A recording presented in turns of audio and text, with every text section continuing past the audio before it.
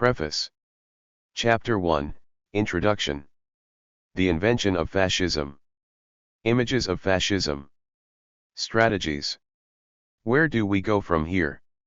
Chapter 2, Creating fascist movements. The immediate background. Intellectual, cultural, and emotional roots. Long-term preconditions. Precursors. Recruitment. Understanding fascism by its origins. Chapter 3, Taking Root. Successful fascisms. An unsuccessful fascism, France, 1924-40. Some other unsuccessful fascisms. Comparisons and conclusions. Chapter 4, Getting Power. Mussolini and the March on Rome. Hitler and the Backstairs Conspiracy. What did not happen: election, coup d'état, solo triumph. Forming alliances. What fascists offered the establishment. The pre-fascist crisis. Revolutions after power, Germany and Italy. Comparisons and alternatives. Chapter 5, Exercising Power. The nature of fascist rule, dual state and dynamic shapelessness. The tug-of-war between fascists and conservatives. The tug-of-war between leader and party. The tug-of-war between party and state. Accommodation, enthusiasm, terror. The fascist revolution. Chapter 6, The long-term, radicalization or entropy. What drives radicalization? Trying to account for the Holocaust. Italian radicalization, internal order, Ethiopia, Salo. Final thoughts.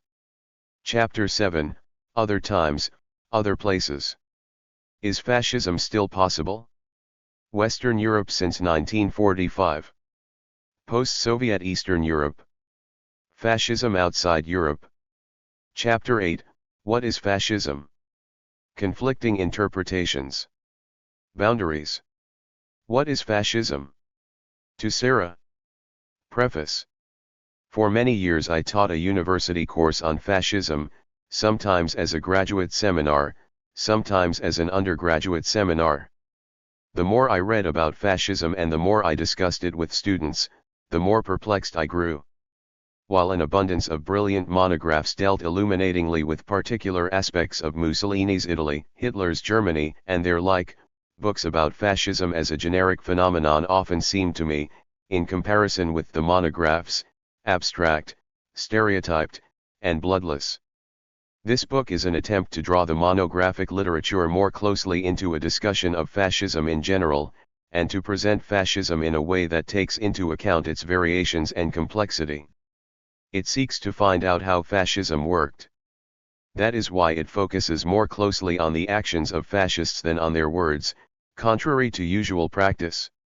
It also spends more time than usual on the allies and accomplices of fascism, and on the ways fascist regimes interacted with the larger societies they sought to transform. This is an essay, not an encyclopedia. Many readers may find their favorite subject treated here more cursorily than they would like. I hope that what I have written will tempt them to read further. That is the purpose of the endnotes and the extensive critical bibliographical essay. Having worked on this subject off and on for many years, I have incurred more than the usual number of intellectual and personal debts. The Rockefeller Foundation enabled me to rough out the chapters at the Villa Serbelloni, just across Lake Como from where partisans killed Mussolini in April 1945. The École de Hautes Études and Sciences Sociales in Paris, the Istituto Universitario Europeo in Florence, and a number of American universities let me try out some of these ideas in the seminar room and lecture hall. A generation of Columbia students challenged my interpretations. Philippe Burin, Paul Corner, Patrizia Dogliani, and Henry Ashby Turner, Jr., generously reviewed an earlier version of this work. Carol Gluck, Herbert S. Klein, and Ken Ruoff read portions of the manuscript. All saved me from embarrassing errors, and I accepted most of their suggestions. If I had accepted them all, this would probably be a better book. I am also grateful for various kinds of help to Drew Heinz, Stuart J. Wolfe, Stuart Prophet, Bruce Lauder, Carlo Moose, Fred Wakeman, Jeffrey Bale, Joel Colton, Stanley Hoffman, Juan Linz, and the reference staff of the Columbia University Libraries. The errors that remain are the fault of the author alone. Above all, Sarah Plimpton was steadfast in encouragement and wise and discerning as a critical reader. New York, February 2003. Chapter 1. Introduction. The invention of fascism. Fascism was the major political innovation of the 20th century, and the source of much of its pain. The other major currents of modern Western political culture, conservatism, liberalism, socialism, all reached mature form between the late 18th century and the mid-19th century. Fascism, however, was still unimagined as late as the 1890s. Friedrich Engels, writing a preface in 1895 for his new edition of Karl Marx's The Class Struggles in France, clearly believed that wider suffrage would inexorably deliver more votes to the left. Both time and numbers, Engels was certain, were on the socialist side. If it continues in this fashion, by the end of this century we shall conquer the major part of the middle strata of society, petty bourgeois and peasants, and grow into the decisive power in the land. Conservatives, Engels wrote, had noticed that legality was working against them. By contrast, we, under this legality, get firm muscles and rosy cheeks and look like life eternal. There is nothing for them to do but break through this legality themselves. While Engels thus expected that the left's enemies would launch a preemptive attack, he could not imagine in 1895 that this might win mass approval.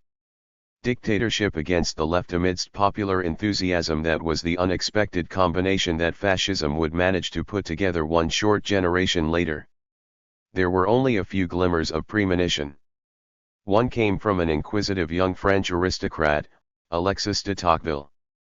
Although Tocqueville found much to admire on his visit to the United States in 1831, he was troubled by the majority's power in a democracy to impose conformity by social pressure, in the absence of an independent social elite. The kind of oppression with which democratic peoples are threatened will resemble nothing that had preceded it in the world. Our contemporaries would not find its image in their memories. I myself seek in vain an expression that exactly reproduces the idea that I form of it for myself and that contains it. The old words despotism and tyranny are not suitable. The thing is new, therefore I must try to define it, since I cannot name it. Point 2. Another premonition came at the 11th hour from a French engineer turned social commentator, Georges Sorel. In 1908 Sorel criticized Marx for failing to notice that a revolution accomplished in times of decadence could take a return to the past or even social conservation as its ideal. 3. The word fascism has its root in the Italian fascio, literally a bundle or sheaf. More remotely, the word recalled the Latin fasces, an axe encased in a bundle of rods that was carried before the magistrates in Roman public processions to signify the authority and unity of the state. Before 1914, the symbolism of the Roman fasces was usually appropriated by the left. Marianne, symbol of the French Republic, was often portrayed in the 19th century carrying the fasces to represent the force of republican solidarity against her aristocratic and clerical enemies. 5 Fasces are prominently displayed on Christopher Wren's Sheldonian Theatre at Oxford University. They appeared on the Lincoln Memorial in Washington and on the United States Quarter minted in 1932. 6. Italian revolutionaries used the term fascio in the late 19th century to evoke the solidarity of committed militants. The peasants who rose against their landlords in Sicily in 1893–94 called themselves the Fasci Siciliani. When in late 1914 a group of left-wing nationalists, soon joined by the socialist outcast Benito Mussolini, sought to bring Italy into World War I on the Allied side, they chose a name designed to communicate both the fervor and the solidarity of their campaign, the Fascio Rivoluazionario d'Azione Interventista. 8 At the end of World War I, Mussolini coined the term fascismo to describe the mood of the little band of nationalist ex-soldiers and pro-war syndicalist revolutionaries that he was gathering around himself. Even then, he had no monopoly on the word fascio, which remained in general use for activist groups of various political hues. 10. Officially, fascism was born in Milan on Sunday, March 23, 1919. That morning, somewhat more than 100 persons, 11 including war veterans, syndicalists who had supported the war, and futurist 12 intellectuals, plus some reporters and the merely curious, gathered in the meeting room of the Milan Industrial and Commercial Alliance, overlooking the Piazza San Sepolcro, to declare war against socialism. Because it has opposed nationalism. 13. Now Mussolini called his movement the Fasci di Combattimento, which means, very approximately, fraternities of combat. The fascist program, issued 2 months later, was a curious mixture of veterans' patriotism and radical social experiment, a kind of national socialism. On the national side, it called for fulfilling Italian expansionist aims in the Balkans and around the Mediterranean that had just been frustrated a few months before at the Paris Peace Conference.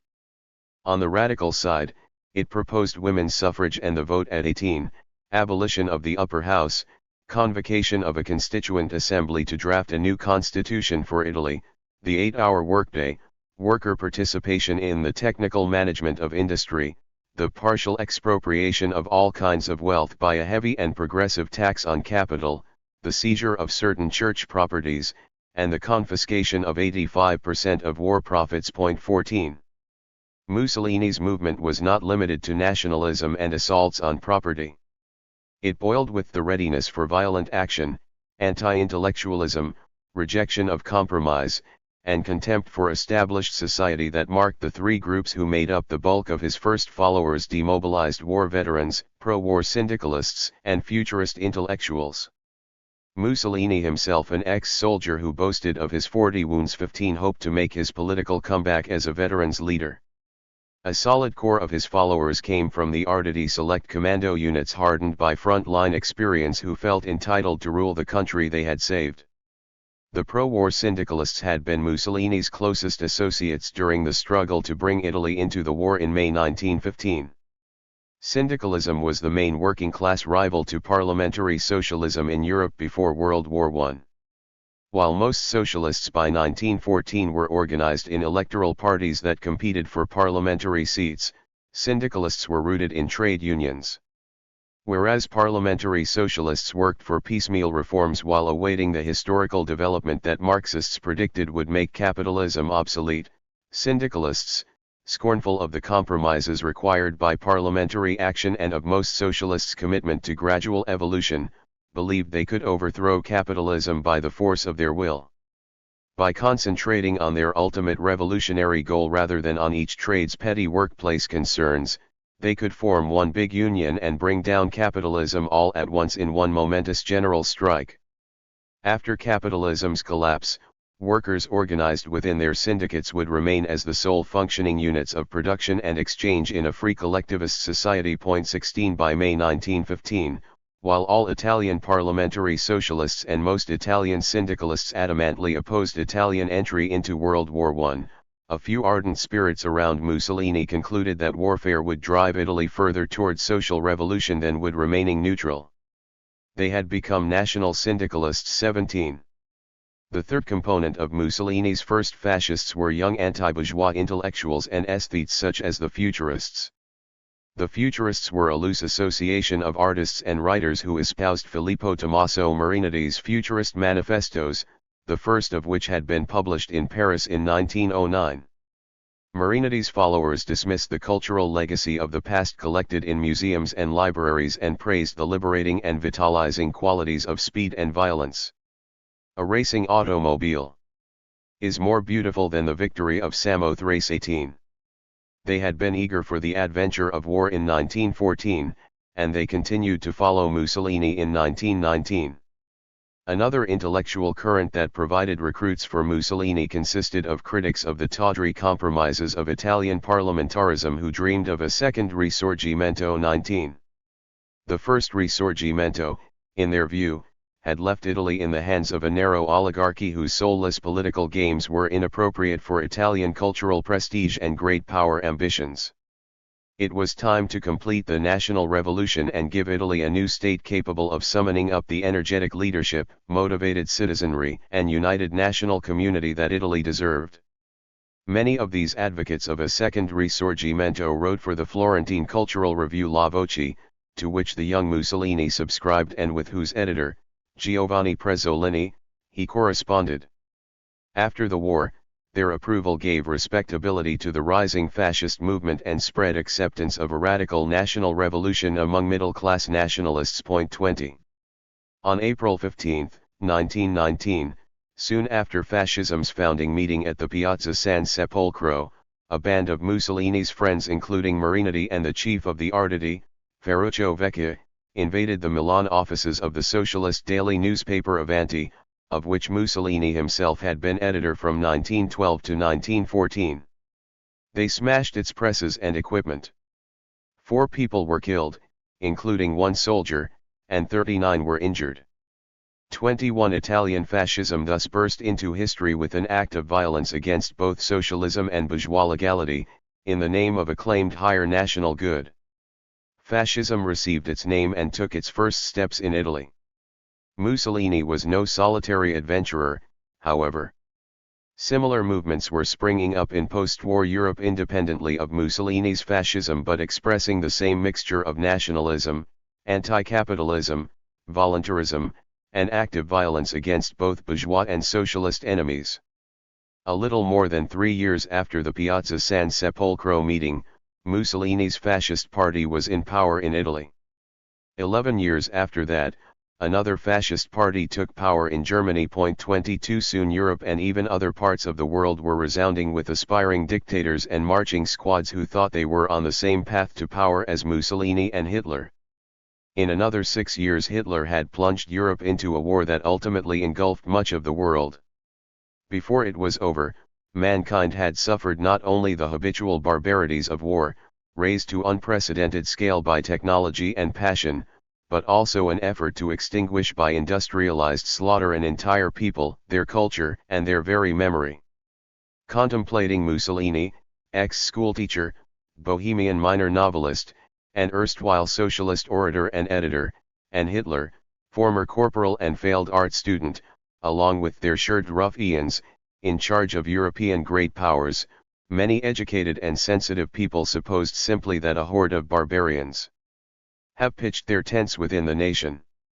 23 The novelist Thomas Mann noted in his diary on March 27, 1933, 2 months after Hitler had become German Chancellor, that he had witnessed a revolution of a kind never seen before, without underlying ideas, against everything nobler, better, decent, against freedom, truth and justice.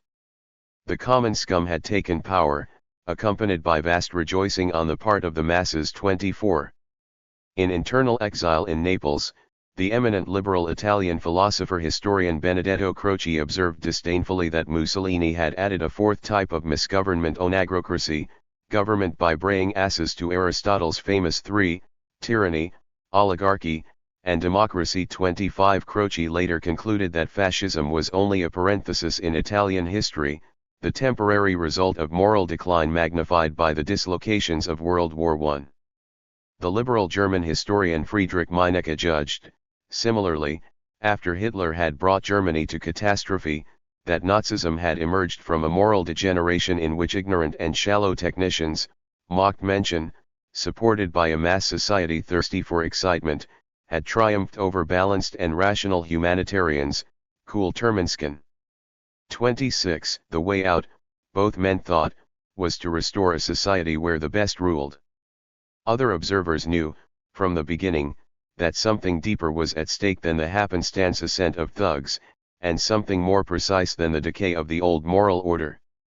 Marxists, fascism's first victims, were accustomed to thinking of history as the grand unfolding of deep processes through the clash of economic systems. Even before Mussolini had fully consolidated his power, they were ready with a definition of fascism as the instrument of the big bourgeoisie for fighting the proletariat when the legal means available to the state proved insufficient to subdue them. 27. In Stalin's day, This hardened into an iron-bound formula that became communist orthodoxy for half a century. Fascism is the open, terroristic dictatorship of the most reactionary, most chauvinist and most imperialist elements of finance capital 28. Though many more interpretations and definitions were to be proposed over the years, even now, more than 80 years after the San Sepolcro meeting, none of them has obtained universal assent as a completely satisfactory account of a phenomenon that seemed to come from nowhere, took on multiple and varied forms, exalted hatred and violence in the name of national prowess, and yet managed to appeal to prestigious and well-educated statesmen, entrepreneurs, professionals, artists, and intellectuals.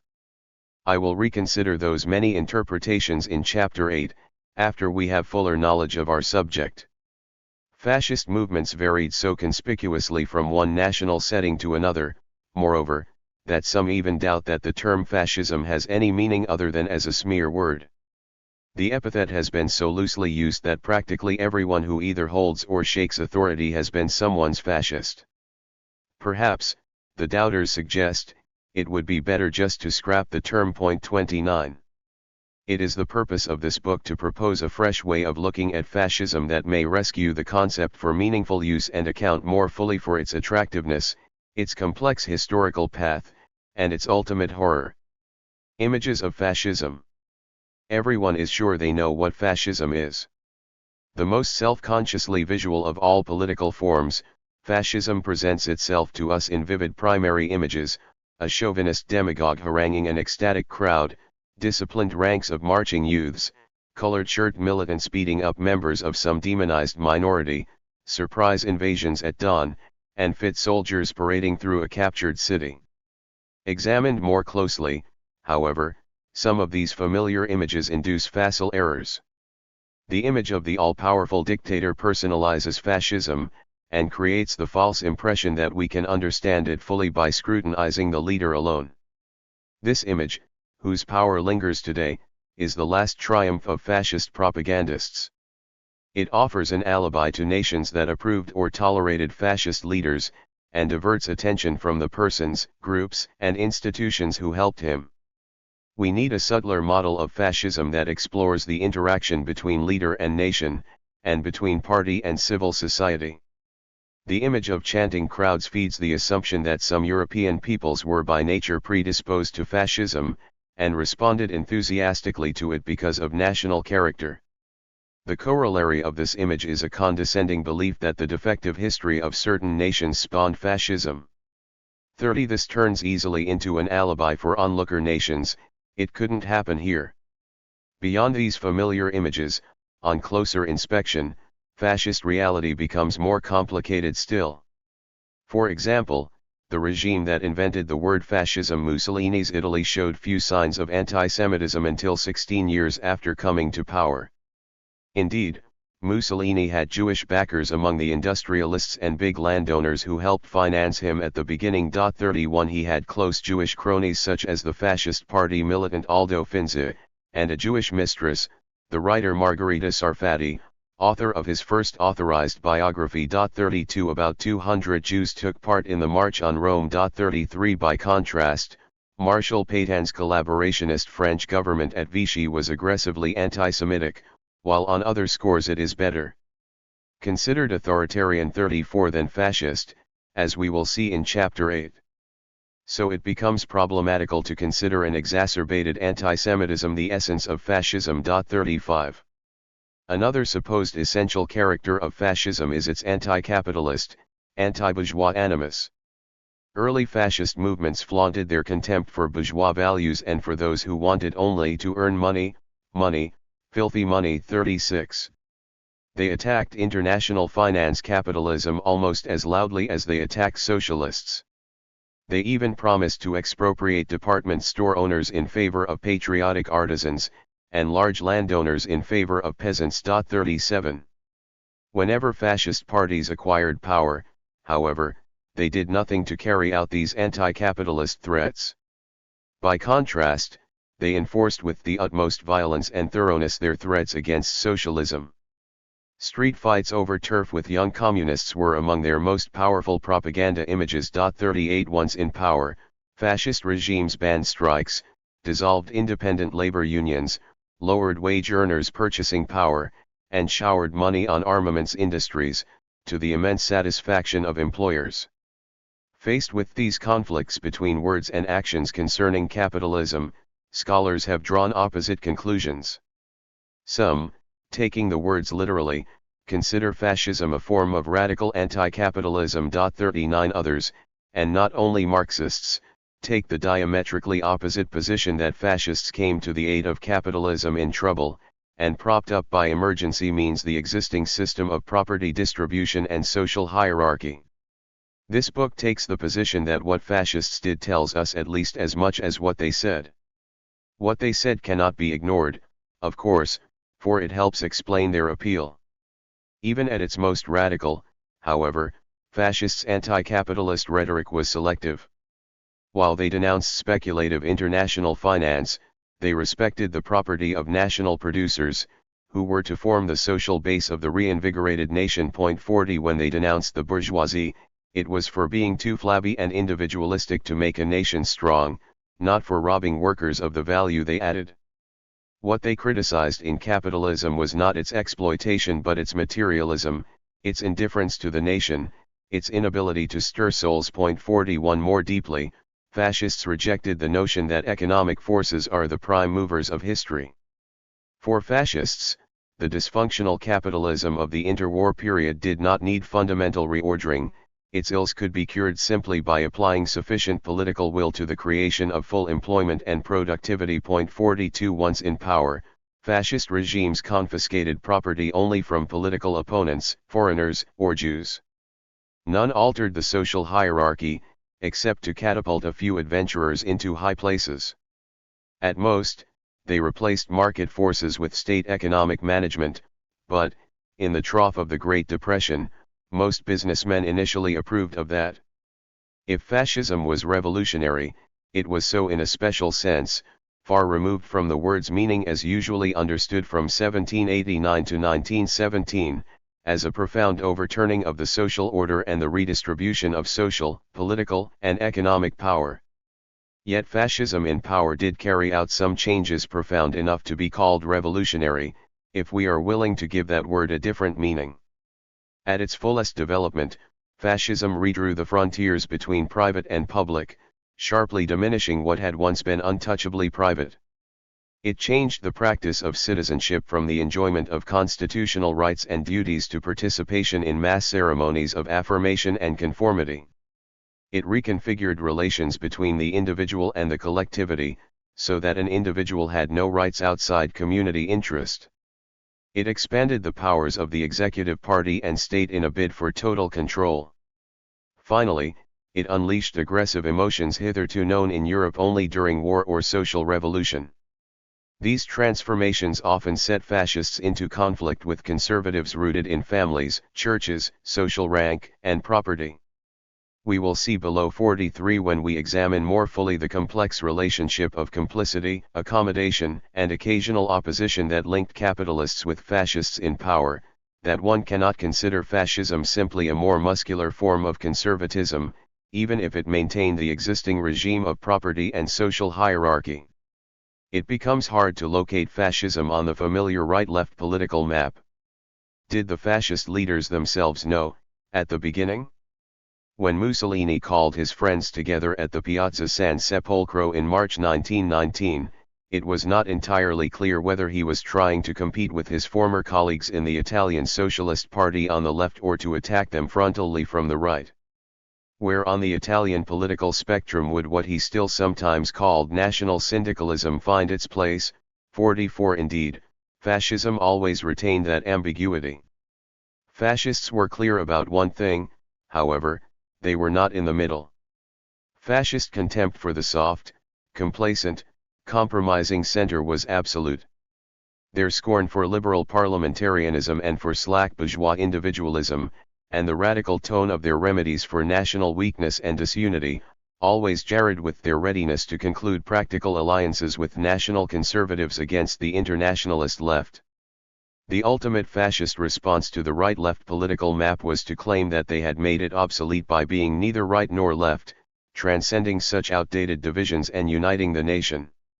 Another contradiction between fascist rhetoric and fascist practice concerns modernization, the shift from rural to urban, from handwork to industry, the division of labor, secular societies, and technological rationalization. Fascists often cursed faceless cities and materialist secularism, and exalted an agrarian utopia free from the rootlessness, conflict, and immorality of urban life. 45 Yet fascist leaders adored their fast cars 46 and planes 47 and spread their message by dazzlingly up-to-date techniques of propaganda and stagecraft. Once in power, they forced the industrial pace in order to rearm. Thus it becomes difficult to posit the essence of fascism solely in either anti-modernist reaction 48 or in modernizing dictatorship. 49. The solution is best found not in setting up binary opposites but in following the relationship between modernity and fascism through its complex historical course. That relationship differed dramatically at different stages. Early fascist movements exploited the protests of the victims of rapid industrialization and globalization, modernization's losers, using, to be sure, the most modern styles and techniques of propaganda. 50 At the same time, an astonishing number of modernist intellectuals found fascism's combination of a high-tech look with attacks upon modern society, along with its scorn for conventional bourgeois taste, pleasing aesthetically and emotionally. 51 Later, in power, fascist regimes chose resolutely the path of industrial concentration and productivity, superhighways 52 and weaponry.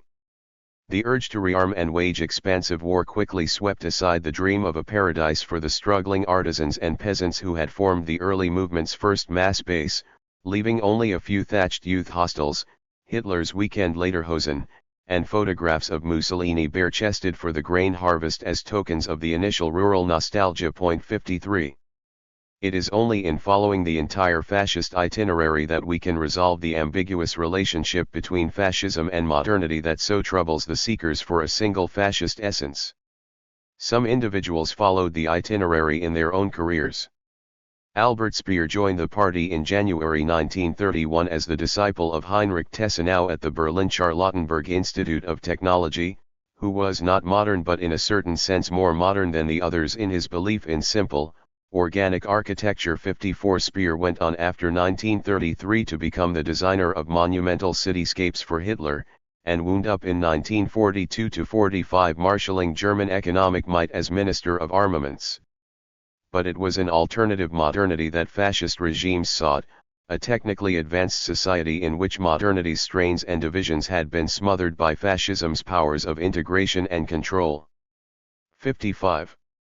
Many have seen in fascism's ultimate wartime radicalization the murder of the Jews, a denial of modern rationality and a return to barbarism. 56. But it is plausible to perceive it as fascism's alternate modernity run amok. Nazi racial cleansing built upon the purifying impulses of 20th-century medicine and public health, the eugenicists' eagerness to weed out the unfit and the unclean. 57. An aesthetic of the perfect body, and a scientific rationality that rejected moral criteria as irrelevant. 58. It has been suggested that old-fashioned pogroms would have taken 200 years to complete what advanced technology wrought in 3 years of Holocaust. 59. The complex relationship between fascism and modernity cannot be resolved all at once, and with a simple yes or no. It has to be developed in the unfolding story of fascism's acquisition and exercise of power. 60. The most satisfactory work on this matter shows how anti-modernizing resentments were channeled and neutralized, step by step, in specific legislation, by more powerful pragmatic and intellectual forces working in the service of an alternate modernity. 61. We need to study the whole fascist itinerary, how fascism worked out its practice in action, before we can understand it clearly.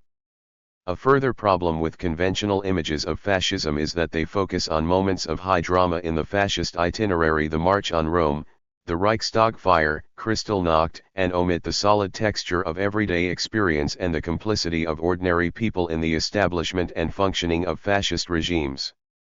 Fascist movements could never grow without the help of ordinary people, even conventionally good people. Fascists could never attain power without the acquiescence or even active assent of the traditional elites, heads of state, party leaders, high government officials, many of whom felt a fastidious distaste for the crudities of fascist militants. The excesses of fascism in power also required wide complicity among members of the establishment, magistrates, police officials, army officers, businessmen. To understand fully how fascist regimes worked, we must dig down to the level of ordinary people and examine the banal choices they made in their daily routines. Making such choices meant accepting an apparent lesser evil or averting the eyes from some excesses that seemed not too damaging in the short term, even acceptable piecemeal, but which cumulatively added up to monstrous end results. For example, consider the reactions of ordinary Germans to the events of Kristallnacht.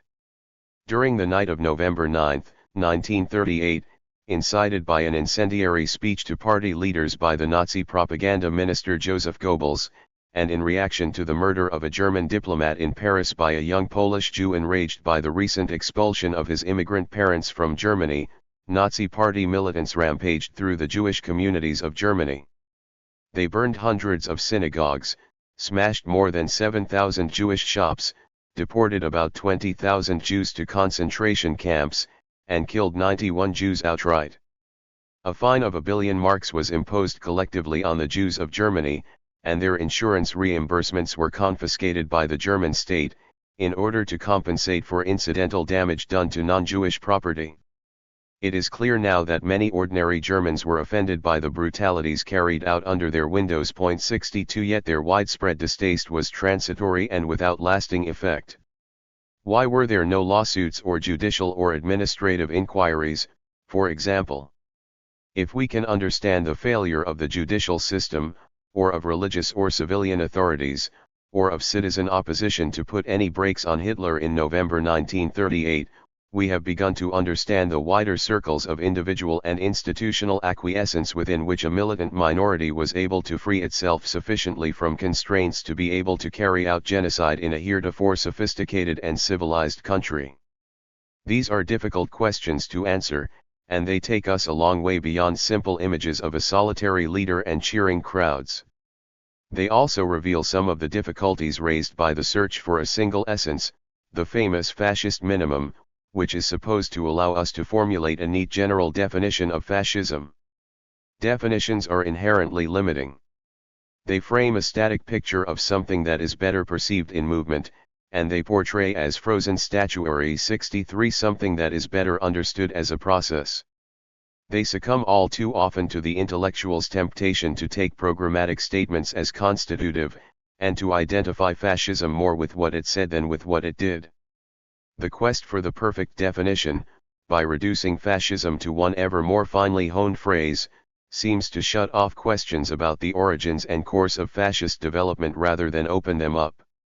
It is a bit like observing Madame Tussauds waxworks instead of living people, or birds mounted in a glass case instead of alive in their habitat. Of course, fascism should not be discussed without reaching, at some point in the debate, an agreed concept of what it is. This book proposes to arrive at such a concept at the end of its quest, rather than to start with one. I propose to set aside for now the imperative of definition, and examine in action a core set of movements and regimes generally accepted as fascist.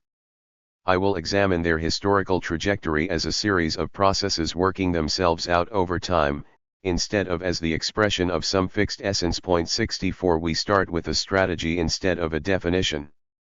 Strategies. Disagreements about how to interpret fascism turn upon profoundly different intellectual strategies. Just what parts of the elephant should we examine? Where in modern European or American experience should we look in order to find the first seeds of fascism and see them germinate? In what kinds of circumstances did fascism grow most rankly? And just what parts of the fascist experience its origins? Its growth? Its behavior once in power, expose most clearly the nature of this complex phenomenon? If asked what manner of beast fascism is, most people would answer, without hesitation, fascism is an ideology. 65. The fascist leaders themselves never stopped saying that they were prophets of an idea, unlike the materialist liberals and socialists. Hitler talked ceaselessly of Weltanschauung, or worldview, an unkomely word he successfully forced on the attention of the whole world.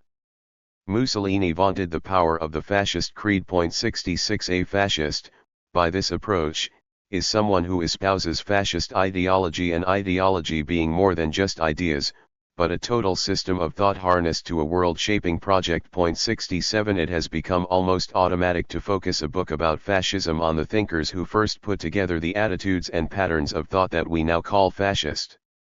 It would seem to follow that we should start by examining the programs, doctrines, and propaganda in some of the main fascist movements, and then proceed to the actual policies and performance of the only two noteworthy fascist regimes. 68.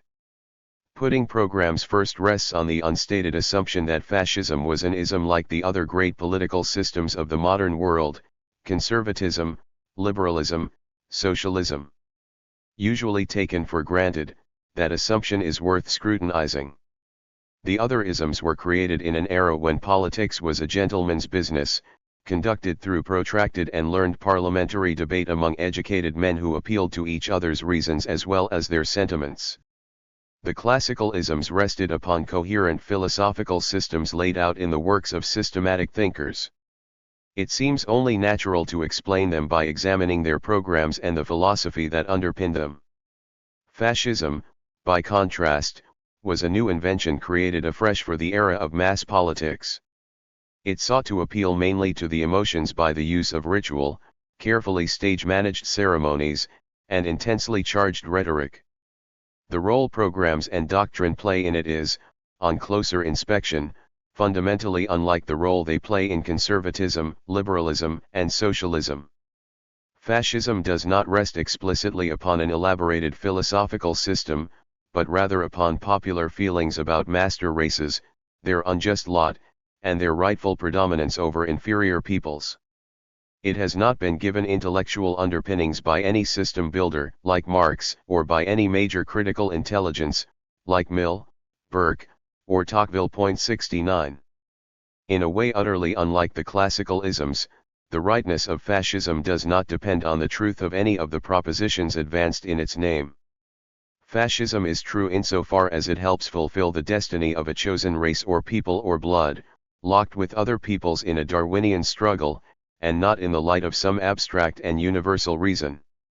The first fascists were entirely frank about this. We don't think ideology is a problem that is resolved in such a way that truth is seated on a throne.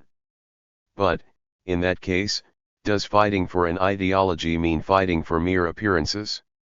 No doubt, unless one considers it according to its unique and efficacious psychological historical value. The truth of an ideology lies in its capacity to set in motion our capacity for ideals and action. Its truth is absolute insofar as, living within us, it suffices to exhaust those capacities. 70. The truth was whatever permitted the new fascist man to dominate others, and whatever made the chosen people triumph. Fascism rested not upon the truth of its doctrine but upon the leader's mystical union with the historic destiny of his people, a notion related to romanticist ideas of national historic flowering and of individual artistic or spiritual genius, though fascism otherwise denied romanticism's exaltation of unfettered personal creativity. 71 The fascist leader wanted to bring his people into a higher realm of politics that they would experience sensually, the warmth of belonging to a race now fully aware of its identity, historic destiny, and power, the excitement of participating in a vast collective enterprise, the gratification of submerging oneself in a wave of shared feelings, and of sacrificing one's petty concerns for the group's good, and the thrill of domination.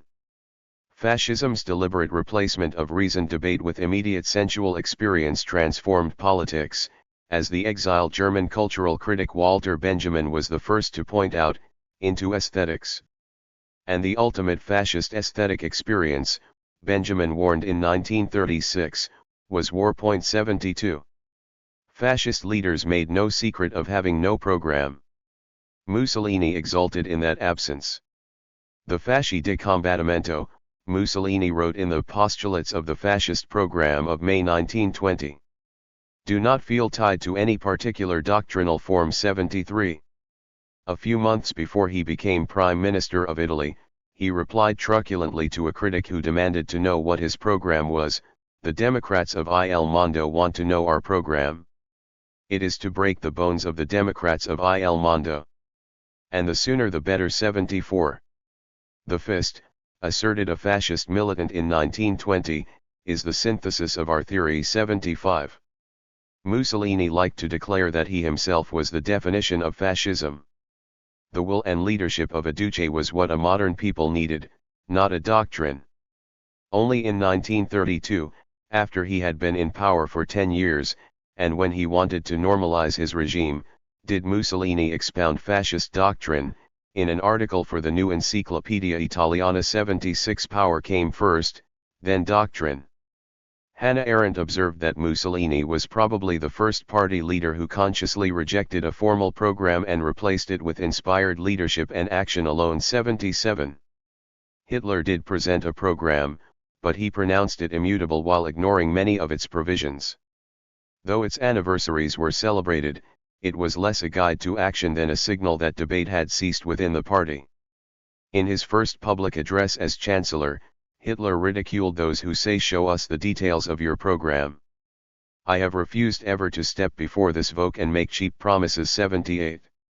Several consequences flowed from fascism's special relationship to doctrine. It was the unquestioning zeal of the faithful that counted, more than his or her reasoned assent. 79. Programs were casually fluid. The relationship between intellectuals and a movement that despised thought was even more awkward than the notoriously prickly relationship of intellectual fellow travelers with communism. Many intellectuals associated with fascism's early days dropped away or even went into opposition as successful fascist movements made the compromises necessary to gain allies and power, or, alternatively, revealed its brutal anti-intellectualism. We will meet some of these intellectual dropouts as we go along. Fascism's radical instrumentalization of truth explains why fascists never bothered to write any casuistical literature when they changed their program, as they did often and without compunction. Stalin was forever writing to prove that his policies accorded somehow with the principles of Marx and Lenin. Hitler and Mussolini never bothered with any such theoretical justification. Das Blatt or La Raza would determine who was right. That does not mean, however, that the ideological roots of the early fascist movements are not important. We need to establish just what the intellectual and cultural history of the founders can contribute to understanding fascism, and what it cannot. The intellectuals of the early days had several kinds of major impact. First, they helped create a space for fascist movements by weakening the elite's attachment to Enlightenment values, until then very widely accepted and applied in concrete form in constitutional government and liberal society. Intellectuals then made it possible to imagine fascism. What Roger Chartier had to say about cultural preparation as the cause of the French Revolution is exactly right for the history of fascism as well. Attributing cultural origins to the French Revolution does not by any means establish the revolution's causes, rather, it pinpoints certain of the conditions that made it possible because it was conceivable. 80. Finally, intellectuals helped operate a seismic emotional shift in which the left was no longer the only recourse for the angry, and for those inebriated by dreams of change. Fascism's ideological underpinnings became central again in the final stages, as the accompaniment and guide of wartime radicalization. As the fascist hardcore acquired independence from their conservative allies at the battlefront or in occupied enemy territory, their racial hatreds and their contempt for liberal or humanist values reasserted themselves in the killing fields of Libya, Ethiopia, Poland, and the Soviet Union. 81. Although the study of fascist ideology helps elucidate beginnings and endings, it is much less helpful in understanding the middle ranges of the fascist cycle. In order to become a major political player, to gain power, and to exercise it, the fascist leaders engaged in alliance building and political compromises, thereby putting aside parts of their program, and accepting the defection or marginalization of some of their early militants. I will examine that experience more closely in chapters 3 and 4. No sound strategy for studying fascism can fail to examine the entire context in which it was formed and grew. Some approaches to fascism start with the crisis to which fascism was a response, at the risk of making the crisis into a cause. A crisis of capitalism, according to Marxists, gave birth to fascism. Unable to assure ever-expanding markets, ever-widening access to raw materials, and ever-willing cheap labor through the normal operation of constitutional regimes and free markets, capitalists were obliged, Marxists say, to find some new way to attain these ends by force. Others perceive the founding crisis as the inadequacy of liberal state and society to deal with the challenges of the post-1914 world. Wars and revolutions produced problems that Parliament and the market, the main liberal solutions, appeared incapable of handling. The distortions of wartime command economies and the mass unemployment attendant upon demobilization, runaway inflation, increased social tensions and a rush towards social revolution, extension of the vote to masses of poorly educated citizens with no experience of civic responsibility, passions heightened by wartime propaganda, distortions of international trade and exchange by war debts and currency fluctuations. Fascism came forward with new solutions for these challenges. I will examine this crucial matter further in Chapter 3. Fascists hated liberals as much as they hated socialists, but for different reasons. For fascists, the internationalist, socialist left was the enemy and the liberals were the enemy's accomplices. With their hands off government, their trust in open discussion, their weak hold over mass opinion, and their reluctance to use force, liberals were, in fascist eyes, culpably incompetent guardians of the nation against the class warfare waged by the socialists. As for beleaguered middle-class liberals themselves, fearful of a rising left, lacking the secret of mass appeal, facing the unpalatable choices offered them by the 20th century, they have sometimes been as ready as conservatives to cooperate with fascists. Every strategy for understanding fascism must come to terms with the wide diversity of its national cases. The major question here is whether fascisms are more disparate than the other isms. This book takes the position that they are, because they reject any universal value other than the success of chosen peoples in a Darwinian struggle for primacy. The community comes before humankind in fascist values, and respecting individual rights or due process gave way to serving the destiny of the Volk or Raza. 82 Therefore each individual national fascist movement gives full expression to its own cultural particularism. Fascism, unlike the other isms, is not for export. Each movement jealously guards its own recipe for national revival, and fascist leaders seem to feel little or no kinship with their foreign cousins.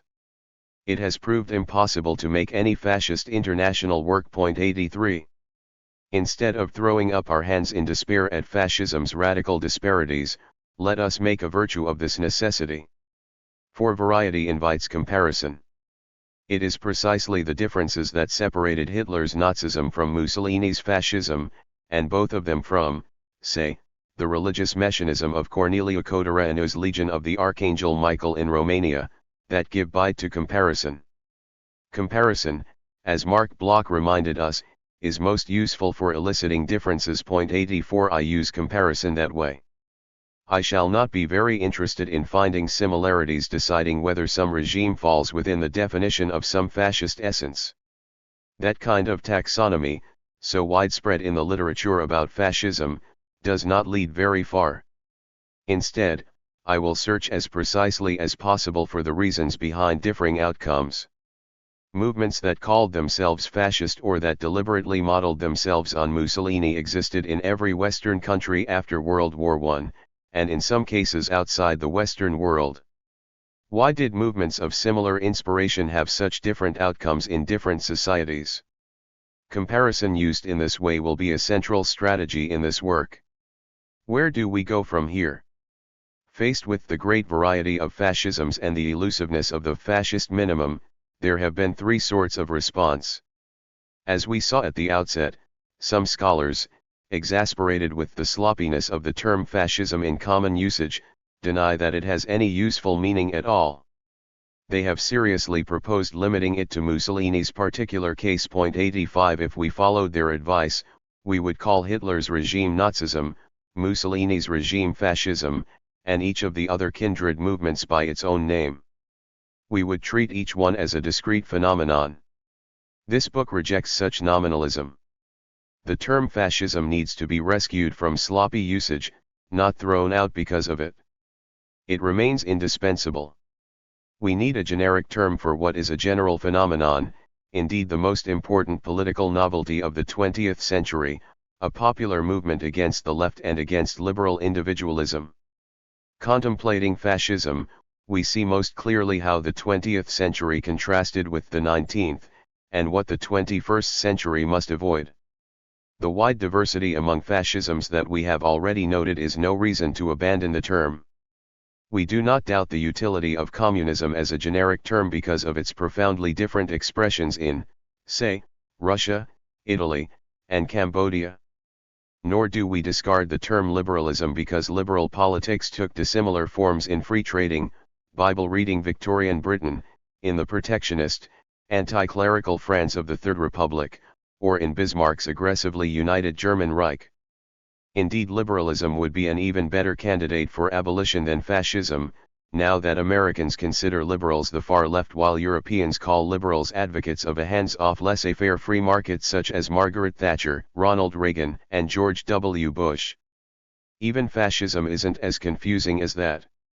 A second response has been to accept fascism's variety and compile an encyclopedic survey of its many forms. 86 Encyclopedic description provides enlightening and fascinating detail but leaves us with something that recalls a medieval bestiary, with its woodcut of each creature, classified by external appearances, fixed against a stylized background of branch or rock.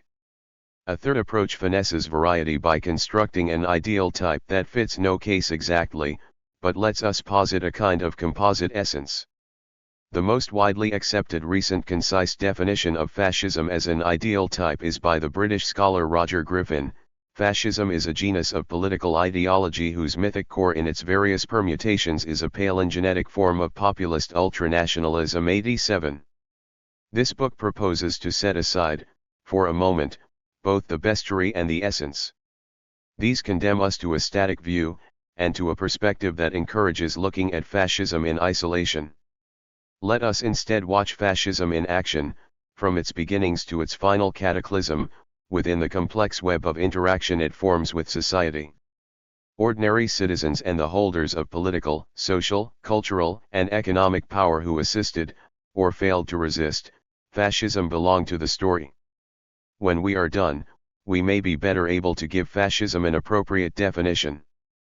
We will need a clear understanding of fascism's two principal coalition partners, liberals and conservatives. In this book I use liberalism in its original meaning, the meaning in use at the time when fascism rose up against it, rather than the current American usage noted above. European liberals of the early 20th century were clinging to what had been progressive a century earlier, when the dust was still settling from the French Revolution. Unlike conservatives, they accepted the revolution's goals of liberty, equality, and fraternity, but they applied them in ways suitable for an educated middle class.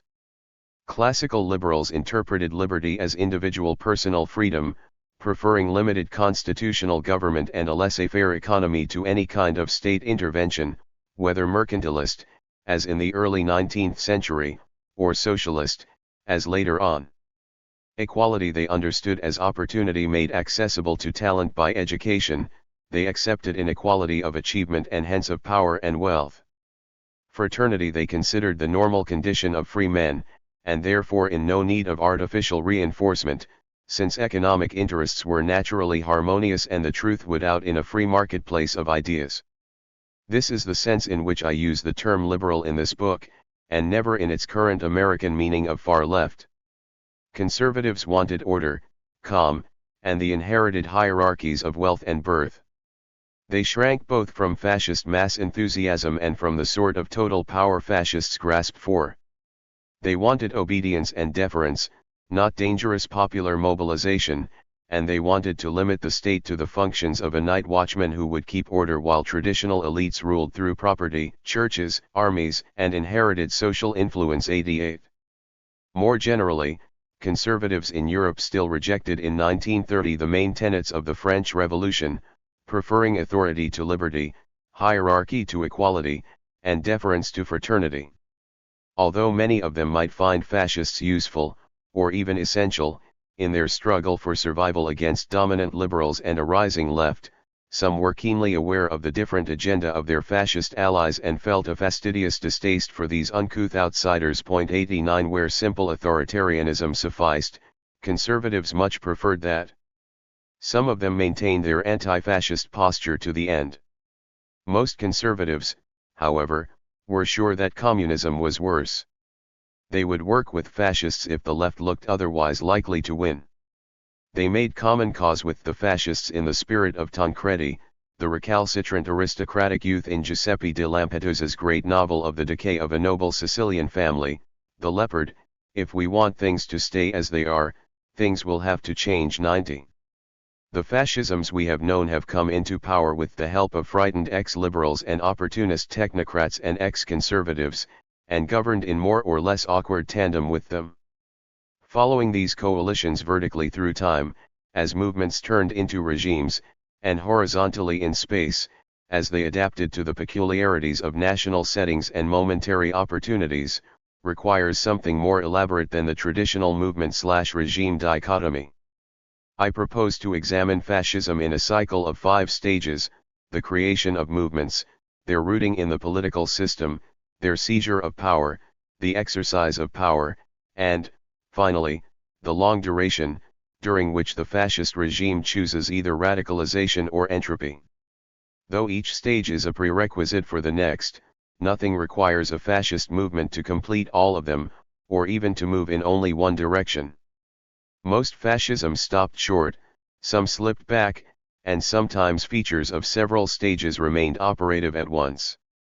Whereas most modern societies spawned fascist movements in the 20th century, only a few had fascist regimes.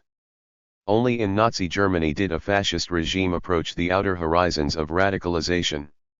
Separating the 5 stages of fascism offers several advantages. It permits plausible comparison between movements and regimes at equivalent degrees of development. It helps us see that fascism, far from static, was a succession of processes and choices, seeking a following, forming alliances, bidding for power, then exercising it. That is why the conceptual tools that illuminate one stage may not necessarily work equally well for others. The time has come to examine each of the 5 stages in turn. Chapter 2. Creating fascist movements. If something begins when it acquires a name, we can date the beginnings of fascism precisely. It began on Sunday morning, March 23, 1919, at the meeting on the Piazza San Sepolcro in Milan already described in Chapter 1. But Mussolini's Fasci Italiani di Combattimento were not alone. Something broader was afoot. Quite independently of Mussolini, similar groups were coming together elsewhere in Europe. Hungary was another fertile setting for the spontaneous growth copied from no one of something that did not yet call itself fascism, but bears a strong family resemblance. Hungary suffered the most calamitous territorial losses from World War I of any participant, worse even than Germany. Before the war, it had been a ruling partner in the mighty dual monarchy of Austria-Hungary, or the Habsburg Empire. The Hungarian half of the empire, the Kingdom of Hungary, had ruled a multilingual world of South Slavs, Romanians, Slovaks, and many others, among whom the Hungarians enjoyed a privileged position. During the closing months of World War I, the Habsburg Empire dissolved as its component nationalities claimed independence. Hungary, once the greatest beneficiary of the multinational empire, became the greatest loser in its dissolution. The victorious Allies eventually amputated 70% of Hungary's pre-war territory and almost 2/3 of its population by the punitive Treaty of the Trianon, signed under protest on June 4, 1920. During the chaotic days after the armistice of November 1918, as the subject peoples of the Hungarian half of the Austro-Hungarian Empire, Romanians, South Slavs, Slovaks, began to govern their own territories under Allied protection, a maverick progressive nobleman, Count Michael Károlyi, tried to save the Hungarian state by dramatic reforms. Károlyi gambled that establishing full democracy within a federal Hungary whose subject peoples would enjoy extensive self-government would soften the Allies' hostility, and win their acceptance of Hungary's historic borders. Károlyi lost his gamble. French and Serb armies occupied the southern third of Hungary while Romanian armies, supported by the Allies, occupied the wide plains of Transylvania. These annexations looked permanent. Unable to persuade the French authorities to stop them, Count Károlyi abandoned his tenuous grip on power at the end of March 1919. A socialist-communist coalition then assumed power in Budapest.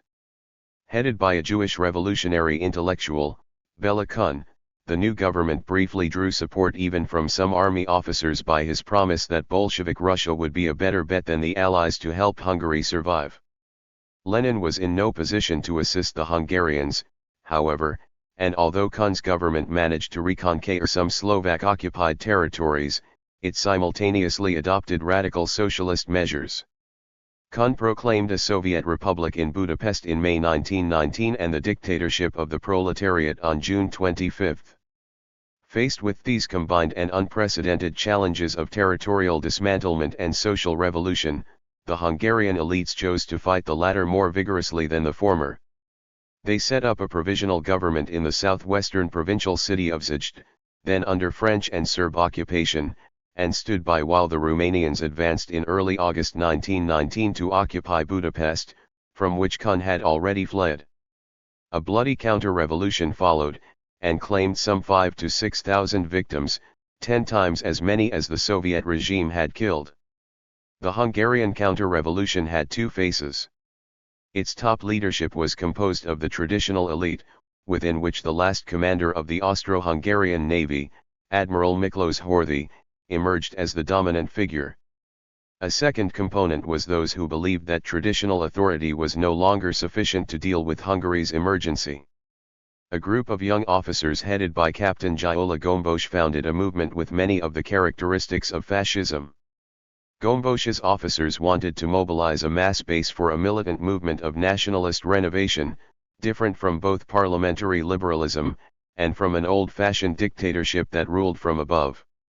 Their anti-Bolshevik committee was virulently anti-Semitic. 1 Gombos's officers did not want to restore traditional authority but to replace it with something more dynamic, rooted in popular nationalist and xenophobic passions and expressed in traditional Hungarian symbols and myths. 2 For the moment, Admiral Horthy and the conservatives were able to rule without having to call upon the young officers, though Gombos served as prime minister under Horthy in 1932-35 and built an alliance with Mussolini to counter growing German power. In the Austrian half of the Habsburg monarchy, German nationalists had been alarmed even before World War I by the gains of Czechs and other minorities toward more administrative and linguistic autonomy. Before 1914 they were already developing a virulent strain of working-class nationalism. German-speaking workers came to look upon Czech-speaking workers as national rivals rather than as fellow proletarians. In Habsburg Bohemia, on the eve of World War I, nation already trumped class. The German nationalists of the Habsburg Empire had since the late 19th century built upon the populist pan-Germanism of George von Schoonerer, whom I will treat in more detail shortly. 3 They reached effective political power in the capital, Vienna, when Karl Lueger became mayor in 1897. Lueger built his long mayoralty solidly upon a populist mixture of anti-Semitism, anti-corruption, defense of artisans and small shopkeepers, catchy slogans and songs, and efficient municipal services. Adolf Hitler, a young drifter and would-be art student from 50 miles upriver in Linz, soaked up the atmosphere of Lueger's Vienna. For he was not the only one.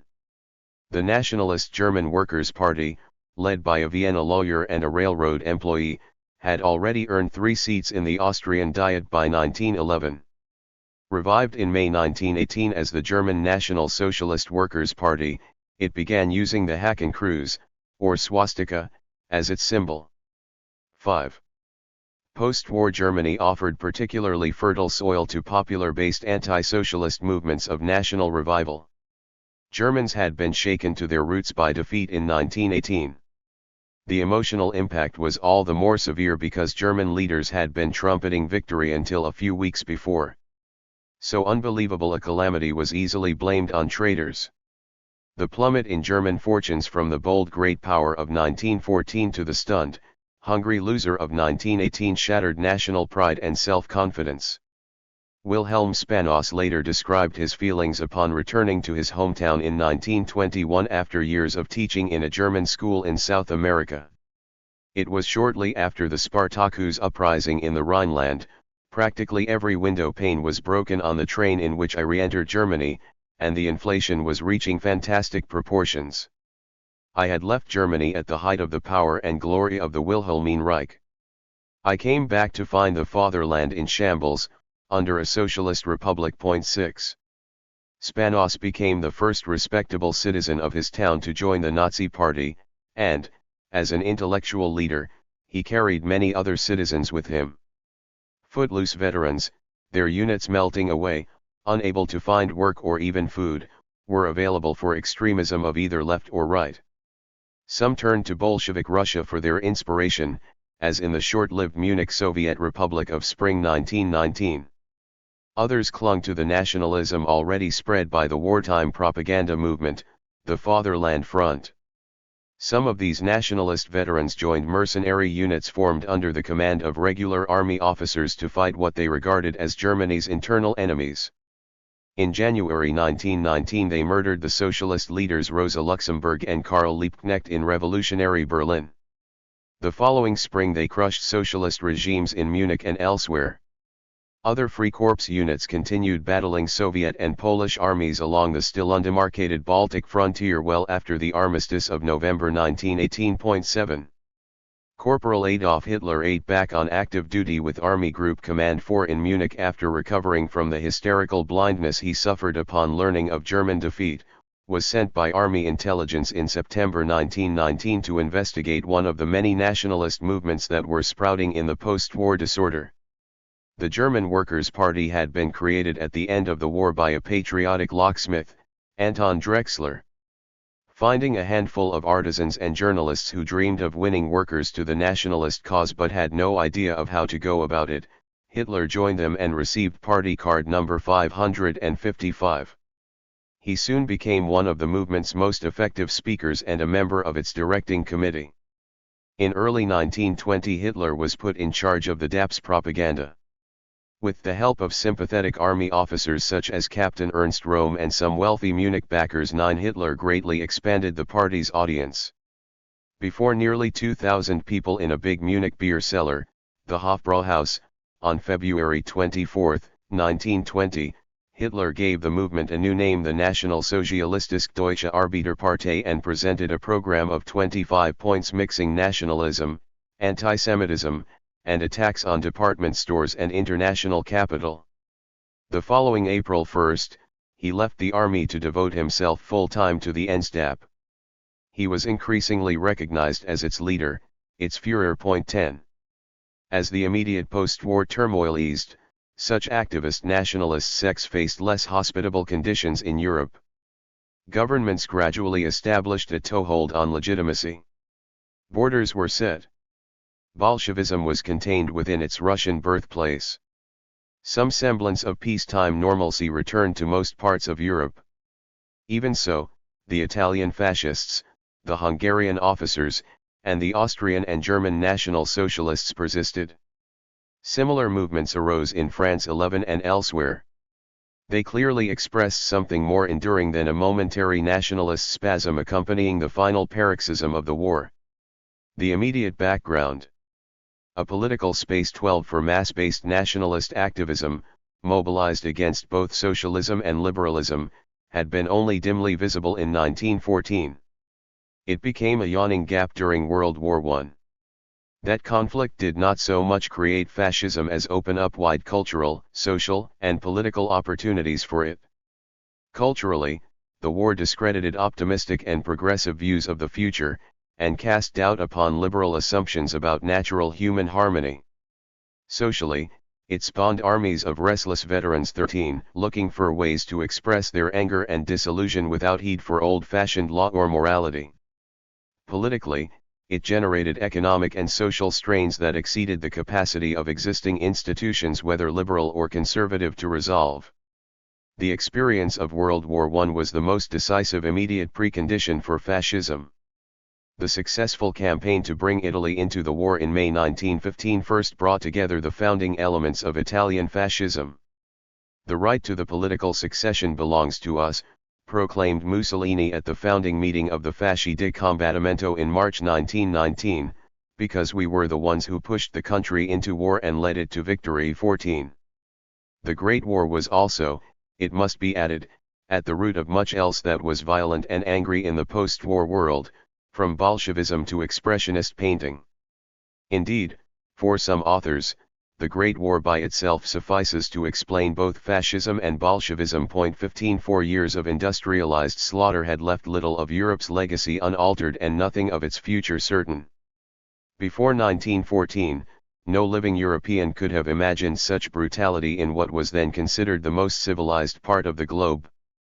Wars had become rare, localized, and short in Europe in the 19th century, fought out by professional armies that impinged little on civilian society.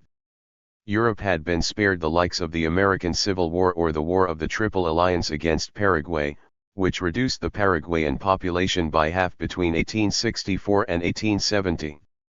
When, in August 1914, a petty Balkan conflict erupted out of control into a total war among the European great powers, and when those powers managed to sustain the slaughter of an entire generation of young men over 4 years, it seemed to many Europeans that their civilization itself, with its promise of peace and progress, had failed.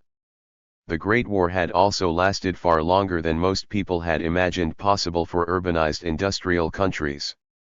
Most Europeans had assumed that highly differentiated populations packed into cities, dependent upon massive exchanges of consumer goods, would be simply incapable of enduring years of massive destruction. Only primitive societies, they thought, could support long wars. Contrary to expectations, Europeans discovered, beginning in 1914, how to mobilize industrial productivity and human wills for long years of sacrifice. As trench warfare approached the limits of human endurance, so war governments approached the limits of regimentation of life and thought. 16. All the belligerent governments had experimented with the manipulation of public opinion. Germany's attempt to motivate the entire civilian population in the Fatherland Front was one of the most coercive examples, but all of them worked to shape their citizens' knowledge and opinions. The economies and societies of all the belligerent countries, too, had been deeply transformed. European peoples had endured their first prolonged experience of universal national service, rationing of food, energy, and clothing, and full-scale economic management. Despite these unprecedented efforts, however, none of the belligerents had achieved its goals. Instead of a short war with clear results, this long and labor-intensive carnage had ended in mutual exhaustion and disillusion. The war posed such a redoubtable challenge that even the best integrated and best governed countries barely managed to meet its strains. Badly integrated and governed countries failed altogether to meet them. Britain and France allocated materiel, assigned people to duties, distributed sacrifice, and manipulated the news just successfully enough to retain the allegiance of most of their citizens. The recently unified German Empire and Italian monarchy did less well. The Habsburg Empire broke apart into its constituent nationalities. Tsarist Russia collapsed into chaos. Those dislocated countries where a landless peasantry was still numerous and where a disfranchised middle class still lacked basic liberties polarized to the left. Those with a large but threatened middle class, including family farmers, polarized against the left and looked for new solutions. 17. At the end of the war, Europeans were torn between an old world that could not be revived and a new world about which they disagreed bitterly. As war economies were dismantled too quickly, wartime inflation spun out of control, making a mockery of the bourgeois virtues of thrift and savings. A population that had come to expect public solutions to economic problems was thrown into uncertainty. Compounding these social and economic strains, the war also deepened political divisions. Because trench warfare had been a brutalizing experience beyond previous imagining, even the most equitable apportionment of the burdens of war-making had divided civilians from soldiers, battlefront from home front. Those who had survived the trenches could not forgive those who had sent them there. Veterans inured to violence asserted what they regarded as their well-earned right to rule the countries they had bled for. 18 When I returned from the war, wrote Italo Balbo, just like so many others, I hated politics and politicians who, in my opinion, had betrayed the hopes of soldiers, reducing Italy to a shameful peace and to a systematic humiliation. Italians who maintained the cult of heroes. To struggle, to fight in order to return to the land of jollity, who made a merchandise of every ideal. No. Rather deny everything, destroy everything, in order to renew everything from the foundations. 19. Balbo, a 23-year-old demobilized veteran in 1919 of anti-socialist but Mazzinian convictions, who had needed 4 attempts to pass his law exams and had worked for a while editing a weekly soldiers' newspaper, El Alpino, had few prospects until he was hired in January 1921 as the paid secretary of the Ferrara Fascio. 20 He was on his way to becoming one of Mussolini's right-hand men and potential rivals. 3 grand principles of world order contended for influence as post-war Europe bandaged its wounds: liberalism, conservatism, and communism. Liberals wanted to organize the post-war world by the principle of the self-determination of nations. Satisfied nationalities, each with its own state, would coexist in such natural harmony, according to liberal doctrine, that no external force would be needed to keep the peace. U.S. President Woodrow Wilson's idealistic but ill-conceived 14 points of January 1918 was its most concrete expression. Conservatives said little in 1918, but tried quietly to restore a world in which armed force settled relations among states. The French Prime Minister Georges Clemenceau and his Chief of Staff General Ferdinand Foch tried to establish permanent French military supremacy over a weakened Germany. The third contender was the world's first functioning socialist regime, installed in Russia by the Bolshevik Revolution of November 1917. Lenin demanded that socialists elsewhere follow his successful example, set democracy aside, and create dictatorial conspiratorial parties on the Bolshevik model capable of spreading revolution to the more advanced capitalist states. For the moment he carried with him some Western democratic socialists who did not want to miss the long-awaited revolutionary train. Where liberals wanted to keep the peace by satisfying national claims and conservatives wanted to keep it by military preparedness, Lenin wanted to establish a worldwide communist society that would transcend national states altogether. 21. No camp had complete success. Lenin's project was contained by late 1919 within Russia, after liberals and conservatives together had crushed brief local Soviet regimes in Budapest and Munich and risings elsewhere in Germany and in Italy. It survived in Russia, however, the first socialist state, and in communist parties around the world. Wilson's project was supposedly put into effect by the peace treaties of 1919-20. In practice, however, it had been partially modified in a conservative direction by the national interests of the great powers and by the hard facts of contested national and ethnic frontiers. Instead of a world of either satisfied nationalities or dominant powers, the peace treaties created one divided between the victor powers and their client states, artificially swollen to include other national minorities, and vengeful loser states. Torn between a distorted Wilsonianism and an unfulfilled Leninism, Europe seethed after 1919 with unresolved territorial and class conflicts. This mutual failure left political space available for a fourth principle of world order. The fascists' new formula promised, like that of the conservatives, to settle territorial conflicts by allowing the strong to triumph. Unlike conservatives, they measured strong states not only by military might but by the fervor and unity of their populations. They proposed to overcome class conflict by integrating the working class into the nation, by persuasion if possible and by force if necessary, and by getting rid of the alien and the impure. The fascists did not want to keep the peace at all. They expected that inevitable war would allow the master races, united and self-confident, to prevail, while the divided, mongrelized, and irresolute peoples would become their handmaidens. Fascism had become conceivable, as we will soon see, before 1914. But it was not realizable in practical terms until the Great War had wrenched Europe into a new era. The epoch of fascism, to quote the German title of the philosopher-historian Ernst Nolte's classic work of 1963, Fascism in its Epoch, 22 opened in 1918. Intellectual, cultural, and emotional roots. How Europeans understood their war ordeal amidst the wreckage of 1919 was shaped, of course, by prior mental preparation.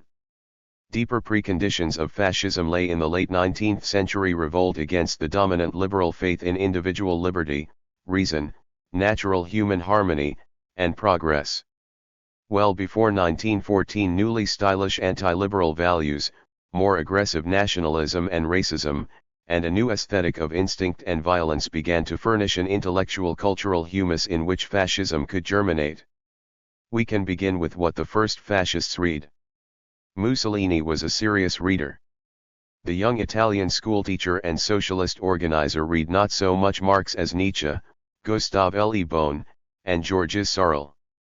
Hitler absorbed rather by osmosis the fevered pan-German nationalism and anti-Semitism of George von Schoonerer, Houston Stewart Chamberlain 23 Meyerlüger, and the Vienna streets, elevated into ecstasy in his mind by the music of Richard Wagner. Friedrich Nietzsche has so often been accused of being fascism's progenitor that his case requires particular care. Intended for the Lutheran pastorate, the young Nietzsche lost his faith and became a professor of classical philology while still extraordinarily young.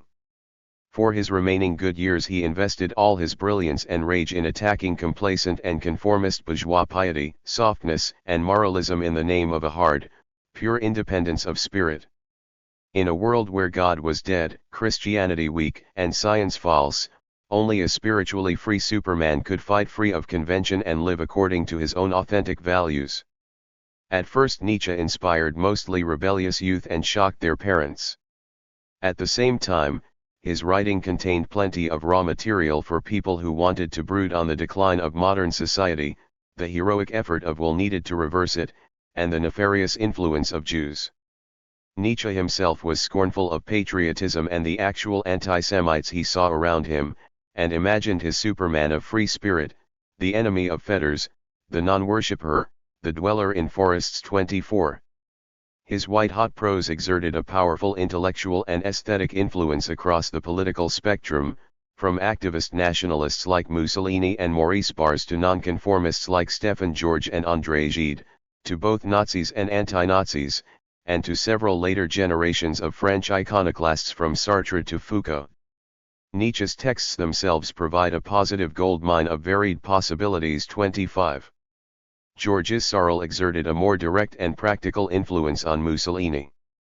A retired French engineer and amateur social theorist, Sorel was fascinated by what kinds of causes were capable of awakening in the depths of the soul a sentiment of the sublime proportionate to the conditions of a gigantic struggle so that the European nations, stupefied by humanitarianism, can recover their former energy. 26. He found the best examples at first in the revolutionary syndicalism we have already encountered as Mussolini's first spiritual home.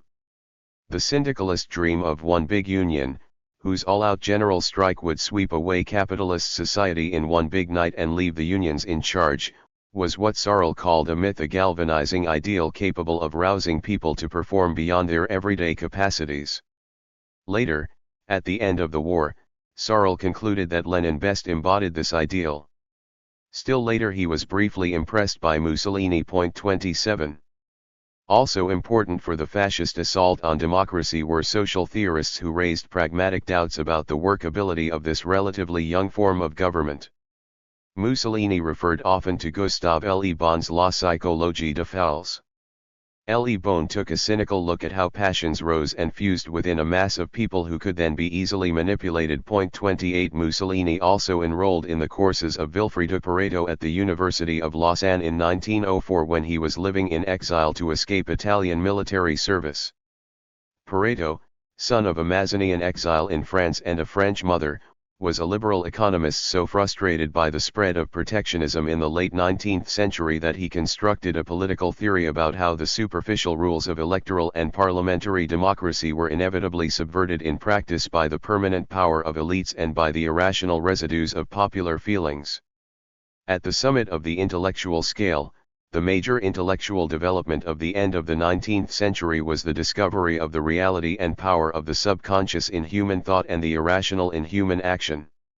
While Bergson and Freud had absolutely nothing to do with fascism, and indeed suffered personally from it, their work helped undermine the liberal conviction that politics means free people choosing the best policies by the simple exercise of their reason. 29 Their findings, particularly Freud's, were spread and popularized after 1918 by direct wartime experiences such as battlefield emotional trauma, for which the term shell shock was invented. At the bottom of the intellectual scale, a host of popular writers reworked an existing repertory of themes: race, nation, will, action into harder, more aggressive forms as the ubiquitous social Darwinism. 30 Race, hitherto a rather neutral term for any animal or human grouping, was given a more explicitly biological and hereditarian form in the late 19th century. Charles Darwin's cousin Francis Galton suggested in the 1880s that science gave mankind the power to improve the race by urging the best to reproduce. He invented the word eugenics for this effort. 31 The nation once, for progressive nationalists like Mazzini, a framework for progress and fraternity among peoples, was made more exclusive and ranked in a hierarchy that gave master races. 32 The right to dominate inferior peoples. Will and action became virtues in themselves, independently of any particular goal, linked to the struggle among the races for supremacy. 33 Even after the horrors of 1914-18 had made it harder to think of war as the sort of bracing exploit admired by Rudyard Kipling, Theodore Roosevelt, or the early Boy Scout movement, some still considered it the highest human activity. If the nation or vogue was mankind's highest attainment, violence in its cause was ennobling. Beyond that, a few aesthetes of violence found beauty in the very extremity of masculine will and endurance demanded by trench warfare. 34 New forms of anxiety appeared with the 20th century, to which fascism soon promised remedies. Looking for fears, indeed, may be a more fruitful research strategy than a literal-minded quest for thinkers who created fascism. One such fear was the collapse of community under the corrosive influences of free individualism.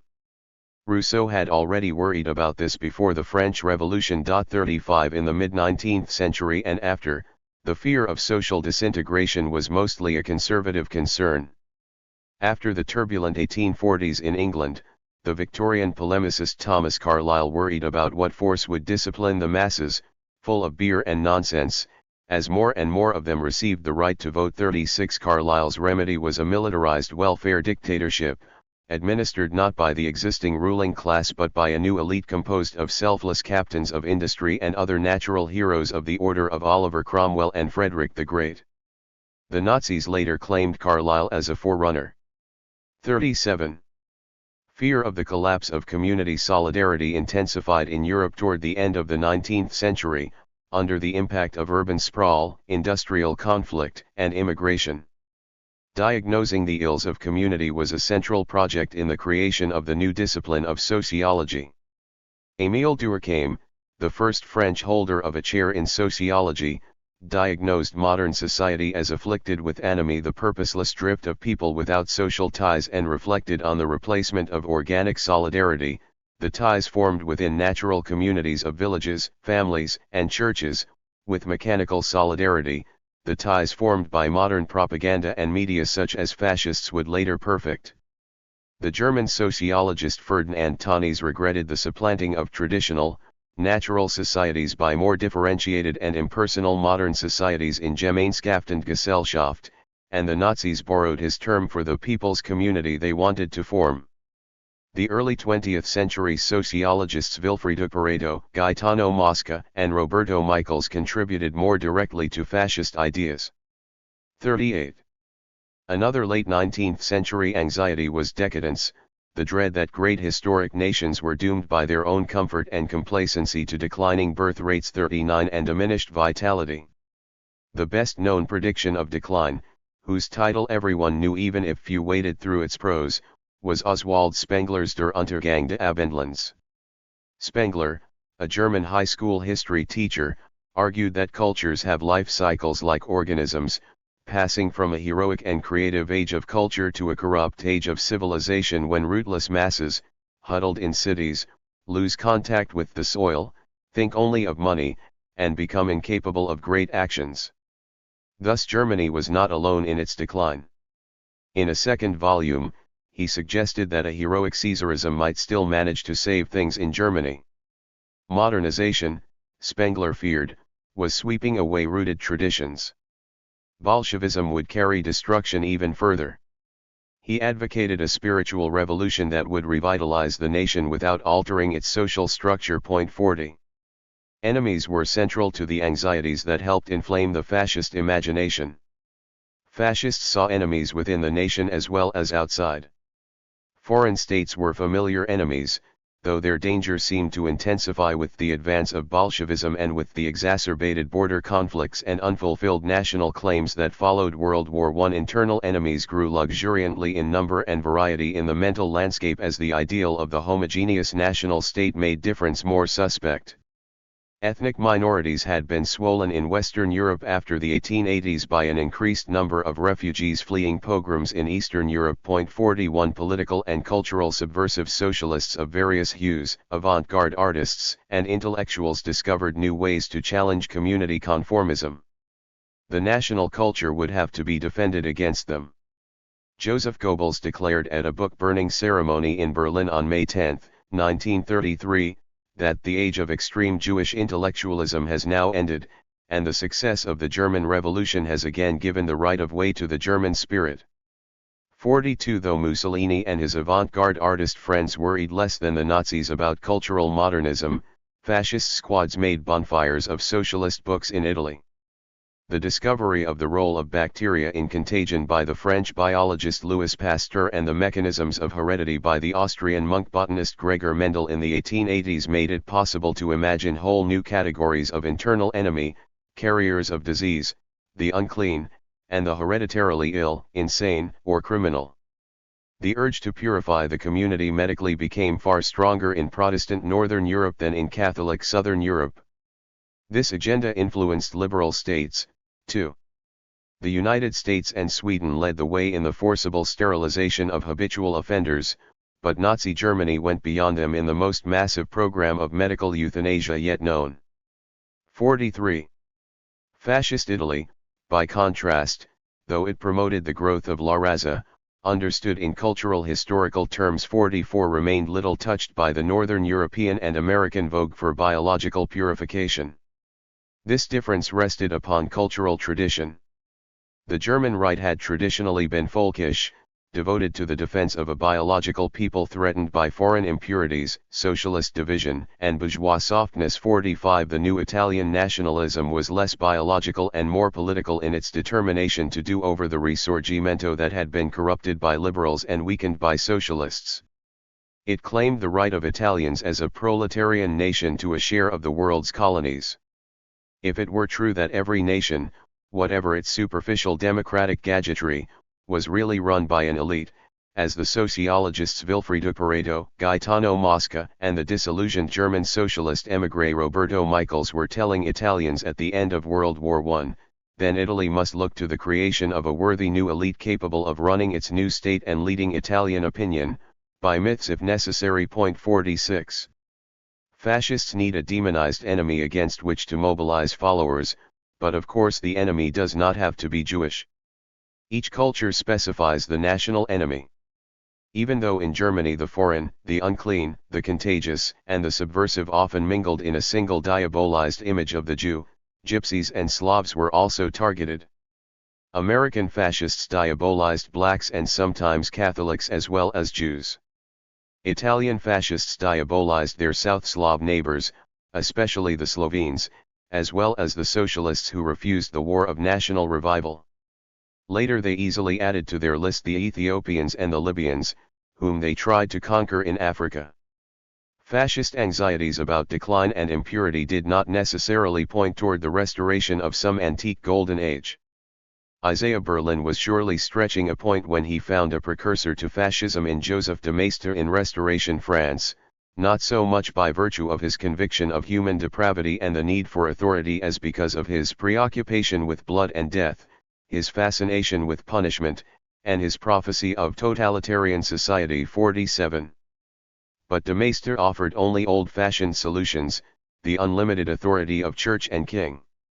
Zeev Sternhell has established that socialist heresies belong among the roots of fascism, though they were not alone, of course. 48 Other elements of the fascist mental universe: national unity, citizen participation came from the bosom of liberal values. Fascism's place in the European intellectual tradition is a matter of heated dispute. Two extreme positions have been staked out. Zeev Sternhell considers fascism a coherent ideology that formed an integral part of the history of European culture. 49.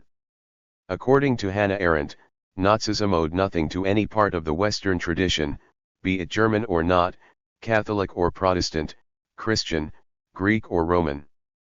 On the contrary, Nazism is actually the breakdown of all German and European traditions, the good as well as the bad. Basing itself on the intoxication of destruction as an actual experience, dreaming the stupid dream of producing the void. 50.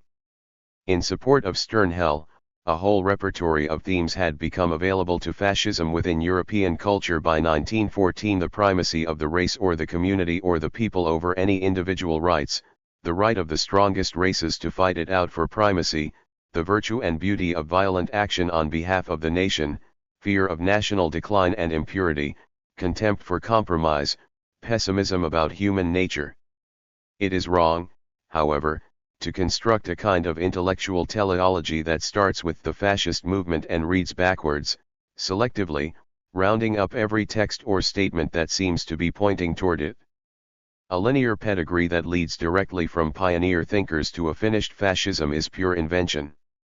For one thing, 19th century and early 20th century rebels against conformist liberalism, such as Nietzsche, and against reformist socialism, such as Searle, are not seen whole if we pick out the parts that seem to presage fascism. Fascist pamphleteers who quoted from them later were wrenching fragments out of context. Anti-fascists, too, drew on these authors. Even some German folkish writers rejected Nazism. Oswald Spengler, for example, despite the Nazis' enthusiasm for his work, always refused to endorse National Socialism. Enthusiasm, he wrote in 1932, apparently with Hitler in mind, is a dangerous burden on the road of politics. The pathfinder must be a hero, not a heroic tenor. 51. The poet Stefan George, whose dream of a purified community of peasants and artists led by a cultivated elite was attractive to some Nazis, refused their offer of the presidency of the German Academy. Horrified by the coarse violence of the stormtroopers, George went into voluntary exile in Zurich, where he died in December 1933. 52. One of his former disciples, Colonel Count Klaus Schenk von Stauffenberg, tried to assassinate Hitler in July 1944. Ernst Niekisch, whose radical rejection of bourgeois society was linked to a passionate German nationalism, cooperated briefly with Nazism in the middle 1920s before becoming a bitter opponent on the left. The Austrian theorist of corporatism Othmar Spann was enthusiastic for Nazism in 1933, but the Nazi leadership judged his form of corporatism too anti-statist and they arrested him when they took over Austria in 1938. 53. In Italy, Gaetano Mosca, who influenced fascists by his analysis of the inevitable circulation of elites even within democracies, was one of the senators who stood up to Mussolini in 1921. He signed Croce's anti-fascist manifesto in 1925. Giovanni Prezzolini, whose zeal to redo the Risorgimento had inspired the young Mussolini 54, grew reserved and left to teach in the United States. Intellectual and cultural preparation may have made it possible to imagine fascism, but they did not thereby bring fascism about. Even for Sternhell, the ideology of fascism, fully formed, he believes, by 1912, did not shape fascist regimes all by itself. Fascist regimes had to be woven into societies by choices and actions. 55. The intellectual and cultural critics who are sometimes considered the creators of fascism actually account better for the space made available for fascism than they do fascism itself. They explain most directly the weakness of fascism's rivals, the previously ascendant bourgeois liberalism and the powerful reformist socialism of pre-1914 Europe. Concrete choices and actions were necessary before fascism could come into being, exploit that weakness, and occupy those spaces. A further difficulty with tracing the intellectual and cultural roots of fascism is that the national cases differ so widely. That should not be surprising, for two reasons. Some national settings, most notably successful democracies but also troubled countries like Russia where dissent and anger still polarized to the left, offered fascism few openings. Moreover, fascists do not invent the myths and symbols that compose the rhetoric of their movements but select those that suit their purposes from within the national cultural repertories. Most of these have no inherent or necessary link to fascism. The Russian futurist poet Vladimir Mayakovsky, whose love of machines and speed equaled that of Marinity, found his outlet as a fervent Bolshevik. In any event, it is not the particular themes of Nazism or Italian fascism that define the nature of the fascist phenomenon, but their function. Fascism seek out in each national culture those themes that are best capable of mobilizing a mass movement of regeneration, unification, and purity, directed against liberal individualism and constitutionalism and against leftist class struggle. The themes that appeal to fascists in one cultural tradition may seem simply silly to another. The foggy Norse myths that stirred Norwegians or Germans sounded ridiculous in Italy, where fascism appealed rather to a sun-drenched classical Romanita. 56. Nevertheless, where fascism appealed to intellectuals it did so most widely in its early stages. Its latitudinarian hospitality to disparate intellectual hangers-on was at its broadest then, before its anti-bourgeois animus was compromised by the quest for power. In the 1920s, it seemed the very essence of revolt against stuffy bourgeois conformity. The Vorticist movement, founded in London in 1913 by the American poet Ezra Pound and the Canadian-British writer and painter Wyndham Lewis 57, was sympathetic to Italian fascism in the 1920s. Its champions showed just as well as Marinity's futurism that one could be rebellious and avant-garde without having to swallow the leveling, the cosmopolitanism, the pacifism, the feminism, or the earnestness of the left. But the intellectual and cultural changes that helped make fascism conceivable and therefore possible were both broader and narrower, simultaneously, than the fascist phenomenon itself. On the one hand, many people shared in those currents without ever becoming fascist supporters. The British novelist D.H. Lawrence sounded like an early fascist in a letter to a friend, 20 months before the outbreak of World War I, "My great religion is a belief in the blood, the flesh, as being wiser than the intellect. We can go wrong in our minds, but what our blood feels and believes and says is always true." 58. But when the war began, Lawrence, married to a German woman, was horrified by the killing and declared himself a conscientious objector. On the other hand, fascism became fully developed only after its practitioners had quietly closed their eyes to some of their early principles, in the effort to enter the coalitions necessary for power. Once in power, as we will see, fascists played down, marginalized, or even discarded some of the intellectual currents that had helped open the way. To focus only on the educated carriers of intellect and culture in the search for fascist roots, furthermore, is to miss the most important register, subterranean passions and emotions. A nebula of attitudes was taking shape, and no one thinker ever put together a total philosophical system to support fascism. Even scholars who specialize in the quest for fascism's intellectual and cultural origins, such as George Moss, declare that the establishment of a mood is more important than the search for some individual precursors. 59. In that sense too, fascism is more plausibly linked to a set of mobilizing passions that shape fascist action than to a consistent and fully articulated philosophy. At bottom is a passionate nationalism. Allied to it is a conspiratorial and Manichean view of history as a battle between the good and evil camps, between the pure and the corrupt, in which one's own community or nation has been the victim. In this Darwinian narrative, the chosen people have been weakened by political parties, social classes, unassimilable minorities, spoiled rentiers, and rationalist thinkers who lack the necessary sense of community. These mobilizing passions, mostly taken for granted and not always overtly argued as intellectual propositions, form the emotional lava that set fascism's foundations. A sense of overwhelming crisis beyond the reach of any traditional solutions. The primacy of the group, toward which one has duties superior to every right, whether individual or universal, and the subordination of the individual to it.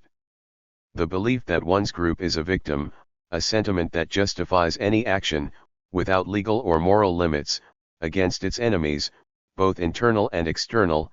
60.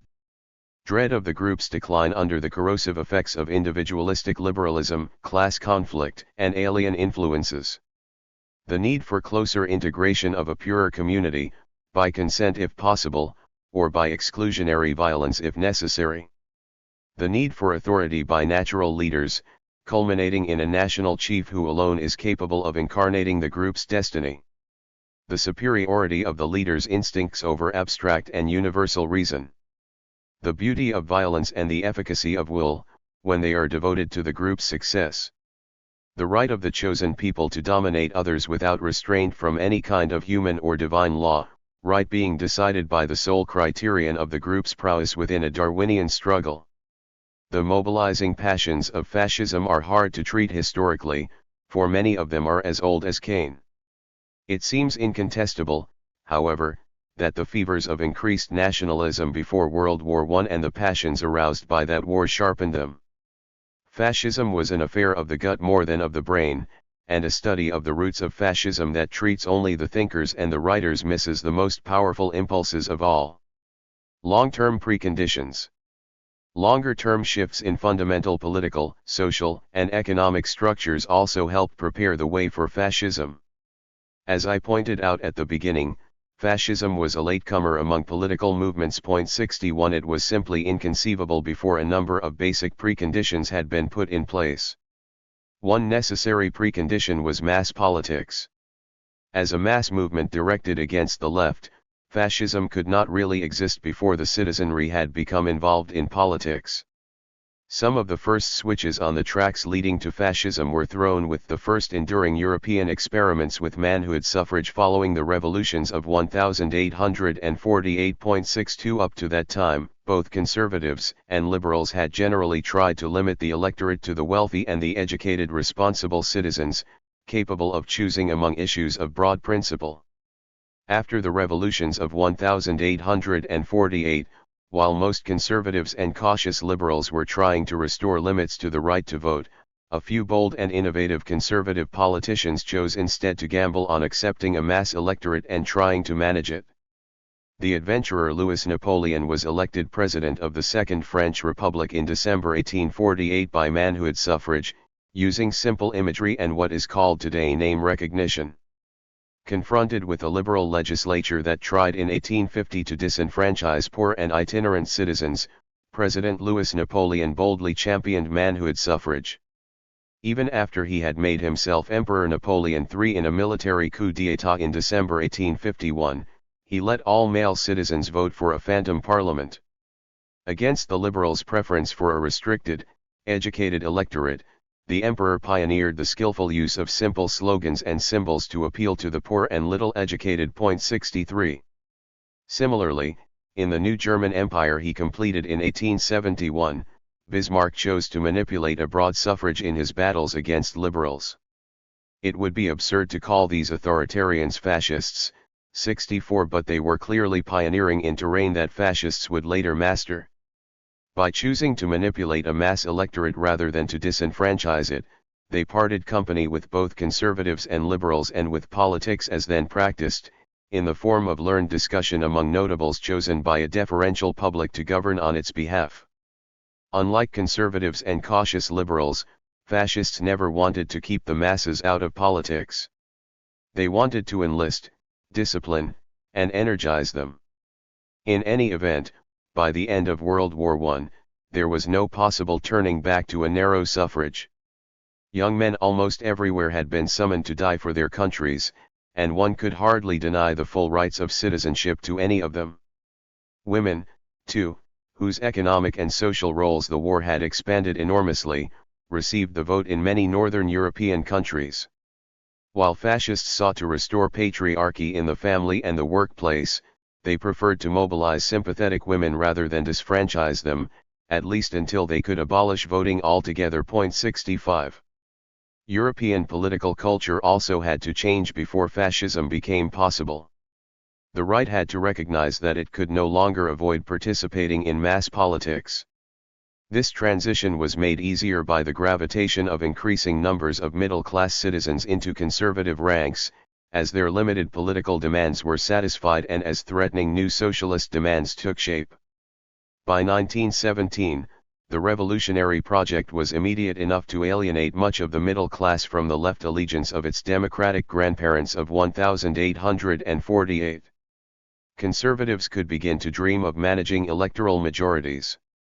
The democratic and socialist lefts, still united in 1848, had to split apart before fascism could become possible. The left also had to lose its position as the automatic recourse for all the partisans of change, the dreamers and the angry, among the middle class as well as the working class. Fascism is therefore inconceivable in the absence of a mature and expanding socialist left. Indeed, fascists can find their space only after socialism has become powerful enough to have had some share in governing, and thus to have disillusioned part of its traditional working class and intellectual clientele. So we can situate fascism in time not only after the irreversible establishment of mass politics, but indeed late in that process, when socialists have reached the point of participating in government and being compromised by it. That threshold was crossed in September 1899, when the first European socialist accepted a position in a bourgeois cabinet, in order to help support French democracy under attack during the Dreyfus affair, thereby earning the hostility of some of his movement's moral purists. 66. By 1914, part of the left's traditional following had become disillusioned with what they considered the compromises of moderate parliamentary socialists. After the war, looking for something more uncompromisingly revolutionary, they went over to Bolshevism, or, as we have seen, via national syndicalism to fascism. After 1917, of course, the left was no longer gathering itself and waiting for its moment, as it had been doing before 1914. It was threatening to march across the world at the head of a seemingly irresistible Bolshevik revolution. The fright given the entire middle and upper classes by Lenin's victory in Russia, and the anticipated success of his followers in more industrialized Germany, is crucial for understanding the panicky search during 1918-22 for some new kind of response to Bolshevism. The fire bells set off by Bolshevism transformed into emergencies the difficulties already faced by liberal values and institutions in the aftermath of World War I. 67 All three key liberal institutions, parliament, market, school, dealt poorly with these emergencies. Elected representatives struggled to find the necessary minimum of common ground to make difficult policy choices. Assumptions about the adequacy of a self-regulating market, even if believable in the long run, seemed laughably inadequate in the face of immediate national and international economic dislocations. Free schooling no longer seemed sufficient by itself to integrate communities shaken by the cacophony of opposing interests, cultural pluralism, and artistic experiment. The crisis of liberal institutions did not affect every country with exactly the same intensity, however, and I will explore these varying national experiences in the next chapter. Precursors. We have already noted that fascism was unexpected. It is not the linear projection of any one 19th century political tendency. It is not easily comprehensible in terms of any of the major 19th century paradigms: liberalism, conservatism, socialism. There were neither words nor concepts for it before Mussolini's movement and others like it were created in the aftermath of World War I. There had been straws in the wind, however. Late in the 19th century came the first signs of a politics in Anuki 68, the creation of the first popular movements dedicated to reasserting the priority of the nation against all forms of internationalism or cosmopolitanism. The decade of the 1880s with its simultaneous economic depression and broadened democratic practice was a crucial threshold. That decade confronted Europe and the world with nothing less than the first globalization crisis. In the 1880s, new steamships made it possible to bring cheap wheat and meat to Europe, bankrupting family farms and aristocratic estates and sending a flood of rural refugees into the cities. At the same time, railroads knocked the bottom out of what was left of skilled artisanal labor by delivering cheap manufactured goods to every city. At the same ill-chosen moment, unprecedented numbers of immigrants arrived in Western Europe, not only the familiar workers from Spain and Italy, but also culturally exotic Jews fleeing oppression in Eastern Europe. These shocks form the backdrop to some developments in the 1880s that we can now perceive as the first gropings toward fascism. The conservative French and German experiments with a manipulated manhood suffrage that I alluded to earlier were extended in the 1880s. The Third British Reform Bill of 1884 nearly doubled the electorate to include almost all adult males. In all these countries, political elites found themselves in the 1880s forced to adapt to a shift in political culture that weakened the social deference that had long produced the almost automatic election of upper-class representatives to parliament, thereby opening the way to the entry of more modest social strata into politics: shopkeepers, country doctors, and pharmacists, small-town lawyers. The new layers famously summoned forth in 1874 by Leon Gambetta, soon to be himself, the son of an immigrant Italian grocer, the first French prime minister of modest origins. Lacking personal fortunes, this new type of elected representative lived on their parliamentarian salary and became the first professional politicians. 69 Lacking the hereditary name recognition of the notables who had dominated European parliaments up to then, the new politicians had to invent new kinds of support networks and new kinds of appeal. Some of them built political machines based upon middle-class social clubs, such as Freemasonry.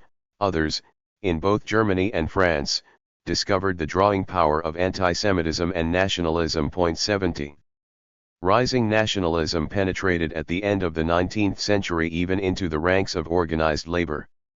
I referred earlier in this chapter to the hostility between German-speaking and Czech-speaking wage earners in Bohemia, in what was then the Habsburg Empire.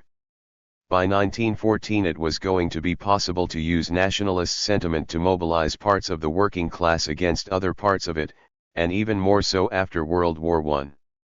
For all these reasons, the economic crisis of the 1880s, as the first major depression to occur in the era of mass politics, rewarded demagoguery. Henceforth a decline in the standard of living would translate quickly into electoral defeats for incumbents and victories for political outsiders ready to appeal with summary slogans to angry voters. Several notorious mass-based populist nationalist movements arose in Europe during the 1880s. France, precocious in so many political experiments, was also a pioneer in this one. The glamorous General Boulanger, made Minister of War in January 1886 by the moderately left-leaning government of Charles de Freycinet, was idolized in Paris because he had stood up to the Germans and had treated his soldiers considerately, and because his blonde beard and black horse looked splendid in patriotic parades. The general was dismissed as Minister of War in May 1887, however, for excessively bellicose language during a period of tension with Germany. His departure for a provincial reassignment triggered a gigantic popular demonstration as his Parisian fans lay down on the rails to block his train. Boulanger had originally been close to the anti-clerical moderate left, but he now allowed himself to become the center of a political agitation that drew from both left and right. While he continued to support radical proposals such as the abolition of the indirectly elected Senate, his advocacy of sweeping constitutional changes now acquired an odor of conspiracy by a providential man. When the alarmed government dismissed Boulanger from the army, the ex-general was now free to indulge his newfound political ambitions. His strategy was to run in every by-election that occurred whenever a parliamentary seat became vacant through death or resignation. Boulanger turned out to have wide popular appeal in working-class districts. Monarchists as well as Bonapartists gave him money because his success seemed more likely to damage the republic than to reform it. In January 1889, after he had won a by-election in Paris by a considerable majority, Boulanger's supporters urged him to carry out a coup d'état against a French republic already reeling under financial scandals and economic depression. At the climactic moment, however, the providential man faltered. Threatened with government prosecution, he fled to Belgium on April 1, where he later committed suicide on the grave of his mistress. Boulangism turned out to be a flash in the pan. 71 But for the first time in Europe the ingredients had been assembled for a mass-based, populist nationalist gathering around a charismatic figure. Similar ingredients mingled in the popular emotions aroused in France after 1896 against Captain Alfred Dreyfus, a Jewish staff officer wrongly accused of spying for Germany. The case convulsed France until 1906. The anti-Dreyfus camp enlisted in defense of the authority of the state and the honor of the army, both conservatives and some leftists influenced by traditional anti-capitalist anti-Semitism and Jacobin forms of nationalism. The pro-Dreyfus camp, mostly from left and center, defended a universal standard of the rights of man. The nation took precedence over any universal value, proclaimed the anti-Dreyfuser Charles Maurras, whose Action Française movement is sometimes considered the first authentic fascism. 72 When a document used to incriminate Dreyfus turned out to have been faked, Maurras was undaunted. It was, he said, a patriotic forgery, a faux patriotique. Austria-Hungary was another setting where forerunner movements successfully pioneered in the terrain of populist nationalism. George von Schönerer, a wealthy landowner and apostle of pan-Germanism from the Sudetenland, along the western fringes of Bohemia, urged the German speakers of the Habsburg Empire to work for union with the German Empire and to fight Catholic and Jewish influence. 73 We have already noted how Karl Lueger was elected mayor of Vienna in 1897, over the opposition of the emperor and traditional liberals, and governed invincibly until his death in 1910 with a path-breaking mixture of municipal socialism and anti-Semitism. 74. German politicians, too, experimented in the 1880s with the appeal of anti-Semitism. The Protestant court pastor Adolf Stocker used it in his Christian Social Party in an attempt to draw voters from the working and lower middle classes to conservatism. A new generation of liberals drawn from outside the old circles of aristocrats and big planters, lacking the old mechanisms of social deference, used it as a new way to manage mass politics. 75 But these tests of overtly anti-Semitic politics in Germany had shrunk to insignificance by the early 20th century. Such forerunner movements showed that while many elements of later fascism already existed, conditions were not ripe to put them together and gain a substantial following. 76. Arguably the first concrete example of National Socialism in practice was the Cercle Proudhon in France in 1911, a study group designed to unite nationalists and left-wing anti-democrats around an offensive against Jewish capitalism. 77. It was the creation of Georges Valois, a former militant of Charles Maurras's Action Française, who broke away from his master in order to concentrate more actively on converting the working class from Marxist internationalism to the nation. It proved too early, however, to rally more than a few intellectuals and journalists to Valois' triumph of heroic values over the ignoble bourgeois materialism in which Europe is now stifling. The awakening of force and blood against gold. 78. The term National Socialism seems to have been invented by the French nationalist author Maurice Barrès, who described the aristocratic adventurer the Marquis de Maurice in 1896 as the first National Socialist. 79. Maurice, after failing as a cattle rancher in North Dakota, returned to Paris in the early 1890s and organized a band of anti-Semitic toughs who attacked Jewish shops and offices. As a cattleman, Maurice found his recruits among slaughterhouse workers in Paris, to whom he appealed with a mixture of anti-capitalism and anti-Semitic nationalism. 80. His squads wore the cowboy garb and 10-gallon hats that the Marquis had discovered in the American West, which thus predate black and brown shirts as the first fascist uniform. Maurice killed a popular Jewish officer, Captain Armand Meyer, in a duel early in the Dreyfus affair, and was himself killed by his Tuareg guides in the Sahara in 1896 on an expedition to unite France to Islam and to Spain. 81 Life is valuable only through action, he had proclaimed.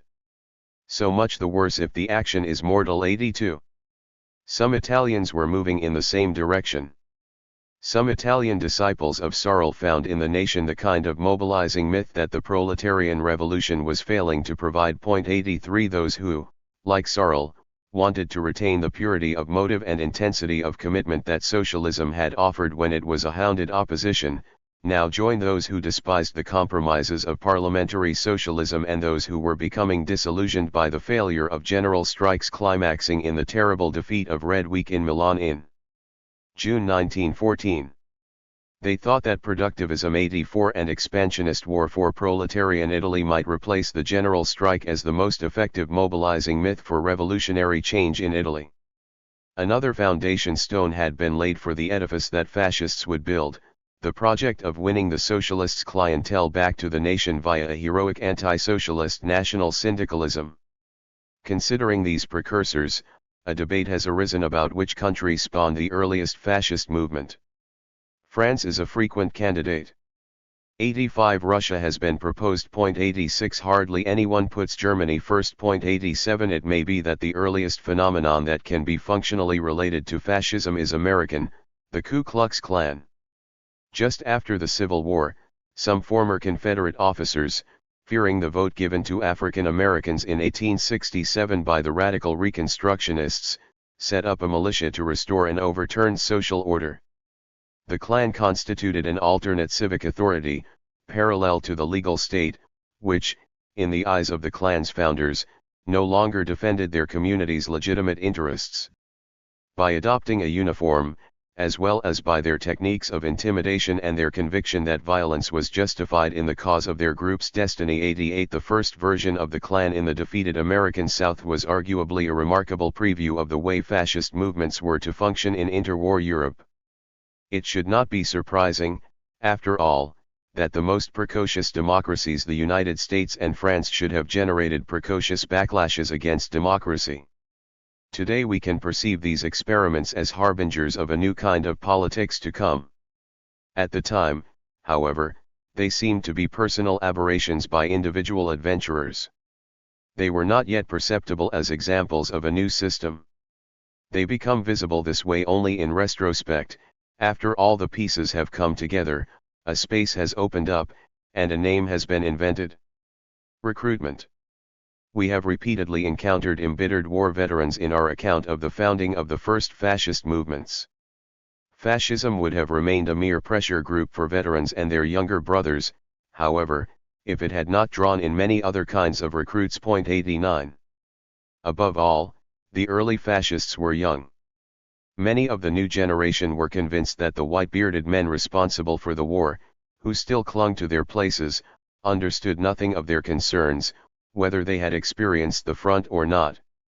Young people who had never voted before responded enthusiastically to fascism's brand of anti-political politics. 90.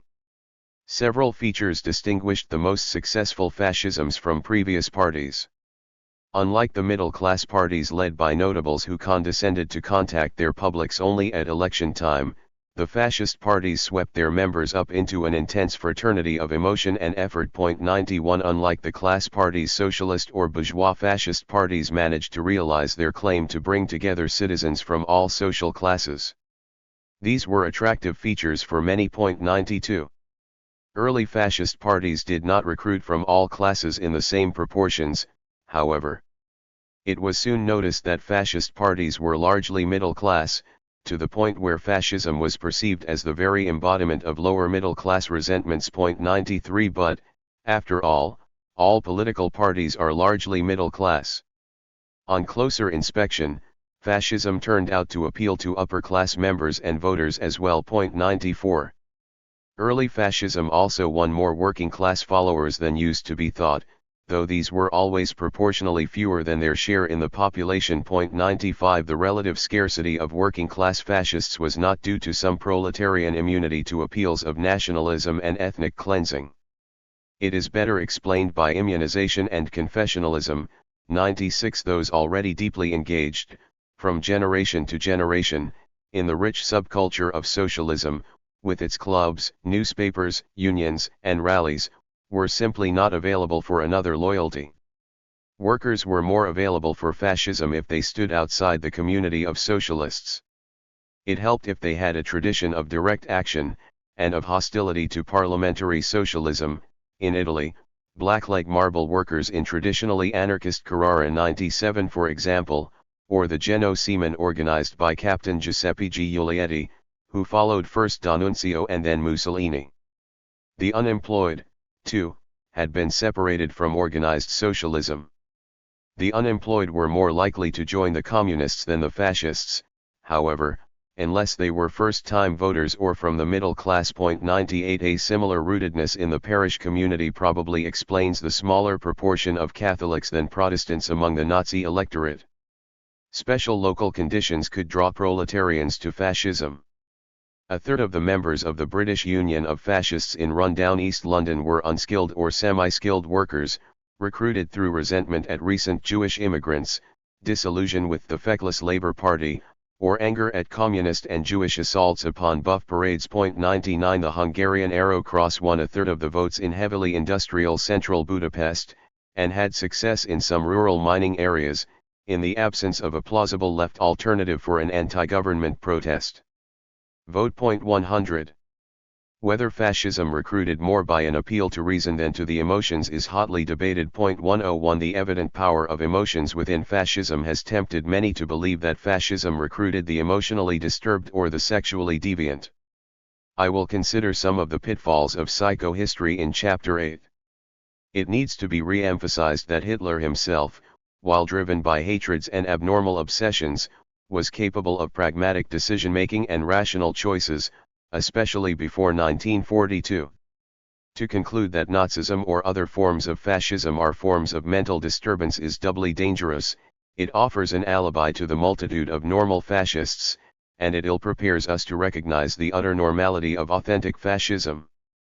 Most fascist leaders and militants were quite ordinary people thrust into positions of extraordinary power and responsibility by processes that are perfectly comprehensible in rational terms. Putting fascism on the couch can lead us astray. Suspicions about Hitler's own perverse sexuality rest on no firm evidence. 102 Though he was notoriously no conventional family man. Both homosexuals and violent homophobes were prominent in the masculine fraternity that was Nazism. But there is no evidence that the proportion of homosexuals was higher among Nazis than in the general population. The issue has not risen for Italian fascism.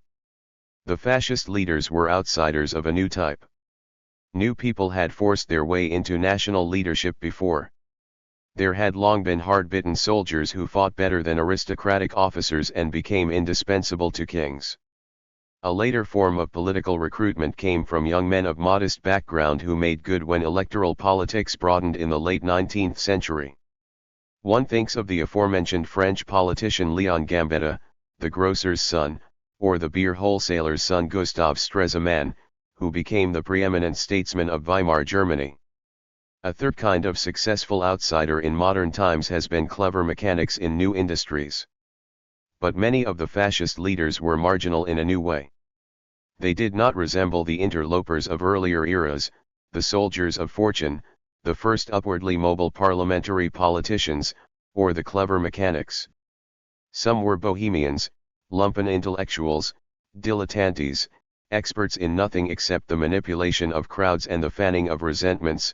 Hitler, the failed art student; Mussolini, a schoolteacher by trade but mostly a restless revolutionary, expelled for subversion from Switzerland and the Trentino; Joseph Goebbels, the jobless college graduate with literary ambitions; Hermann Goering, the drifting World War I fighter ace; Heinrich Himmler, the agronomy student who failed at selling fertilizer and raising chickens. Yet the early fascist cadres were far too diverse in social origins and education to fit the common label of marginal outsiders. 103 Alongside street brawlers with criminal records like Amerigo Dumini 104 or Martin Bormann, one could find a professor of philosophy like Giovanni Gentile 105, or even, briefly, a musician like Arturo Toscanini. 106 What united them was, after all, values rather than a social profile: scorn for tired bourgeois politics, opposition to the left, fervent nationalism, a tolerance for violence when needed. Someone has said that a political party is like a bus, people are always getting on and off. We will see as we go along how fascist clientele altered over time, from early radicals to later careerists. Here, too, we cannot see the fascist phenomenon in full by looking only at its beginnings. Understanding fascism by its origins. In this chapter we have looked at the times, the places, the clientele, and the rhetoric of the first fledgling fascist movements. Now we are forced to admit that the first movements do not tell the whole story. The first fascisms were going to be transformed by the very enterprise of trying to be more than a marginal voice. Wherever they became more active claimants for power, that effort was to turn them into something strikingly different from the radical early days. Understanding the first movements gives us only a partial and incomplete understanding of the whole phenomenon. It is curious what a disproportionate amount of historical attention has been lavished on the beginnings of fascism. There are several reasons for this. One is the latent Darwinian convention that if we study the origins of something we grasp its inner blueprint. Another is the availability of a profusion of fascist words and cultural artifacts from the early stages which are grist for historians' mills. The subtler, more secretive, and more sordid business of negotiating deals to reach or exercise power somehow seems a less alluring subject. A solid pragmatic reason why so many works about fascism concentrate on the early movements is that most fascist movements never got any further. To write of fascism in Scandinavia, Britain, the Low Countries, or even France is necessarily to write of movements that never developed beyond founding a newspaper, staging some demonstrations, speaking on street corners. José Antonio Primo de Rivera in Spain, Mosley in Britain, and the most outspokenly fascist movements in France never even participated in the electoral process. 107.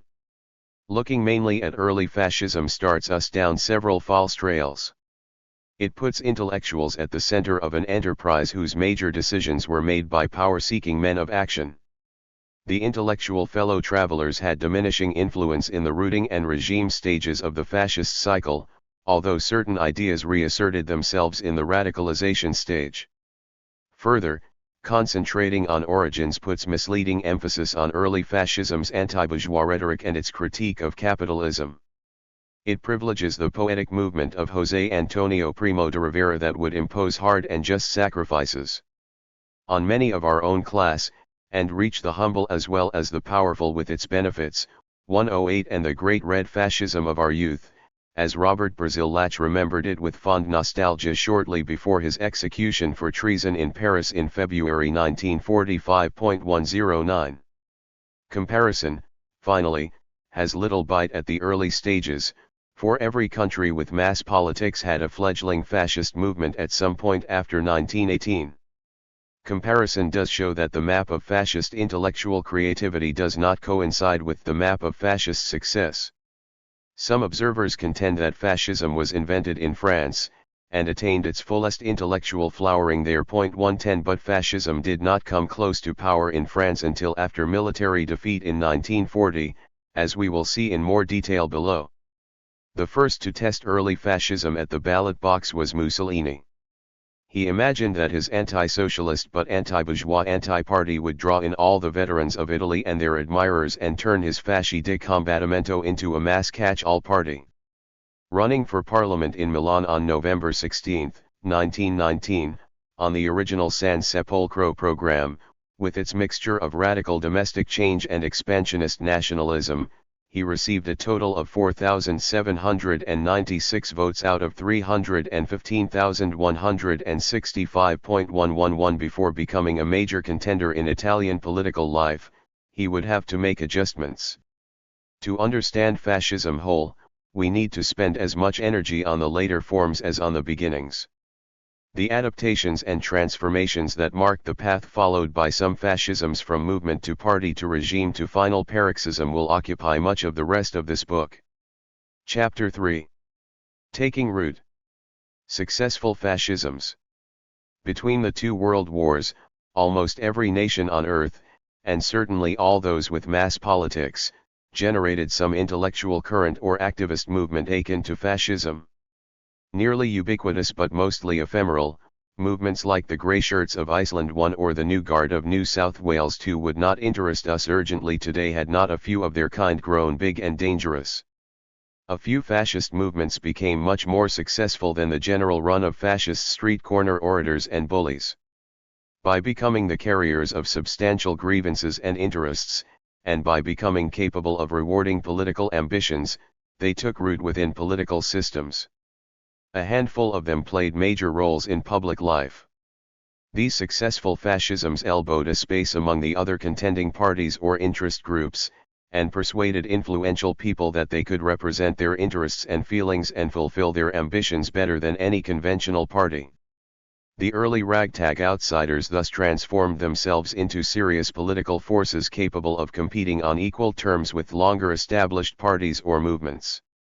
Their success influenced entire political systems, giving them a more intense and aggressive tone and legitimating open expressions of extreme nationalism, left-baiting, and racism. This bundle of processes, how fascist parties take root, is the subject of the present chapter. Becoming a successful participant in electoral or pressure group politics forced young fascist movements to focus their words and actions more precisely. It became harder for them to indulge their initial freedom to mobilize a wide range of heterogeneous complaints, and to voice the scattered resentments of everyone who felt aggrieved but unrepresented. They had to make choices. They had to give up the amorphous realms of indiscriminate protest and locate a definite political space 3 in which they could obtain positive practical results. In order to form effective working relations with significant partners, they had to make themselves useful in measurable ways.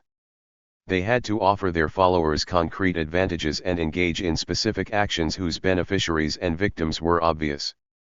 These more focused steps forced the fascist parties to make their priorities clearer. At this stage, one can begin to test fascist rhetoric against fascist actions. We can see what really counted. The radical rhetoric never disappeared, of course. As late as June 1940, Mussolini summoned proletarian and fascist Italy and the black shirts of the revolution to the battlefield against the plutocratic and reactionary democracies of the West. For as soon as the fascist parties began to take root in concrete political action, however, the selective nature of their anti-bourgeois rhetoric became clearer. It turned out in practice that fascists' anti-capitalism was highly selective. 5 Even at their most radical, the socialism that the fascists wanted was a national socialism, one that denied only foreign or enemy property rights. They cherished national producers. 6 Above all, it was by offering an effective remedy against socialist revolution that fascism turned out in practice to find a space. If Mussolini retained some lingering hopes in 1919 of founding an alternative socialism rather than an anti-socialism, he was soon disabused of those notions by observing what worked and what didn't work in Italian politics. His dismal electoral results with a left nationalist program in Milan in November 1997 surely hammered that lesson home. The pragmatic choices of Mussolini and Hitler were driven by their urge for success and power. Not all fascist leaders had such ambitions. Some of them preferred to keep their movements pure, even at the cost of remaining marginal. José Antonio Primo de Rivera, founder of the Falange Española, saw his mission as the reconciliation of workers and employers by replacing materialism, the fatal flaw of both capitalism and socialism, with idealism in the service of nation and church. Though his early death in November 1936 before a Republican firing squad saved him from the hard choices Franco's success would have forced on him. 8 Charles Maurras, whose Action Française was a pioneer of populist anti-left nationalism, let his followers run for office only once, in 1919, when his chief lieutenant, the journalist Léon Daudet, and a handful of provincial sympathizers were elected to the French Chamber of Deputies. Colonel François de la Roquecroix de Foutas sustained elections, but its more moderate successor, the Parti Social Français, began running candidates in by-elections in 1938. 9 Ferenc Selassie, the former staff officer who headed the Hungarian Arrow Cross, refused ever to run for office again after 2 defeats, and preferred nebulous philosophizing to maneuvers for power. Hitler and Mussolini, by contrast, not only felt destined to rule but shared none of the purists' qualms about competing in bourgeois elections. Both set out with impressive tactical skill and by rather different routes, which they discovered by trial and error to make themselves indispensable participants in the competition for political power within their nations. Becoming a successful political player inevitably involved losing followers as well as gaining them. Even the simple step of becoming a party could seem a betrayal to some purists of the first hour. When Mussolini decided to change his movement into a party late in 1921, some of his idealistic early followers saw this as a descent into the soiled arena of bourgeois parliamentarism. 10 Being a party ranked talk above action, deals above principle, and competing interests above a united nation. Idealistic early fascists saw themselves as offering a new form of public life, an anti-party 11 capable of gathering the entire nation, in opposition to both parliamentary liberalism, with its encouragement of faction, and socialism, with its class struggle. José Antonio described the Falange Española as a movement and not a party. Indeed, you could almost call it an anti-party. Neither of the right nor of the left 12. Hitler's Endstab, to be sure, had called itself a party from the beginning, but its members, who knew it was not like the other parties, called it the movement. Mostly fascists called their organizations movements 13 or camps 14 or bands 15 or rassemblements 16 or fasci, brotherhoods that did not pit one interest against others, but claimed to unite and energize the nation. Conflicts over what fascist movements should call themselves were relatively trivial. Far graver compromises and transformations were involved in the process of becoming a significant actor in a political arena. For that process involved teaming up with some of the very capitalist speculators and bourgeois party leaders whose rejection had been part of the early movement's appeal. How the fascists managed to retain some of their anti-bourgeois rhetoric and a measure of revolutionary aura while forming practical political alliances with parts of the establishment constitutes one of the mysteries of their success. Becoming a successful contender in the political arena required more than clarifying priorities and knitting alliances. It meant offering a new political style that would attract voters who had concluded that politics had become dirty and feudal. Posing as an anti-politics was often effective with people whose main political motivation was scorn for politics. In situations where existing parties were confined within class or confessional boundaries, like Marxist, smallholders, or Christian parties, the fascists could appeal by promising to unite a people rather than divide it. Where existing parties were run by parliamentarians who thought mainly of their own careers, fascist parties could appeal to idealists by being parties of engagement, in which committed militants rather than careerist politicians set the tone. In situations where a single political clan had monopolized power for years, fascism could pose as the only non-socialist path to renewal and fresh leadership. In such ways, fascists pioneered in the 1920s by creating the first European catch-all parties of engagement, 17 readily distinguished from their tired, narrow rivals as much by the breadth of their social base as by the intense activism of their militants. Comparison acquires some bite at this point. Only some societies experienced so severe a breakdown of existing systems that citizens began to look to outsiders for salvation. In many cases fascist establishment failed, in others it was never really attempted. Fully successful fascist implantation occurred in only a few cases in Europe between the wars. I propose to discuss 3 cases in this chapter, 2 successful and 1 unsuccessful. Then we will be in a better position to see clearly what conditions helped fascist movements to become implanted in a political system. The Po Valley, Italy, 1920-22. Mussolini was saved from oblivion after the nearly terminal disaster of the elections of November 1919 by a new tactic invented by some of his followers in rural northern Italy, squadrismo. Some of his more aggressive disciples there formed strong-arm squads, squadre d'azione, and applied the tactics they had learned as soldiers to attacking the internal enemies of the Italian nation. Marinetti and some other friends of Mussolini had set the example in their April 1919 raid on Avanti.18. The squadre started their career in the nationalist cauldron of Trieste, a polyglot Adriatic port taken from Austria-Hungary by Italy according to the terms of the post-war settlement. To establish Italian supremacy in this cosmopolitan city, a fascist squad burned the Balkan Hotel, where the Slovene Association had its headquarters, in July 1920, and intimidated Slovenes in the street. Mussolini's black shirts were not alone in using direct action for nationalist aims in post-war Italy. Mussolini's most serious rival was the writer-adventurer Gabriele D'Annunzio. In 1919-20 D'Annunzio was, in fact, a far greater celebrity than the leader of the tiny fascist sect. He was already notorious in Italy not only for his bombastic plays and poems and his extravagant life, but also for leading air raids over Austrian territory during World War I. In September 1919, D'Annunzio led a band of nationalists and war veterans into the Adriatic port of Fiume, which the peacemakers at Versailles had awarded to the new state of Yugoslavia. Declaring Fiume the Republic of Carnaro, D'Annunzio invented the public theatricality that Mussolini was later to make his own, daily harangues by the commandanti from a balcony, lots of uniforms and parades, the Roman salute with arm outstretched, the meaningless war cry EIA, EIA, ah la la. As the occupation of Fiume turned into an international embarrassment for Italy, D'Annunzio defied the government in Rome and his more conservative nationalist backers drifted away. The Fiume regime drew its support increasingly from the nationalist left.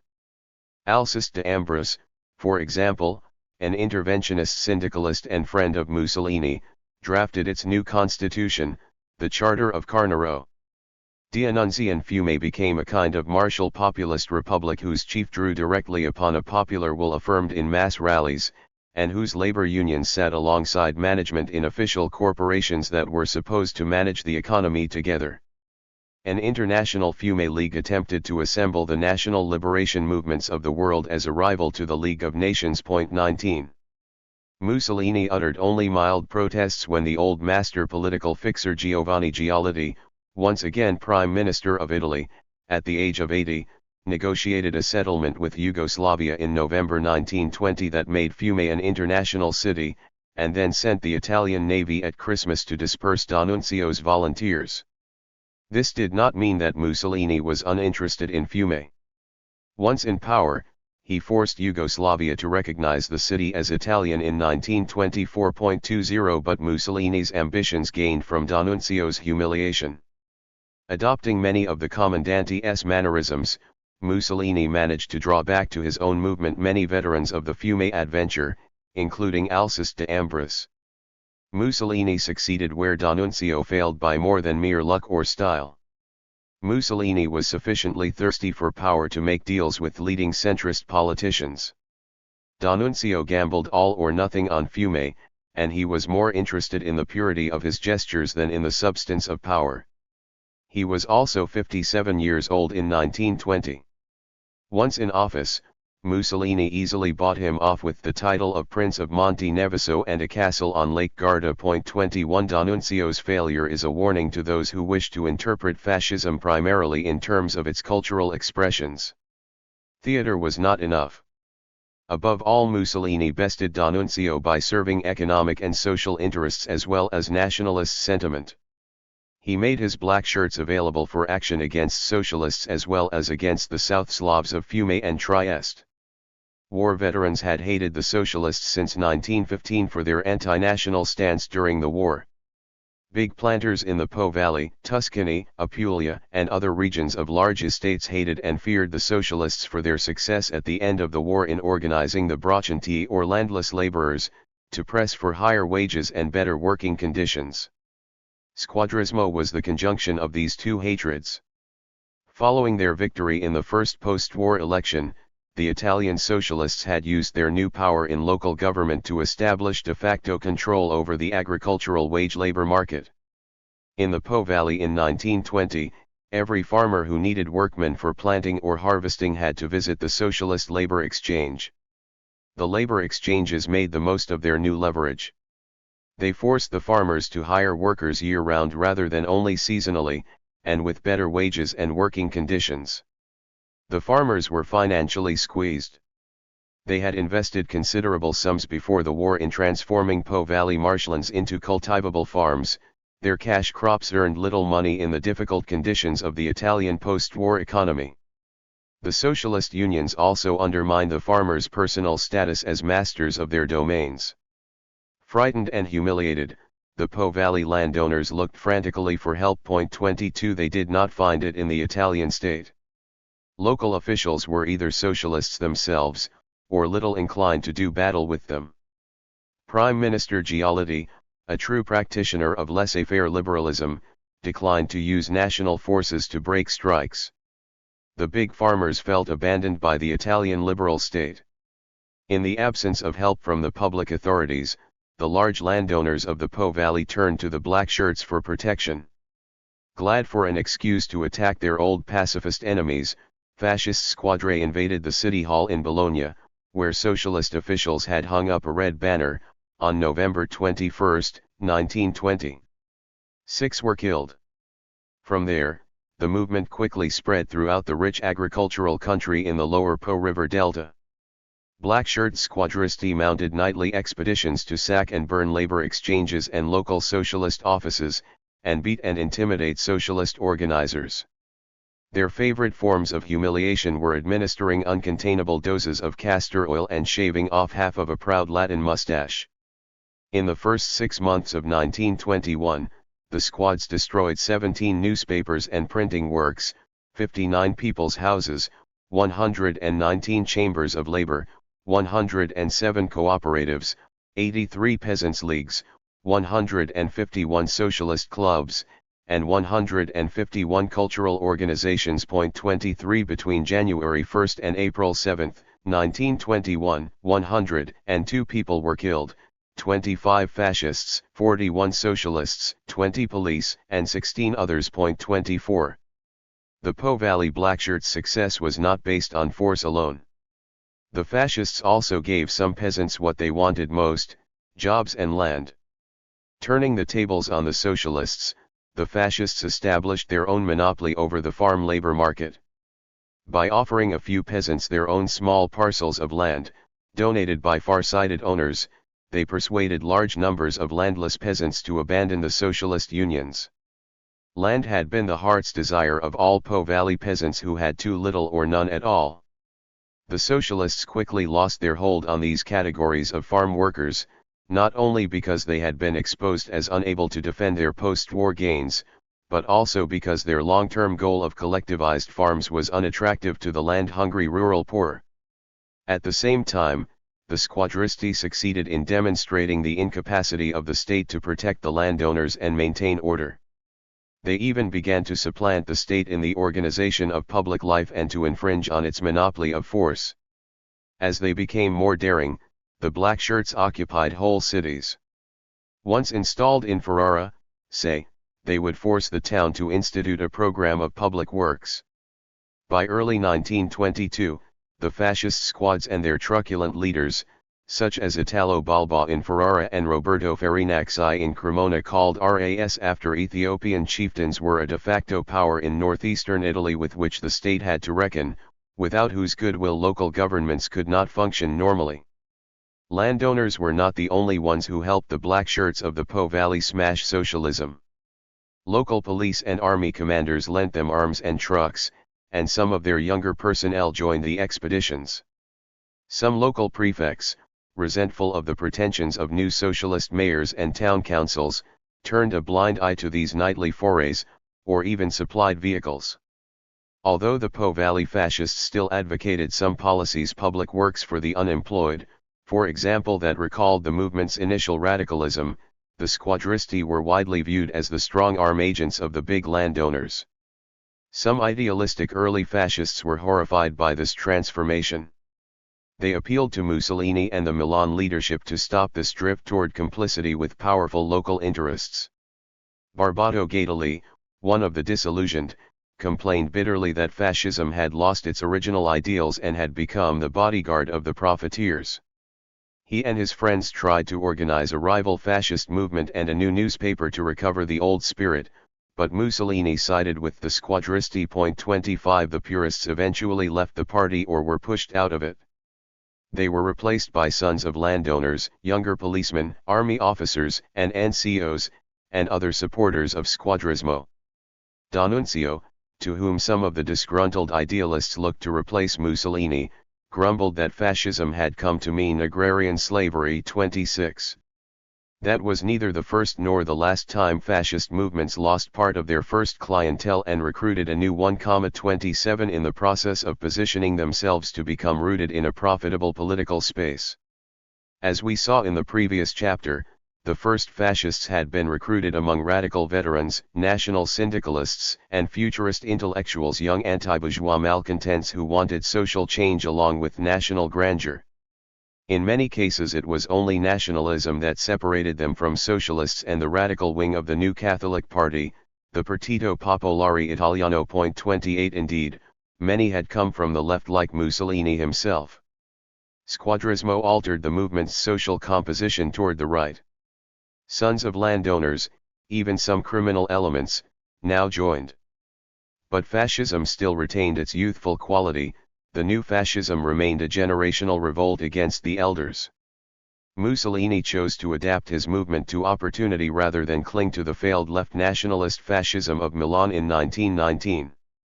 We can follow his evolution in the drift of fascist positions rightwards in the speeches and programs of 1920 to 22.29. The first idea to disappear was the first fascism's rejection of war and imperialism, the pacifism of the trenches so widespread among veterans when their memory of combat was still fresh. The San Sepolcro program accepted the League of Nations' supreme postulate of the integrity of each nation. The League disappeared from the program of June 1919, though the fascists still called for the replacement of the professional army by a defensive militia, and the nationalization of arms and munitions factories. The program of the transformed Fascist Party in November 1921 attacked the League of Nations for partiality, asserted Italy's role as a bulwark of Latin civilization in the Mediterranean and of Italianita in the world, called for the development of Italy's colonies, and advocated a large standing army. Early fascism's radical proposals for nationalizations and heavy taxes were watered down by 1920 to the right of workers to defend strictly economic goals, but not demagogic ones. The representation of workers in management was limited by 1920 to personnel matters. By 1921, the fascists rejected progressive and confiscatory taxation as fiscal demagoguery that discourages initiative, and set productivity as the highest goal of the economy. A lifelong atheist, Mussolini had urged in 1919 the confiscation of all properties belonging to religious congregations and the sequestration of all the revenues of episcopal sees. In his first speech in the Chamber of Deputies, however, on June 21, 1921, he said that Catholicism represents the Latin and imperial tradition of Rome, and called for a settlement of differences with the Vatican. As for the monarchy, Mussolini declared in 1919 that the present regime in Italy has failed. In 1920 he softened his initial republicanism to an agnostic position in favor of any constitutional regime that best served the moral and material interests of the nation. In a speech on September 20, 1922, Mussolini publicly denied any intention to call into question the monarchy or the ruling House of Savoy. "They ask us what is our program," said Mussolini. "Our program is simple. We want to govern Italy." 30. Long after his regime had settled into routine, Mussolini still liked to refer to the fascist revolution. But he meant a revolution against socialism and flabby liberalism, a new way of uniting and motivating Italians, and a new kind of governmental authority capable of subordinating private liberties to the needs of the national community and of organizing mass assent while leaving property intact. The major point is that the fascist movement was reshaped in the process of growing into the available space. The anti-socialism already present in the initial movement became central, and many anti-bourgeois idealists left or were pushed out. The radical anti-capitalist idealism of early fascism was watered down, and we must not let its conspicuous presence in early texts confuse us about what fascism later became in action. The de facto power of fascism in rural northeastern Italy, especially Emilia-Romagna and Tuscany, had become by 1921 too substantial for national politicians to ignore. When Prime Minister Giolitti prepared new parliamentary elections in May 1921, grasping at any resource to roll back the large vote earned in November 1919 by the Socialists and the Popolari, he included Mussolini's fascists in his electoral coalition alongside liberals and nationalists. Thanks to this arrangement, 35 PNF candidates were elected to the Italian chamber on Giolitti's list, including Mussolini himself. This number was not large, and many contemporaries thought that Mussolini's movement was too incoherent and contradictory to last. 31 Nevertheless, it showed that Mussolini had become a vital part of the Italian anti-socialist coalition on a national level. It was the first step in that advance toward national power that was now Mussolini's one guiding principle. The transformation of Italian fascism set in motion by success in the Po Valley in 1920–22 shows us why it is so hard to find a fixed essence in early fascist programs or in the movement's first young anti-bourgeois rebels, and why one must follow the movement's trajectory as it found a political space and adapted to fit it. Without the Po Valley transformation, 32 Mussolini would have remained an obscure Milan agitator who failed. Schleswig-Holstein, Germany, 1928–33. Schleswig-Holstein was the only German state to give the Nazis an outright majority in any free election. It voted 51% Nazi in the parliamentary election of July 31, 1932. Hence it offers us an obvious second example of a fascist movement successfully becoming a major political actor.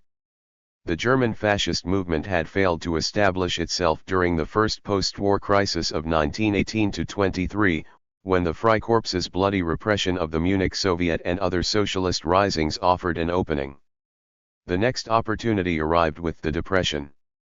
Having done very poorly with an urban strategy in the elections of 1924 and 1928, the Nazi Party turned to the farmers. 33 They chose well.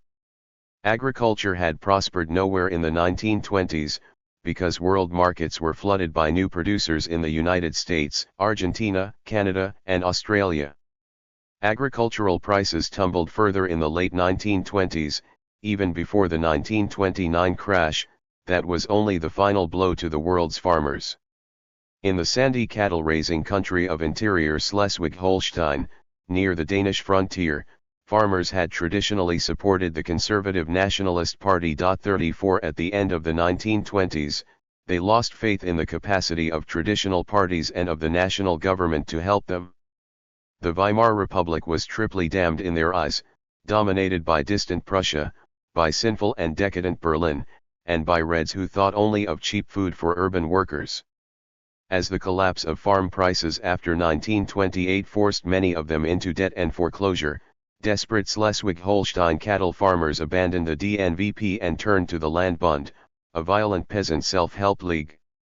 Its localized tax strikes and protests against banks and middlemen were ineffective, for lack of any nationally organized support. So in July 1932, 64% of the rural vote in Schleswig-Holstein went to the Nazis. The cattle farmers would likely have switched again to some newer nostrum if Hitler's appointment to the office of Chancellor in January 1933 had not frozen things in place. The first process one observes at work here is the humiliation of existing political leaders and organizations in the crisis of the World Depression of 1929. Space was opened up by their helplessness in the face of collapsed prices, glutted markets, and farms seized and sold by banks for debt. The Schleswig-Holstein cattle raisers comprised only one part, the most successful part of the broad stream of particular and sometimes incompatible grievances that Hitler and the Nazis managed to assemble into an electoral tidal wave between 1929 and July 1932. The growth of the Nazi vote from the Ninth Party in Germany in 1928 to the first in 1932 showed how successfully Hitler and his strategists profited from the discredit of the traditional parties by devising new electoral techniques and directing appeals to specific constituencies. 35. Hitler knew how to work a mass electorate. He played skillfully upon the resentments and fears of ordinary Germans, in incessant public meetings spiced up by uniformed strong-arm squads, the physical intimidation of enemies, the exhilaration of excited crowds and fevered harangues, and dramatic arrivals by airplane and fast, open Mercedeses. The traditional parties stuck doggedly to the long bookish speeches appropriate for a small educated electorate. The German left did adopt salutes and shirts 36, but it could not recruit far outside the working class. While the other parties were firmly identified with one interest, one class, or one political approach, the Nazis managed to promise something for everyone. They were the first party in Germany to target different occupations with tailor-made appeals, paying little heed if one contradicted another. 37. All of this cost a lot of money, and it has often been alleged that German businessmen paid the bills. The orthodox Marxist version of this view holds that Hitler was virtually created by businessmen as a kind of private anti-communist army. It is indeed possible to discover German businessmen who were attracted by Hitler's expansionist nationalism and anti-socialism and deceived by his carefully tailored addresses to business audiences which downplayed anti-Semitism and suppressed any reference to the radical clauses in the 25 points. The steel manufacturer Fritz Thyssen, whose ghost-written book I Paid Hitler provided ammunition for the Marxist case, turns out to be exceptional, both in his early support for Nazism and in his break with Hitler and exile after 1939. Another famous businessman, the aged coal magnate Emil Kerdorf, joined the Nazi Party in 1927 but left it angrily in 1928 over Nazi attacks on the coal syndicate, and he supported the conservative DNVP in 1933. Close scrutiny of business archives shows that most German businessmen hedged their bets, contributing to all the non-socialist electoral formations that showed any signs of success at keeping the Marxists out of power. Though some German firms contributed some money to the Nazis, they always contributed more to traditional conservatives. Their favorite was Franz von Papen.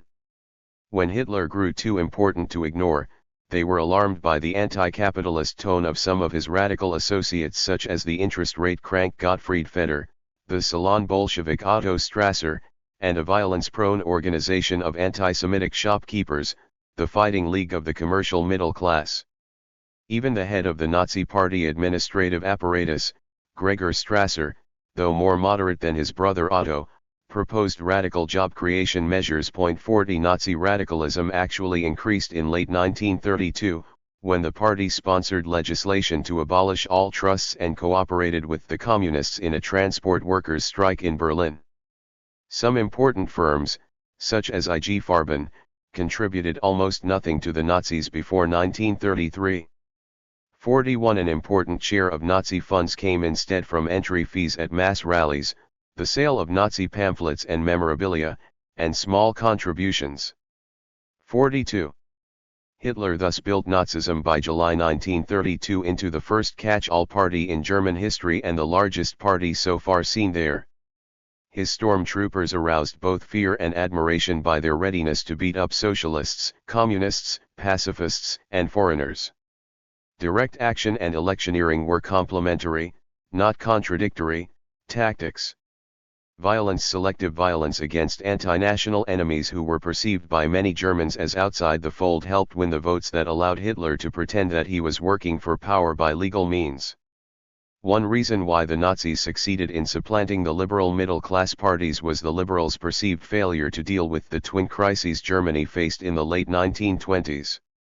One crisis was many Germans' sense of national humiliation by the Treaty of Versailles. The contentious issue of treaty fulfillment became acute again in January 1929 when an international commission under the American banker Owen D. Young began another attempt to settle the problem of German payment of reparations for World War I. When the German government signed the Young Plan in June, German nationalists attacked it bitterly for its continued recognition of Germany's duty to pay something, even though the sums had been reduced.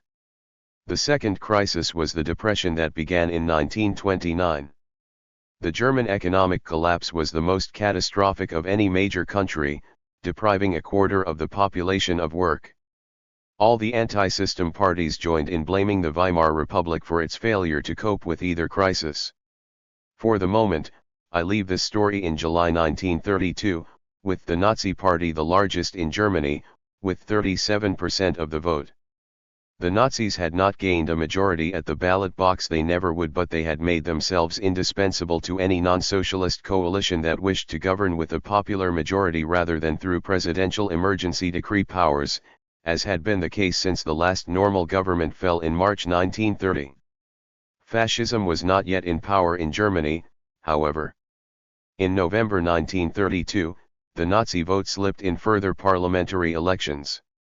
The Nazi Party was losing its most precious asset, momentum. Money was running out. Hitler, gambling all or nothing on the position of Chancellor, refused all lesser offers to become Vice-Chancellor in a coalition government. The Nazi rank and file grew restive as the chances for jobs and places seemed to be slipping away. Gregor Strasser, head of the party organization and a leader of the movement's anti-capitalist wing, was expelled for independent negotiations with the new Chancellor, General Kurt von Schleicher. The movement might have ended as a footnote to history had it not been saved in the opening days of 1933 by conservative politicians who wanted to pilfer its following and use its political muscle for their own purposes. The specific path by which the fascists arrived in power in both Italy and Germany is the subject of the next chapter. But not until we have examined a third case, the failure of fascism in France. An unsuccessful fascism, France, 1924-40. Not even the victor nations were immune to the fascist virus after World War I outside Italy and Germany, however, although fascists could be noisy or troublesome, they did not get close to power. That does not mean we should ignore these other cases. Failed fascist movements may tell us as much about what was needed for taking root as successful ones. France offers an ideal example. Though France seems typified for many by the fall of the Bastille, the Rights of Man, and the Marseillaise, numerous French monarchists and authoritarian nationalists had never been reconciled to a parliamentary republic as appropriate for La Grande Nation. When the Republic coped badly between the wars with the triple crisis of revolutionary threat, economic depression, and German menace, that discontent hardened into outright disaffection. The extreme right expanded in interwar France in reaction to electoral successes by the left. When a center-left coalition, the Cartel de Gauches, won the 1924 parliamentary election, Georges Valois, whom we encountered in Chapter 2 as the founder of the Cercle Proudhon for Nationalist Workers in 1911-43, founded the FASIO, whose name and behavior were borrowed straight from Mussolini. Pierre Taittinger, a Champagne magnate, formed the more traditionally nationalist Jeunesses Patriotes. And the new Fédération Nationale Catholique took on a passionately anti-republican tone under General Noël Courriers de Castelnau. In the 1930s, as the Depression bit, as Nazi Germany dismantled the safeguards of the 1918 peace settlement, and as the Third Republic's center-left majority became tarnished by political corruption, a new crop of radical right leagues blossomed. In massive street demonstrations on February 6, 1934, before the Chamber of Deputies in which 16 people were killed, they proved that they were strong enough to topple a French government but not strong enough to install another one in its place. In the period of intense polarization that followed, it was the left that drew more votes. The Popular Front coalition of socialists, radicals, and communists won the elections of May 1936, and Prime Minister Leon Blum banned paramilitary leagues in June, something German Chancellor Heinrich Brüning had failed to do in Germany 4 years earlier. The Popular Front's victory had been narrow, however, and the presence of a Jew supported by communists in the Prime Minister's office raised the extreme right to a paroxysm of indignation. Its true strength in 1930s France has been the subject of a particularly intense debate. 44 Some scholars have argued that France had no indigenous fascism, but, at most, a little whitewash splashed from foreign examples onto a homegrown Bonapartist tradition. 45 At the opposite extreme are those who consider that France was the true cradle of fascism. 46. Contemplating this undeniably noisy and vigorous far right and the ease with which democracy was overthrown after French defeat in June 1940, Yves Sternhell concluded that fascism had impregnated by then the language and attitudes of French public life. He supported his case by labeling as fascist a broad range of criticisms of the way democracy was working in France in the 1930s made by a wide spectrum of French commentators, some of whom expressed some sympathy for Mussolini but almost none for Hitler. 47 Most French and some foreign scholars thought Sternhell's fascist category was far too loose and his conclusions excessive. 48 It is not enough, of course, to simply count up the number of prominent French intellectuals who spoke a language that sounded fascist, along with the colorful array of movements that demonstrated and pontificated in 1930s France. Two questions arise: were they as significant as they were noisy, and were they really fascist? It is important to note that the more closely a French movement imitated the Hitlerian or the Mussolinian model, as did the tiny blue-shirt Solidarité Française or the narrowly localized Parti Populaire Français of Jacques Doriot, 49, the less successful it was, while the one far-right movement that approached mass catch-all party status between 1936 and 1940, Colonel François de Larocque's Parti Social Français, tried to look moderate and republican. Any assessment of fascism in France turns on Larocque. If his movements were fascist, fascism was powerful in 1930s France; if they were not, fascism was limited to the margins. Larocque, a career army officer from a monarchist family, took over in 1931 the Croix de Feu, a small veterans association of those decorated with the Croix de Guerre for heroism under fire, and developed it into a political movement. He drew in a wider membership and denounced the weakness and corruption of parliament, warned against the threat of Bolshevism, and advocated an authoritarian state and greater justice for workers integrated into a corporatist economy. His paramilitary force, called Dispose, embarked on militaristic automobile rallies in 1933 and 1934. They mobilized with precision to pick up secret orders at remote destinations for Le Jour J and Lure H in apparent training to combat by force a communist insurrection. 50. The left, made jittery by supposed fascist marches on Rome, Berlin, Vienna, and Madrid, branded the Croix de Feu fascist. That impression was fortified when the Croix de Feu participated in the march on the Chamber of Deputies in the night of February 6, 1934.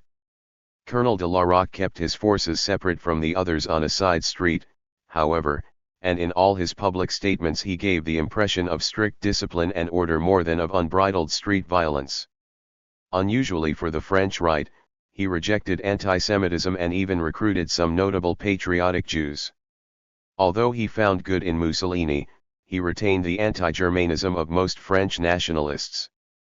When the Popular Front government dissolved the Croix de Feu along with other right-wing paramilitary groups in June 1936, Colonel de Larocque replaced it with an electoral party, the Parti Social Français. The PSF abandoned paramilitary rallies and emphasized national reconciliation and social justice under a strong but elected leader. This move toward the center was enthusiastically ratified by rapidly growing membership. The PSF was probably the largest party in France on the eve of the war. It is very hard to measure the size of any of the French far-right movements, however, in the absence of electoral results or audited circulation figures for their newspapers. The parliamentary elections scheduled for 1940, in which Larocque's party was expected to do well, were cancelled by the war. As France regained some calm and stability in 1938–39 under an energetic center-left Prime Minister, Édouard Daladier, all the far-right movements except the most moderate one, Larocque's PSF, lost ground. After the defeat of 1940, it was the traditional right, and not the fascist right, that established and ran the collaborationist Vichy government. 51 What was left of French fascism completed its discredit by reveling in occupied Paris on the Nazi payroll during 1940–44. For a generation after the liberation of 1945, the French extreme right was reduced to the dimensions of a sect. The failure of fascism in France was not due to some mysterious allergy 52, though the importance of the republican tradition for a majority of French people's sense of themselves cannot be overestimated. The Depression, for all its ravages, was less severe in France than in more industrially concentrated Britain and Germany. The Third Republic, for all its lurching, never suffered deadlock or total paralysis. Mainstream conservatives did not feel sufficiently threatened in the 1930s to call on fascists for help. Finally, no one preeminent personage managed to dominate the small army of rival French fascist chefs, most of whom preferred intransigent doctrinal purity to the kind of deal-making with conservatives that Mussolini and Hitler practiced. We can put a bit more flesh on these bare bones of analysis by examining one movement more closely. The Green Shirts were a farmers' movement in northwestern France in the 1930s, overtly fascist at least in its early days, which succeeded in sweeping some embittered farmers into direct action, but failed to construct a permanent movement or to spread outside the Catholic Northwest to become a truly national contender. 53 It is important to investigate rural fascism in France, since it was among farmers that Italian and German fascisms first successfully implanted themselves. Moreover, in a country that was more than half rural, the potential for fascism in France would rest upon what it could do in the countryside. That being the case, it is curious that all previous studies of French fascism have examined only the urban movements. Space opened up in rural France at the beginning of the 1930s because both the government and the traditional farmers' organizations, as in Schleswig-Holstein, were discredited by their utter helplessness in the collapse of farm prices. The Green Shirts leader, Henri Dorgeries, openly praised fascist Italy in 1933 and 1934, and he adopted a certain number of fascist mannerisms: the colored shirt, the inflamed oratory, nationalism, xenophobia, and anti-Semitism. At peak form in 1935, he was capable of gathering the largest crowds ever seen in distressed French rural market towns. There was even a space in France that superficially resembled the opportunities offered to direct action by Italian fascists in the Po Valley, in the summers of 1936 and 1937, when massive strikes of farm laborers on the big farms of the northern plains of France at crucial moments thinning the sugar beets, harvesting the beets and wheat threw farm owners into panic. The Green Shirts organized volunteers to carry out the harvest, recalling the Blackshirts' rescue of Po Valley farmers. They had a keen sense of theater. At the end of the day, they gathered at a memorial to the dead of World War I and laid a wheat sheaf there. Direct action by Dorgeries' harvest volunteers led nowhere, however, and these tiny groups that bore a family resemblance to Mussolini's squadristi never became a de facto local power in France. A major reason for this was that the French state dealt much more aggressively than the Italian one with any threat to the harvest. Even Léon Blum's Popular Front sent the gendarmes instantly whenever farm workers went out on strike at harvest time. The French left had always put high priority on feeding the cities, since the days in 1793 when Robespierre's Committee of Public Safety had sent out revolutionary armies to requisition grain. 54 French farmers had less fear than the Po Valley ones of being abandoned by the state, and felt less need for a substitute force of order. Moreover, over the course of the 1930s, the powerful French conservative farm organizations held their own much better than in Schleswig-Holstein. They organized successful cooperatives and supplied essential services, while the Green Shirts offered only a vent for anger. In the end, the Green Shirts were left on the margins. The crucial turning point arrived when Jacques-Leroy Laugerie, president of the powerful French Farmers' Federation, who had earlier helped Dorgeries work up rural crowds, decided in 1937 that it would be more efficacious to construct a powerful farmers' lobby capable of influencing the state administration from within. The power of entrenched conservative farm organizations like the FNEA and the mighty cooperative movement based at Landerneau in Brittany was such that the Green Shirts found little space available. This suggests that fascist interlopers cannot easily break into a political system that is functioning tolerably well. Only when the state and existing institutions fail badly do they open opportunities for newcomers. Another shortcoming of Dorgeries' green shirts was their inability to form the basis for a catch-all party. While Dorgeries was a genius at arousing farmers' anger, he almost never addressed the woes of the urban middle class.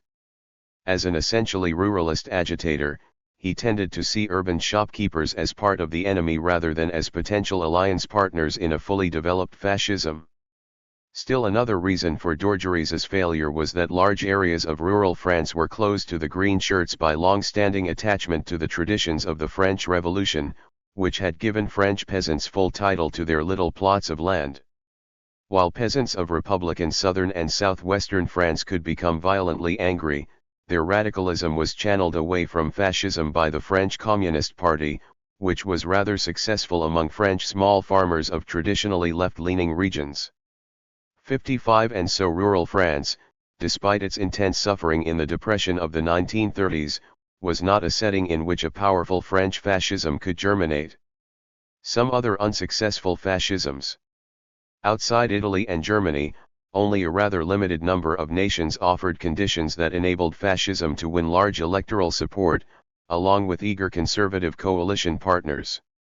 Next after Germany in order of electoral success came the Arrow Cross Party, Hungarist movement of Ferenc Selassie, which won about 750,000 votes out of 2 million in the Hungarian elections of May 1939.56. The government, however, was already firmly in the hands of the conservative military dictatorship of Admiral Horthy, who had both no intention of sharing power and no need to do so.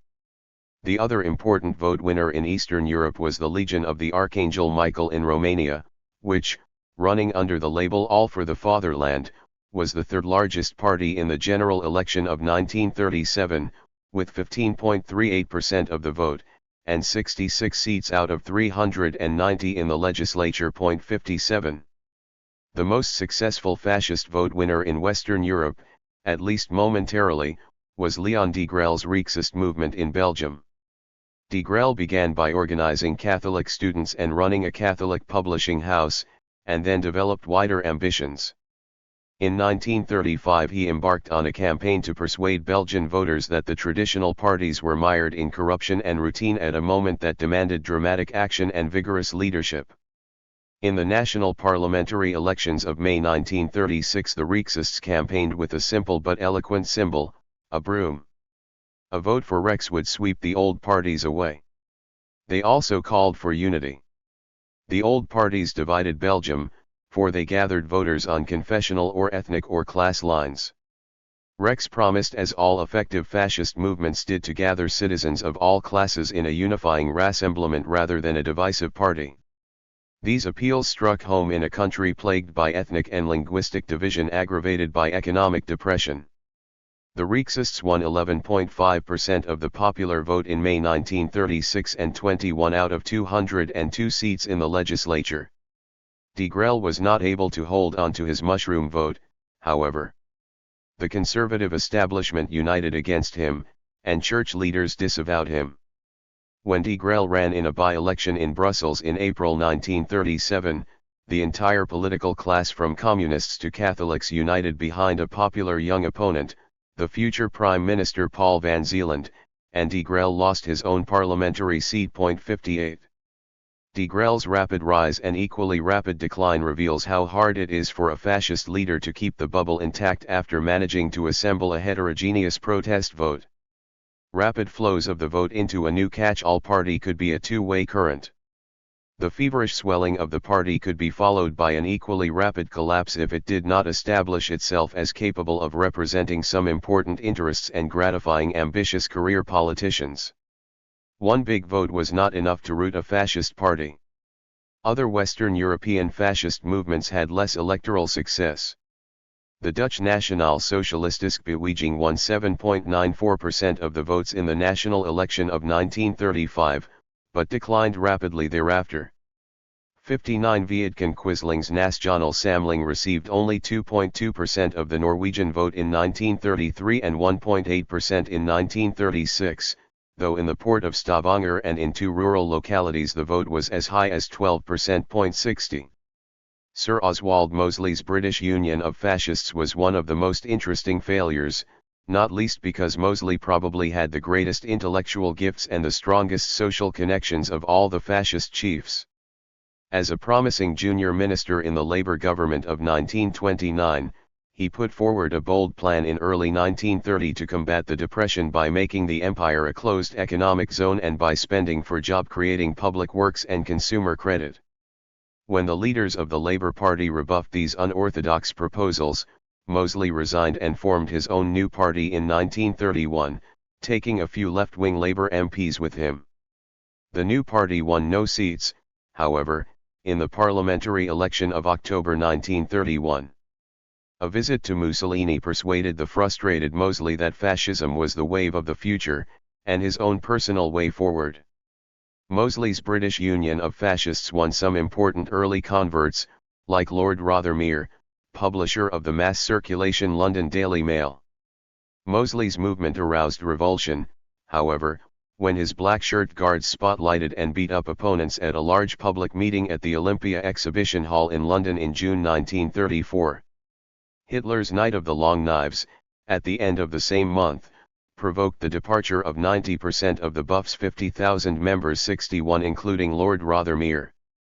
At the end of 1934, Mosley took an actively anti-Semitic tack and sent his black shirts to swagger through London's East End, where they fought with Jews and communists, building a new clientele among unskilled workers and struggling shopkeepers there. The Public Order Act, passed soon after the Battle of Cable Street with anti-fascists on October 4, 1936, outlawed political uniforms and deprived the Buff of its public spectacles, but it grew again to about 20,000 with a campaign against war in 1939. Mosley's black shirts, violence, and overt sympathy for Mussolini and Hitler seemed alien to most people in Britain, and gradual economic revival after 1931 under the broadly accepted national government, a coalition dominated by conservatives, left him little political space. Some of the European imitators of fascism in the 1930s were little more than shadow movements, like Colonel O'Duffy's Blue Shirts in Ireland, though the poet W. B. Yeats agreed to write his anthem and he sent 300 volunteers to help Franco in Spain.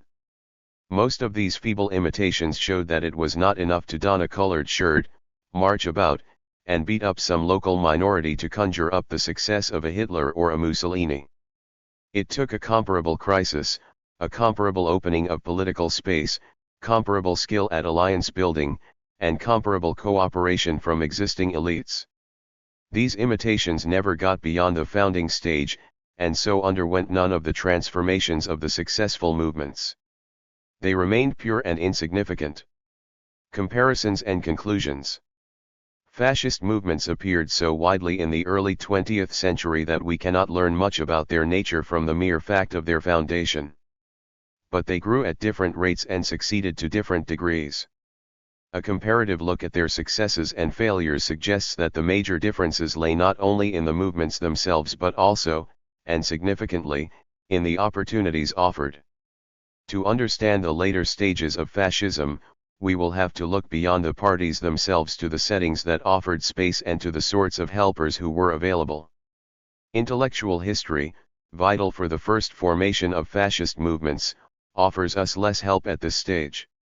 Fascism remained marginal in some nations that would seem, at first glance, to have had powerful intellectual and cultural preparation for it. In France, for example, the richness, fervor, and celebrity of the intellectual revolt against classical liberal values in the early 20th century would seem, on intellectual history grounds alone, to make that country a prime candidate for the successful establishment of fascist movements. 62 We have seen why it did not happen. 63 Indeed, all European countries produced thinkers and writers in whom we can perceive today a strong current of fascist sensibility. It is therefore difficult to argue that one country was more predisposed than another by its intellectuals to give an important role to fascist parties. Anti-Semitism needs special mention. It is not clear that cultural preparation is the most important predictor of which country would carry measures against Jews to extremes.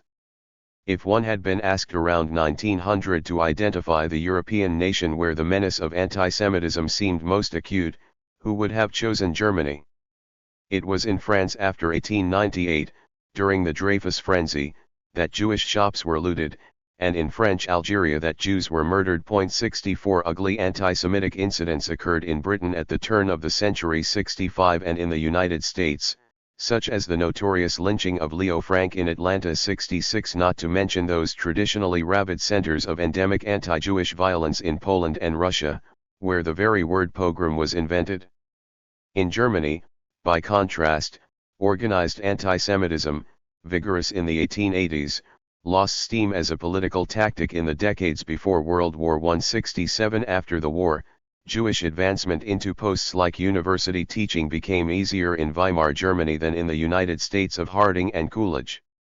Even Wilhelmian Germany may have been more open to Jewish professional advancement than the United States of Theodore Roosevelt, with important exceptions such as the officer corps. What comparison reveals about Wilhelmian Germany is not that it had more numerous or more powerful anti-Semites and rebels against modernity than other European states, but that in a political crisis the German army and bureaucracy were less subject to effective judicial or political oversight. 68. Nevertheless, there are connections between intellectual preparation and the later success of fascism, and we need to be very precise about what they are. The role of intellectuals was crucial at 3 points already suggested in Chapter 1, in discrediting previous liberal regimes, in creating new poles outside the left around which anger and protest could be mobilized, and in making fascist violence respectable. We need also to study the cultural and intellectual preparation of those sectors of the old elites that were ready to cooperate with the fascists. The European states resembled each other rather closely in their luxuriant growth of anti-liberal criticism as the 20th century opened. Where they differed was in those political, social, and economic preconditions that seemed to distinguish the states where fascism, exceptionally, was able to become established. One of the most important preconditions was a faltering liberal order. 69 Fascisms grew from back rooms to the public arena most easily where the existing government functioned badly, or not at all. One of the commonplaces of discussions of fascism is that it thrived upon the crisis of liberalism. I hope here to make that vague formulation somewhat more concrete. On the eve of World War I, the major states of Europe were either governed by liberal regimes or seemed headed that way. Liberal regimes guaranteed freedoms both for individuals and for contending political parties, and allowed citizens to influence the composition of governments, more or less directly, through elections. Liberal government also accorded a large measure of freedom to citizens and to enterprises. Government intervention was expected to be limited to the few functions individuals could not perform for themselves, such as the maintenance of order and the conduct of war and diplomacy. Economic and social matters were supposed to be left to the free play of individual choices in the market, though liberal regimes did not hesitate to protect property from worker protests and from foreign competition. This kind of liberal state ceased to exist during World War I, for total war could be conducted only by massive government coordination and regulation. After the war was over, liberals expected governments to return to liberal policies. The strains of war-making, however, had created new conflicts, tensions, and malfunctions that required sustained state intervention. At the war's end, some of the belligerent states had collapsed. In Russia, power was taken by the Bolsheviks. In Italy, and later Germany, it was taken by fascists. Between the wars, parliamentary governments gave way to authoritarian regimes in Spain, Portugal, Poland, Romania, Yugoslavia, Estonia, Lithuania, and Greece, to mention only the European cases. What had gone wrong with the liberal recipe for government? We must not view this as exclusively a matter of ideas. What was at stake was a technique of government, rule by notables, where the well-born and well-educated could rely on social prestige and deference to keep them elected. Notable rule, however, came under severe pressure from the nationalization of the masses. 70. After 1918, politicians, including anti-left politicians, would have to learn to deal with a mass electorate or fail. Where the mass vote was new and unruly, as in Italy, and in the Prussian state within Germany, many old-fashioned politicians, whether liberal or conservative, had not the faintest idea how to appeal to a crowd. Even in France, where conservatives had learned in the 19th century to tame at least the rural part of a mass electorate by exploiting social influence and traditions of deference, they had trouble after 1918 understanding that these influences no longer worked. When the nationalist conservative Henry de Kirillis tried to deal with the new challenges of mass politics by setting up a propaganda center for national Republicans in 1927, hidebound conservatives scoffed that his methods were more appropriate for selling a new brand of chocolate than for politics. 71. Fascists quickly profited from the inability of centrists and conservatives to keep control of a mass electorate. Whereas the notable dinosaurs disdained mass politics, fascists showed how to use it for nationalism and against the left.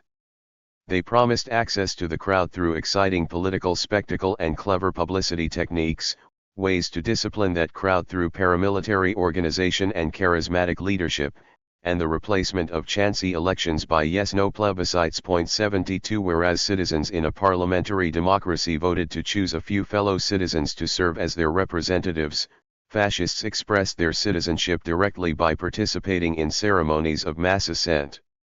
The propagandistic manipulation of public opinion replaced debate about complicated issues among a small group of legislators who were supposed to be better informed than the mass of the citizenry. Fascism could well seem to offer to the opponents of the left efficacious new techniques for controlling, managing, and channeling the nationalization of the masses, at a moment when the left threatened to enlist a majority of the population around two non-national poles, class and international pacifism. One may also perceive the crisis of liberalism after 1918 in a second way, as a crisis of transition, a rough passage along the journey into industrialization and modernity. It seems clear that nations that industrialized late faced more social strains than did Britain, the first to industrialize. For one thing, the pace was faster for the latecomers, for another, labor was by then much more powerfully organized. One does not have to be a Marxist to perceive the crisis of the liberal state in terms of a stressful transition to industrialization, unless one injects inevitability into the explanatory model. Marxists, until fairly recently, saw this crisis as an ineluctable stage in capitalist development, where the economic system can no longer function without reinforced discipline of the working class or a forceful conquest of external resources and markets. One can argue, much less sweepingly, that the latecomers simply faced higher levels of social turmoil which required new forms of control. A third way of looking at the crisis of the liberal state envisions the same problem of late industrialization in social terms.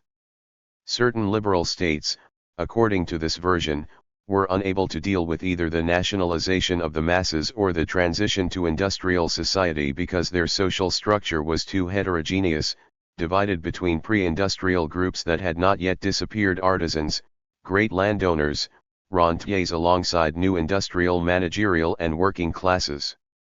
Where the pre-industrial middle class was particularly powerful, according to this reading of the crisis of the liberal state, it could block peaceful settlement of industrial issues, and could provide manpower to fascism in order to save the privileges and prestige of the old social order. 73.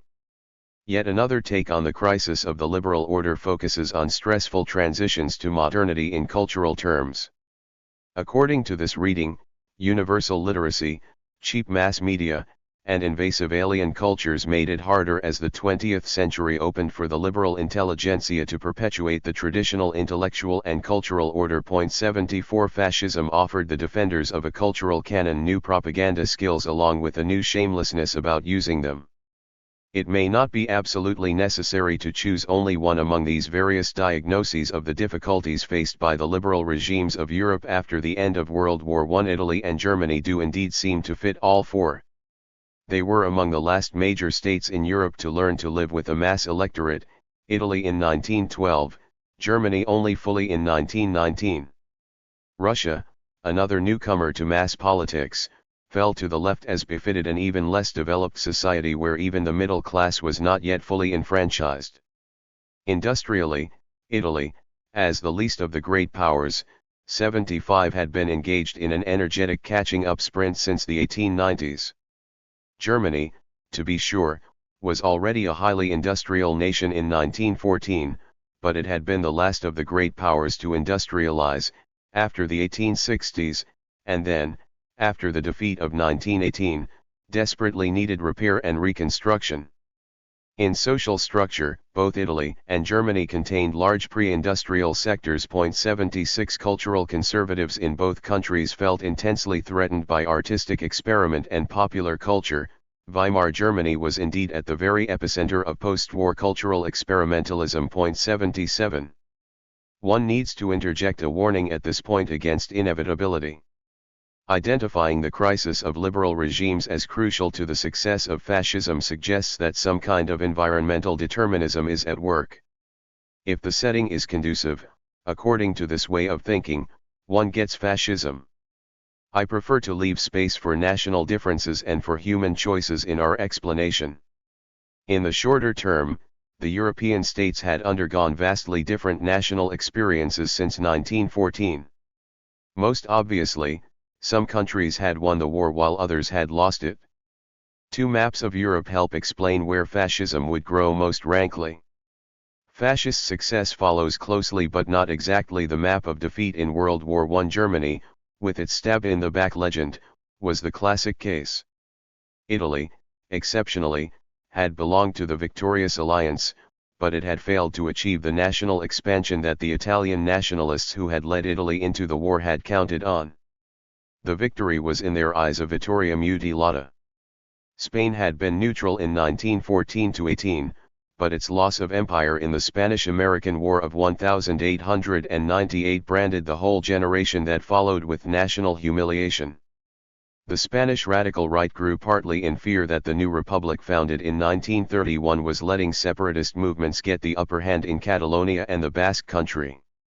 In Spain, however, defeat and fears of decline led to Franco's military dictatorship rather than to power for the leader of the fascist phalange, José Antonio Primo de Rivera. Fascism is never an inevitable outcome.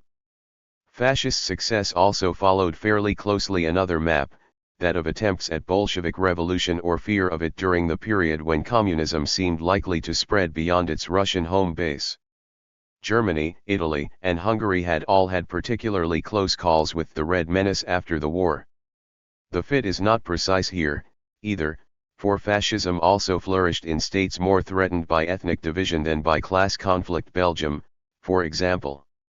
In settings where a large landless peasantry added massive numbers to a revolutionary movement, and where large portions of the middle class were still struggling for the most elementary rights, as in Russia in 1917, mass protest gathered on the left.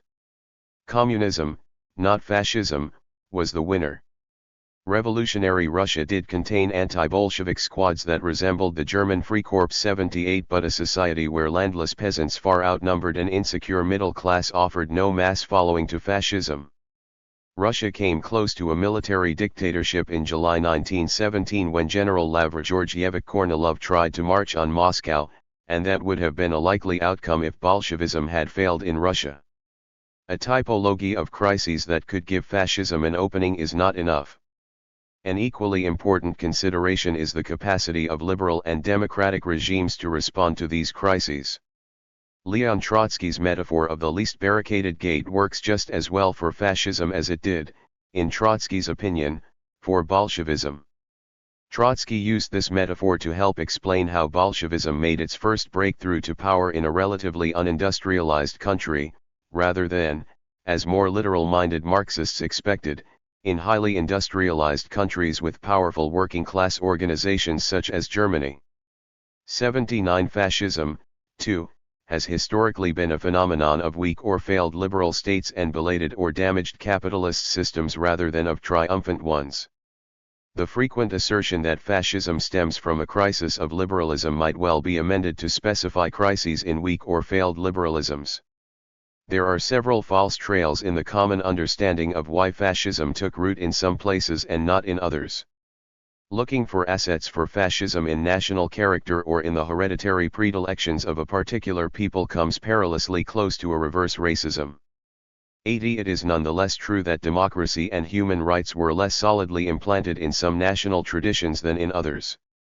While democracy, the rights of citizens, and the rule of law were associated historically with national greatness in France and Britain, they seemed foreign imports to many Germans. The Weimar Republic's association with defeat and national humiliation, coupled with its political and economic inefficacy and cultural libertinism, destroyed its legitimacy for many old-fashioned Germans. It is legitimate to ask why the clamors of the post-1918 world could not be expressed within one of the great 19th-century political ideological families: conservatism, liberalism, socialism, which until so recently had offered a full gamut of political choices. The exhaustion of older political options, now apparently incapable of offering satisfying expression to all the post-war feelings, is an important part of the story. Conservatives would have preferred a traditional solution to the stresses of the post-1918 world, tranquilize the overexcited crowd and return public affairs to a gentlemanly elite.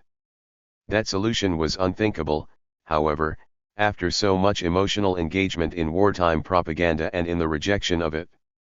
The immediate post-war world was a moment of intense public engagement, and conservatives, unable to abolish mass society and mass politics, would have to learn to manage them.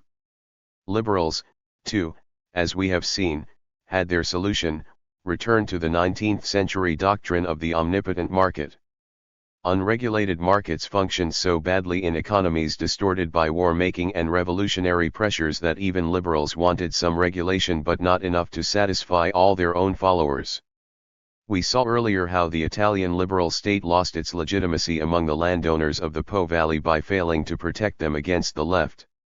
Convinced that public order was absent, the landowners enlisted a private vigilante force in the form of squadrismo. Liberals offered Mill's pallid marketplace of ideas to people whose ears were ringing with nationalist and revolutionary propaganda. But it was liberal Europe itself that had violated all its own principles by letting itself be swept into the barbarity of a long war that it was then incapable of managing. As for the left, a new era was opening in the history of dissidence in Europe. In the 19th century, whenever anger and protest arose, the left more or less automatically spoke for them. In the mid-19th century, the left was still a capacious family. It could include nationalists and anti-Semites, artisans and industrial workers, middle-class Democrats and advocates of collective ownership. It was the coalition of virtually all the discontented. The left could no longer play that role in 1919. As its organizations became disciplined and domesticated by Marxism after the 1880s, it tried to expel the old working-class xenophobia it had once tolerated. Especially in 1920, reacting against the patriotic brainwashing of the war and awaiting world revolution expectantly, the left had no room for the nation within the international revolutionary cause. Non-communist socialists, somewhat tarnished by having participated in war government and by appearing to have missed the revolutionary boat in 1917, were now less frequently able to stir young people in the pit of their stomachs.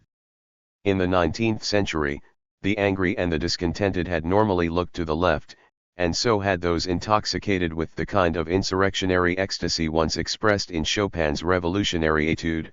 Wordsworth's bliss was it in that dawn to be alive, but to be young was very heaven. 81 or Delacroix's revolution leading the PEOPLE. As the 20th century opened, the left no longer had a monopoly on youths who wanted to change the world. Following World War I, what the French author Robert Brazil-Lach recalled as the Great Red Fascism of his youth 82 could compete with communism in offering a haven for the angry, an ecstatic experience on the barricades, the lure of untried possibility. Those young people and intellectuals who were heated by insurrectionary fevers but still clung to the nation found a new home in fascism. Before fascism could become a serious contender, one chief would have to emerge as the gatherer, the one able to shove his rivals aside and assemble in one tent all the discontented. For the problem at first was not a lack of would-be Führers but a plethora of them. Both Hitler and Mussolini faced rivals at the beginning. D'Annunzio, as we saw, understood how to dramatize a coup but not how to forge a coalition. Hitler's competitors in post-defeat Germany did not know how to arouse a crowd or build a catch-all party. A successful chief was able to reject purity and engage in the compromises and deals needed to fit into the space available. The Italian Fascist Party, having discovered that in its first identity as a left nationalist movement the space it coveted was already occupied by the left, underwent the necessary transformations to become a local power in the Po Valley. The Nazi Party broadened its appeal after 1928 to court farmers desperate over going broke and losing their farms. Both Mussolini and Hitler could perceive the space available, and were willing to trim their movements to fit. The space was partly symbolic. The Nazi Party early shaped its identity by staking a claim to the street and fought with communist gangs for control of working-class neighborhoods of Berlin. 83 At issue was not merely a few meters of urban turf. The Nazis sought to portray themselves as the most vigorous and effective force against the communists and, at the same time, to portray the liberal state as incapable of preserving public security. The communists, at the same time, were showing that the Social Democrats were unequipped to deal with an incipient revolutionary situation that needed a fighting vanguard. Polarization was in the interest of both. Fascist violence was neither random nor indiscriminate. It carried a well-calculated set of coded messages, that communist violence was rising, that the democratic state was responding to it ineptly, and that only the fascists were tough enough to save the nation from anti-national terrorists. An essential step in the fascist march to acceptance and power was to persuade law and order conservatives and members of the middle class to tolerate fascist violence as a harsh necessity in the face of left provocation. 84 It helped, of course, that many ordinary citizens never feared fascist violence against themselves, because they were reassured that it was reserved for national enemies and terrorists who deserved it. 85 Fascists encouraged a distinction between members of the nation who merited protection and outsiders who deserved rough handling. One of the most sensational cases of Nazi violence before power was the murder of a communist laborer of Polish descent in the town of Potempa, in Silesia, by 5 SA men in August 1932. It became sensational when the killer's death sentences were commuted, under Nazi pressure, to life imprisonment. Party theorist Alfred Rosenberg took the occasion to underscore the difference between bourgeois justice, according to which one Polish communist has the same weighting as 5 Germans, front soldiers, and National Socialist ideology, according to which one soul does not equal another soul, one person not another. Indeed, Rosenberg went on, for National Socialism, there is no law as such. 86 The legitimation of violence against a demonized internal enemy brings us close to the heart of fascism. For some, fascist violence was more than useful, it was beautiful. Some war veterans and intellectuals indulged in the aesthetics of violence. Violence often appealed to men too young to have known it in 1914 to 18 and who felt cheated of their war. It appealed to some women, 2.87 But it is a mistake to regard fascist success as solely the triumph of the D'Annunzian hero.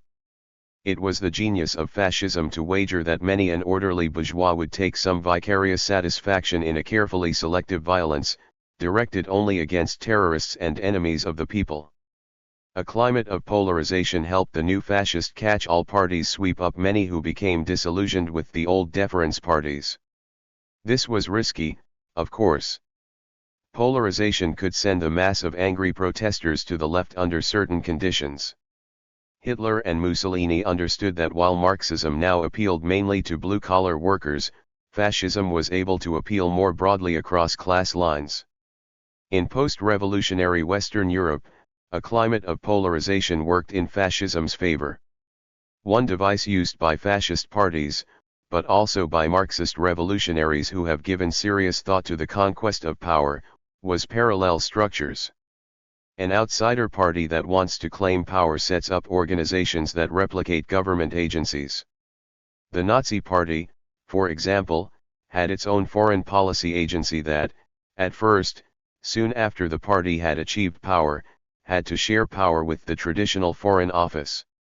After its head, Joachim von Ribbentrop, became foreign minister in 1938, the party's foreign policy office increasingly supplanted the professional diplomats of the Foreign Office. A particularly important fascist parallel organization was the party police. Fascist parties that aspired to power tended to use their party militias to challenge the state's monopoly of physical force. The fascist party's parallel structures challenged the liberal state by claiming that they were capable of doing some things better. After achieving power, the party could substitute its parallel structures for those of the state. We will encounter the parallel structures again in the course of observing the process of achieving power, and of exercising power.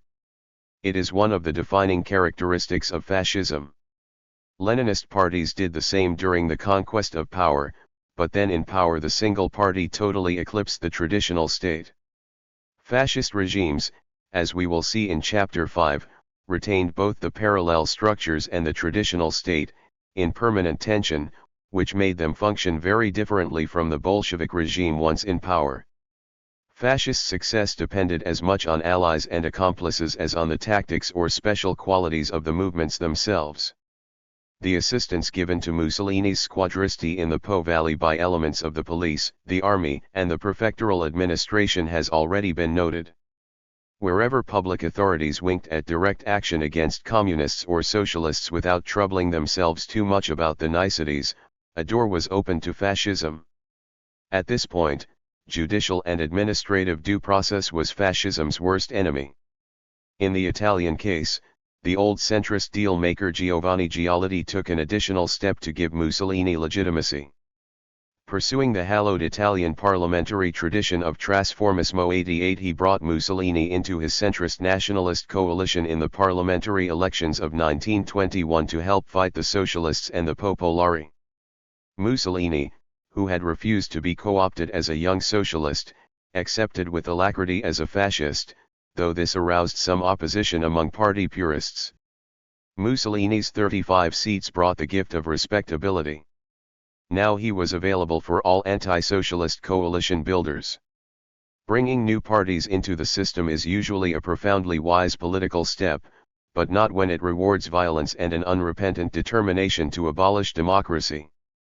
Having assembled a catalogue of preconditions, intellectual roots, and longer-term structural preconditions, we might be tempted to believe we can foresee exactly where fascism is likely to appear, grow, and take power. But that would mean falling into a determinist trap. There remains the element of human choice. It was by no means guaranteed that a nation fitted with all the preconditions would become fascist. Only the vulgar Marxist interpretation holds that capitalism will eventually get into trouble and inevitably need to adopt a fascist formula to save itself, and even sophisticated Marxists have ceased to believe in such inevitability. As we will see in the next chapter, it took the decisions of powerful individuals to open the gates to fascism. That was the final essential precondition of successful fascism, decision-makers ready to share power with fascist challengers. Chapter 4. Getting Power. Mussolini and the March on Rome. The myth that Mussolini's fascists conquered power by their sole heroic exploits was propaganda, one of their most successful themes, evidently, for many people still believe it. Since Mussolini's March on Rome lies behind the widespread misinterpretation of the fascist entry into office as a seizure, we need to scrutinize that event stripped of its mythology. During 1922 the squadristi escalated from sacking and burning local socialist headquarters, newspaper offices, labor exchanges, and socialist leaders' homes to the violent occupation of entire cities, all without serious hindrance from the authorities. They took Fiume back from its international administration on March 3 and assaulted Ferrara and Bologna in May, chasing out socialist city governments and imposing their own programs of public works. On July 12, they occupied Cremona and burned the headquarters of both socialist and Catholic unions and devastated the home of Guido Miglioli, a left Catholic leader who had organized dairy farm laborers in the region. A column of fire through the Romagna arrived in Ravenna on July 26. Trent and Bolzano, with their large German-speaking minorities, were Italianized in early October. The black shirts had developed such formidable momentum that the capital city of Rome could hardly fail to be next. When the annual Fascist Congress convened on October 24 in Naples, its first foray into the South, Mussolini was ready to see how far the wave would take him. He ordered the black shirts to seize public buildings, commandeer trains, and converge on 3 points surrounding Rome. The march was led by 4 militants who represented the multiple strands of fascism: Italo Balbo, war veteran and squadrist boss of 87. Ferrara, General Emilio de Bono, Michele Bianchi, ex-syndicalist and founder of the interventionist Fascio of Milan in 1915, and Cesare Maria de Vecchia, the monarchist leader of Piedmontese fascism. Mussolini himself waited prudently in his Milan newspaper offices, not far from a possible Swiss refuge in case things went wrong. On October 27, squadristi seized post offices and train stations in several northern Italian cities without opposition. The Italian government was ill-equipped to meet this challenge. Indeed, an effective government had hardly existed since February 1922. We noted in the last chapter how post-war dreams of profound change brought a large left-wing majority into the Italian parliament in the first post-war election, on November 16, 1919. But this left majority, fatally divided into two irreconcilable parts, could not govern. The Marxist Partito Socialista Italiano held about a third of the seats. Many of the Italian socialists, the Maximalists, were hypnotized by Bolshevik success in Russia, and felt that mere reform was a betrayal of this moment of opportunity. Another third of the Italian chamber was held by a new Catholic party, parent of the powerful post-1945 Christian Democrats, the Partito Popolare Italiano, some of whose members wanted radical social reform within a Catholic context. Catholics, even those favoring profound changes in Italian land tenure and class relations, disagreed passionately with the atheistic Marxists over religion in the schools. No alliance was possible, therefore, between the two halves of what might otherwise have comprised a progressive majority. In the absence of other workable alternatives, a heterogeneous coalition of liberals and conservatives struggled after 1919 to govern without a solid majority. As we saw in the last chapter, the solution adopted by Prime Minister Giolitti was to include the fascists on his ticket for new elections in May 1921. This was the first of several crucial steps by which the Italian establishment tried to co-opt fascist energy and numbers for their own survival. While the temptations of office might have transformed the fascists in normal times, as it had domesticated and divided Italian socialists before 1914, Italy was not living in normal times in 1921. When the government of the well-meaning but overwhelmed Ivan Urbanimai, an associate of Giolitti's center-left, lost a vote of confidence in February 1922, it took 3 weeks to find a successor. Finally, an even more subaltern Giolitti lieutenant, Luigi Facta, reluctantly assumed the prime ministry. His government lost its majority on July 19. When the emergency came, Facta was serving in only a caretaker capacity. Nevertheless, the Prime Minister began vigorous countermeasures. With the King's approval, Facta had already reinforced the Rome garrison with 5 battalions of disciplined Alpine troops. Now he ordered police and railroad officials to stop the fascist trains at 5 checkpoints and began preparations to impose martial law. Meanwhile, Mussolini quietly left the door open for a political deal. Several old political warhorses were trying to defuse the crisis by transforming Mussolini into a mere minister within yet another liberal-conservative coalition cabinet. The aged deal-maker Giolitti was widely regarded as the most plausible savior, but he was in no hurry to reassume office, and Mussolini remained non-committal in meetings with his representatives.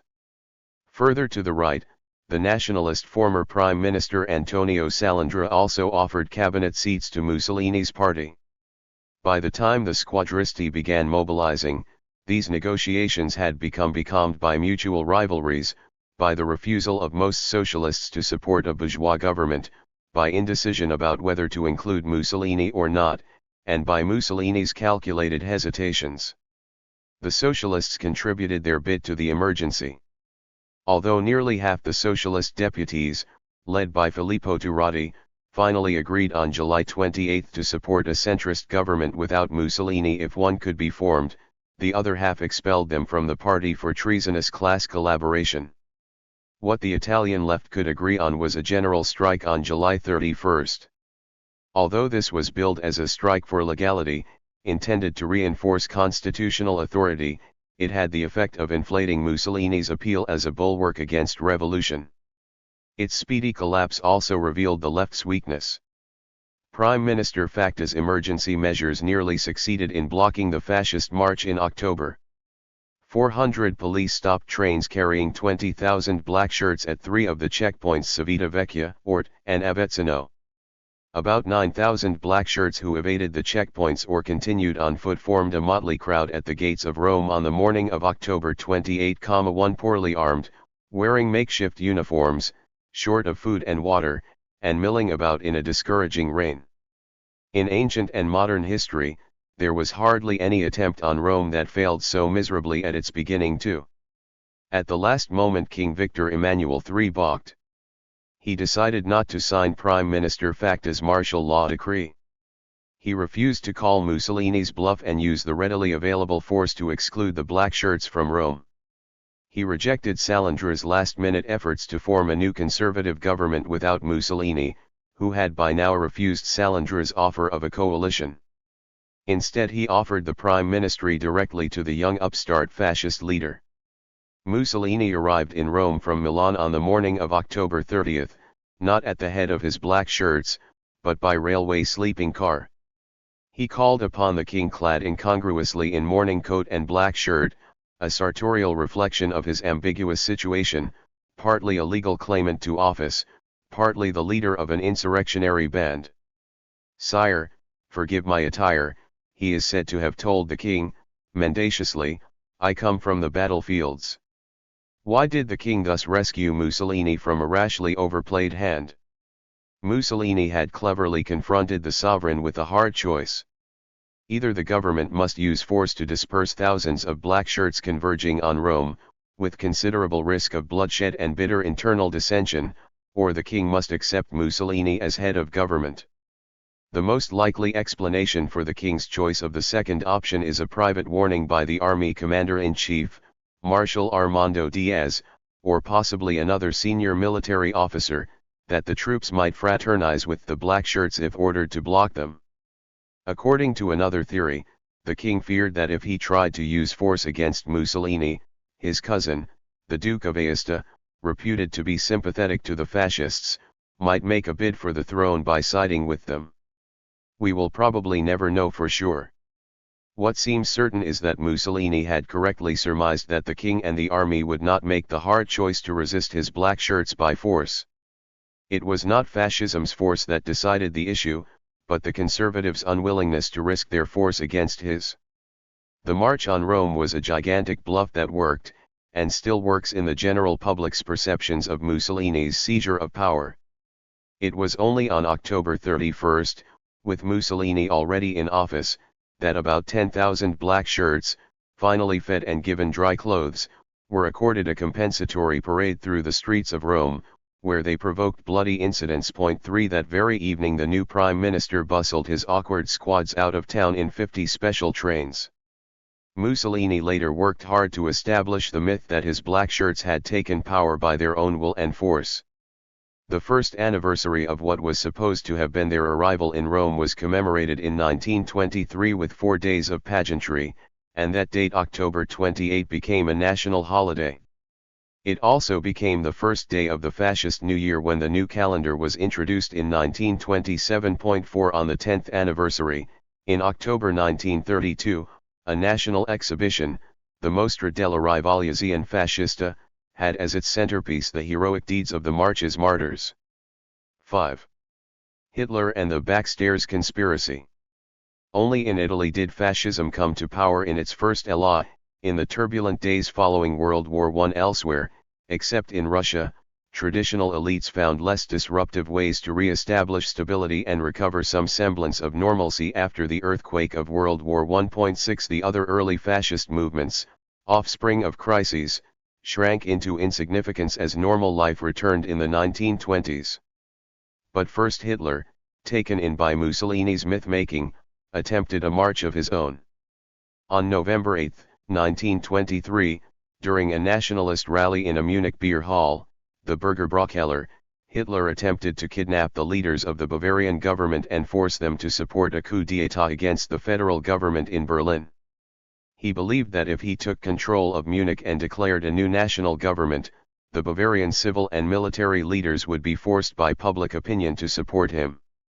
He was equally convinced that the local army authorities would not oppose the Nazi coup because the World War I hero General Ludendorff was marching beside him. 7. Hitler underestimated military fidelity to the chain of command. The conservative Bavarian minister-president Gustav von Kahr gave orders to stop Hitler's coup, by force if necessary. The police fired on the Nazi marchers on November 9 as they approached a major square. 14 putschists and 4 policemen were killed. Hitler was arrested and imprisoned 8 along with other Nazis and their sympathizers. The August General Ludendorff was released on his own recognizance. Hitler's beer hall putsch was thus put down so ignominiously by the conservative rulers of Bavaria that he resolved never again to try to gain power through force. That meant remaining at least superficially within constitutional legality, though the Nazis never gave up the selective violence that was central to the party's appeal, or hints about wider aims after power. 9. Hitler's opportunity came around with the next crisis, the economic crash of the 1930s. As millions of people lost their jobs, fascist movements everywhere recovered their momentum. Governments of all sorts, democracies more publicly and noisily than the rest, became paralyzed by awkward choices. The Italian model made fascist movements look plausible again, as a new way to provide mass assent for a restoration of order, national authority, and economic productivity. The Weimar Republic's constitutional system had never achieved general legitimacy in Germany. Many Germans considered it the offspring of foreign domination and internal treason. Weimar democracy resembled a candle burning at both ends.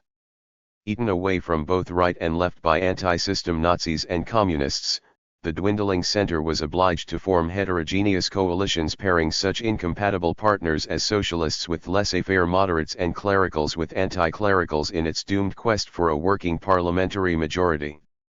A political system that obliged such a cacophony of parties to work together would inevitably have trouble agreeing on sensitive issues, even in good times. After 1929, German governments had to make increasingly divisive political and economic choices. In June of that year came the Young Plan, an international agreement by which Germany promised to continue paying reparations for World War I to the Allies, though at a reduced rate. Although German diplomacy had successfully lowered the payments, the Young Plan's confirmation of the principle of reparations aroused a nationalist outcry. In October came the Wall Street crash. In 1930, as unemployment soared, the government had to decide whether to extend unemployment benefits or balance the budget to satisfy foreign creditors. A clear choice, but one about which no majority available in Germany would be able to agree. When the government of Chancellor Hermann Müller fell on March 27, 1930, the German governing system seized up in terminal deadlock. Müller, a reformist socialist, had presided since June 1928 over a five-party Great Coalition stretching from the Socialists through the Catholic Centre Party to the moderate centrist Democratic Party and the internationalist but conservative People's Party. The Great Coalition lasted longer than any other government of the Weimar Republic, 21 months. 10. Instead of being a sign of strength, however, this longevity signaled the absence of alternatives. Deep policy disagreements that had made governing hard enough when the Great Coalition was first formed, in the relatively calm days of June 1928, made it impossible 2 years later after the Depression had thrown millions out of work. The left wanted to raise taxes to maintain unemployment compensation, moderates and conservatives wanted to reduce social spending in order to cut taxes. The Great Coalition foundered on these reefs of social entitlement and tax burdens. After March 1930, no parliamentary majority could be cobbled together in Germany.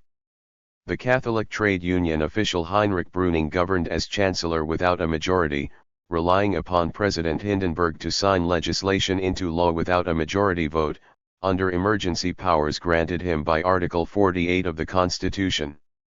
Thereafter Germans endured nearly 3 years of this awkward emergency government, with no parliamentary majority, before Hitler had his chance. In a curious irony, Hitler's arrival in power seemed to permit, at long last, a return to majority government. Hitler was a godsend for conservatives because, as the head of what was since July 1932 Germany's largest party, he held out the possibility for the first time of a parliamentary majority that excluded the left. At the moment when deadlock gripped the German political system, on March 27, 1930, the Nazi Party was still quite small. But nationalist agitation over the Young Plan plus the collapse of farm prices and urban employment catapulted it in the September 1930 elections from 12 to 107 seats out of 491, already the second largest party. After that, any parliamentary majority in Germany had to include either the socialists or the Nazis. The left was excluded out of hand by President Hindenburg and his advisors. The myth of the fascist coup in Italy also misled the German left, and helped assure the fatal passivity of the German Socialist Party and the German Communist Party in late 1932 and early 1933. Both expected the Nazis to attempt a coup, though their analyses of the situation were otherwise totally different. For the SPD, the expected Nazi uprising would be their signal to act without bearing the onus of illegality, as they had successfully done with the general strike against the Kapp Putsch of 1920, when Freikorps units had tried to take over the government. Given that frame of mind, they never identified an opportune moment for counteraction against Hitler. The nearest thing to a putsch in Weimar Germany in the early 1930s came not from the Nazis but from their conservative predecessor, Chancellor Franz von Papen. On July 20, 1932, von Papen deposed the legitimately elected government of the state of Prussia, a coalition of socialists and the Catholic Center Party, and prevailed upon President Hindenburg to use his emergency powers to install a new state administration headed by von Papen. That act might legitimately have triggered strong counteraction from the left. The SPD leaders, however, deterred by strong legalitarian convictions, advancing age 11, the futility of the strike weapon during mass unemployment, and perhaps legitimate fears that action by the left might perversely throw even more middle-class Germans into the arms of the Nazis, limited their response to a futile lawsuit against Chancellor von Papen. Having failed to offer effective opposition to von Papen's illegal action in July 1932, the Socialists, still the second largest party in Germany, had even less occasion to act against Hitler, who avoided any direct assault on legality until he was already in unshakable control in spring 1933. 12. The Communists followed a totally different logic, based upon their conviction that social revolution was at hand. In that perspective, Nazi success might actually help the communist cause by setting off a pendulum movement, first to the right and then, inexorably, to the left. KPD strategists, focused firmly on the coming revolution, saw SPD efforts to save Weimar democracy as objectively counter-revolutionary. They denounced the socialists as social fascists. Convinced that the SPD was no less their enemy than the Nazis and competing with the Nazis for the same volatile membership, the KPD even cooperated with the Nazis in a wildcat strike against the Berlin transport system in November 1932. The last thing the German communists were going to do was help the SPD save democratic institutions. 13. Hitler's electoral success, far greater than Mussolini's, allowed him more autonomy in bargaining with the political insiders whose help he needed to reach office. Even more than in Italy, as German governmental mechanisms jammed after 1930, responsibility for finding a way out narrowed to a half-dozen men: President Hindenburg, his son Oskar and other intimate advisors, and the last two Weimar chancellors, Franz von Papen and Kurt von Schleicher. At first they tried to keep the uncouth Austrian ex-corporal out. One must recall that in the 1930s cabinet ministers were still supposed to be gentlemen. Bringing raw fascists into government was a measure of their desperation. The Catholic aristocrat Franz von Papen tried as chancellor to govern without politicians, through a so-called cabinet of barons composed of technical experts and non-political eminences. His gamble at holding national elections in July let the Nazis become the largest party. Von Papen then tried to bring Hitler in as vice-chancellor, a position without authority, but the Nazi leader had enough strategic acumen and gambler's courage to accept nothing but the top office. This path forced Hitler to spend the tense fall of 1932 in an agony of suspenseful waiting, trying to quiet his restless and office-hungry militants while he played for all or nothing. Hoping to deepen the crisis, the Nazis increased their violence, carefully choosing their targets. The apogee of Nazi street violence in Germany came after June 16, 1932, when Chancellor von Papen lifted the ban on SA uniforms that Brüning had imposed in April. During several sickening weeks, 103 people were killed and hundreds were wounded. 14. Mussolini had played a weaker hand in his negotiations for power, and it had rested more than Hitler's on overt violence. We often forget that Mussolinian fascism was more violent than Nazism on its way to power. On May 5, 1921, alone, election day, 19 people were killed in political violence in Italy and 104 wounded. 15 Though the statistics are unreliable, plausible estimates of the dead in political violence in Italy during 1920–22 include 500 to 600 fascists and 2,000 anti-fascists and non-fascists, followed by another 1,000 of the latter in 1923–26. Von Papen's expedient of new elections on November 6 diminished the Nazi vote somewhat, but did nothing to extract Germany from constitutional deadlock. President Hindenburg replaced him as Chancellor on December 2 with a senior army officer regarded as more technocratic than reactionary, General Kurt von Schleicher. During his brief weeks in power, Schleicher prepared an active job creation program and mended relations with organized labor. Hoping to obtain Nazi neutrality in parliament, he flirted with Gregor Strasser, head of the party administration and a leader of its anti-capitalist current.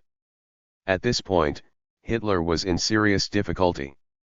In the elections of November 6, his vote had dropped for the first time, costing him his most precious asset, momentum. The party treasury was nearly empty. Gregor Strasser was not the only senior Nazi who, exhausted by Hitler's all-or-nothing strategy, was considering other options. The Nazi leader was rescued by Franz von Papen. Bitter at Schleicher for taking his place, von Papen secretly arranged a deal whereby Hitler would be Chancellor and he, von Papen, Deputy Chancellor, a position from which von Papen expected to run things. The aged Hindenburg, convinced by his son and other intimate advisers that Schleicher was planning to depose him and install a military dictatorship, and convinced by von Papen that no other conservative option remained, appointed the Hitler-von Papen government on January 30, 1933. Hitler, concluded Alan Bullock, had been hoisted into office by a backstairs conspiracy. 18. What did not happen? Election, coup d'état, solo triumph. German voters never gave the Nazis a majority of the popular vote, as is still sometimes alleged. As we saw in the last chapter, the Nazis did indeed become the largest party in the German Reichstag in the parliamentary election of July 31, 1932, with 37.2% of the vote. They then slipped back to 33.1% in the parliamentary election of November 6, 1932. In the parliamentary election of March 6, 1933, with Hitler as Chancellor and the Nazi Party in command of all the resources of the German state, its score was a more significant but still insufficient 43.9%. 19 More than one German in two voted against Nazi candidates in that election, in the teeth of intimidation by stormtroopers. The Italian Fascist Party won 35 out of 535 seats, in the one free parliamentary election in which it participated, on May 15, 1921. 20. At the other extreme, neither Hitler nor Mussolini arrived in office by a coup d'état. Neither took the helm by force, even if both had used force before power in order to destabilize the existing regime, and both were to use force again, after power, in order to transform their governments into dictatorships. Even the most scrupulous authors refer to their seizure of power, 21, but that phrase better describes what the two fascist leaders did after reaching office than how they got into office. Both Mussolini and Hitler were invited to take office as head of government by a head of state in the legitimate exercise of his official functions, on the advice of civilian and military councillors. Both thus became heads of government in what appeared, at least on the surface, to be legitimate exercises of constitutional authority by King Victor Emmanuel III and President Hindenburg. Both these appointments were made, it must be added at once, under conditions of extreme crisis, which the fascists had abetted. I will consider the kind of crisis that opens the way to fascism below. Indeed, no insurrectionary coup against an established state has ever so far brought fascists to power. Authoritarian dictatorships have several times crushed such attempts. 22 This happened 3 times to the Romanian Legion of the Archangel Michael, the most ecstatically religious of all fascist parties and one of the readiest to murder Jews and bourgeois politicians. In a Romania wretchedly governed by a corrupt and narrow oligarchy, the Legion had a fervent rapport with its popular following, mostly hitherto apolitical peasants dazzled by the youthful Corneliu Codăreanu and his disciples, touring remote villages on horseback, decked out with green shirts and religious and patriotic banners. 23. After a particularly sterile period of parliamentary infighting and cronyism, Romanian King Carol assumed dictatorial powers on February 10, 1938. In November, having tried and failed to co-opt the increasingly violent Legion into his official front of national rebirth, Carol arrested Codăreanu, who was subsequently killed, along with some associates, while trying to escape. Codăreanu's successor Horia Sima responded in January 1939 with an insurrection, which the royal dictatorship repressed firmly. Carol abdicated in September 1940 after victorious Germany had forced Romania to cede territories to Hungary and Bulgaria. The new Romanian dictator, General Ion Antonescu, in another attempt to harness the Legion's popular following, made it the sole party in the national legionary state he formed on September 15, 1940. Horia Sima, the Legion's impetuous new head, set up parallel police and labor organizations and began the confiscation of Jewish property, so disorganizing the Romanian state and economy that Antonescu, with Hitler's approval, began in January 1941 to curtail Horia's powers. A full-scale revolt and pogrom launched by the Legion on January 21 was bloodily crushed by Antonescu in the most extreme example 24 of a conservative repression of fascism. Antonescu liquidated the Legion and replaced the national legionary state with a pro-German but non-fascist military dictatorship. 25. Other fascist coup attempts fared no better.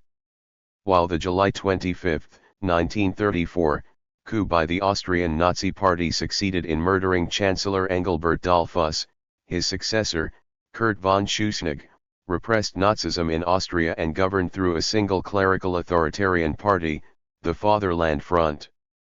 Although conservatives might accept violence against socialists and trade unionists, they would not tolerate it against the state. For their part, most fascist leaders have recognized that a seizure of power in the teeth of conservative and military opposition would be possible only with the help of the street, under conditions of social disorder likely to lead to wildcat assaults on private property, social hierarchy, and the state's monopoly of armed force. A fascist resort to direct action would thus risk conceding advantages to fascism's principal enemy, the left, still powerful in the street and workplace in interwar Europe. 26 Such tactics would also alienate those very elements, the army and the police, that the fascists would need later for planning and carrying out aggressive national expansion. Fascist parties, however deep their contempt for conservatives, had no plausible future aligning themselves with any groups who wanted to uproot the bases of conservative power. Since the fascist route to power has always passed through cooperation with conservative elites, at least in the cases so far known, the strength of a fascist movement in itself is only one of the determining variables in the achievement of power, though it is surely a vital one. Fascists did have numbers and muscle to offer to conservatives caught in crisis in Italy and Germany, as we have seen. Equally important, however, was the conservative elite's willingness to work with fascism, a reciprocal flexibility on the fascist leaders' part, and the urgency of the crisis that induced them to cooperate with each other. It is therefore essential to examine the accomplices who helped at crucial points. To watch only the fascist leader during his arrival in power is to fall under the spell of the Führer myth and the Duce myth in a way that would have given those men immense satisfaction. We must spend as much time studying their indispensable allies and accomplices as we spend studying the fascist leaders, and as much time studying the kinds of situation in which fascists were helped into power as we spend studying the movements themselves. Forming alliances. Entering seriously into a quest for power engaged mature fascist movements deeply in the process of forming alliances with the establishment. Italian and German conservatives had not created Mussolini and Hitler, of course, though they had too often let their law-breaking go unpunished. After the fascists and the Nazis had made themselves too important to ignore, by the somewhat different mixtures of electoral appeal and violent intimidation that we saw in the last chapter, the conservatives had to decide what to do with them. In particular, conservative leaders had to decide whether to try to co-opt fascism or force it back to the margins. One crucial decision was whether the police and the courts would compel the fascists to obey the law. German Chancellor Brüning attempted to curb Nazi violence in 1931-32. He banned uniformed actions by the SA on April 14, 1932. When Franz von Papen succeeded Brüning as Chancellor in July 1932, however, he lifted the ban, as we saw above, and the Nazis, excited by vindication, set off the most violent period in the whole 1930-32 constitutional crisis. In Italy, although a few prefects tried to restrain fascist lawlessness, 27 the national leaders preferred, at crucial moments, as we already know, to try to transform Mussolini rather than to discipline him. Conservative national leaders in both countries decided that what the fascists had to offer outweighed the disadvantages of allowing these ruffians to capture public space from the left by violence. The nationalist press and conservative leaders in both countries consistently applied a double standard to judging fascist and left-wing violence. When a constitutional system seizes up in deadlock and democratic institutions cease to function, the political arena tends to narrow. The circle of emergency decision-makers may become reduced to a few individuals, perhaps a head of state along with his immediate civil and military advisors. 28 In earlier chapters of this book, we needed to look at very broad contexts in order to understand the founding and rooting of fascism. At the stage when the breakdown of democratic regimes finally opens the way for the fascist leader to make a serious bid for power, the concentration of responsibility in the hands of a few key individuals requires something nearer a biographical perspective with due caution, of course, about falling into the trap of attributing everything to the fascist leader alone.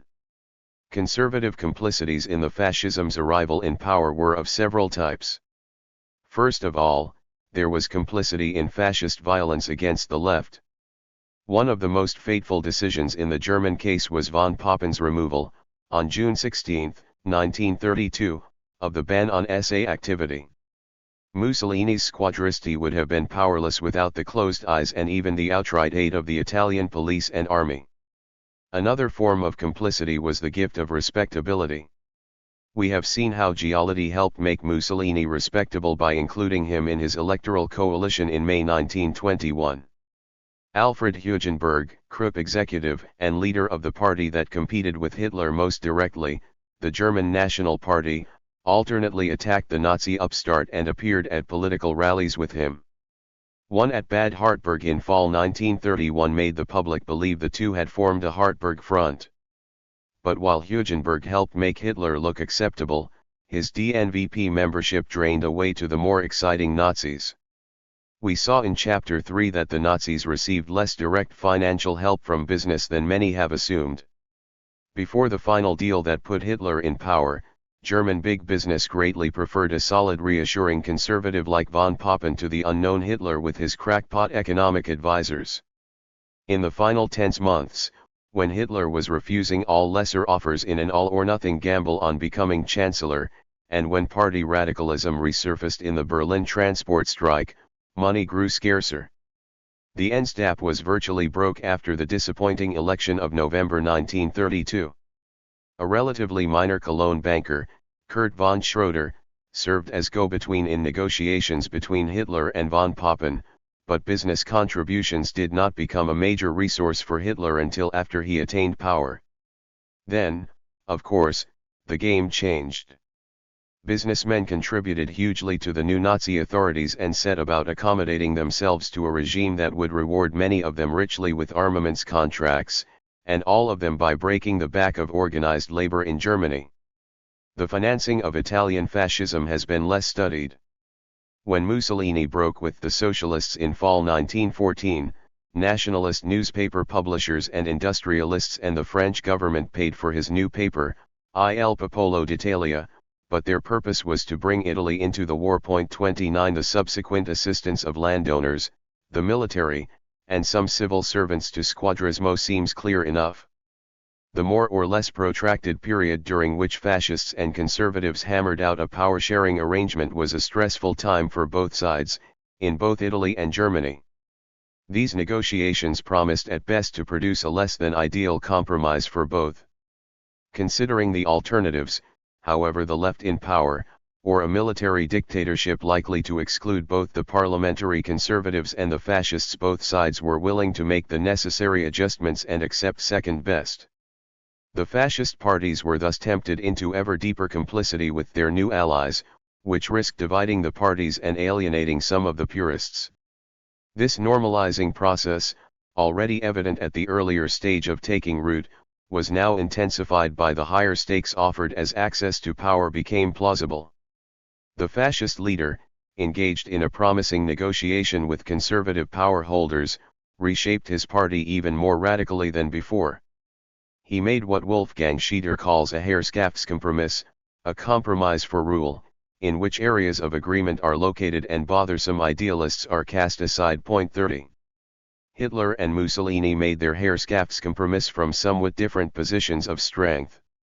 The importance of squadrismo to Mussolini's success, and the relative unimportance of his electoral party, meant that Mussolini was also more beholden to the RAS, his regional fascist chieftains, than Hitler was beholden to the SA. Hitler had a somewhat freer hand in this negotiation, but even he was not free from difficulties with his party militants.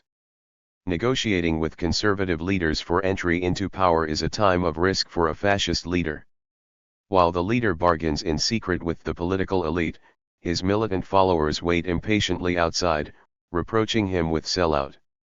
Mussolini, already by late 1920 engaged in secret negotiations with party leaders, disappointed some of his militants by failing to come to the defense of D'Annunzio at Fiume at Christmas, and by joining Giolitti's electoral coalition in May 1921.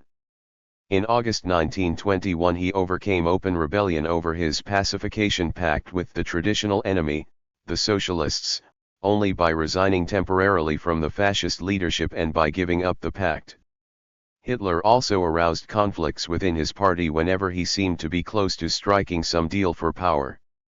Former Freikorps Captain Walter Stennis, in charge of the SA in Berlin and Eastern Germany, objected to Hitler's pursuit of power by legal means. Stennis's stormtroopers were so exasperated by the deferral of gratification, by long hours with low pay, and by their subordination to non-military party cadres that they occupied and wrecked Nazi party offices in Berlin in September 1930. When they refused to obey Hitler's order to observe a ban on street violence in February 1931, Hitler kicked Stennis out of the SA. Angry SA militants occupied party headquarters again in April 1931, and it took all of Hitler's powers of persuasion to end the revolt. 500 SA radicals were purged.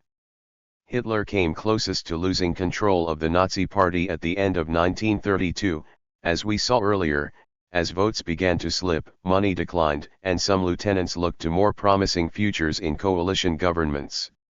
His will and gambler's instinct intact despite a weakened bargaining position, Hitler bet all or nothing on the chancellorship. The stakes were raised for conservatives, too. When an arrangement with a successful fascist party began to look likely, power with a mass base now became an attainable goal for them, too. There was even competition among conservatives seeking to win the support of all or part of the fascist movement. Schleicher competed with von Papen in Germany for success in harnessing the bucking Nazi horse to his wagon, as did Giolitti with Salandra in Italy. There was nothing inevitable about the arrival of either Mussolini and Hitler in office. Looking closely at how fascist leaders became head of government is an exercise in anti-determinism. It may well be that a number of factors, the shallowness of liberal traditions, late industrialization, the survival of pre-democratic elites, the strength of revolutionary surges, a spasm of revolt against national humiliation, all contributed to the magnitude of the crisis and narrowed the choices available in Italy and Germany. But the conservative leaders rejected other possibilities: governing in coalition with the moderate left, for instance, or governing under royal or presidential emergency authority. They chose the fascist option. The fascist leaders, for their part, accomplished the normalization necessary for sharing power. It did not have to turn out that way. What fascists offered the establishment? In a situation of constitutional deadlock and rising revolutionary menace, a successful fascist movement offers precious resources to a faltering elite. Fascists could offer a mass following sufficiently numerous to permit conservatives to form parliamentary majorities capable of vigorous decisions, without having to call upon unacceptable leftist partners. Mussolini's 35 deputies were not a major weight in the balance, but Hitler's potential contribution was decisive. He could offer the largest party in Germany to conservatives who had never acquired a knack for the mass politics suddenly introduced into their country by the Constitution of 1919. During the 1920s, the only non-Marxist party that had successfully built a mass base in Germany was the Zentrum, a Catholic party that enjoyed, through its roots in parish life, an actively engaged membership and multi-class recruitment. The Zentrum reached broadly into the working class through the Catholic trade unions, but, as a confessional party, it could not recruit as broadly as Hitler. Holding in his hands the largest party, Hitler permitted conservative coalition makers to escape from reliance on the president's emergency powers that had already endured nearly 3 years, and form a parliamentary majority that excluded the left. The fascists offered more than mere numbers. They offered fresh young faces to a public weary of an aging establishment that had made a mess of things. The two youngest parties in Italy and Germany were the Communists and the Fascists. Both nations longed for new leaders, and the Fascists offered conservatives a fountain of youth. The Fascists also offered another way of belonging: deeper commitment and discipline in an era when conservatives feared dissolution of the social bond. Fascists had also found a magic formula for weaning workers away from Marxism. Long after Marx asserted that the working class had no homeland, conservatives had been unable to find any way to refute him. None of their 19th-century nostrums deferens, religion, schooling had worked. On the eve of World War I, the Action Française had enjoyed some success recruiting a few industrial workers to nationalism, and the unexpectedly wide acceptance by workers of their patriotic duty to fight for their homelands when World War I began foretold that in the 20th century nation was going to be stronger than class. Fascists everywhere have built on that revelation. I mentioned the French Cercle Proudhon earlier among the precursors. 31 As for the Nazi Party, its very name proclaimed that it was a workers' party, an Arbeiterpartei. Mussolini expected to recruit his old socialist colleagues. Their results were not overwhelmingly successful. Every analysis of the social composition of the early fascist parties agrees, although some workers were attracted, their share of party membership was always well below their share in the general population. Perhaps those few fascist workers were enough. If the fascist parties could recruit some workers, then fascist violence would take care of the holdouts. This formula of divide and conquer was far more effective than anything the conservatives could provide on their own. Another seductive fascist offer was a way to overcome the climate of disorder that the fascists themselves had helped cause. Having unleashed their militants in order to make democracy unworkable and discredit the constitutional state, the Nazi and fascist leaders then posed as the only non-socialist force that could restore order. It was not the last time that the leaders capitalized on that ambiguity. Being in the center of the movement, Hannah Arendt wrote in one of her penetrating observations, "The leader can act as though he were above it." 32. Fascist terms for a deal were not insuperably high. Some German conservatives were uneasy about the anti-capitalist rhetoric still flaunted by some Nazi intellectuals, 33 as were Italian conservatives by fascist labor activists like Edmond de Rossini. But Mussolini had long come around to productivism and admiration for the industrial hero, while Hitler made it clear in his famous speech to the Dusseldorf Industrialists Club on January 26, 1932, as well as in private conversations, that he was a social Darwinist in the economic sphere, too. Even if one had to admit these uncouth outsiders to high office in order to make a bargain, conservatives were convinced that they would still control the state. It was unheard of for such upstarts to run European governments. It was still normal in Europe, even after World War I, even in democracies, for ministers and heads of state to be educated members of the upper classes with long experience in diplomacy or administration. The first lower-class prime minister in Britain was Ramsay MacDonald, in 1924, and he soon came to look, speak, and act like a patrician, to the disgust of labor militants, who ridiculed him as Gentleman Mac. President Friedrich Ebert of Germany, a saddle maker by trade, had acquired standing in a long career as Socialist Party functionary and deputy. Hitler and Mussolini were the first lower-class adventurers to reach power in major European countries. Even to this day the French Republic has had no head of state and only a handful of prime ministers who were social outsiders of the ilk of, say, Harry Truman. But circumstances were far from normal in Italy in 1922 and in Germany in 1933. A central ingredient in the conservatives' calculation was that the Austrian corporal and the greenhorn Italian ex-socialist rabble-rouser would not have the faintest idea what to do with high office. They would be incapable of governing without the cultivated and experienced conservative leader's savoir-faire. In sum, fascists offered a new recipe for governing with popular support but without any sharing of power with the left, and without any threat to conservative social and economic privileges and political dominance. The conservatives, for their part, held the keys to the doors of power. The pre-fascist crisis.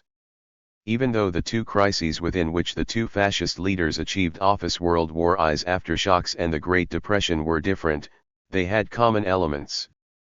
Both confronted governments with problems of economic dislocation and foreign humiliation that seemed insoluble by traditional party politics, a deadlock of constitutional government, a militant left growing rapidly and threatening to be the chief beneficiary of the crisis, and conservative leaders who refused to work with even the reformist elements of the left, and who felt threatened in their capacity to continue to govern against the left without fresh reinforcements. It is essential to recall how real the possibility of communist revolution seemed in Italy in 1921 and Germany in 1932. Italy had just experienced the Biennio Rosso, the 2 red years following the first post-war election of November 1919, in which the Italian Socialist Party tripled its pre-war vote to capture nearly a third of the seats in parliament and experienced a wave of maximalist fervor. The establishment of socialist mayors in numerous localities was accompanied by massive land seizures and strikes, culminating in a spectacular occupation of factories in Turin in September 1920. In the background loomed the example of Russia, where the world's first successful socialist revolution gave every sign of spawning others. We now know that the Italian socialist maximalists and the new Italian Communist Party founded in 1921 had not the slightest idea what to do next. Fear of an imagined communist revolution could mobilize conservatives as powerfully as the real thing, however. As Federico Chabot observed, middle-class fear of communism peaked in Italy after the maximalist wave had already subsided. 34. In Germany after 1930 only the communists, along with the Nazis, were increasing their vote. 35 Like the Nazis, the German communists thrived on unemployment and a widespread perception that the traditional parties and constitutional system had failed. We know from Nazi party documents captured by the German police in 1931, the Boxheim papers, that Nazi strategists, like many other Germans, expected a communist revolution and planned direct action against it. The Nazi leaders seemed convinced in 1931 that forceful opposition to a communist revolution was their best route to broad national acceptance. Under all these circumstances, democratic government functioned poorly. Although the Italian parliament was never as completely deadlocked as the German one, the incapacity of the political leadership of both countries to resolve the difficulties at hand offered fascism its indispensable opening. Both Italian and German fascists had done their best to make democracy work badly. But the deadlock of liberal constitutions was not something the fascists alone had brought about. The collapse of the liberal state, says Roberto Vivarelli, occurred independently of Fascism 36. At the time it was tempting to see the malfunction of democratic government after 1918 as a systemic crisis marking the historic terminus of liberalism. Since the revival of constitutional democracy since World War II, it has seemed more plausible to see it as a circumstantial crisis growing out of the strains of World War I, a sudden enlargement of democracy, and the Bolshevik Revolution. However we interpret the deadlock of democratic government, no fascist movement is likely to reach office without it. Revolutions after power, Germany and Italy. The conservatives brought Hitler and Mussolini into office quasi-constitutionally, within coalition governments that the fascist leaders did not totally control. Having achieved office quasi-legally, Mussolini and Hitler had been entrusted only with the powers granted a head of government under the constitution.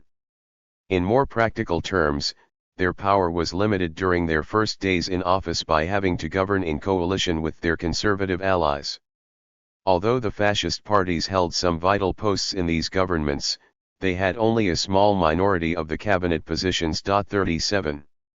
Soon, both fascist chiefs turned that toehold into outright dictatorship. Completing their grasp on the state by transforming a quasi-constitutional office into unlimited personal authority, that was the real seizure of power. It was a different story from gaining office. Its main plotline was massive illegal action by the fascist leaders. Allies were still crucial, but now they needed only to acquiesce. Even Hitler did not become the dictator of Germany at once. At first he believed that the best device to give himself more independence from his coalition partners was one more election, hoping for the outright majority that had so far eluded him.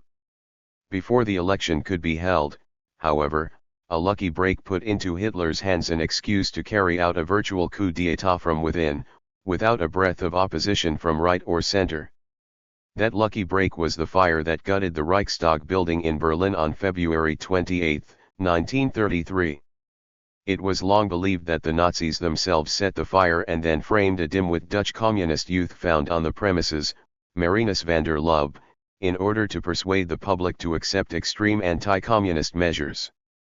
Today most historians believe that van der Lubbe really lit the fire, and that Hitler and his associates, taken by surprise, really believed a communist coup had begun. 38 Enough Germans shared their panic to give the Nazis almost unlimited leeway. What happened next has usually been presented as Hitler's story, as the new chancellor moved with remarkable speed and self-assurance to capitalize on the widespread fear of communist terrorism. What needs equal emphasis is the readiness of German conservatives to give him a free hand, and of the organizations of civil society to meet him halfway. While the ruins of the Reichstag were still smoldering, President Hindenburg signed a decree for the protection of people and state on February 28, using his emergency powers under Article 48. The Reichstag fire decree suspended all legal protection of speech, assembly, property, and personal liberty, permitted the authorities to arrest suspected terrorists at will, and gave the federal government authority over the state government's police power. After that, few Germans were prepared to resist. In the absence of any help from the police, the judiciary, or other authorities, when brown shirts erupted into courtrooms expelling Jewish lawyers and magistrates 39 or sacked left-wing offices and newspapers. President Hindenburg had already authorized new elections. When they took place on March 5, however, despite Nazi terror directed against parties and voters of the left, Hitler's party still fell short of the coveted majority. One more step would be necessary before Hitler could do his will. The Nazis proposed an enabling act that would empower Hitler to govern by decree for 4 years, without having to refer to either parliament or president, after which he promised to retire. Its official title was a splendid example of Nazi bombast, or LTI-40 law to relieve the distress of the people and Reich. The constitution required a two-thirds vote of the parliament for such a delegation of legislative powers to the executive. Even though a majority of Germans had still voted for other parties on March 5, Hitler assembled his two-thirds majority for the Enabling Act on March 24, 1933, aided by the arrest of communist deputies. The most decisive non-Nazi votes came from the Catholic Zentrum, together with Hugenberg's nationalists. The Vatican agreed, reflecting Pope Pius XI's conviction that communism was worse than Nazism, and his indifference to political liberties. Hitler paid off his debt on July 20 by signing a concordat with the Vatican promising toleration for Catholic teaching and Catholic action in Germany as long as these organizations kept out of politics. Hitler was now free to dissolve all other parties in the following weeks and establish a one-party dictatorship. His conservative accomplices were willing to turn a blind eye to the revolution from below carried out unofficially in spring 1933 by Nazi Party activists against Jews and Marxists, and even the establishment of the first concentration camp at Dachau, near Munich, in March 1933, for political enemies, as long as such illegalities were committed against enemies of the people. Hitler was able to extend the Enabling Act by his own authority for another 5 years when it expired in 1937, almost without notice, and again indefinitely, justified by war, in 1942. He seemed to want to cover his dictatorship with the legal veneer the Enabling Act gave to the regime's arbitrary actions. Gaining power helped a fascist leader dominate his party, but even after January 1933, Hitler's conflicts with his party were not over. Some party zealots believed that Hitler's success in establishing a Nazi dictatorship meant that they would soon have unlimited access to jobs and spoils in a second revolution. SA leader Ernst Röhm pressured Hitler to transform the brown shirts into a supplementary armed force, a project that alarmed the regular army. Hitler settled things once and for all on the night of the Long Knives, June 30, 1934, by having Röhm and other SA leaders murdered, as is well known, and also, as is less well known, recalcitrant conservatives and other notables who had given offense such as Gregor Strasser, General von Schleicher, Gustav von Kahr, the conservative Bavarian leader who had blocked Hitler's way in 1923, and 13 Reichstag deputies. The victims totaled between 150 and 200.41. That eye-popping lesson, along with the spoils of Nazi victories, kept doubters in line thereafter. Mussolini's revolution after power was more gradual, and the struggle for predominance among three contenders, the leader, the party zealots, and the conservative establishment, was much less definitively settled than in Nazi Germany. For nearly 2 years Mussolini appeared reconciled to governing as an ordinary parliamentary prime minister, in coalition with nationalists, liberals, and a few populari. His government pursued conventionally conservative policies in most areas, such as Finance Minister Alberto de Stefani's orthodox deflation and budget balancing. 42. The menace of squadristi violence never stopped threatening to burst out of Mussolini's control, however. Many of the black shirts wanted a second revolution 43 to allocate all the jobs and all the spoils to them alone. Their anticlimactic march within Rome on October 31, 1922, spiraled into violence that caused 7 deaths, 17 injuries, and substantial damage to several opposition newspapers before the Duce managed to bundle them out of town the same night. 44 Thereafter, whenever they felt that Mussolini was normalizing too much, the frustrated squadristi were ready to send him a message, as in Turin on December 18 to 21, 1923, and in Florence in January 1925. While Mussolini sometimes tried to restrain his unruly followers, he occasionally found their pressure useful. The Acerbo election law was passed by the lower house on July 23, 1923, while black shirts patrolled the streets outside and Mussolini threatened to let the revolution run its course if the law were rejected. 45 When the Senate approved it on November 18, 1923, this bizarre measure accorded 2/3 of the seats to the largest party, as long as it received more than 25% of the votes. the other third of the seats being distributed proportionally among the other parties. In the ensuing election of April 6, 1924, with fascist pressure on the electorate, the National List received 64.9% of the vote and thus took 374 seats. Even so, it failed to get a majority in the regions of Piedmont, Liguria, Lombardy, and Venetia. Thereafter, Mussolini had a docile parliament and the appearance of legitimacy, but his regime could hardly be considered normal. This quasi-normal period was brought to an end by a shocking incident of renewed squadrismo, the murder of Giacomo Matteotti, the eloquent secretary of the reformist wing of the Italian Socialist Party. On May 30, 1924, Matteotti gave the chamber detailed evidence of fascist corruption and illegality in the recent parliamentary elections.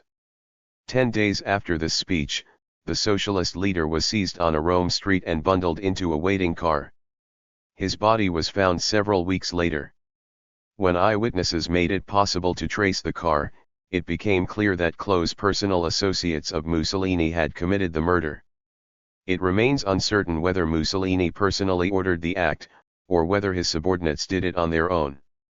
In any event, Mussolini's ultimate responsibility was clear. The murder shocked most Italians, and important conservatives who had supported Mussolini now called for a new untainted government. 46. The outcry over Matteotti's murder offered the king and the conservative establishment their best opportunity to remove Mussolini from office. Once again, several paths were open to them. They chose not to press their doubts over Mussolini to the point of active steps to remove him, however, fearful that this would open the way to renewed chaos or to a government of the left. After several months of stalemate, while Mussolini's conservative allies dithered and the opposition withdrew into a self-defeating boycott of parliamentary activity, 47, the RAS forced Mussolini's hand. On December 31, 1924, disillusioned with their leader's apparent lack of resolve, 33 consuls of the fascist militia confronted him in his office with an ultimatum. In effect, if the Duce did not crush the opposition, they would act without him. Aware of his opponents' hesitations and fearful of a revolt of the RAS, Mussolini took the plunge. In an aggressive speech on January 3, 1925, he accepted full political, moral, and historical responsibility for all that has happened and promised vigorous action. Mobilized militia units had already begun closing down opposition papers and organizations and arresting members of the opposition. Over the following 2 years, spurred on by several attempts on Mussolini's life, the fascist-dominated parliament passed a series of laws for the defense of the state that strengthened the power of the administration, replaced elected mayors with appointed officials, subjected the press and radio to censorship, reinstituted the death penalty, gave fascist unions a monopoly of labor representation, and dissolved all parties except the PNF. By early 1927 Italy had become a one-party dictatorship. Conservatives generally accepted Mussolini's coup from within because the alternative seemed either continued deadlock or admitting the left into government. Comparisons and alternatives. At this third stage, comparison acquires much greater bite than at the second. Numerous first-stage fascist movements, finding little space in which to grow, remained too weak to be interesting to allies and accomplices. A few became rooted but failed to establish the influence and elite friends necessary for plausible contention for office. Only a handful of them actually reached power. Among those that have, some became associated as junior partners within authoritarian regimes that eventually muzzled or destroyed them. Only in Germany and Italy have fascists so far fully grasped the reins. Junior partnerships within authoritarian regimes proved disastrous for fascist movements. Playing second fiddle fit badly with fascists' extravagant claims to transform their peoples and redirect history. For their part, the authoritarian senior partners took a dim view of the fascists' impatient violence and disdain for established interests, for these cases often involved fascist movements that retained much of the social radicalism of the early movement stage.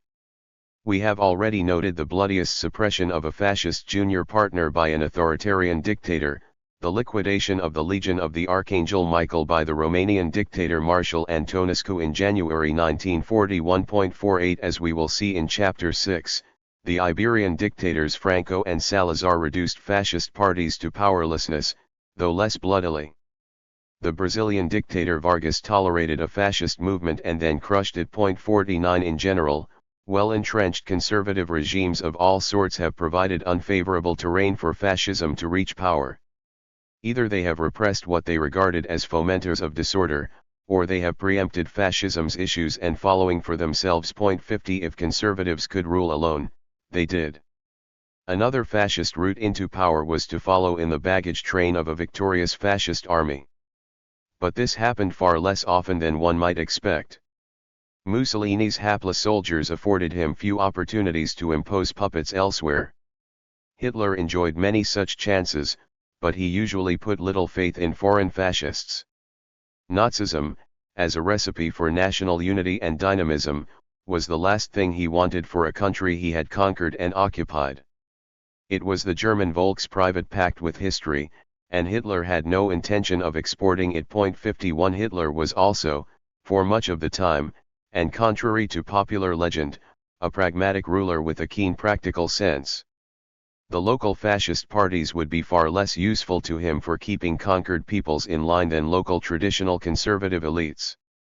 Vidkun Quisling, the Norwegian fascist leader whose name furnished the very word for a puppet government, actually had little authority in occupied Norway.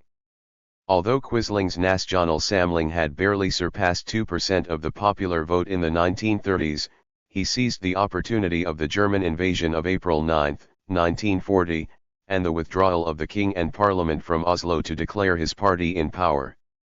Although the Nazi ideologue Alfred Rosenberg supported him, more responsible German officials knew he aroused only loathing in Norway, and after only 6 days Hitler agreed to set him aside. The Nazi official Joseph Terboven governed Norway as Reichskommissar, assisted after September 1940 by a state council in which the NS held 10 of the 13 seats, excluding Quisling himself. Terboven allowed Quisling to continue to build the NS, and, on February 1, 1942, gave him the title Minister-President. Even then, however, Quisling enjoyed no independent authority, and Hitler rebuffed his repeatedly expressed wish for a more independent role for Norway in Nazi Europe. Quisling's phantom rule was met by increasing passive and active resistance. Occupied Holland, whose Queen Wilhelmina had set up a government in exile in London, was governed by a civilian administration headed by the Austrian Nazi lawyer Arthur Seyss-Inquart, with the Dutch fascist leader Anton Mussert playing a very minor role. The Danish fascist movement had been almost invisible before the war. Its leader Fritz Clausen played no role after 1940. King Christian X remained in place as a symbol of national continuity while his minister Scavenius supplied the agricultural products Germany wanted and even signed the Anti-Comintern Pact. France was the German army's most valuable conquest, and since French neutrality, products and manpower were indispensable assets for the Reich war machine, Hitler was not about to endanger them by giving power in France to one of the petty squabbling fascist GFlings whom we met in the previous chapter. It was the Führer's good fortune that the defeat of May-June 1940 so discredited the Third French Republic that the French National Assembly voted full powers on July 10, 1940, to an 84-year-old World War I hero, Marshal Philippe Pétain, who had stepped forward in June as the main proponent of stopping the fight.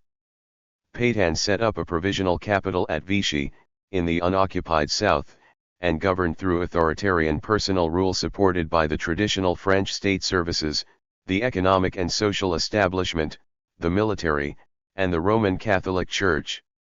He worked hard to cooperate with the Nazi occupation authorities of the northern half of France in hopes of finding a suitable place in the new German-dominated Europe, which he was convinced was permanent.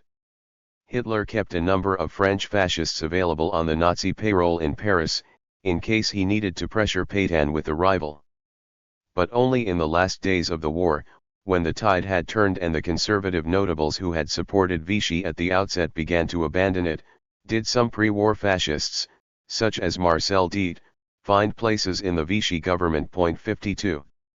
The main role Hitler gave homegrown fascists in occupied countries was to recruit local volunteers to freeze and die on the Russian front.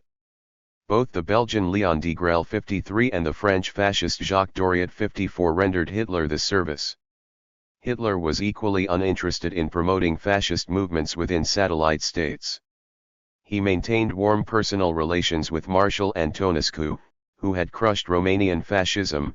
55 Antonescu's 30 Romanian divisions on the Russian front helped him far more than the wild-eyed legionaries of Horia Sima. He left Slovakia, which first came into being as an independent state when he broke up Czechoslovakia in May 1939, to Father Joseph Tisso's Slovak Popular Party, even though it was more clerical authoritarian than fascist.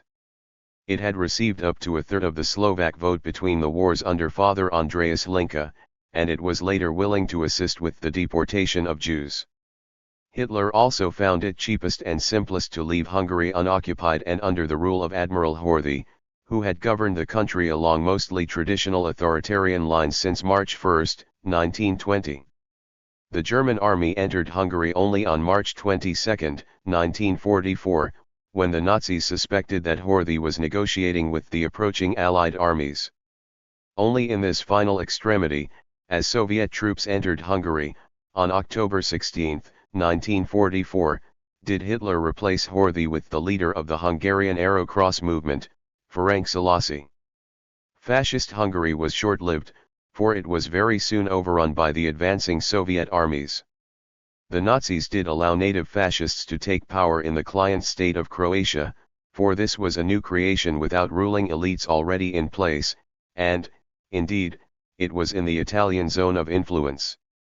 In May 1941, when the German army overran and split up Yugoslavia, the pre-war terrorist nationalist Ustaša and its longtime leader Ante Paveli were permitted to take power in the newly independent state of Croatia.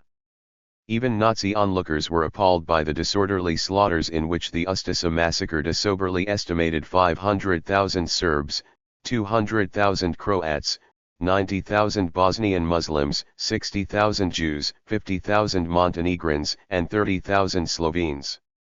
56 None of these puppets in satellite or occupied states could survive one moment after the defeat of their Axis protectors.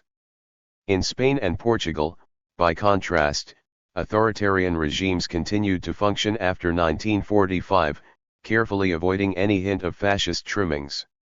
That Quisling or Szalasi were brought into power in extremis depended relatively little on indigenous support, and was really a sign that Hitler had failed in his preferred policy of persuading traditional leaders of occupied countries to collaborate with Nazi authorities. Occupation fascisms are certainly interesting. Defeat and collaboration brought forth all the losers of the previous governing system and exposed all the fault lines and antagonisms of the polity being occupied, but it is doubtful that we can call them authentic fascisms, if only because they are not free to pursue national grandeur and expansionism. 57. We learn much more about fascism from other kinds of failure, such as the French radical right movements that became quite conspicuous but remained outsiders before 1940. Here comparison puts us in a position to see real differences in the character of the setting and in the possibilities of alliances that distinguish the countries of fascist success from the others. What separated Germany and Italy, where fascism took power, from France and Britain, where fascist movements were highly visible but failed even to approach power? We considered France in Chapter 3. Radical rightist movements, some of them authentically fascist, prospered there, but most conservatives did not feel sufficiently threatened in the 1930s to call on them for help, nor did they root themselves powerfully enough to impose themselves as partners. 58. The British Union of Fascists had in Sir Oswald Mosley an articulate, energetic, and exceptionally socially prominent leader who won important press support at the beginning, but offended conservatives by street violence against Jews and eventually found little space available as long as the Conservative Party maintained its comfortable majority from 1931 to 1945. In Scandinavia, social democratic parties managed to include family farmers and lower middle-class interests in their governing coalition, denying a major constituency to the fascist parties, which remained minuscule. 59. A comparative look at fascist access to power helps us to identify some of the approaches to fascism that seem less helpful. Agency theories, for instance, have more than one shortcoming. They reduce the story of the arrival to power of fascism to the acts of a single interest group, the capitalists. They also deny any autonomous popular backing to fascism, assuming that it is an artificial creation. Comparison suggests that fascist success in reaching power varies less with the brilliance of fascist intellectuals and the qualities of fascist chiefs than with the depth of crisis and the desperation of potential allies. While intellectual history was indispensable for explaining the old system's loss of legitimacy in cases where fascism first managed to take root, it is of limited help to us at this stage. It offers little to explain what kinds of political space opened up in pre-fascist crises of deadlock, advancing left, and conservative anxiety, and why fascism filled the opening instead of something else. Under what conditions has the political space available for fascist growth yawned wide enough for access to power? In the previous chapter, I discussed some of the more general settings. In this chapter, I focus on more specific conditions of breakdown of democratic legitimacy and deadlock of parliamentary regimes. But why, under these circumstances, did the conservatives not simply crush the left by armed force and install an autocracy, leaving no space for fascism's promise to attract parts of the left as well as intimidate it? That was indeed the way some proceeded. That is the more normal way, especially outside Europe. In Europe, Chancellor Engelbert Dollfuss of Austria set up a Catholic authoritarian regime and crushed socialist resistance by shelling a worker neighborhood of Vienna in February 1934, while holding the Austrian Nazis at bay. General Francisco Franco crushed the Spanish left and the Republic by armed insurrection and civil war, and left little room after taking power for the small Spanish fascist party, the Falange. But that violent option amounts to giving the street and the working class and the enlightened intelligentsia back to the left, and requires rule by overt force. German and Italian conservatives wanted to harness the fascists' power in public opinion, in the street, and in the nationalist and anti-socialist sectors of the middle and working classes to their own leadership. They seem to have believed that it was too late to demobilize the public politically. It must be won over to the national and anti-socialist cause, for it was too late to reduce it once more to 19th-century deference. That Hitler and Mussolini reached office in alliance with powerful traditional elites was no mere quirk of German or Italian history. It is hard to believe that fascist parties could come to power any other way. It is possible to imagine other scenarios for a fascist arrival in power, but they are implausible. The Kornilov scenario already alluded to in Chapter 3 is worth considering. General Lavra Georgievich Kornilov, appointed commander-in-chief of the Russian armies in August 1917, found the parliamentary regime of Alexander Kerensky ineffective in the face of rising revolutionary pressure, a classic setting for a fascist or authoritarian response. Kornilov sent troops marching on the capital, only to be stopped by Bolshevik forces before reaching Petrograd. If General Kornilov had succeeded in his mission, the most likely outcome would have been simple military dictatorship, for democracy was still too new in Russia to furnish the mass counter-revolutionary mobilization characteristic of a fascist response to a weak social democracy about to be overwhelmed by Bolshevism. We are not required to believe that fascist movements can only come to power in an exact replay of the scenario of Mussolini and Hitler. All that is required to fit our model is polarization, deadlock, mass mobilization against internal and external enemies, and complicity by existing elites. In the Balkans in the 1990s, something that looks very much like fascism was produced by a very different scenario, a change of course by leaders already in power. Post-communist dictators learned to play the card of expansionist nationalism as a substitute for discredited communism. When the Serbian dictator Slobodan Milosevic mobilized the patriotism of his people first against Serbia's neighbors and next against Allied air attack, with dancing and singing and slogans, he was successfully rallying a population against enemies internal and external and in favor of a policy of ethnic cleansing of a ruthlessness that Europe had not seen since 1945. It is of course also conceivable that a fascist party could be elected to power in free, competitive elections, though, as we saw at the beginning of this chapter, even the Nazi Party, by far the most successful electorally of all fascist parties, never exceeded 37% in a free election. The Italian Fascist Party received far fewer votes than the Nazis. Most fascist parties won little or no electoral success, and consequently had no bargaining power in the parliamentary game. What they could try to do was to discredit the parliamentary system by making orderly government impossible. But that could backfire. If the fascists seemed to be more evidently making disorder than blocking communism, they lost the support of conservatives. Most fascist movements were thus reduced to propaganda and symbolic gestures. That is how most of them remained at the margins when no space opened up. On closer inspection, of course, electoral success was not the most important precondition of fascist arrival in power. The deadlock or collapse of an existing liberal state was more crucial.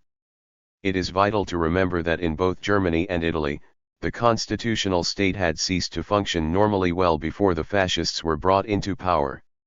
It was not the fascist parties that had overthrown it, though they had helped bring it to deadlock. It had ceased to function because it had been unable to deal with the problems at hand, including, to be sure, the problem of an aggressive fascist opposition. The collapse of the liberal state is to some degree a separate issue from the rise of fascism. Fascism exploits the opening, but it is not the sole cause of it. At the stage of attaining power, when the elites chose to co-opt fascism, the functions of mature fascism became even clearer. In immediate terms, its role was to break a logjam in national politics by a solution that excluded socialists. In a longer term, it was to enlist mass support behind national, social defense, to unify, regenerate and rejuvenate, moralize and purify the nation that many saw as weak, decadent, and unclean. The transformation that we glimpsed in Stage 2 as fascist parties mutated to fit the available space was now further developed and completed in the shift from the local level to the national stage. The fascists and the Allies negotiated a common ground, the Herrschaftskompromiss that Wolfgang Schieder refers to. 60 At this stage, as in the stage of rooting, purges, and secessions, thrust aside the party purists from the early days who wanted to retain some of the old social radicalism. It is a worthwhile exercise of the historical imagination to recall the other options open to the fascists' principal allies and accomplices. In that way, we can do what historians are supposed to do, restore the openness of the historical moment with all its uncertainties. What else could the political elite of Germany and Italy do? In Italy, a coalition of the Social Catholic Popolari and the Reformist Socialists would have assured a parliamentary majority. It would have taken a lot of persuasion and cajolery, since issues of church-state relations and religious education separated the two. We know that it was not tried, and it was not wanted. In Germany, a parliamentary government with the Social Democrats and the centrist parties was an arithmetic possibility, but a real possibility only with strong presidential leadership. A workable alternative in both countries might have been a government of technicians and non-party experts, to deal in a nonpartisan way with the crisis of government authority and of institutions. This, too, was never tried. If constitutional government had to be abandoned, we know today that we would prefer a military authoritarian government to Hitler. But the army did not want to do that, and chose to support the fascist alternative. The Italian army would not oppose fascism in Italy because its leaders feared the left more. In each case, it helps to see that political elites make choices that might not be their first preferences. They proceed, from choice to choice, along a path of narrowing options. At each fork in the road, they choose the anti-socialist solution. It works better to see the fascist seizure of power as a process. Alliances are formed, choices made, alternatives closed off. 61 High officials, possessing some freedom of maneuver, choose the fascist option over others. Neither Hitler's nor Mussolini's arrival in power was inevitable. 62 Our explanatory model must also leave room for luck, good or bad, depending on one's point of view. Mussolini could have been turned back in October 1922 or removed in June 1924 if the king, establishment political leaders, and the army had resolutely taken actions within their legal competence. Mussolini's luck was that the king exercised a choice in his favor. Hitler also had some lucky breaks. The Führer benefited from the rivalry for office of von Papen and Schleicher, and the refusal of German conservatives to accept reformist socialists as fellow citizens. It was von Papen who took the decision to make Hitler chancellor, as the best way to form a majority that would exclude both his rival Schleicher and the moderate left. Crises of the political and economic system made a space available to fascism, but it was the unfortunate choices by a few powerful establishment leaders that actually put the fascists into that space. Chapter 5. Exercising power. The nature of fascist rule, dual state and dynamic shapelessness. Fascist propagandists wanted us to see the leader alone on his pinnacle, and they had remarkable success. Their image of monolithic power was later reinforced by the Allies' wartime awe of the Nazi juggernaut, as well as by post-war claims by German and Italian conservative elites that they had been the fascists' victims rather than their accomplices. It lingers on today in most people's idea of fascist rule. Perspicacious observers soon perceived, however, that fascist dictatorships were neither monolithic nor static. No dictator rules by himself. He must obtain the cooperation, or at least the acquiescence, of the decisive agencies of rule: the military, the police, the judiciary, senior civil servants, and of powerful social and economic forces. In the special case of fascism, having depended upon conservative elites to open the gates to him, the new leaders could not shunt them casually aside. Some degree, at least, of obligatory power sharing with the pre-existing conservative establishment made fascist dictatorships fundamentally different in their origins, development, and practice from that of Stalin. Consequently, we have never known an ideologically pure fascist regime. Indeed, the thing hardly seems possible. Each generation of scholars of fascism has noted that the regimes rested upon some kind of pact or alliance between the fascist party and powerful conservative forces. In the early 1940s, the Social Democratic refugee Franz Neumann argued in his classic Behemoth that a cartel of party, industry, army, and bureaucracy ruled Nazi Germany, held together only by profit, power, prestige, and especially fear. 1.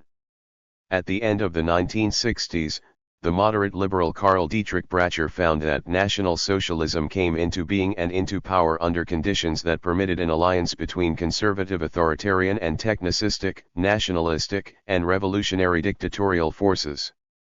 To Martin Broschett referred to the conservatives and nationalists in Hitler's cabinet as his coalition partners. 3. In the late 1970s, Hans Mommsen described the National Socialist governing system as an alliance between ascending fascist elites and members of traditional leadership groups interlocked. Despite differences in a common project to set aside parliamentary government, re-establish strong government, and crush Marxism. 4. The composite nature of fascist rule in Italy was even more flagrant. The historian Gaetano Salvini, home from exile, recalled the dualistic dictatorship of Duce and King. 5 Alberto Acquarone, the preeminent scholar of the fascist state, emphasized the centrifugal forces and tensions Mussolini confronted in a regime that still, 15 years after the March on Rome, had many features derived directly from the liberal state. 6. The prominent German scholars of Italian fascism Wolfgang Schieder and Jens Petersen speak of opposing forces and counterweight. 7 And Massimo Legnani of the conditions of cohabitation/cooperation among the regime's components. 8 Even Emilio Gentile, most eager to demonstrate the power and success of the totalitarian impulse in fascist Italy, concedes that the regime was a composite reality in which Mussolini's ambition of personal power struggled in constant tension with both traditional forces and fascist party intransigence, themselves divided by muffled conflict among factions. 9. Composite makeup also means that fascist regimes have not been static. It is a mistake to suppose that once the leader reached power, history ended and was replaced by pageantry. 10 On the contrary, the history of the fascist regimes we have known has been filled with conflict and tension. The conflicts we have already observed at the stage of taking root sharpen when the moment arrives to distribute the spoils of office and to choose among courses of action. The stakes grow as policy differences play out into tangible gains and losses. Conservatives tend to pull back toward a more cautious traditional authoritarianism, respectful of property and social hierarchy. Fascists pull forward toward dynamic, leveling, populist dictatorship, prepared to subordinate every private interest to the imperatives of national aggrandizement and purification. Traditional elites try to retain strategic positions, the parties want to fill them with new men or bypass the conservative power bases with parallel structures. The leaders resist challenges from both elites and party zealots. These struggles waxed and waned in Italy and Germany, with varying outcomes. While the Italian fascist regime decayed toward conservative authoritarian rule, Nazi Germany radicalized toward unbridled party license. But fascist regimes have never been static. We must see fascist rule as a never-ending struggle for preeminence within a coalition, exacerbated by the collapse of constitutional restraints and the rule of law, and by a prevailing climate of social Darwinism. Some commentators have reduced this struggle to a conflict between party and state.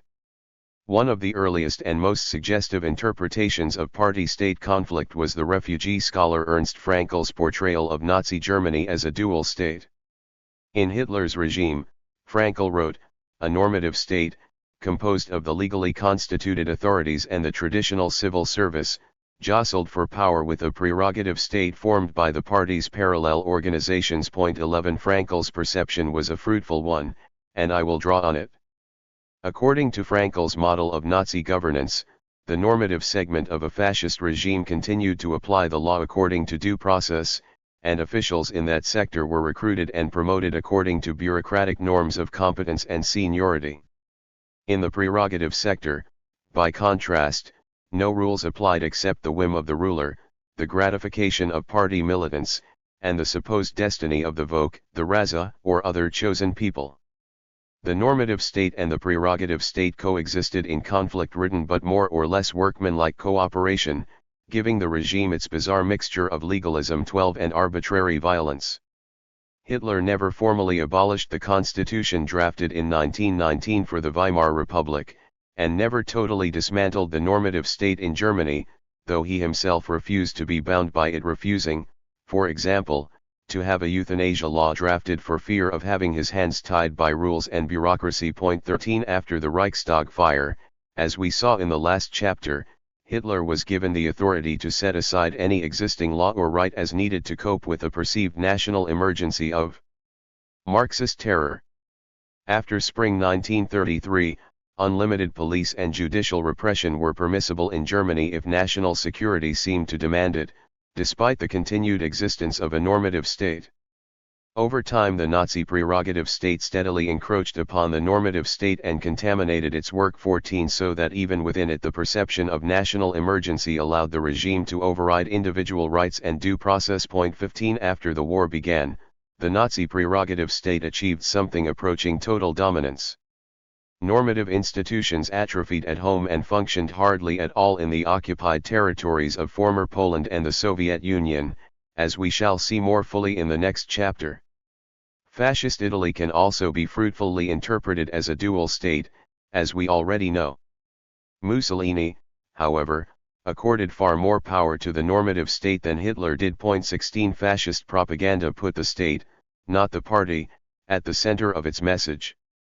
We are not quite sure why Mussolini subordinated his party to the state, but there are several possible explanations.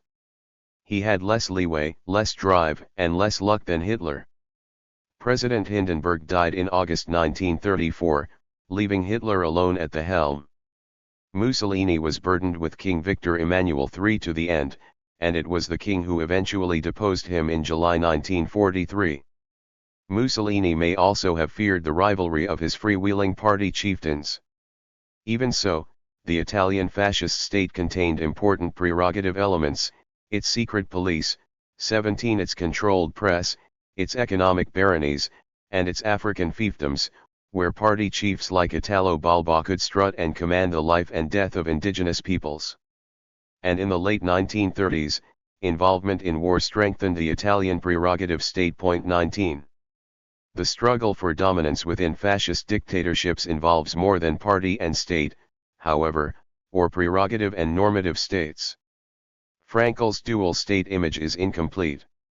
Elements outside the state also participate in the tug of war for power within fascist regimes. The German and Italian fascist regimes replaced with their own organizations traditionally independent power centers such as labor unions, youth clubs, and associations of professions and producers.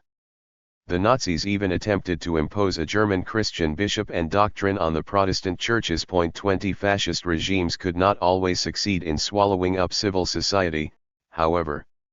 Karl Friedrich and Zbigniew Brzezinski, the founding scholars of the totalitarian model, coined the term islands of separateness to describe elements of civil society that survive within a totalitarian dictatorship. 21 Such islands of separateness as Catholic parishes, however little inclined they might be to oppose the regime fundamentally, beyond objecting to specific actions. 22 Could possess sufficient organizational resiliency and emotional loyalty to withstand party infiltration. 23 1.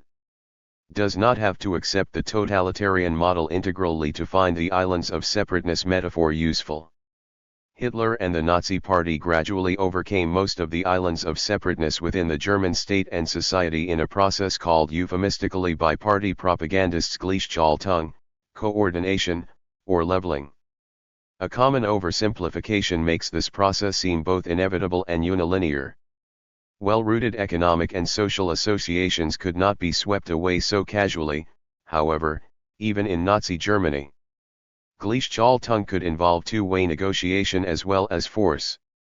Some groups and organizations were able to subvert Nazi institutions from within or appropriate them for their own aims. 24 Others quietly but stubbornly defended partial autonomy, even while accepting some of the regime's aims.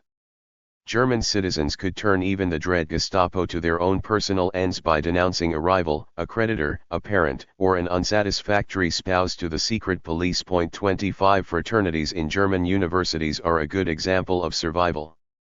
Nazism was so attractive to students that even before 1933 their national organization had been taken over by party activists.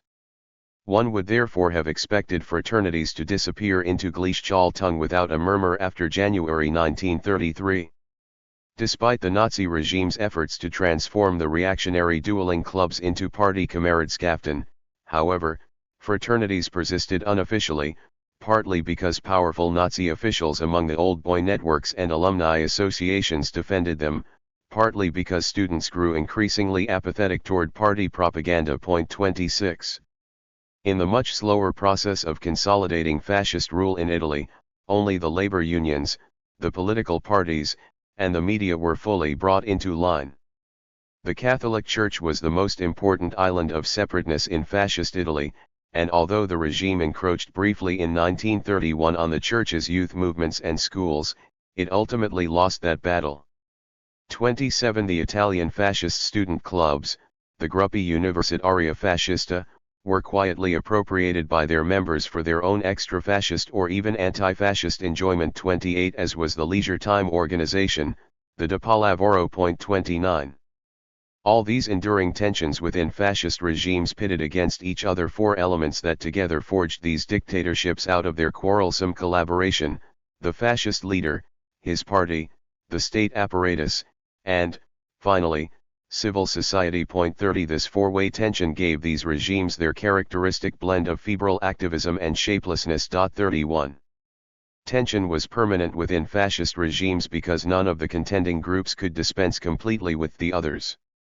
Conservatives hesitated to get rid of the fascist leader, for fear of letting the left or the liberals regain power. 32 Hitler and Mussolini, for their part, needed the economic and military resources that the conservatives controlled.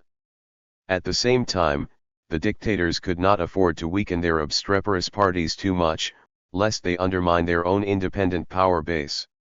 No contender could destroy the others outright, for fear of upsetting the balance of forces that kept the tandem in power and the left at bay. 33. In their protracted struggles for supremacy within fascist rule, the parallel organizations that fascist parties developed during the period of taking root played complex and ambiguous roles. They were an asset for a fascist leader who wished to outflank the conservative bastions instead of attacking them frontally. At the same time, however, they offered ambitious radical militants an autonomous power base to challenge the leader's preeminence. In Italy, the fascist party at first duplicated every level of public authority with a party agency. The local party chief flanked the appointed mayor, the regional party secretary flanked the prefect, the fascist militia flanked the army, and so on. As soon as his power was consolidated, however, Mussolini declared that the revolution is over and explicitly made the prefect the highest authority of the state, to whom party leaders were subordinated. 34 The Duce had no intention of letting the RAS push him around again. Italian fascism's most successful parallel organization did not challenge the state but invaded the realm of leisure time recreation, an area heretofore left to individual choice, private clubs, or Catholic parishes. In practice, the fascist de Pallavoro fell far short of its announced aims of building the nation and creating the fascist new man. It was substantially appropriated from within by ordinary Italians who just wanted to see movies or play sports. It was, nonetheless, the fascist regime's most ambitious attempt to penetrate Italian society down to the country towns and compete with the local boss and the priest for social authority there. 35. The Nazi Party competed with traditional agencies by a similar array of parallel organizations. The party had its own paramilitary force, its own party court, party police, and youth movement.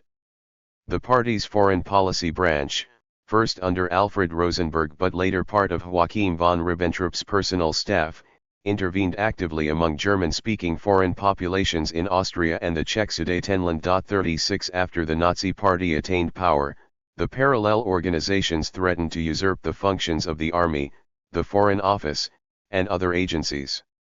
In a separate and sinister development, the political police was detached from the interior ministries of the German states and centralized, step by step, as the notorious Gestapo, under the command of fanatical Nazi Heinrich Himmler. Duplication of traditional power centers by parallel party organizations was a principal reason for the already noted shapelessness and the chaotic lines of authority that characterized fascist rule and set it apart from military dictatorship or authoritarian rule.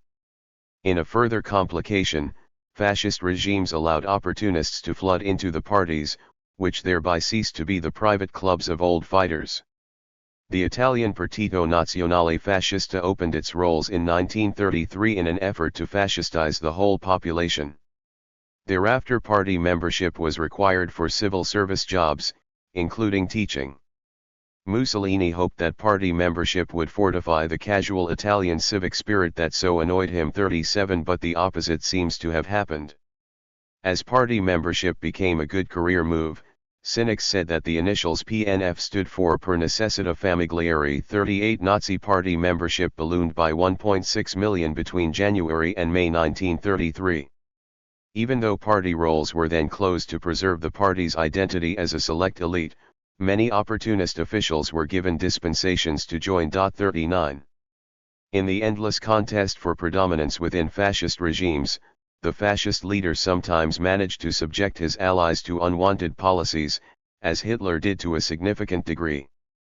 In other cases, conservative forces and bureaucrats might retain substantial independent power, as they did in fascist Italy, enough to persuade the atheist Mussolini to give the Catholic Church its most favorable treatment since Italian unification, to force him to sacrifice his syndicalist friends to businessmen's desires for autonomy and privilege. 40 and, ultimately, to remove him from power in July 1943 when the approach of Allied armies convinced them that fascism was no longer serving national ends. 41 Even Hitler, however easily he seemed to override many conservative preferences, never freed himself, until war became total in 1942, from the need to placate owners of munitions plants, army officers, professional experts, and religious leaders, and even public opinion. Nevertheless, fascist leaders enjoyed a kind of supremacy that was not quite like leadership in other kinds of regime. The Führer and the Duce could claim legitimacy neither by election nor conquest. It rested on charisma 42, a mysterious direct communication with the Volk or Raza that needs no mediation by priests or party chieftains. Their charisma resembled media-era celebrity stardom, raised to a higher power by its say over war and death. It rested on a claim to a unique and mystical status as the incarnation of the people's will and the bearer of the people's destiny. A whiff of charisma is not unknown among traditional dictators, of course, and even some democratically elected leaders, such as Churchill, de Gaulle, and the two Roosevelts, had it. Stalin surely had charisma, as the public hysteria at his funeral showed. But Stalin shared his role as the bearer of historical destiny with the Communist Party, which made succession possible even if palace intrigues and murders multiplied before the successor could emerge. But fascist rule is more nakedly dependent on charisma than any other kind, which may help explain why no fascist regime has so far managed to pass power to a successor. 43 Both Hitler and Mussolini had charisma, though Mussolini's declining vitality in middle age and his tawdry end made most people forget the magnetism he had once exerted, even outside Italy. 44. Charisma helps us understand several curious features of fascist leadership. The notorious indolence of Hitler 45, far from making Nazism more tepid, freed his subordinates to compete in driving the regime toward ever more extreme radicalization. A charismatic leader is also immune from the surprisingly widespread grumbling against the administration that quickly arose in both Germany and Italy. 46 At the same time, charismatic leadership is brittle. It promises to the Volk or the Raza, as Adrian Littleton once noted, a privileged relation with history. 47. Having raised expectations so high, a fascist leader unable to deliver the promised triumphs risks losing his magic even faster than an elected president or prime minister, of whom less is expected. Mussolini discovered this rule to his sorrow in July 1943. Studying the fascist exercise of power, therefore, is not simply a matter of laying out the dictator's will. It means examining the never-ending tensions within fascist regimes among the leader, his party, the state, and traditional holders of social, economic, political, or cultural power.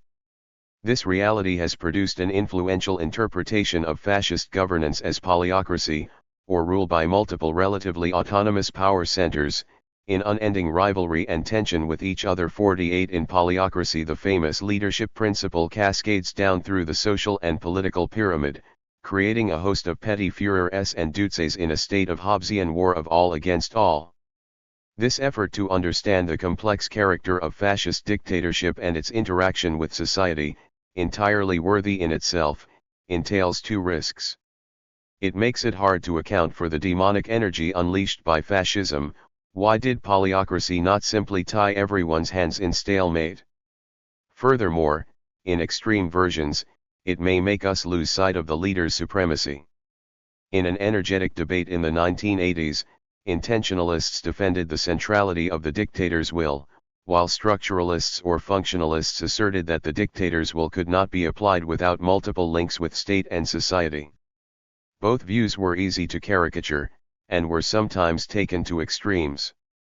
Intentionalism worked best for foreign and military policy, where Hitler and Mussolini both played hands-on roles. The most emotionally charged issue within the intentionalist-structuralist debate was the Holocaust, where the enormity of the outcome seemed to demand the presence of a correspondingly enormous criminal will. I will look at this issue more closely in the next chapter. A major problem for intentionalists was Hitler's personal style of rule. While Mussolini toiled long hours at his desk, Hitler continued to indulge in the lazy bohemian dilettantism of his art student days. When aides sought his attention for urgent matters, Hitler was often inaccessible. He spent much time at his Bavarian retreat. Even in Berlin he often neglected pressing business. He subjected his dinner guests to midnight monologues, rose at midday, and devoted his afternoons to personal passions such as plans by his young protégé Albert Speer to reconstruct his hometown of Linz and the center of Berlin in a monumental style befitting the Thousand-Year Reich. After February 1938 the cabinet ceased to meet. Some cabinet ministers never managed to see the Führer at all. Hans Mommsen went so far as to call him a weak dictator. Mommsen never meant to deny the unlimited nature of Hitler's vaguely defined and haphazardly exercised power, but he observed that the Nazi regime was not organized on rational principles of bureaucratic efficiency, and that its astonishing burst of murderous energy was not produced by Hitler's diligence. 49 I will consider further the mystery of fascist radicalization in Chapter 6. Neither an extreme intentionalist view of the all-powerful leader ruling alone nor an extreme structuralist view that initiatives from below are the main motor of fascist dynamism is tenable.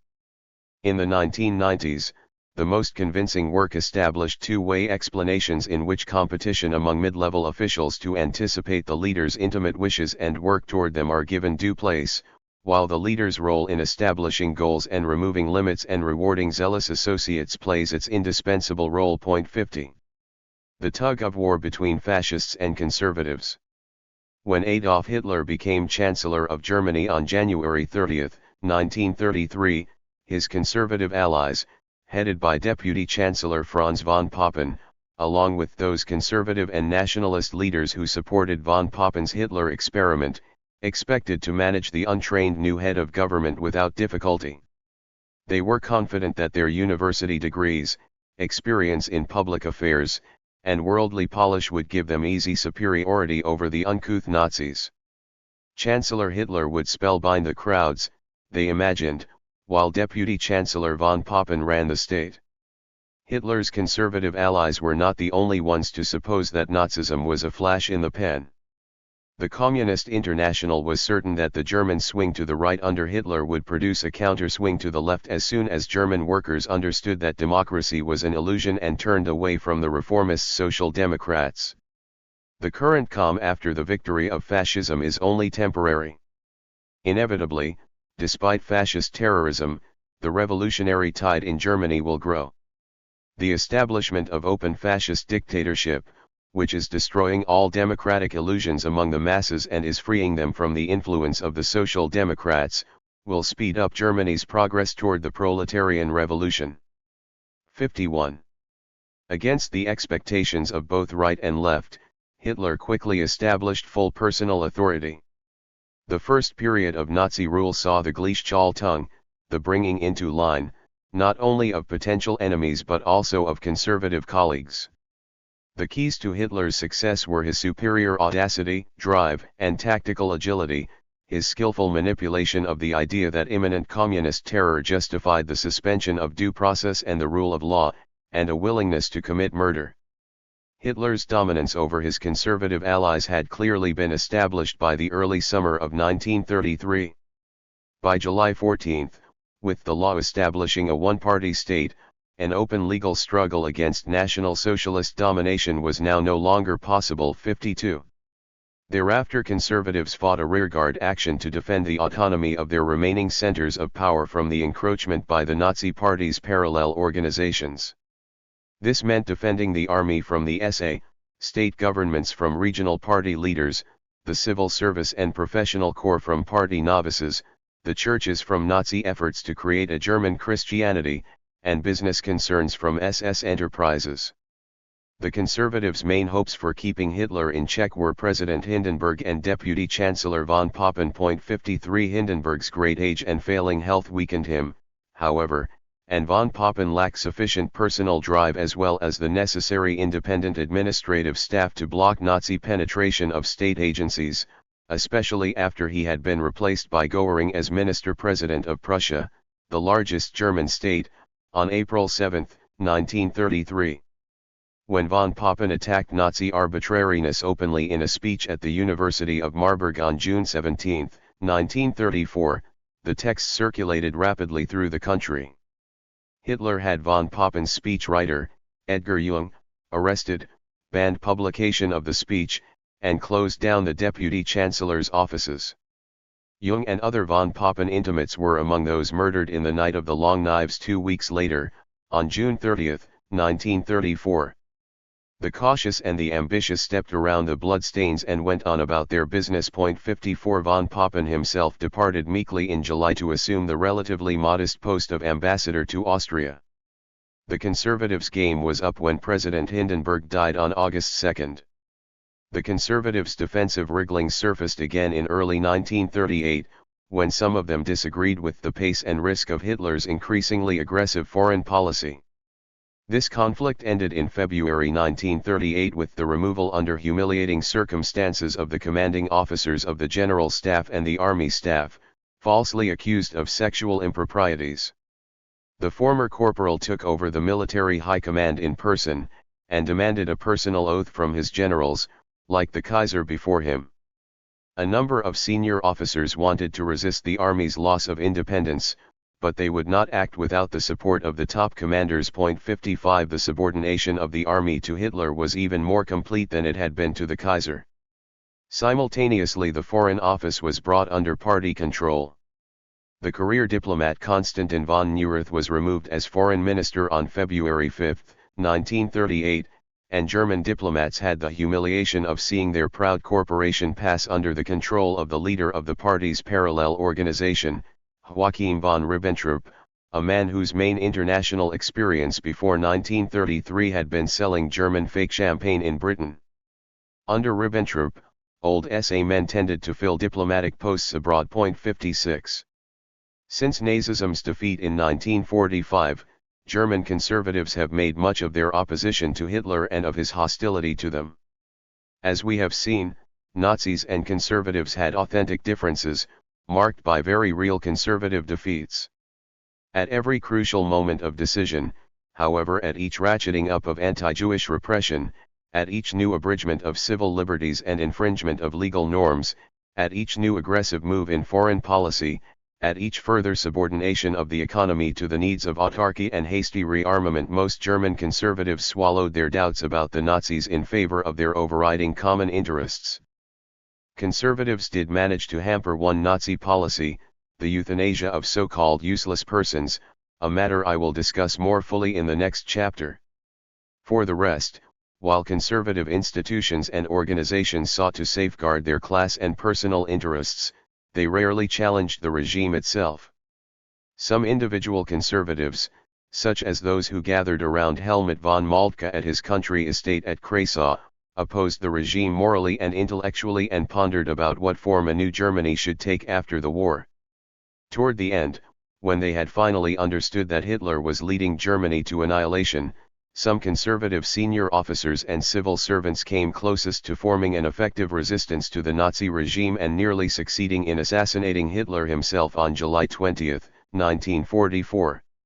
Since Mussolini's regime failed to develop the total reach of Hitler's, it is often considered less than totalitarian. 57 But the same elements vied for power within fascist Italy as in Nazi Germany: the leader, the party, the state bureaucracy, and civil society. It was the outcome that differed, for power was apportioned among them in rather different ways. Distrustful of his party activists, Mussolini worked to subordinate them to an all-powerful state. At the same time, he was forced by circumstances to share the summit with the king and to placate the much stronger Catholic Church. Party activists fought back with accusations that the Duce was allowing the conservative fellow travelers to dilute the movement. 58. The final result in Italy was what some have called a tougher version of liberal Italy. 59. This view underestimates both the party's innovations in state organization and propaganda, especially in its dealings with youth and especially during the Ethiopian War, Mussolini's capacity for arbitrary action, and the degree of latent tension among Duce, party, and conservative elites in the Italian version of the dual state. The tug-of-war between leader and party. In fascist propaganda, and in most people's image of fascist regimes, leader and party are fused into a single expression of the national will. In reality, there is permanent tension between them, too. The fascist leader inevitably neglects some early campaign promises in his quest for the alliances necessary for power, and thus disappoints some of his radical followers. Mussolini had to face down both the partisans of radical squadrismo, like Farinacci, and enthusiasts for integral syndicalism, like Edmond de Rossini. Although Hitler always controlled his party more fully than Mussolini, even he confronted dissent many times until he drowned it in blood in June 1934. Before power, the partisans of an authentic German socialism, a third way intermediate between capitalism and Marxism, whom we have already met. 60 created embarrassments for him with businessmen whom he wanted to court. There were also those impatient with his all-or-nothing strategy like Walter Stennis and Gregor Strasser. As we have already seen, he did not hesitate to expel the latter two from the party. 61. In the first days of Hitler's rule, conflict erupted over the Second Revolution, a further wave of radical change that would give the spoils of place and position to the old fighters. In the spring of 1933, party militants celebrated their arrival in power by continuing their street actions against the left, against the moderate bourgeoisie, and against the Jews. The boycott of Jewish businesses organized by the Militant Fighting League of the Commercial Middle Class in spring 1933 was only one of the more conspicuous examples of revolution from below. Hitler, however, needed calm and order then instead of challenges to the state's monopoly of violence, and party leaders announced the end of the revolution in the summer of 1933. Aspirations for continued revolution still percolated within the SA, however, arousing concern in the business community. The SA's wish to become the armed force of the new regime made the army high command uneasy. Hitler settled these matters far more brutally and decisively than Mussolini in the Night of the Long Knives. The lesson was not lost on other would-be opponents. The problem for fascist regimes, a problem traditional dictators never had to face, was how to keep the party's energy boiling without troubling public order and upsetting conservative allies.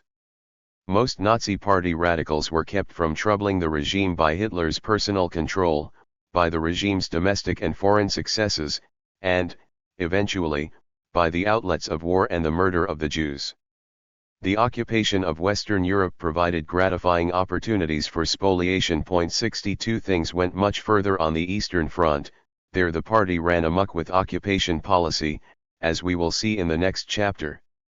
Mussolini dominated his party, too, but in the face of much more open and durable challenges.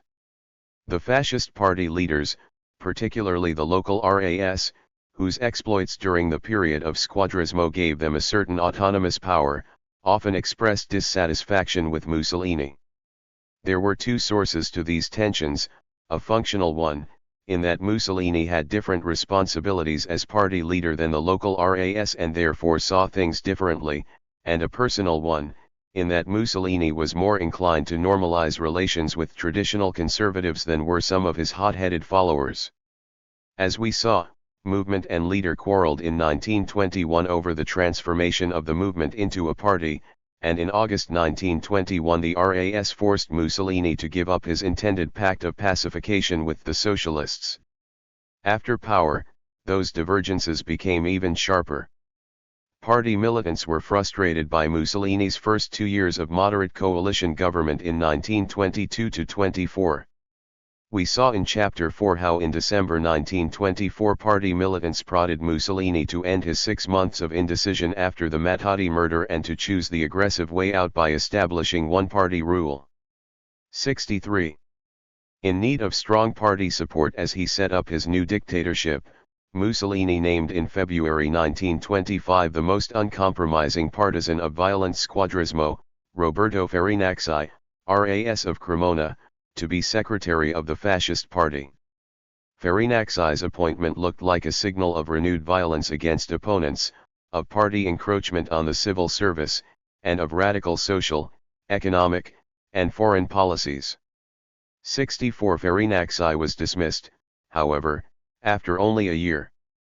Renewed eruptions of violence, such as 8 more killings in Florence in October 1925 in front of the tourists, were intolerable, and it was revealed that Farinacci's law thesis had been plagiarized.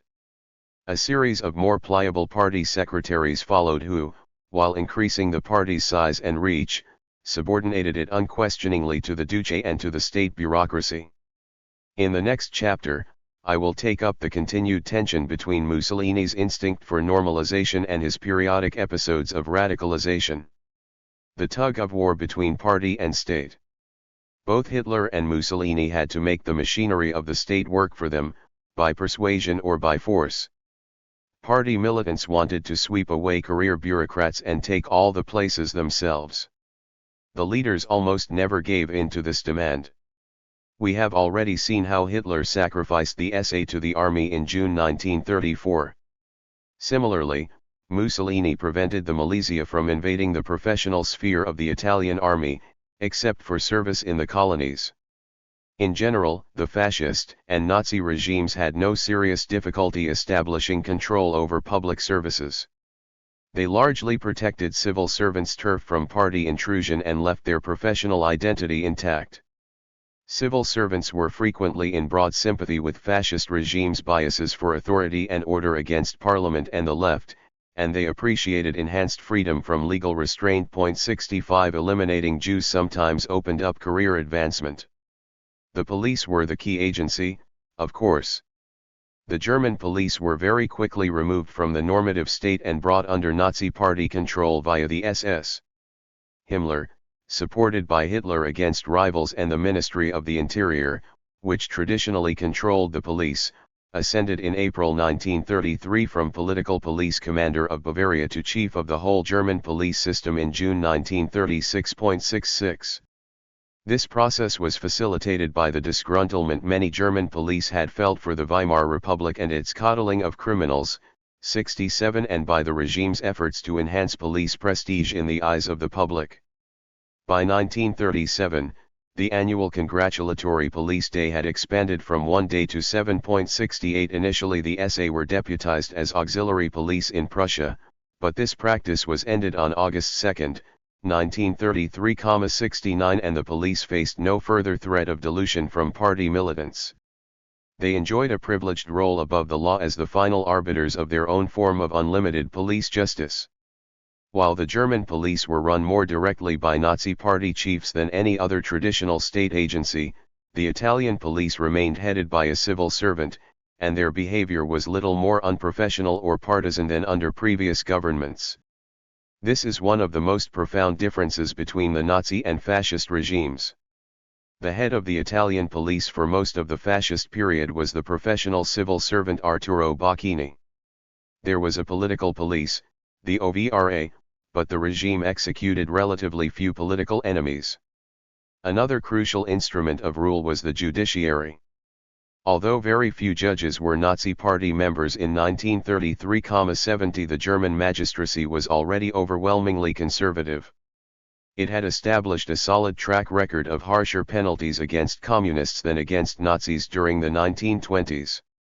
In exchange for a relatively limited invasion of their professional sphere by the party's special courts and People's Court, the judges willingly submerged their associations in a Nazi organization and happily accepted the powerful role the new regime gave them. 71 The Italian judiciary was little changed, since political interference had already been the norm under the liberal monarchy. Italian judges felt general sympathy for the fascist regime's commitment to public order and national grandeur. 72 Medical professionals not strictly part of the state but essential to the regime's smooth functioning cooperated with the Nazi regime with surprising alacrity. The Nazis' determination to improve the biological purity of the race contained a public health component that gratified many medical professionals. For a long time, the cruel experiments performed on prisoners by Dr. Joseph Mengele gave a distorted impression of Nazi medicine.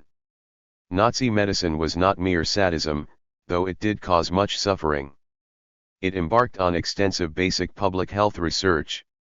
German scientists were the first to link smoking and asbestos conclusively with cancer, for example. 73 Improving the race also meant encouraging large families, and fascist regimes were particularly active in the development of demographic science in the service of pro-natalism.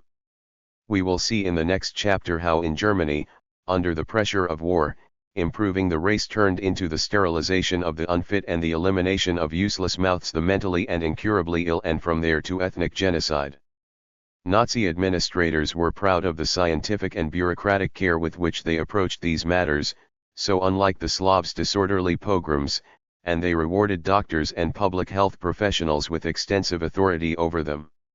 Many participated willingly in medicalized killing. 74. An astonishing number of child welfare professionals, weary of the ideological bickering between public and private and between religious and secular agencies that had nearly paralyzed this field under Weimar, and already turning back toward parental authority and discipline after Weimar's experimentation, welcomed Nazism in 1933 as a new beginning. 75. The party-state conflict was the most easily and most definitively settled of all the tensions within fascist rule. The Nazi state, in particular, ran vigorously right up to the end, in conscious and determined rejection of any hint of the breakdown of public authority that had occurred in 1918. Accommodation, enthusiasm, terror. The dual state model is incomplete in yet one more crucial dimension: it leaves out public opinion. It is not enough to study the way a fascist regime exerted its authority from above, one must also explore how it interacted with its public. Did a majority of the population support fascist regimes consensually, even with enthusiasm, or were they bent to submission by force and terror? The terror model has prevailed, partly because it serves as an alibi for the peoples concerned. But recent scholarship has tended to show that terror was selective and that consensus was high in both Nazi Germany and Fascist Italy. Neither regime was conceivable without terror. Nazi violence was omnipresent and highly visible after 1933. The concentration camps were not hidden, and executions of dissidents were meant to be known. 76. The publicity of Nazi violence does not mean that support for the regime was coerced, however. Since the violence was directed at Jews, Marxists, and asocial outsiders, Germans often felt more gratified than threatened by it. The rest soon learned to keep silent. Only at the end, as the Allies and the Russians closed in, when the authorities attacked anyone accused of giving in, did the Nazi regime turn its violence upon ordinary Germans. 77. The Italian fascist pattern of violence was the opposite of the Nazi one. Mussolini spilled more blood coming to power than Hitler did, 78, but his dictatorship was relatively mild after that. The main form of punishment for political dissidents was forced residence in remote southern hill villages. 79. About 10,000 serious opponents of the regime were imprisoned in camps or on offshore islands. The regime sentenced to death a mere 9 opponents between 1926 and 1940.80. But we must avoid the commonplace assumption that Mussolini's dictatorship was more comic than tragic.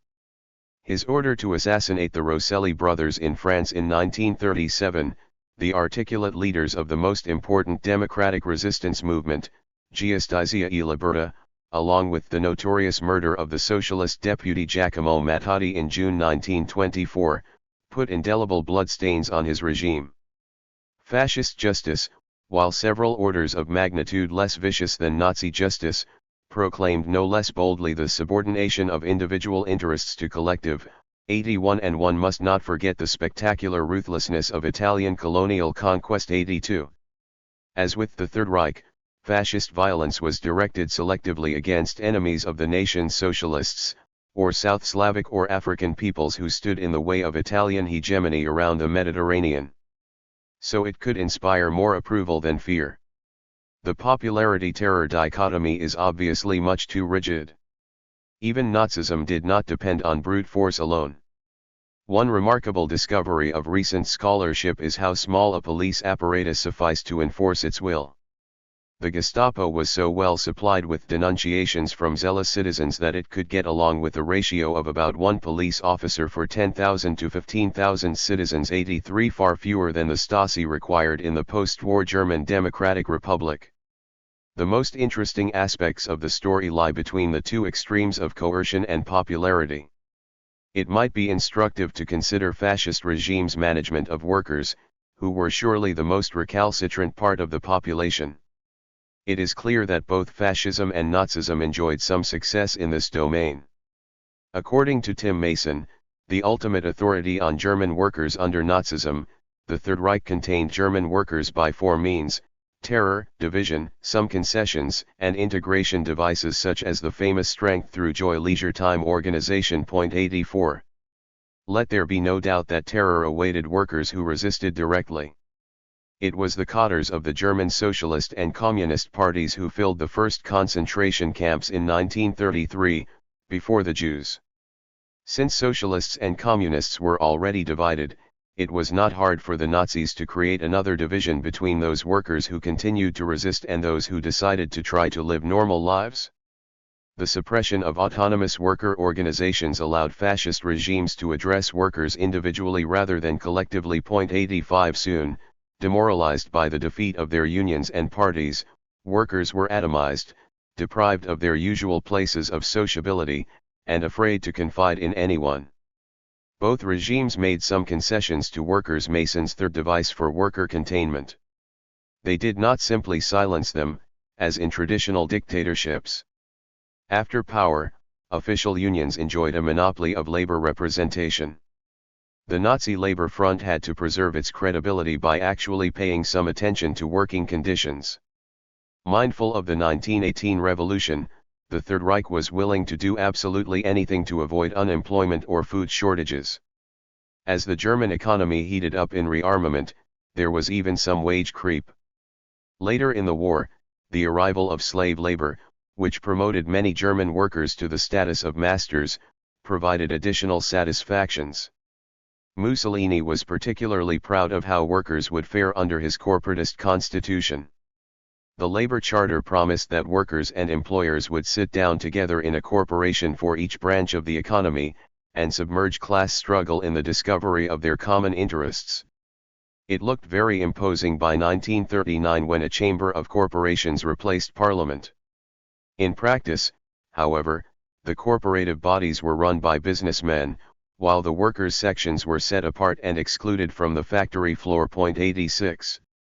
Mason's fourth form of containment, integrative devices, was a specialty of fascist regimes. Fascists were past masters at manipulating group dynamics, the youth group, the leisure time association, party rallies. Peer pressure was particularly powerful in small groups. There the patriotic majority shamed or intimidated nonconformists into at least keeping their mouths shut.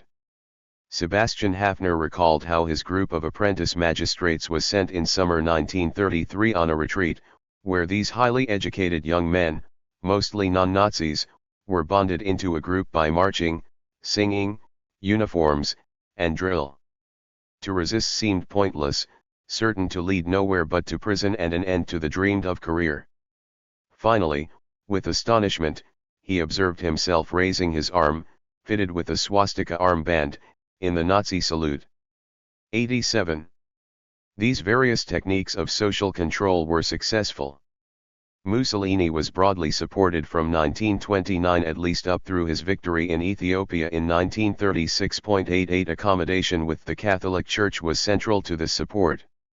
The Lateran treaties concluded by Mussolini and Pope Pius XI in February 1929 ended nearly 60 years of conflict between the Italian state and the Vatican, with mutual recognition and the payment by Italy of a substantial indemnity for its seizure of papal lands in 1870. Italy recognized Roman Catholicism as the religion of most Italians. The once anti-clerical Mussolini, who had written a youthful novel called The Cardinal's Mistress and, at 21, in a debate with a Swiss pastor, had given God if he existed 5 minutes to strike him dead. 89 had submitted in 1925 to a belated church marriage to his longtime common-law companion Rachel Giddy and to the baptism of their children. In elections on March 24, 1929, the church's explicit support helped produce a vote of 98% in favor of the fascist list of candidates for parliament. 90 Fascism paid a high price in the long term for the church's aid to consensus, as the hair of fascist dynamism wore itself out, the tortoise of Catholic parish life and culture plodded along to become the basis of Christian democratic rule in Italy after 1945. The other ingredient of Mussolini's popularity in the middle years was his victory over Ethiopia in summer 1936, the last it turned out of his military successes. Popular approval of the Italian fascist regime declined only when Mussolini's expansionist foreign policy began to produce defeats. The Duce's need to demonstrate a special relation with history required him to mount a dynamic foreign policy. Beginning with the defeat of his volunteer armored force by Spanish Republicans and international volunteers at Guadalajara, in the hills northeast of Madrid, in March 1937, however, Foreign policy provided more humiliation than reinforcement for Mussolini's regime. 91. The Nazi regime, too, aroused considerable popular enthusiasm within Germany by the mid-1930s. Full employment plus a long string of bloodless foreign policy victories raised approval far above the Nazis' initial 44% in the March 1933 elections. Although Germans grumbled a lot about restrictions and shortages, and although the outbreak of war in September 1939 was received glumly, 92 the Hitler cult was exempt from the criticism reserved for party officials and bureaucrats. Fascist regimes were particularly successful with young people. Fascist arrival in power sent a shockwave down through society to each neighborhood and village. Young Italians and Germans had to face the destruction of their social organizations as well as the attraction of new forms of sociability. The temptation to conform, to belong, and to achieve rank in the new fascist youth and leisure organizations was very powerful. 93 especially when fascism was still new, joining in its marching and uniformed squads was a way to declare one's independence from smothering bourgeois homes and boring parents. 94 Some young Germans and Italians of otherwise modest attainments found satisfaction in pushing other people around. 95 Fascism was more fully than any other political movement a declaration of youthful rebellion, though it was far more than that. Women and men could hardly be expected to react in the same way to regimes that put a high priority on restoring women to the traditional spheres of homemaking and motherhood. Some conservative women approved.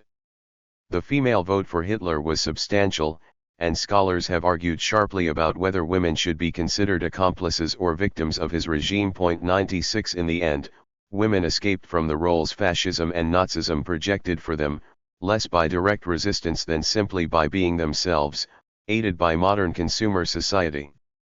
Jazz-age lifestyles proved more powerful than party propaganda.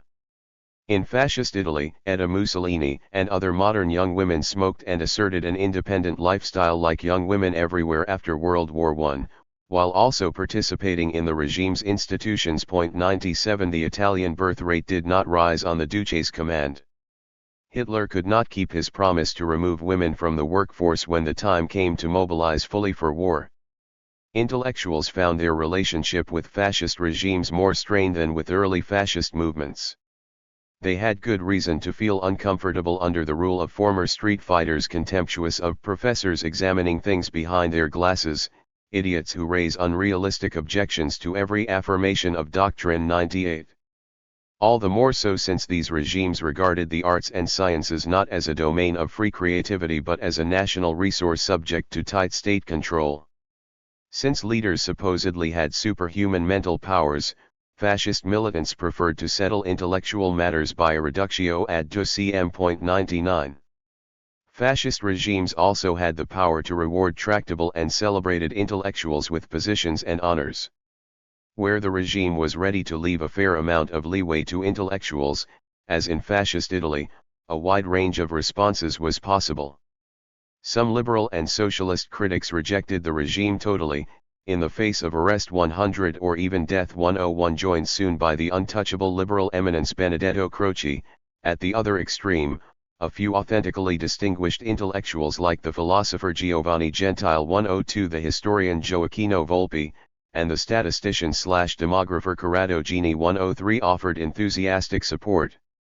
Mussolini never needed to crack down severely on cultural life because most intellectuals accepted some degree of accommodation with his regime, if only partially and occasionally.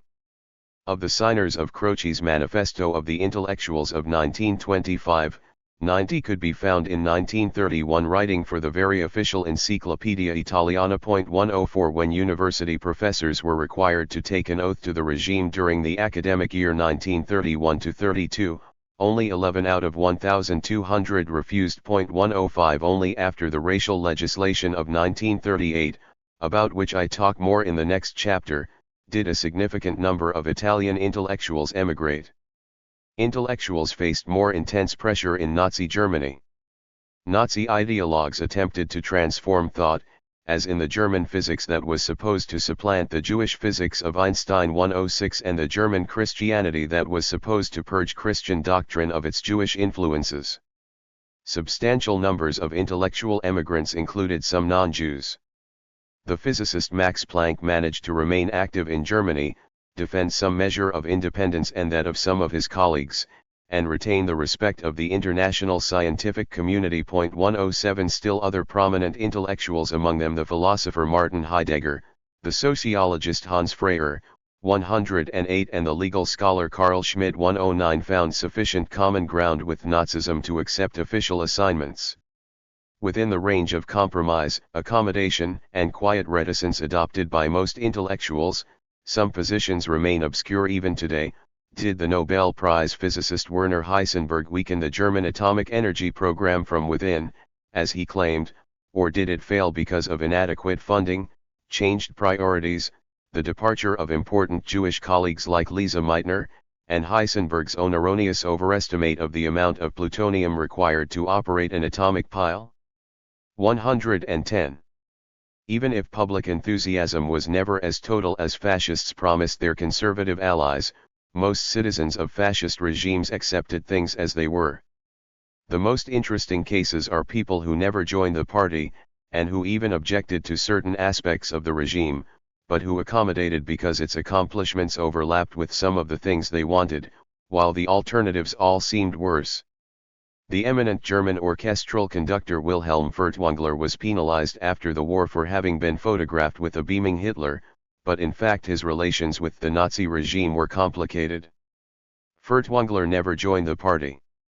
He tried in two tense face-to-face meetings to persuade the Führer to relax his ban on Jewish music and musicians. He was removed from some of his conducting posts for persisting in playing the atonal music of Hindemith. But he shared the Nazis' assumptions that music arises from deep and secret forces which are rooted in the people of the nation. 111, especially the German nation. It was unthinkable for him to leave Germany or cease his musical activity. He was indeed a privileged person under Nazism, for even though Hitler knew of Furtwängler's reservations, he also understood enough about music to realize that Furtwängler was the best conductor in Germany. 112. By accepting accommodations of this sort, fascist regimes were able to retain the loyalty of nationalists and conservatives who did not agree with everything the party was doing. The Fascist Revolution.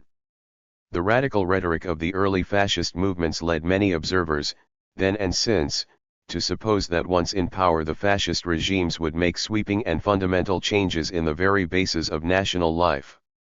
In practice, although fascist regimes did indeed make some breathtaking changes, they left the distribution of property and the economic and social hierarchy largely intact. The reach of the fascist revolution was restricted by two factors. For one thing, even at their most radical, early fascist programs and rhetoric had never attacked wealth and capitalism as directly as a hasty reading might suggest. 113 As for social hierarchy, fascism's leadership principle effectively reinforced it, though fascists posed some threat to inherited position by advocating the replacement of the tired bourgeois elite by fascist new men. The handful of real fascist outsiders, however, went mostly into the parallel organizations. The scope of fascist change was further limited by the disappearance of many radicals during the period of taking root and coming to power. As fascist movements passed from protest and the harnessing of disparate resentments to the conquest of power, with its attendant alliances and compromises, their priorities changed, along with their functions. They became far less interested in assembling the discontented than in mobilizing and unifying national energies for national revival and aggrandizement. This obliged them to break many promises made to the socially and economically discontented during the first years of fascist recruitment. The Nazis in particular broke promises to the small peasants and artisans who had been the mainstay of their electoral following, and to favor urbanization and industrial production. 114. Despite their frequent talk about revolution, fascists did not want a socio-economic revolution. They wanted a revolution of the soul, and a revolution in the world power position of their people. They meant to unify and invigorate and empower their decadent nation to reassert the prestige of Romanita or the German Volk or Hungarism or other group destiny. For that purpose they believed they needed armies, productive capacity, order, and property. Force their country's traditional productive elements into subjection, perhaps, transform them, no doubt, but not abolish them. The fascists needed the muscle of these bastions of established power to express their people's renewed unity and vitality at home and on the world stage. Fascists wanted to revolutionize their national institutions in the sense that they wanted to pervade them with energy, unity, and willpower, but they never dreamed of abolishing property or social hierarchy. The fascist mission of national aggrandizement and purification required the most fundamental changes in the nature of citizenship and in the relation of citizens to the state since the democratic revolutions of the 18th and 19th centuries. The first giant step was to subordinate the individual to the community. Whereas the liberal state rested on a compact among its citizens to protect individual rights and freedoms, the fascist state embodied the national destiny, in service to which all the members of the national group found their highest fulfillment. We have seen that both regimes found some distinguished non-fascist intellectuals ready to support this position. In fascist states, individual rights had no autonomous existence. The state of law, the Rechtsstaat, the État de droit vanished, along with the principles of due process by which citizens were guaranteed equitable treatment by courts and state agencies. A suspect acquitted in a German court of law could be rearrested by agents of the regime at the courthouse door and put in a concentration camp without any further legal procedure. 115 A fascist regime could imprison, despoil, and even kill its inhabitants at will and without limitation. All else pales before that radical transformation in the relation of citizens to public power. It follows almost as an anticlimax that fascist regimes contained no mechanisms by which citizens could choose representatives or otherwise influence policy. Parliaments lost power, elections were replaced by yes-no plebiscites and ceremonies of affirmation, and leaders were given almost unlimited dictatorial powers. Fascists claimed that the division and decline of their communities had been caused by electoral politics and especially by the left's preparations for class warfare and proletarian dictatorship. Communities so afflicted, the fascists taught, could not be unified by the play of naturally harmonious human interests, as the liberals had believed. They had to be unified by state action, using persuasion and organization if possible, using force if necessary. The job required what the French sociologist Émile Durkheim called mechanical solidarity rather than organic solidarity. Fascist regimes thus contained multiple agencies for shaping and molding the citizenry into an integrated community of disciplined, hardened fighters. The fascist state was particularly attentive to the formation of youth, jealously attempting to retain a monopoly of this function. Fascist regimes set out to make the new man and the new woman. It was the challenging task of fascist educational systems to manufacture new men and women who were simultaneously fighters and obedient subjects. Educational systems in liberal states, alongside their mission to help individuals realize their intellectual potential, were already committed to shaping citizens.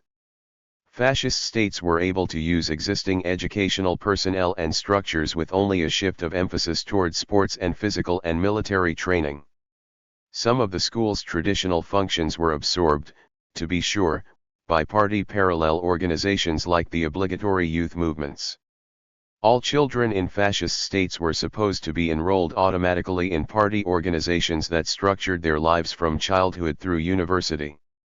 Close to 70% of Italians aged 6 to 21 in the northern cities of Turin, Genoa, and Milan belonged to fascist youth organizations, though the proportion was much lower in the undeveloped South. 116 Hitler was even more determined to take young Germans away from their traditional socializers, parents, school teachers, churches, and their traditional spontaneous amusements. These boys, he told the Reichstag on December 4, 1938, join our organization at the age of 10 and get a breath of fresh air for the first time. Then, 4 years later, they move from the Jungvolk to the Hitler Youth, and there we keep them for another 4 years. And then we are even less prepared to give them back into the hands of those who create our class and status barriers, rather we take them immediately into the party, into the labor front, into the SA or the SS. And so on. 117. Between the end of 1932 and the beginning of 1939, The Hitlerjugend expanded its share of the 10 to 18 age group from 1% to 87%. 118. Once out in the world, the citizens of a fascist state found the regime watching over their leisure time activities as well, the De Pallavoro in Italy and the Kraft-Dirk-Freude in Germany. Indeed, fascist regimes tried to redraw so radically the boundaries between private and public that the private sphere almost disappeared. Robert Ley, head of the Nazi Labor Office, said that in the Nazi state the only private individual was someone asleep. 119. For some observers, this effort to have the public sphere swallow up the private sphere entirely is indeed the very essence of fascism. 120. It is certainly a fundamental point on which fascist regimes differed most profoundly from authoritarian conservatism, and even more profoundly from classical liberalism. There was no room in this vision of obligatory national unity for either free-thinking persons or for independent, autonomous subcommunities. Churches, Freemasonry, class-based unions, or syndicates, political parties all were suspect as subtracting something from the national will. 121. Here were grounds for infinite conflict with conservatives as well as the left. In pursuit of their mission to unify the community within an all-consuming public sphere, fascist regimes dissolved unions and socialist parties. This radical amputation of what had been normal worker representation, encased as it was in a project of national fulfillment and managed economy, alienated public opinion less than pure military or police repression, as in traditional dictatorships. And indeed the fascists had some success in reconciling some workers to a world without unions or socialist parties, those for whom proletarian solidarity against capitalist bosses was willingly replaced by national identity against other peoples. Brooding about cultural degeneracy was so important a fascist issue that some authors have put it at the center. Every fascist regime sought to control the national culture from the top, to purify it of foreign influences, and make it help carry the message of national unity and revival. Decoding the cultural messages of fascist ceremonies, films, performances, and visual arts has today become the most active field of research on fascism.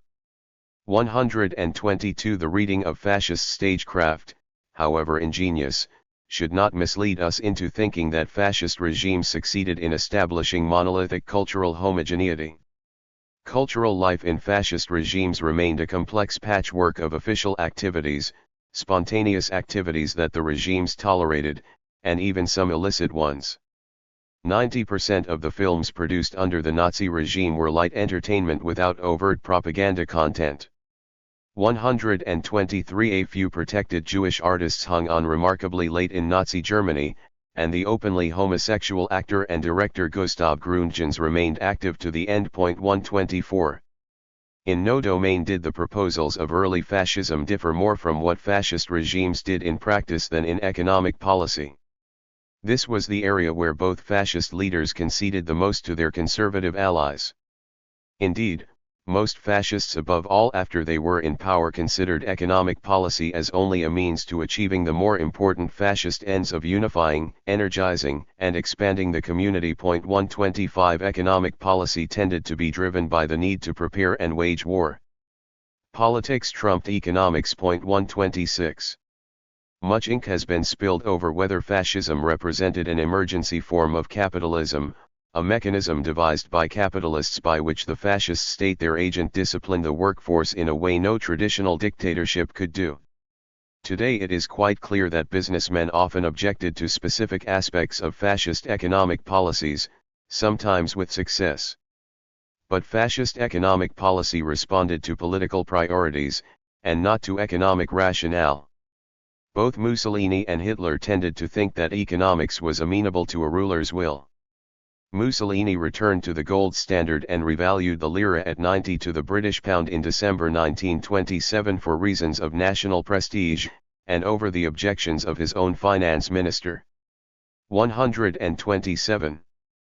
Fascism was not the first choice of most businessmen, but most of them preferred it to the alternatives that seemed likely in the special conditions of 1922 and 1933, socialism or a dysfunctional market system. So they mostly acquiesced in the formation of a fascist regime and accommodated to its requirements of removing Jews from management and accepting onerous economic controls. In time, most German and Italian businessmen adapted well to working with fascist regimes, at least those gratified by the fruits of rearmament and labor discipline and the considerable role given to them in economic management. Mussolini's famous corporatist economic organization, in particular, was run in practice by leading businessmen. Peter Hayes puts it succinctly, the Nazi regime and business had converging but not identical interests. 128. Areas of agreement included disciplining workers, lucrative armaments contracts, and job creation stimuli. Important areas of conflict involved government economic controls, limits on trade, and the high cost of autarky, the economic self-sufficiency by which the Nazis hoped to overcome the shortages that had lost Germany. World War I autarky required costly substitutes ersatz for such previously imported products as oil and rubber. Economic controls damaged smaller companies and those not involved in rearmament. Limits on trade created problems for companies that had formerly derived important profits from exports.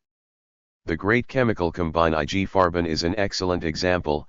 Before 1933, Farben had prospered in international trade.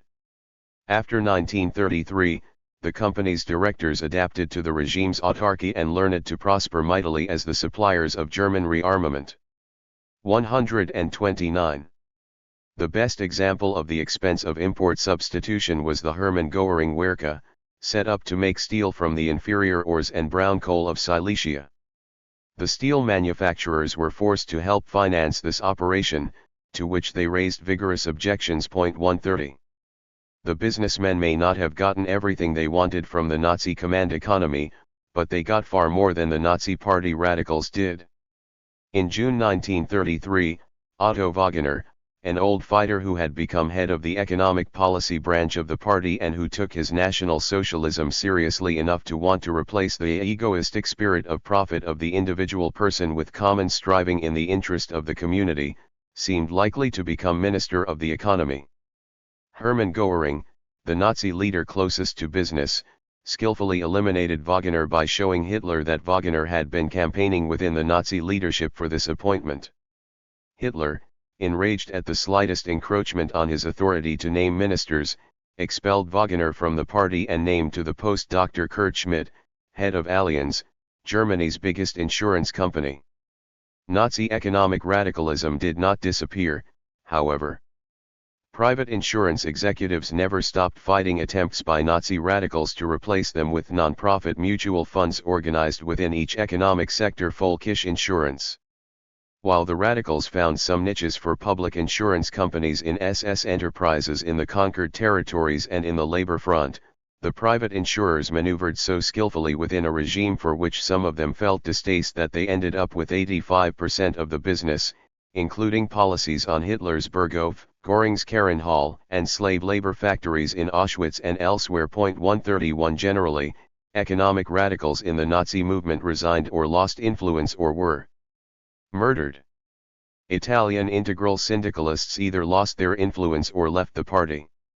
In the short term, as liberal economies floundered in the early 1930s, fascist economies could look more capable than democracies of performing the harsh task of reconciling populations to diminished personal consumption in order to permit a higher rate of savings and investment, particularly in the military. But we know now that they never achieved the growth rates of post-war Europe, or even of pre-1914 Europe, or even the total mobilization for war achieved voluntarily and belatedly by some of the democracies. This makes it difficult to accept the definition of fascism as a developmental dictatorship appropriate for latecomer industrial nations. 132 Fascists did not wish to develop the economy but to prepare for war, even though they needed accelerated arms production for that. Fascists had to do something about the welfare state. In Germany, the welfare experiments of the Weimar Republic had proved too expensive after the Depression struck in 1929. The Nazis trimmed them and perverted them by racial forms of exclusion. But neither fascist regime tried to dismantle the welfare state. Fascism was revolutionary in its radically new conceptions of citizenship, of the way individuals participated in the life of the community. It was counter-revolutionary, however, with respect to such traditional projects of the left as individual liberties, human rights, due process, and international peace. In sum, the fascist exercise of power involved a coalition composed of the same elements in Mussolini's Italy as in Nazi Germany. It was the relative weight among leader, party, and traditional institutions that distinguished one case from the other. In Italy, the traditional state wound up with supremacy over the party, largely because Mussolini feared his own most militant followers, the local RAS and their squadristi. In Nazi Germany, the party came to dominate the state and civil society, especially after war began. Fascist regimes functioned like an epoxy, an amalgam of two very different agents, fascist dynamism and conservative order, bonded by shared enmity toward liberalism and the left, and a shared willingness to stop at nothing to destroy their common enemies. Chapter 6. The long-term, radicalization or entropy. Fascist regimes could not settle down into a comfortable enjoyment of power. The charismatic leader had made dramatic promises, to unify, purify, and energize his community, to save it from the flabbiness of bourgeois materialism, the confusion and corruption of democratic politics, and the contamination of alien people and cultures, to head off the threatened revolution of property with a revolution of values, to rescue the community from decadence and decline. He had offered sweeping solutions to these menaces: violence against enemies, both inside and out, the individual's total immersion in the community, the purification of blood and culture, the galvanizing enterprises of rearmament and expansionist war. He had assured his people a privileged relation with history. 1. Fascist regimes had to produce an impression of driving momentum permanent revolution 2 in order to fulfill these promises. They could not survive without that headlong, inebriating rush forward. Without an ever-mounting spiral of ever more daring challenges, fascist regimes risked decaying into something resembling a tepid authoritarianism. 3. With it, they drove toward a final paroxysm of self-destruction. Fascist or partly fascist regimes do not inevitably succeed in maintaining momentum. Several regimes sometimes considered fascist deliberately took the opposite tack of damping down excitement. They normalized themselves and thereby became more authoritarian than fascist. The Spanish dictator General Francisco Franco, for example, is often considered fascist because of his armed conquest of power in the Spanish Civil War with the overt aid of Mussolini and Hitler. Indeed, helping the Spanish Republicans defend themselves against Franco's rebellion after July 1936 was the first and most emblematic anti-fascist crusade. After his victory in March 1939, Franco unleashed a bloody repression that may have killed as many as 200,000 people, and attempted to seal off his regime from both economic exchange and cultural contamination from the democratic world. 4. Virulently hostile to democracy, liberalism, secularism, Marxism, and especially Freemasonry, Franco joined Hitler and Mussolini in April 1939 as a signatory of the Anti-Comintern Pact. During the battle for France in 1940, he seized Tangiers. He seemed eager to expand further at the expense of Britain and France, and to become a full-scale military partner of the Axis 5. Whenever Hitler pressed him to act, however, the cautious Caudillo always set his price for full belligerency on the Axis side unattainably high.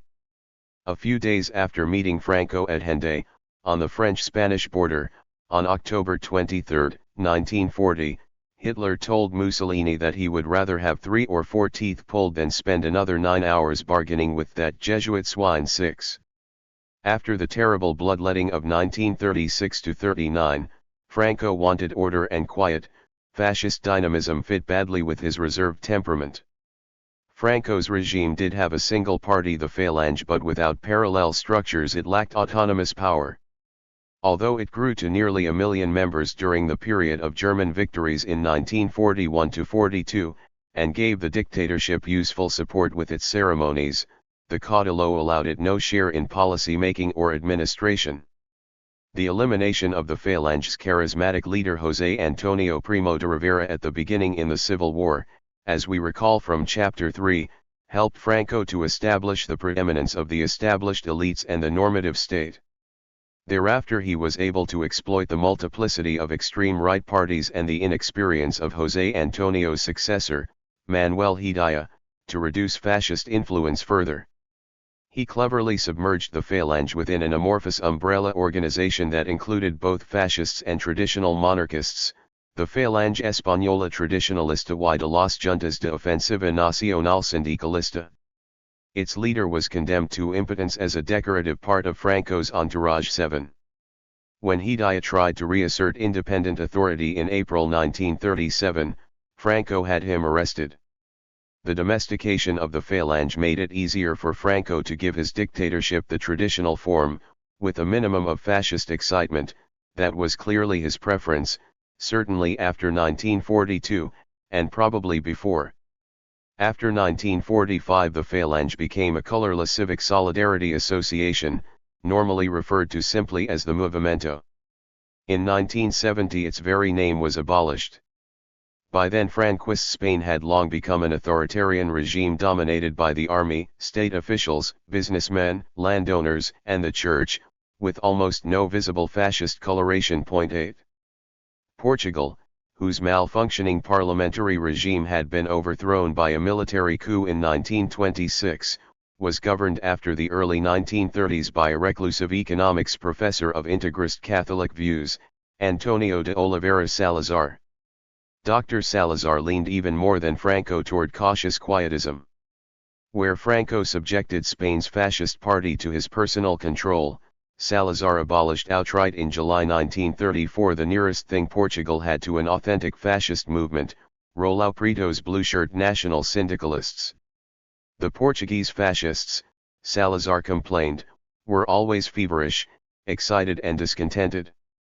Shouting, faced with the impossible, more. 9. Salazar preferred to control his population through such organic institutions traditionally powerful in Portugal as the Church. When civil war broke out in neighboring Spain in 1936, organic authority was no longer enough.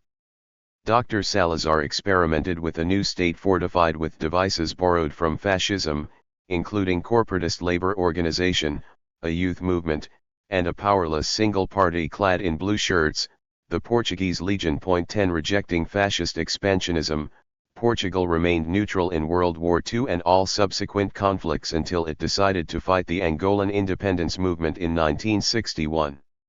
Hoping to spare Portugal the pains of class conflict, Dr. Salazar even opposed the industrial development of his country until the 1960s. His regime was not only non-fascist, but voluntarily non-totalitarian, preferring to let those of its citizens who kept out of politics live by habit. 11. At the other extreme, Nazi Germany alone experienced full radicalization. A victorious war of extermination in the East offered almost limitless freedom of action to the prerogative state and its parallel institutions, released from the remaining constraints of the normative state, such as they were. In a no-man's land composed of conquered territories in what had been Poland and the western parts of the Soviet Union, Nazi Party radicals felt free to carry out their ultimate fantasies of racial cleansing. Extreme radicalization remains latent in all fascisms, but the circumstances of war, and particularly of victorious wars of conquest, gave it the fullest means of expression. Radicalizing impulses were not absent from Mussolini's Italy. Torn between periodic urges to reinvigorate the aging black shirts and the normalizing drag of conservative fellow travelers, the fascist regime followed an irregular trajectory. Mussolini had popularized the term totalitarianism, and he continued to lace his orations with bombastic appeals to action and promises of revolution. In practice, however, he shifted back and forth, unleashing party radicals on occasion when his power position would benefit, but more often reining them in when his rule needed stable conditions and an unchallenged state. Having been a daring gambler during the seizure of power, Mussolini turned out as prime minister to prefer stability to adventure. The penchant for normalization that had first appeared in 1921 with his proposed pact of pacification with the socialists was to grow with age, through the force of circumstances as well as by personal predilection. As we saw in Chapter 4, he sought during the first 2 years after taking office in 1922 to curb the party's adventurism and the rival power of the RAS by asserting the primacy of the state. He declined to challenge the extensive powers held by the monarchy, the church, and his conservative partners. Mussolini's economic policy conformed during those early years to the laissez-faire policies of liberal regimes. His first Minister of Finance was the professor of economics Alberto de Stefani, who reduced state intervention in the economy, cut and simplified taxes, diminished government spending, and balanced the budget. It is true that de Stefani, committed not only to free trade but also to the fascist ideal of stimulating productive energy, made some businessmen angry by cutting such import duties as the one protecting expensive locally produced beet sugar. In general, however, he displayed an unmistakable pro-business bias. 12. Another cycle of radicalization and normalization followed the murder of the socialist leader Giacomo Matteotti. 13 Mussolini's first response to the ensuing firestorm of criticism was further normalization. He gave the crucial Ministry of the Interior, with its supervision over the police, to Luigi Federzoni, head of the Nationalist Party, which had merged with the Fascist Party in 1923. After hunkering down for 6 months against attacks not only from the democratic opposition but from some of his conservative allies, seemingly paralyzed by uncertainty, the Duce was forced by pressure from party radicals, as we saw in Chapter 4, to carry out what amounted to a preemptive coup d'état on January 3, 1925, and to begin the long process that, by fits and starts, replaced the parliamentary regime with what he called a totalitarian state. His appointment of one of the most intransigent fascist militants, Roberto Farinacci, as secretary of the Fascist Party seemed to confirm his intention to let the party set the pace, infiltrate the bureaucracy, and dominate national policy making. When Mussolini sacked Farinacci a little more than a year later, however, in April 1926-14, and replaced him with the less headstrong Augusto Turati, he was again strengthening the normative state at the expense of the party.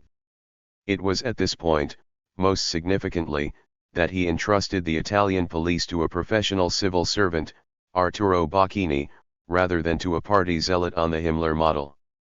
Operating the all-important police force on bureaucratic principles rather than as part of a prerogative state of unlimited arbitrary power was Italian fascism's most important divergence from Nazi practice. In 1928, Mussolini removed the old syndicalist militant Edmondo Rossini from leadership of the fascist trade unions, putting an end to Rossini's efforts to give them a real share in economic policy and equal representation alongside management in a single set of corporatist organizations. After Rossini's departure, the fascist union's monopoly of labor representation was all that remained of fascist syndicalism. Labor and management faced each other in separate organizations, and union representatives were banished from the shop floor. The form in which Mussolini's much vaunted corporate state developed henceforth amounted, in effect, to the reinforcement under state authority of employers' private power. 15. Mussolini's most decisive step toward normalization was the 1929 Lateran Pact with the papacy. 16 Though this treaty had forbidden any Catholic political activity in Italy, its long-term effects were favorable to the Church.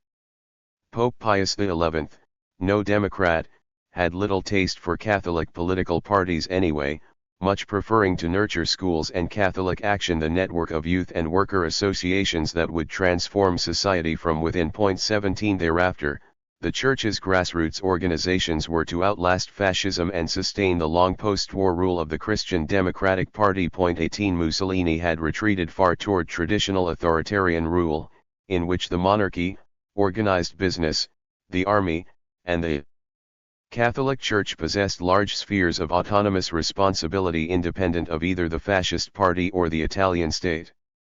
Mussolini probably preferred to rule that way as he grew older, but he knew the younger generation was impatient with his aging regime. "We were spiritually equipped to be assault squads," complained the young fascist Indro Montanelli in 1933, "but fate has given us the role of Swiss Guards of the Constituted Order." 19. That was one reason why in 1935 he took the classic way forward for a fascist regime, a war of aggression in Ethiopia. I will examine in more detail below 20 the downward spiral of radicalizing adventure that followed, the Cultural Revolution of 1936–38, European War in 1940, and the puppet Republic of Salo under Nazi occupation in 1943–45. What drives radicalization? This brief review of Mussolini's vacillation between normalization and radicalization suggests that the leader alone drives things along, a position that came to be known and debated in the 1980s as intentionalism. 21 Obviously, however, the leader's intentions mean little unless police officers, army commanders, magistrates, and civil servants are willing to obey his orders. Contemplating the notoriously indolent Hitler, some scholars were led to propose that the impulses to radicalization must have erupted from below, in the initiatives taken by underlings frustrated by local emergencies and confident that the Führer would cover their excesses, as he had done with the Potempa murderers. This position was known in the debates of the 1980s as structuralism. We do not need to accept the absurdity of pure structuralism to recognize that, in addition to the leader's actions or words, fascist regimes embrace radicalizing impulses from below that distinguish them sharply from traditional authoritarian dictatorships.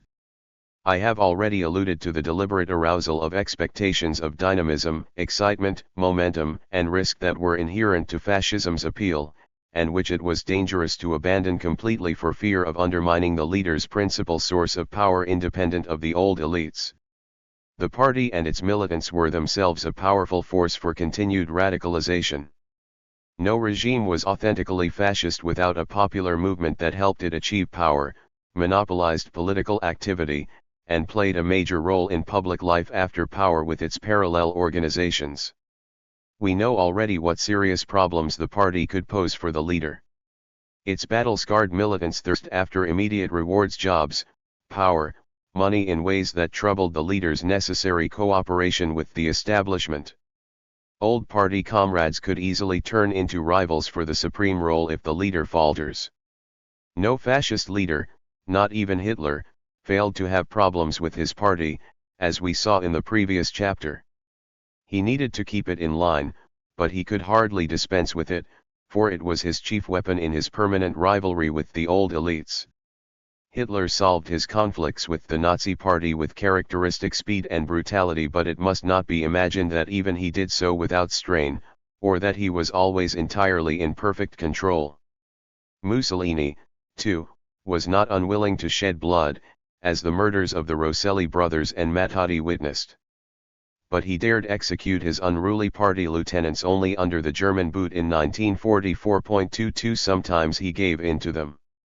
Often he tried to channel them, as when he named Farinacci party secretary in 1925, or when he diverted the energies of another powerful RAS, Italo Balbo, into the Air Force and the African Empire.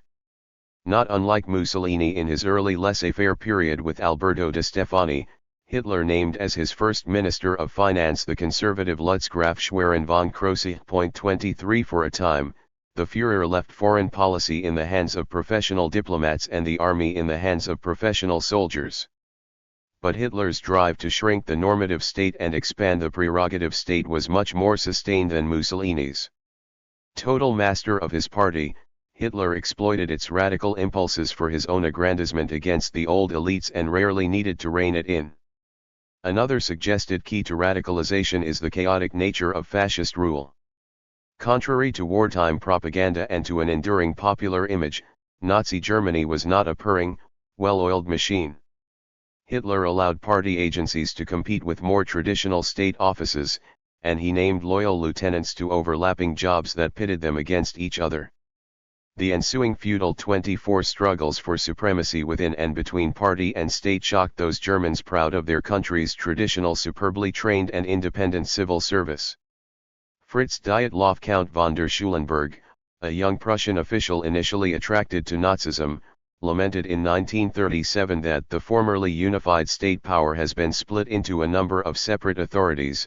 Party and professional organizations work in the same areas and overlap with no clear divisions of responsibility. He feared the end of a true civil service and the emergence of a subservient bureaucracy. 25. We saw in the previous chapter how the self-indulgently bohemian Hitler spent as little time as possible on the labors of government, at least until the war. He proclaimed his visions and hatreds in speeches and ceremonies, and allowed his ambitious underlings to search for the most radical way to fulfill them in a Darwinian competition for attention and reward. His lieutenants, fully aware of his fanatical views, worked toward the Führer, 26 who needed mainly to arbitrate among them.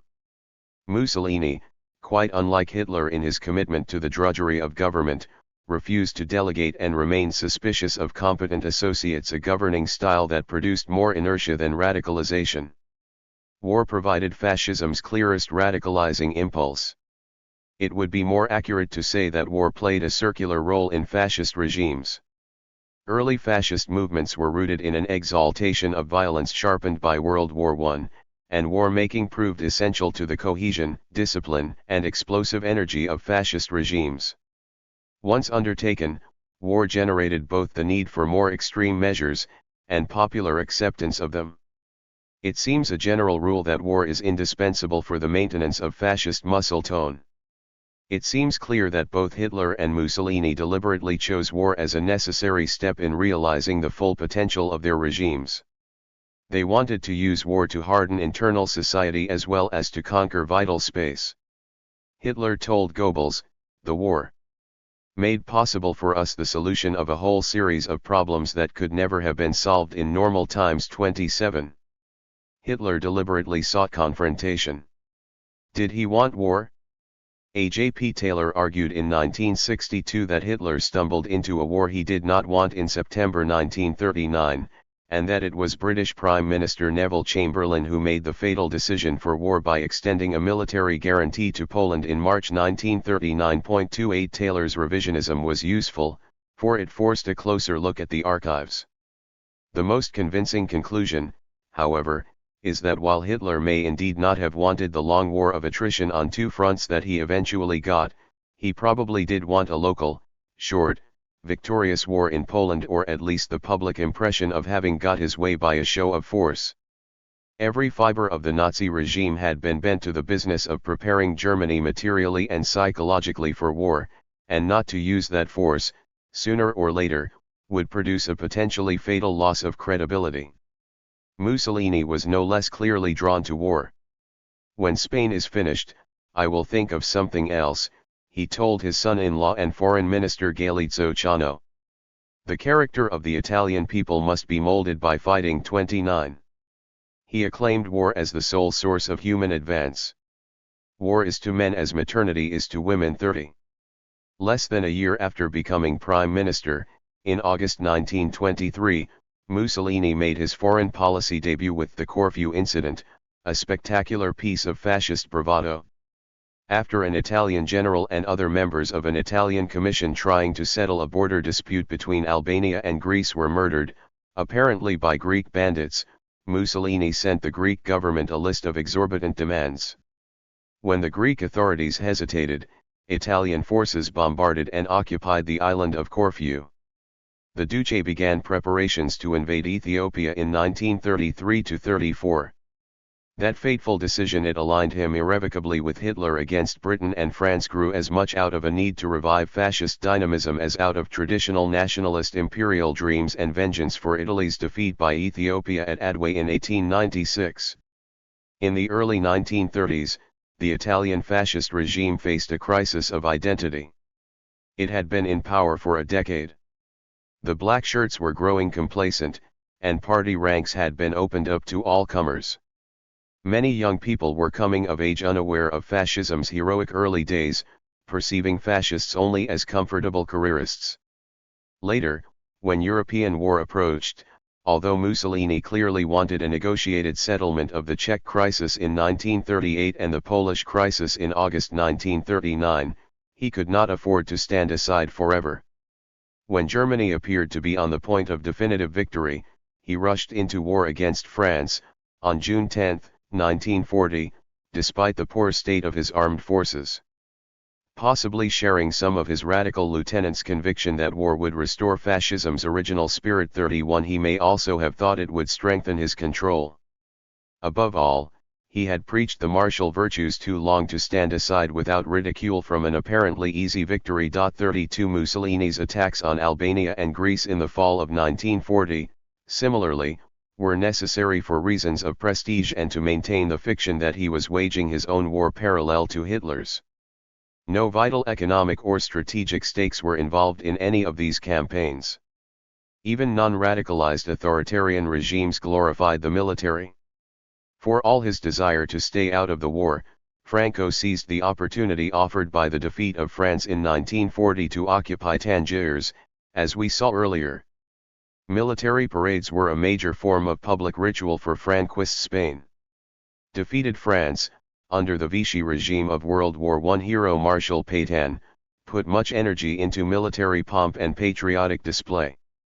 It never stopped asking the Nazi occupation authorities to allow the tiny Vichy armistice army to play a greater role in the defense of French soil from an Allied invasion. 33 Even the quietist Portuguese dictator Salazar could not neglect the African empire that provided major emotional and economic support for his authoritarian state. But there is a difference between authoritarian dictatorships' glorification of the military and the emotional commitment of fascist regimes to war. Authoritarians used military pomp, but little actual fighting, to help prop up regimes dedicated to preserving the status quo. Fascist regimes could not survive without the active acquisition of new territory for their race Lebensraum, Spazio Vitale, and they deliberately chose aggressive war to achieve it, clearly intending to wind the spring of their people to still higher tension. Fascist radicalization was not simply war government, moreover. Making war radicalizes all regimes, fascist or not, of course. All states demand more of their citizens in wartime, and citizens become more willing, if they believe the war is a legitimate one, to make exceptional sacrifices for the community, and even to set aside some of their liberties. Increased state authority seems legitimate when the enemy is at the gate. During World War II, citizens of the democracies accepted not only material sacrifices, like rationing and the draft, but also major limitations on freedom, such as censorship. In the United States during the Cold War, an insistent current of opinion wanted to limit liberties again, in the interest of defeating the communist enemy. War government under fascism is not the same as the democracy's willing and temporary suspension of liberties, however. In fascist regimes at war, a fanatical minority within the party or movement may find itself freed to express a furor far beyond any rational calculation of interest. In this way, we return to Hannah Arendt's idea that fascist regimes build on the fragmentation of their societies and the atomization of their populations. Arendt has been sharply criticized for making atomization one of the prerequisites for Nazi success. 34 But her origins of totalitarianism, though cast in historical terms, is more a philosophical meditation on fascism's ultimate radicalization than a history of origins. Even if the fragmentation and atomization of society work poorly as explanations for fascism's taking root and arriving in power, the fragmentation and atomization of government were characteristic of the last phase of fascism, the radicalization process. In the newly conquered territories, ordinary civil servants, agents of the normative state, were replaced by party radicals, agents of the prerogative state. The orderly procedures of bureaucracy gave way to the wild unstructured improvisations of inexperienced party militants thrust into ill-defined positions of authority over conquered peoples. Trying to account for the Holocaust. The outermost reach of fascist radicalization was the Nazi murder of the Jews. No mere prose can do justice to the Holocaust, but the most convincing accounts have two qualities. For one, they take into account not only Hitler's obsessive hatred of Jews but also the thousands of subordinates whose participation in the increasingly harsh actions against them that made the mechanism function. Without them, Hitler's murderous fantasy would have remained only a fantasy. The other quality is the recognition that the Holocaust developed step by step, from lesser acts to more heinous ones. 35 Most scholars accept today that the Nazi assault upon the Jews developed incrementally. It grew neither entirely out of the disorderly local violence of a popular pogrom, nor entirely from the imposition from above of a murderous state policy. Both impulses ratcheted each other up in an ascending spiral, in a way appropriate to a dual state. Local eruptions of vigilantism by party militants were encouraged by the language of Nazi leaders and the climate of toleration for violence they established. The Nazi state, in turn, kept channeling the undisciplined initiatives of party militants into official policies applied in an orderly fashion. The first phase was segregation, marking the internal enemies, setting them apart from the nation, and suppressing their rights as citizens. This began in spring 1933 as street actions by party militants, the so-called revolution from below that followed immediately upon Hitler's assumption of office. The new regime tried to channel and control these chaotic incidents of marking and smashing Jewish shops with an official one-day boycott on April 1, 1933. The Nuremberg Laws of September 15, 1935, prohibiting intermarriage and annulling Jewish citizenship elevated segregation into state policy. 36A pause followed, partly motivated by the regime's desire to present a positive face during the Berlin Olympics of 1936. When street violence erupted again in November 1938 in the synagogue burnings and shop smashings of Kristallnacht, fanned by Goebbels, 37 other Nazi authorities sought to channel this grassroots action into a more orderly state policy of Aryanizing Jewish businesses. "I have had enough of these demonstrations," Goering complained 2 days after Kristallnacht. "It is not the Jew they harm but me, as the final authority for coordinating the German economy. The insurance company will pay for the damage, which does not even touch the Jew, and furthermore the goods destroyed come from the consumer goods belonging to the people. We have not come together simply for more talk but to make decisions. To eliminate the Jew from the German economy." 38. Segregation reached its climax with the marking of the Jewish population. First in occupied Poland in late 1939 and then in the Reich in August 1941, all Jews had to wear a yellow Star of David sewn to the chest of their external garments. By this time, the next phase, expulsion, had already begun. The policy of expulsion germinated in the mixture of challenge and opportunity presented by the annexation of Austria in March 1938. This increased the number of Jews in the Reich, and, at the same time, gave the Nazis more freedom to deal harshly with them. The SS officer Adolf Eichmann worked out in Vienna the system whereby wealthy Jews, terrorized by Nazi thugs, would pay well for exit permits, generating funds that could be applied to the expulsion of the others. German conquest of the western half of Poland in September 1939 brought further millions of Jews, and an even freer hand in dealing with them. The murder of large numbers of the Polish and Jewish male elite by special military units, the Einsatzgruppen, was an integral part of the Polish campaign, but, for the Jewish population in general, expulsion remained the ultimate aim. Trouble arose, however, when individual Nazi satraps tried to expel their Jews into territory governed by another. Many Nazi officials thought of the Nazi-occupied area of former Poland as an ideal dumping ground for Jews, but its governor, Hans Frank, wanted to make his territory a model colony by expelling Polish Jews eastward. It was Frank who won the race to Hitler's ear and stopped the expulsion of German Jews into Poland. 39. The situation was further complicated by Himmler's project to resettle some 500,000 ethnic Germans from Eastern Europe and Northern Italy on lands vacated by expelled Jews and Poles. 40. This domino game of interlocking population movements soon produced a traffic jam that some Nazi racial planners thought of relieving in spring and summer 1940 by sending European Jews to the French colony of Madagascar. 41. The Nazis hoped that invading the Soviet Union in June 1941 would make expulsion easier again. Although the anticipated rapid conquest of Soviet territory would bring millions more Jews into Nazi hands, it would also open up the vast Russian hinterland into which to expel them. These hopes maintained expulsion as the official Nazi solution to the Jewish problem until late in 1941. Close studies of Nazi-occupied territories in Poland and the Soviet Union between September 1939 and late 1941, however, show surprising amounts of individual leeway and local variation among Nazi administrators in their treatment of Jews. Left to cope on their own with unexpectedly severe problems of security, supply, land tenure, and disease, they experimented with all sorts of local initiatives: ghettoization, forced labor, resettlements. 42 In the newly occupied Baltic states and eastern Poland, some Nazi administrators crossed the line from killing Jewish men for security reasons to the mass murder of whole Jewish populations, including women and children, as early as August, September 1941, apparently on local initiative. 43 Seen from this perspective, the famous meeting of high-level Nazi leaders under the chairmanship of Himmler's deputy Reinhard Heydrich on January 20, 1942, looks more like further state coordination of local extermination initiatives than the initiation of a new policy from above.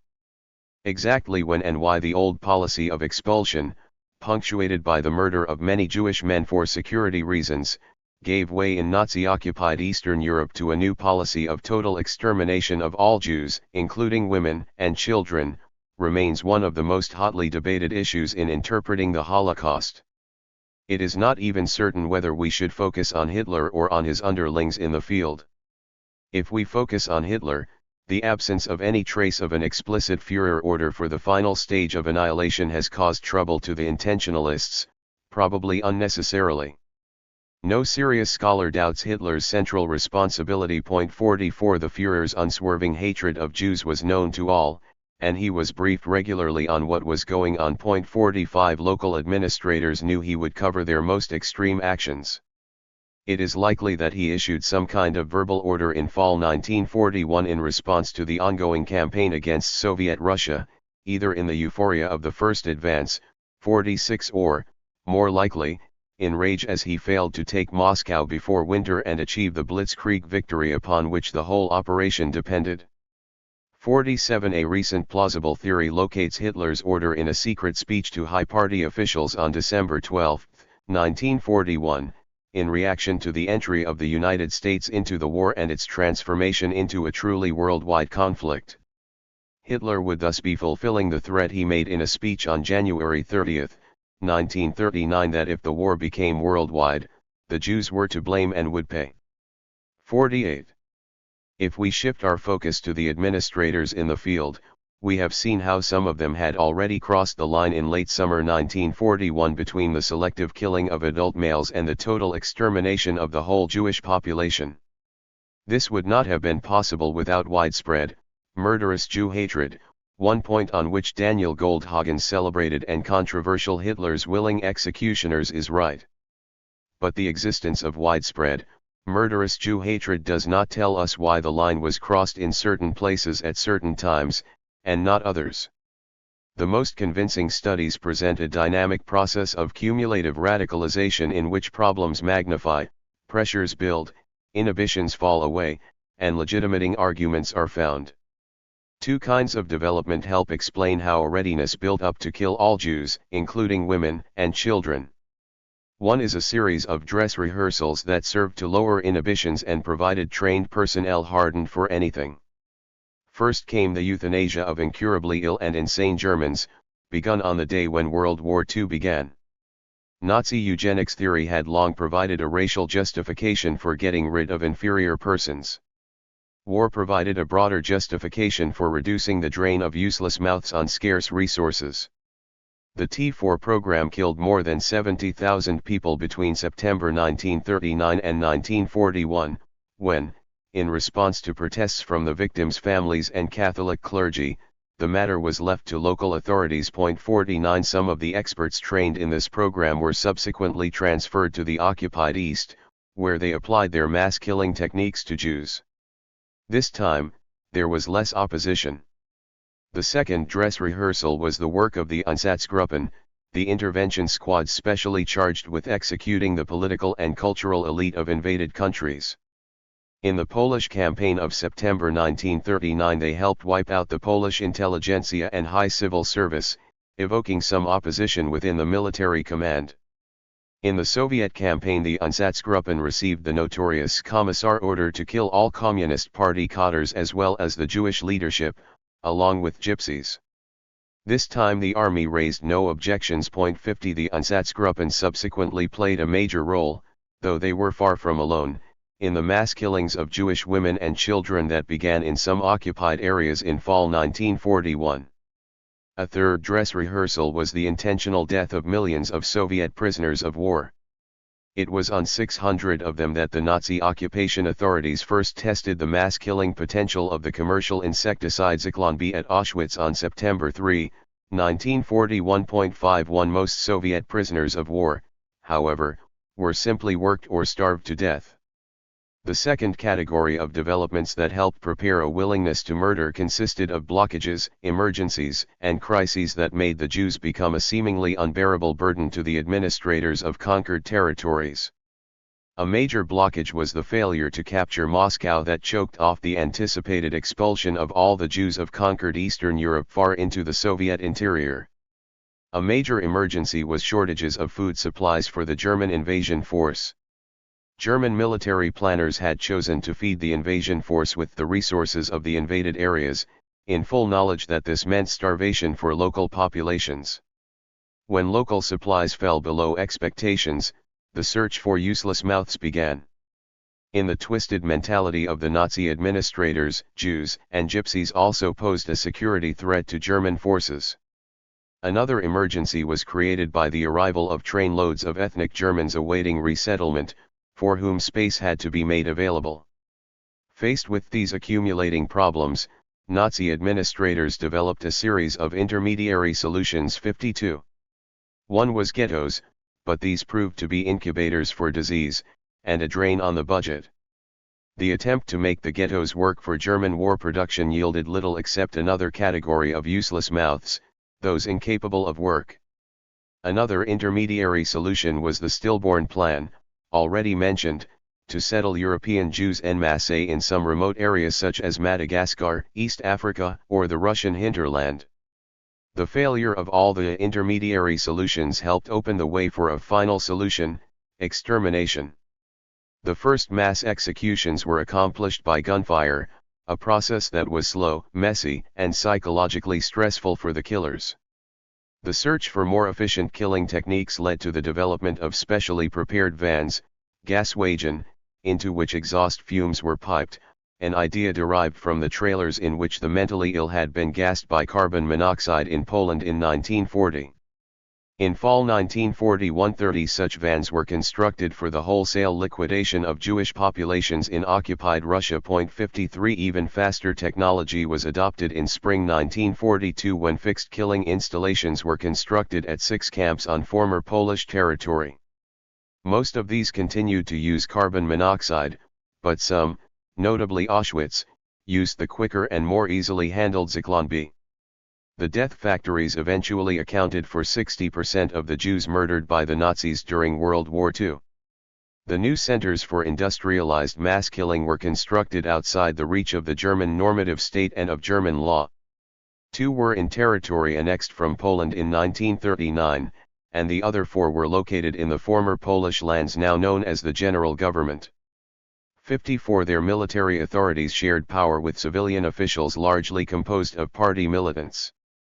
In captured areas of Poland and the Soviet Union, parallel organizations like the party's agency that seized land for redistribution to German peasants had more freedom than in the Reich.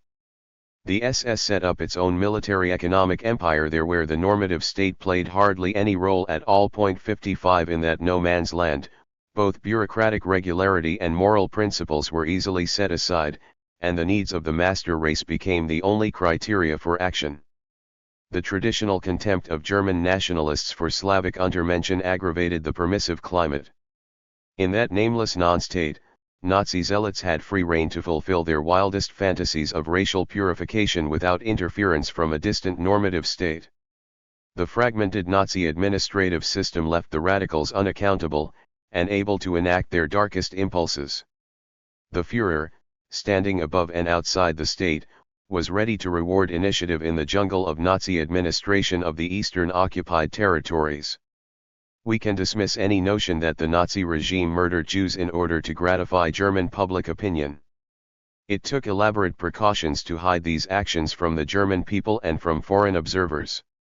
In official documents, the responsible authorities referred to the killings with euphemisms like Sonderbehandlung and undertook major operations to eliminate all traces of them, at a time when men and materiel could hardly be spared from the fighting. 56 At the same time, there was no particular effort to keep the secret from German troops on the Eastern Front, many of whom were regularly assigned to participate.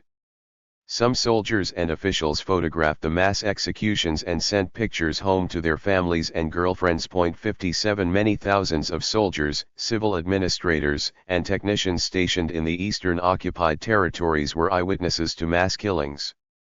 Many more thousands heard about them from participants. The knowledge inside Germany that dreadful things were being done to Jews in the East was fairly widespread. 58. As long as disorderly destruction such as the shop front smashings, beatings, and murders of Kristallnacht did not take place under their windows, most of them let distance, indifference, fear of denunciation, and their own sufferings under Allied bombing stifle any objections. In the end, radicalized Nazism lost even its nationalist moorings. As he prepared to commit suicide in his Berlin bunker in April 1945, Hitler wanted to pull the German nation down with him in a final frenzy. This was partly a sign of his character. A compromise peace was as unthinkable for Hitler as it was for the Allies. But it also had a basis within the nature of the regime: not to push forward was to perish. Anything was better than softness. 59. Italian radicalization, internal order, Ethiopia, Salo. Nazi Germany in its final paroxysm is the only authentic example so far of the ultimate stage of fascist radicalization. Italian fascism, too, displayed some signs of the forces that drive all fascisms toward the extreme.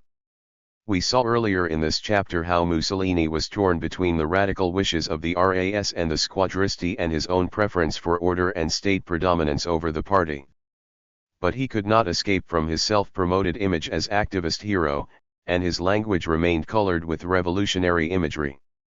He could not ignore entirely his followers' need for fulfillment and the public's expectation of dramatic achievements that he had himself encouraged.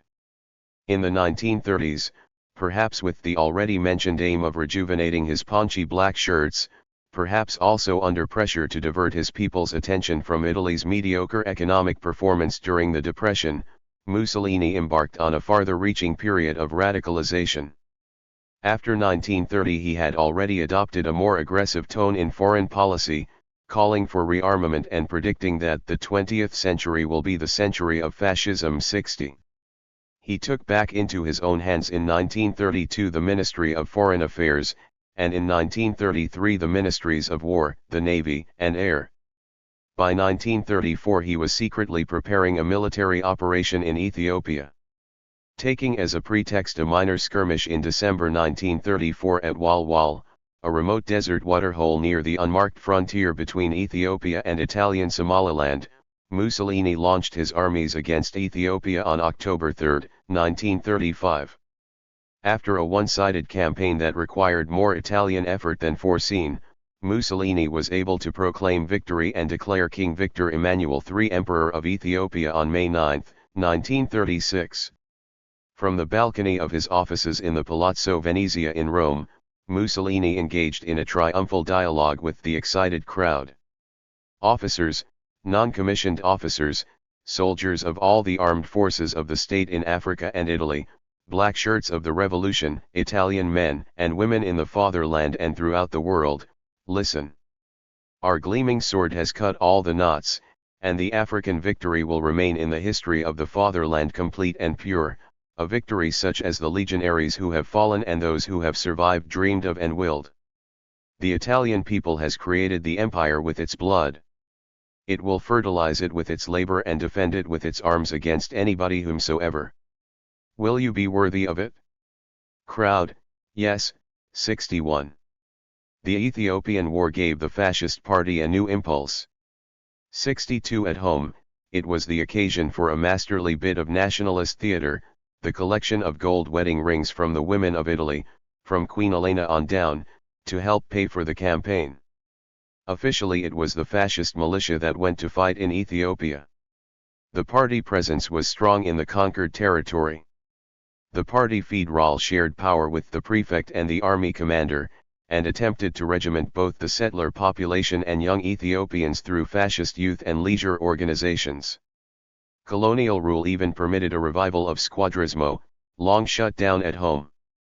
In 1937, after an assassination attempt on General Graziani, Governor-General and Viceroy, party activists terrorized the inhabitants of Addis Ababa for 3 days and killed hundreds of them. 63.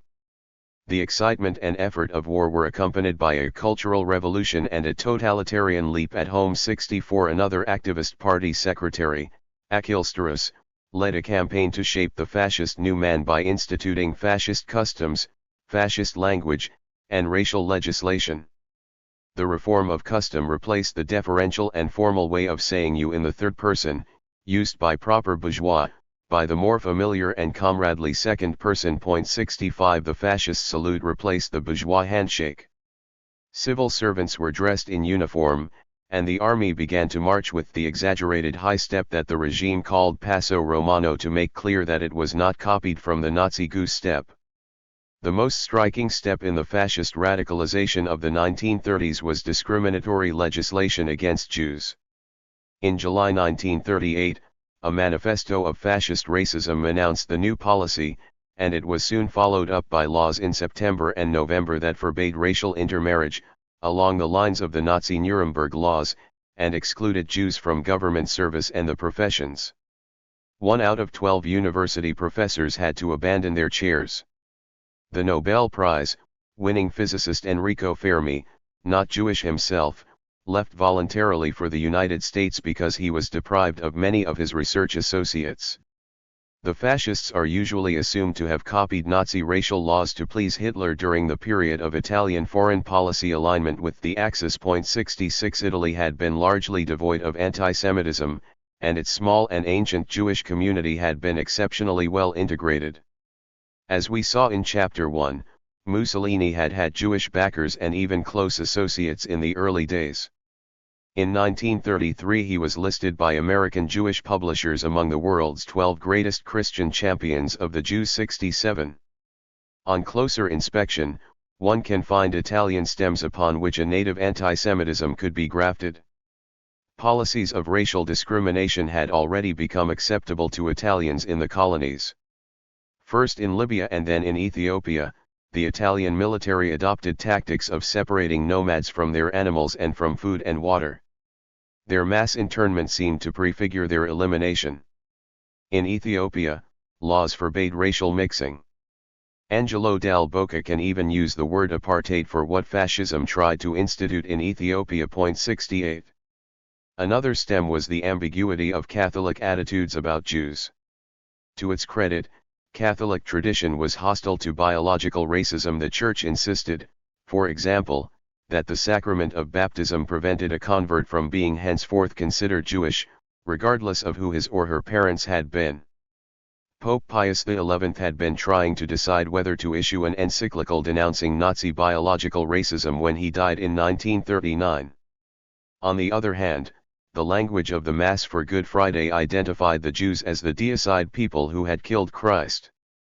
Church publications continued for a shockingly long time to express the coarsest forms of anti-Semitism, including accrediting the ancient legend of Jewish ritual murder. 69. The Church raised no objection to non-biological forms of discrimination against Jews in Catholic countries, such as quotas in universities and limitations on economic activity. 70. As for secular fascists, there had always been anti-Semites among them. Some of them, like Telesio Interlandi, were given prominent space in the party press from the middle 1930s on, even before the formation of the Axis. It is true that the new legislation was generally unpopular, and that in Italian-occupied Croatia and southeastern France Italian authorities actually protected Jews. 71. When the Germans began deporting Jews from Italy in 1943, few Italians joined in that undertaking. There had been enough support for the 1938 legislation, however, for it to be applied quite firmly. After 1938, Mussolini's regime subsided once more into business as usual. When war began in September 1939, he told Hitler he was not ready. When he finally entered World War II, At the last possible moment, it brought Mussolini neither the spoils of victory nor the heightened popular enthusiasm he had hoped for. 72 Mussolini's parallel war after June 1940, intended to assert equality with Hitler, led only to defeats and humiliations that ended fascism's privileged relation with history and snapped the last links of affection between the Italian people and the Duce. The Germans, too, received with gloom the news that World War II had begun. Hitler's successes, however, charged them with zeal. They made war longer and with more determination in 1939–45, despite greater civilian suffering, than in 1914–18. In Italy, by contrast, the balloon of fascist excitement burst quickly. In retrospect, fascist mobilization turned out to be more fragile than democratic mobilization. Churchill could move the British people by an honest promise of nothing but blood, sweat, toil, and tears. Mussolini's final days offer another case of radicalization, though it was geographically limited to northern Italy.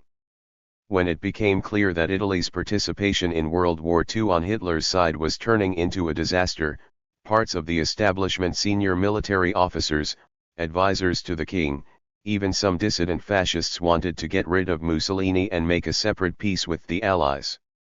Soon after the Allies landed in Sicily on July 10, 1943, in the pre-dawn hours of July 25, the Fascist Grand Council voted a resolution to restore full authority to the king. The same afternoon, Victor Emmanuel dismissed the deflated Duce from office and had him arrested. That ignominious arrest should have put an end to Mussolini's charisma. On September 12, however, a daring German commando raid led by SS Captain Otto Skorzeny liberated him from his captivity atop the Gran Sasso ski resort, east of Rome. Hitler reinstated the Duce as the dictator of a fascist republic whose capital was Etzelo, on Lake Garda, handy to the main road to Germany via the Brenner Pass. The Italian Social Republic was never more than a German puppet, and deserves little more than a footnote in history. 73 It interests us here, however, for, freed from the need to mollify the Church, the King, and the financial and industrial leadership of Italy, the Salo Republic reverted to the radical impulses of fascism's first days. At Salo, Mussolini surrounded himself with some remaining party fanatics and a few pro-Nazi officers. They played the one card left to them, a populist National Socialism. The new Fascist Republican Party program of November 1943 called for the socialization of those sectors of the economy necessary for self-sufficiency, and leaving in private hands only property that was the fruit of personal effort and savings. The public sector was to be run by management committees in which the workers would have a voice. Unproductive or uncultivated farms would be taken over by their hired hands. Roman Catholicism remained the religion of the Fascist Republic, but many of the new leaders were irreligious. The new republic promised to govern through an assembly which would be chosen by unions, professional groups, and soldiers. The Italian Social Republic Etzelo never had the power to put these measures into effect, however. Its radicalization's main effect was to make its police and armed squads murderous in the Italian Civil War of 1944–45. The Salo Republic also tried to remedy the slackness that had overcome established fascism in Italy. It raised new armed forces of committed fascists to carry on the war against the Allies. These consisted mainly of volunteer groups like Prince Borghese's 10th Torpedo Boat Squadron, which fought on dry land, and mostly against the resistance. 74 The agents of the Salo Republic also tried to remedy most Italians' refusal to take antisemitism seriously. It was at this point that fascist activists rounded up Jews and put them in camps where the Nazis had easy access to them. This is how the chemist Primo Levi was taken prisoner in December 1943, to end up in Auschwitz. 75. The Salo Republic sought revenge against the traitors to Mussolini within fascism. The Republic had its hands on only a few members of the Fascist Grand Council who had voted against Mussolini on July 25, but it executed 5 of them, including Mussolini's own son-in-law Count Ciano, the fascist regime's former foreign minister at Verona in January 1944. Even so, all the blood shed by the Republic of Salo was only a few drops compared to that spilled by Nazism's final days. As the Allied armies approached in April 1945, Mussolini's few remaining supporters melted away. Italian partisans found him on April 28 hidden in the back of a German army truck withdrawing up the western shore of Lake Como, and killed him along with his steadfast young mistress, Clara Petixi, and several fascist notables. They strung up the bodies in a Milan filling station, after a bitter crowd had mutilated the Duce's corpse. Only a generation later would Mussolini's remains, restored to the family in 1957 and buried in his home village of Pradapio, become an object of pilgrimage. 76. Final thoughts. The radicalization stage shows us fascism at its most distinctive. While any regime can radicalize, the depth and force of the fascist impulse to unleash destructive violence, even to the point of self-destruction, sets it apart. At this ultimate stage, comparison is hardly possible, only one fascist regime really reached it. A tempting candidate for comparison has been Stalin's radicalization of the Soviet dictatorship. The Nazi and Soviet cases shared a rejection of the state of law and due process, both subordinated them to the imperatives of history. In other respects, however, fascist radicalization was not identical to the Stalinist form. Fascism idealized violence in a distinctive way, as a virtue proper to a master race. And while the agents of Stalin's purges knew that they would be covered by the dictator, the Soviet system lacked Nazism's ingrained competition between party parallel organizations and established elites for the leader's favor. Expansionist war lies at the heart of radicalization. Insofar as fascist Italy radicalized, it did so most fully in conquered East Africa and in the final paroxysm of the Italian campaign. The Nazi regime reached the outer limits of radicalization with its war of extermination against the Soviet Union. In that specially charged situation, Nazi officials felt free to take more violent action than they had done in the Western campaigns of 1940, first against the enemies of the regime, then against fascism's conservative allies, and eventually against the German people themselves, in an ecstasy of terminal destruction. 77. Whereas in traditional authoritarian war regimes, the army tends to extend its control, as it did in the German Reich during 1917-18 and in Franco's Spain, the German army lost control of occupation policy in the East after 1941, as we have seen, to the Nazi Party's parallel organizations. 78 Party radicals felt free to express their hatreds and obsessions in ways that were foreign to the traditions of the state services. The issue here is not simply one of moral sensitivity. Some officers and civil servants were appalled by SS actions in the conquered territories, while others went along because of group solidarity or because they had become hardened. 79 It was to some degree an issue of turf. It would be unthinkable for a traditional military dictatorship to tolerate the incursions of amateurish party militias into military spheres that Hitler and even, in Ethiopia, Mussolini permitted. Hannah Arendt's Origins of Totalitarianism, so problematical for the earlier stages of fascism, fits here. For here we enter a realm where the calculations of interest that arguably govern the behavior of both the Nazis and their allies under more ordinary circumstances in the exercise of power no longer determined policy. At this ultimate stage, an obsessed minority is able to carry out its most passionate hatreds implacably and to the ultimate limit of human experience. Liberation from constraints permitted a hardcore of the movement's fanatics to regain the upper hand over their bourgeois allies and carry out some of the initial radical projects. At the outposts of empire, fascism recovered the face-to-face violence of the early days of squadrismo and SA street brawling. One must resist the temptation at this final stage to revert to a highly personalized way of looking at the exercise of power in fascist regimes, with its discredited notions of hoodlums kidnapping the state. The Nazi regime was able to pursue the war with ever-mounting intensity only with the continued complicity of the state services and large sectors of the socially powerful. Fascist radicalization, finally, cannot be understood as a rational way to persuade a people to give their all to a war effort. It led Nazi Germany into a runaway spiral that ultimately prevented rational war-making, as vital resources were diverted from military operations to the murder of the Jews. Finally, radicalization denies even the nation that is supposed to be at fascism's heart. At the end, fanatical fascists prefer to destroy everything in a final paroxysm, even their own country, rather than admit defeat. Prolonged fascist radicalization over a very long period has never been witnessed. It is even hard to imagine. Can one suppose that even Hitler could keep up the tension into old age? Arranging the succession to a sane-ascent fascist leader is another intriguing but, so far, hypothetical problem. 80. The more normal form of succession to a fascist regime is likely to be decay into a traditional authoritarianism. At that point, there can be progressive liberalization as in post-Franco Spain or perhaps revolution. But orderly succession is clearly far more of a problem with fascism than with other forms of rule, even communism. Fascism is, in the last analysis, destabilizing. In the long run, therefore, it was not really a solution to the problems of frightened conservatives or liberals. The final outcome was that the Italian and German fascist regimes drove themselves off a cliff in their quest for ever headier successes.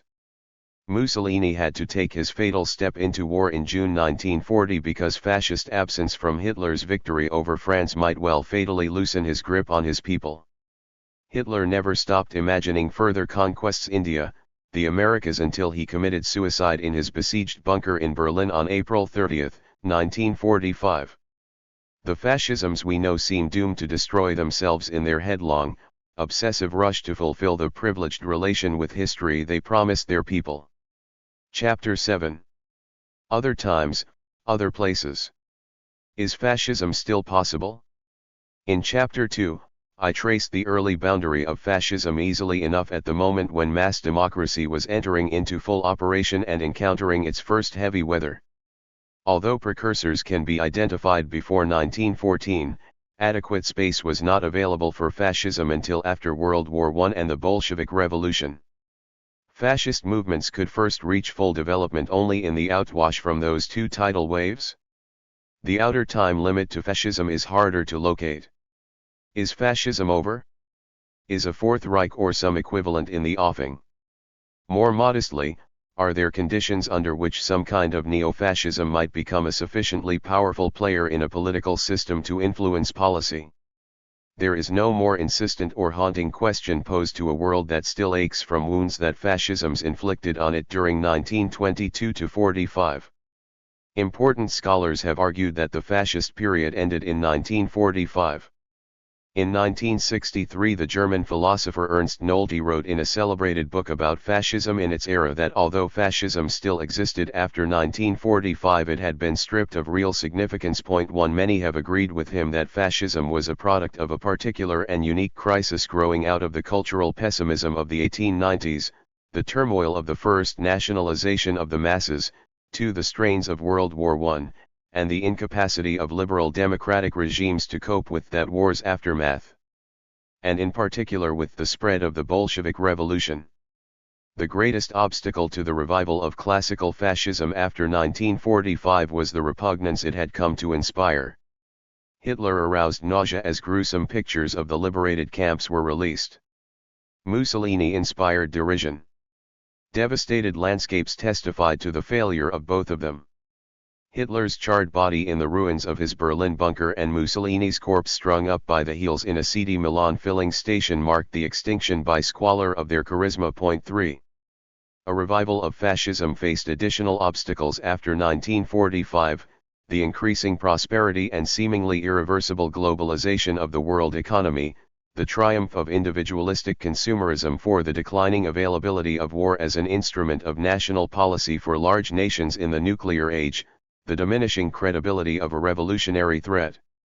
All these post-war developments have suggested to many that fascism as it flourished in Europe between the two world wars could not exist after 1945, at least not in the same form. 5. The end of fascism was open to doubt in the 1990s by a series of sobering developments: ethnic cleansing in the Balkans, the sharpening of exclusionary nationalisms in post-communist Eastern Europe, spreading skinhead violence against immigrants in Britain, Germany, Scandinavia, and Italy, the first participation of a neo-fascist party in a European government in 1994, when the Italian Alleanza Nazionale, direct descendant of the principal Italian neo-fascist party, the Movimento Sociale Italiano, joined the first government of Silvio Berlusconi. 6. The entry of Jörg Haider's Freiheitspartei, with its winks of approval at Nazi veterans, into the Austrian government in February 2000, the astonishing arrival of the leader of the French far-right, Jean-Marie Le Pen, in second place in the first round of the French presidential elections in May 2002, and the meteoric rise of an anti-immigrant but nonconformist outsider, Pim Fortuyn, in the Netherlands in the same month. Finally, a whole universe of fragmented radical right grouplets proliferated, keeping alive a great variety of far-right themes and practices. 7. Whether or not one believes that fascism can recur depends, of course, on one's understanding of fascism. Those who warn that fascism is returning tend to present it rather loosely as overtly violent racism and nationalism. 8. The author who announced most categorically the death of fascism in 1945 argues that its defining elements, unlimited particular sovereignty, a relish for war, and a society based on violent exclusion, simply have no place in the complex, interdependent post-World War II world. 9. The communist position is that although fascists are still around, the conditions of interwar Europe that permitted them to found major movements and even take power no longer exist. 10. The issue of fascism since 1945 is further clouded by polemical name-calling. The far right in Europe after 1945 is loudly and regularly accused of reviving fascism.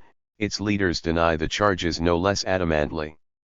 The post-war movements and parties themselves have been no less broad than interwar fascisms, capable of bringing authentic admirers of Mussolini and Hitler into the same tent with one-issue voters and floating protesters. Their leaders have become adept at presenting a moderate face to the general public while privately welcoming outright fascist sympathizers with coded words about accepting one's history, restoring national pride, or recognizing the valor of combatants on all sides. The inoculation of most Europeans against the original fascism by its public shaming in 1945 is inherently temporary. The taboos of 1945 have inevitably faded with the disappearance of the eyewitness generation. In any event, a fascism of the future, an emergency response to some still unimagined crisis, need not resemble classical fascism perfectly in its outward signs and symbols. Some future movement that would give up free institutions 11 in order to perform the same functions of mass mobilization for the reunification, purification, and regeneration of some troubled group would undoubtedly call itself something else and draw on fresh symbols. That would not make it any less dangerous. For example, while a new fascism would necessarily diabolize some enemy, both internal and external, the enemy would not necessarily be Jews. An authentically popular American fascism would be pious, anti-black, and, since September 11, 2001, anti-Islamic as well. In Western Europe, secular and, these days, more likely anti-Islamic than anti-Semitic. In Russia and Eastern Europe, religious, anti-Semitic, Slavophile, and anti-Western. New fascisms would probably prefer the mainstream patriotic dress of their own place and time to alien swastikas or fasces. The British moralist George Orwell noted in the 1930s that an authentic British fascism would come reassuringly clad in sober English dress. 12 There is no sartorial litmus test for fascism. The stages around which I have structured this book can offer further help with deciding whether fascism is still possible. It is relatively easy to admit the widespread continuation of Stage 1, the founding stage of radical right movements with some explicit or implicit link to fascism. Examples have existed since World War II in every industrial, urbanized society with mass politics. Stage 2, however, where such movements become rooted in political systems as significant players and the bearers of important interests, imposes a much more stringent historical test. The test does not require us, however, to find exact replicas of the rhetoric, the programs, or the aesthetic preferences of the first fascist movements of the 1920s. The historic fascisms were shaped by the political space into which they grew, and by the alliances that were essential for growth into stages 2 or 3, and new versions will be similarly affected. Carbon copies of classical fascism have usually seemed too exotic or too shocking since 1945 to win allies. The skinheads, for example, would become functional equivalents of Hitler's SA and Mussolini's squadristi only if they aroused support instead of revulsion. If important elements of the conservative elite begin to cultivate or even tolerate them as weapons against some internal enemy, such as immigrants, we are approaching stage 2. By every evidence, stage 2 has been reached since 1945, if at all, at least outside the areas once controlled by the Soviet Union, only by radical right movements and parties that have taken pains to normalize themselves into outwardly moderate parties distinguishable from the center-right only by their tolerance for some awkward friends and occasional verbal excesses. In the unstable new world created by the demise of Soviet communism, however, movements abound that sound all too much like fascism. If we understand the revival of an updated fascism as the appearance of some functional equivalent and not as an exact repetition, recurrence is possible. But we must understand it by an intelligent comparison of how it works and not by superficial attention to external symbols. Western Europe is the area with the strongest fascist legacy since 1945. Western Europe since 1945. Even after Nazism and fascism had been humiliated and exposed as odious in 1945, some of their followers kept the faith. Unreconstructed former Nazis and fascists created legacy movements in every European country for a generation after World War II. Germany naturally raised the most concern. 13 Soon after the Allied occupation began, a survey of opinion in the American zone reported that 15 to 18% of the population remained committed to Nazism. Those figures dropped sharply, however, to about 3% in the early 1950s. 14 The ranks of potential neo-Nazis were swollen by over 10 million refugees of German national origin expelled in 1945 from Central Europe into what would become the Federal Republic of Germany. Under those conditions, it was remarkable how weak the radical right remained after political life revived in the Federal Republic in the late 1940s. The West German radical right was further weakened by division. The largest radical right party of the founding years of the Federal Republic, the Socialist Reich Party, gained 11% of the popular vote in Lower Saxony, one of the 10 federal states, in 1951, but was banned in 1952 for being too overtly neo-Nazi. Its main surviving rival, the German Reich Party, received only about 1% of the vote for most of the 1950s as West Germany prospered under conservative Chancellor Konrad Adenauer.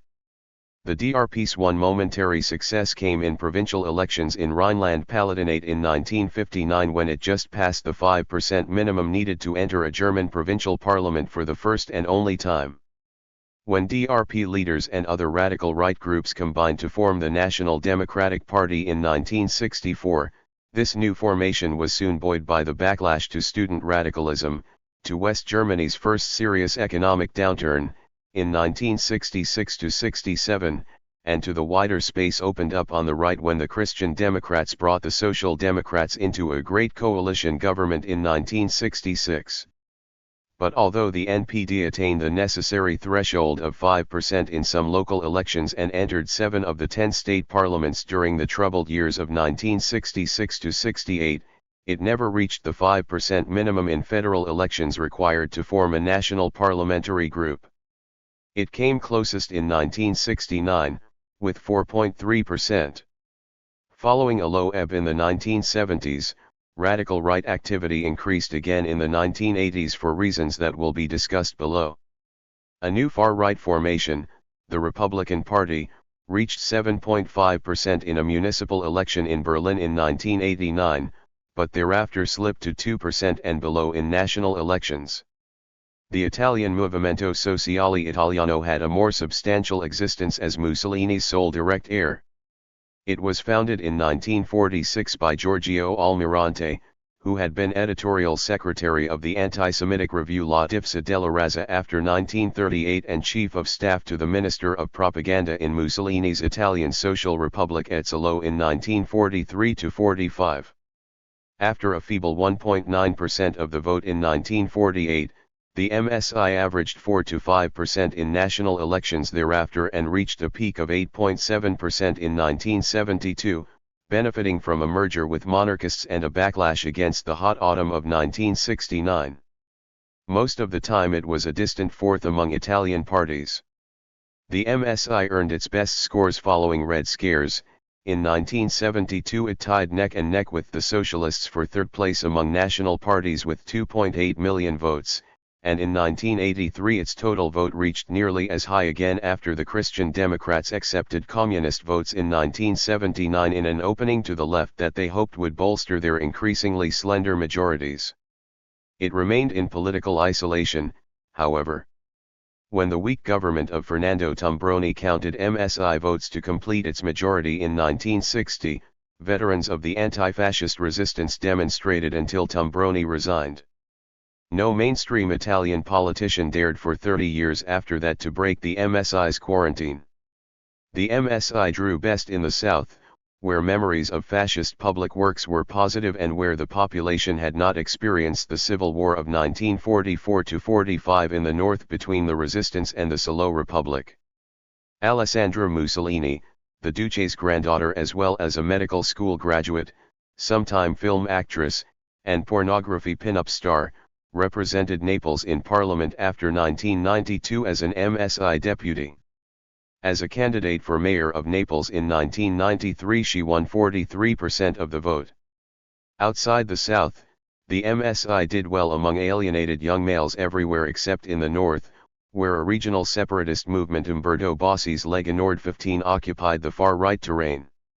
MSI leader Gianfranco Fini won 47% of the vote for mayor of Rome in 1993.16. Legacy neo-fascism was not limited to Germany and Italy. Britain and France, victorious but exhausted after World War II, endured the humiliation of losing their empires and their status as great powers. To make matters worse, their final efforts to win more time for their empires entailed accepting massive immigration from Africa, South Asia, and the Caribbean. Although the radical right had little electoral success in these two countries for 30 years after the war, it kept the racial issue before the public and succeeded in influencing national policy. France emerged from World War II bitterly divided. The purged collaborators of Vichy France joined virulent anti-communists and those disillusioned by the weakness of the Fourth Republic to form a ready clientele for anti-system nationalist movements. The principal impetus for the radical right in post-war France was 17 years of unsuccessful colonial war, first in Indochina and especially in Algeria. As the French Republic floundered in its attempt to hold on to its colonies, the Jeune Nation movement called for its replacement by a corporatist and plebiscitary state freed of stateless elements and capable of all-out military effort. In the later phases of the Algerian War, the JN kept Paris on edge by setting off plastic bombs at the doors of leaders of the left and by daubing city walls with its Celtic cross symbol. A second impetus was the bitterness of small shopkeepers and peasants who were losing out in the industrial and urban modernization of France in the 1950s. A southern stationery shop owner, Pierre Pojade, set up a mass movement in 1955 calling for tax cuts, the protection of small business against chain stores, and a cleanup of public life. Pojadism had more than a whiff of anti-parliamentarism and xenophobia about it. In the parliamentary election of January 1956, the movement won about 2.5 million votes 17 and helped shake the Fourth Republic, which ended unmourned 2 years later with an army officers' revolt in Algeria. The French loss of Algeria provoked the creation of an underground terrorist movement, the Secret Army, devoted to destroying the internal enemies on the left whom they accused of stabbing the French army in the back while it was defending the French Empire from the communists. Following the suppression of the OAS, the far right regrouped in a series of movements such as Occident and Ordre Nouveau that fought with communists and students in the streets. Backlash from the student rising of May 1968 gave them a second wind. 1 million European settlers were hastily uprooted from Algeria and repatriated to France, even though not all were of French ancestry, plus many thousands of Algerians who had collaborated with the French and had to be rescued, such as supplementary policemen. The former threatened to fuel a powerful anti-democratic movement in France. The Harkissis children, plus later immigrants, formed the core of a settled but only partially assimilated Muslim population in France that provoked the anti-immigrant feelings later exploited by the most successful French radical right party, the Front National. The FN, formed in 1972 in an effort to assemble under a single umbrella all the various components of the French far-right, electoral parties as well as street-fighting activists, began to win local elections in the 1980s. The British extreme right also mobilized resentment against colonial immigration, starting in the 1950s with the White Defence League. Veterans of interwar fascism played leading roles in this, and the National Socialist movement, dissolved for paramilitary activity in the 1960s. They were supplanted in 1967 by the National Front, a blatantly racialist anti-immigrant formation. The British radical right was much more openly extreme than most continental parties, and consequently had almost no electoral success. But it forced the traditional parties to take the immigrant issue seriously, and restrict entry into Britain for the populations of the former colonies. 19. It could be expected that legacy neo-fascisms would diminish as Hitler's and Mussolini's generation, mostly born in the 1880s, and the generation formed by them, mostly born in the 1900s, died off. Unexpectedly, however, radical right movements and parties entered a new period of growth in the 1980s and 1990s. While some children carried on their parents' cause, 20 new recruits voicing new grievances gave the European radical right a renewed impetus. Something akin to fascism was far from dead in Europe as the 21st century opened. A decade of transition began around 1973. Many first-generation post-war far-right parties, such as the NPD in Germany and the British National Front, declined during the 1970s, and the French Ordre Nouveau was dissolved in 1973. Fundamental social, economic, and cultural changes were underway, however, further exacerbated by the oil crisis and economic contraction that began in 1973. These changes were raising new issues and preparing a new public for fresh radical right movements and parties that would enjoy greater success in the 1980s and 1990s than the legacy neo-fascisms had achieved in the 3 decades following the war. One set of changes was an economic shift with profound social consequences. The decline of traditional smokestack industries was a long process, but it assumed crisis proportions after the first and second oil shocks of 1973 and 1979. Faced with competition from Asian tigers with cheaper labor costs, burdened with expensive welfare systems and short of increasingly costly energy supplies, Europe faced long-term structural unemployment for the first time since the 1930s. This was no ordinary cyclical downturn. In what was now called post-industrial society, the conditions for finding work had changed. More education was required for the service, communication, high technology, and entertainment industries that emerged as the most remunerative forms of work for high-cost economies in a global marketplace. This seismic shift in the job market tended to produce two-tier societies. The better educated part of the population succeeded very well in the new economy, while those without the necessary training, including once proud skilled artisans and industrial craftsmen, appeared doomed to permanent underclass status. To make matters worse, the traditional communities that had once supported these skilled artisans and industrial craftsmen, trade unions, Marxist parties, and proletarian neighborhoods lost much of their power to defend and console after the 1970s. Some orphans of the new economy who might earlier have turned to communism rallied to the radical right instead after the collapse of the Soviet Union completed the discredit of communism. 21. The collapse of solidarity and security for many Western European working people after the 1970s was compounded by the post-war flood of Third World immigrants into Western Europe. When times were good, the immigrants were welcome to do the dirty jobs that the national labor force now spurned. When Europeans began to face long-term structural unemployment for the first time since the Great Depression, however, immigrants became unwelcome. Moreover, European immigration had changed.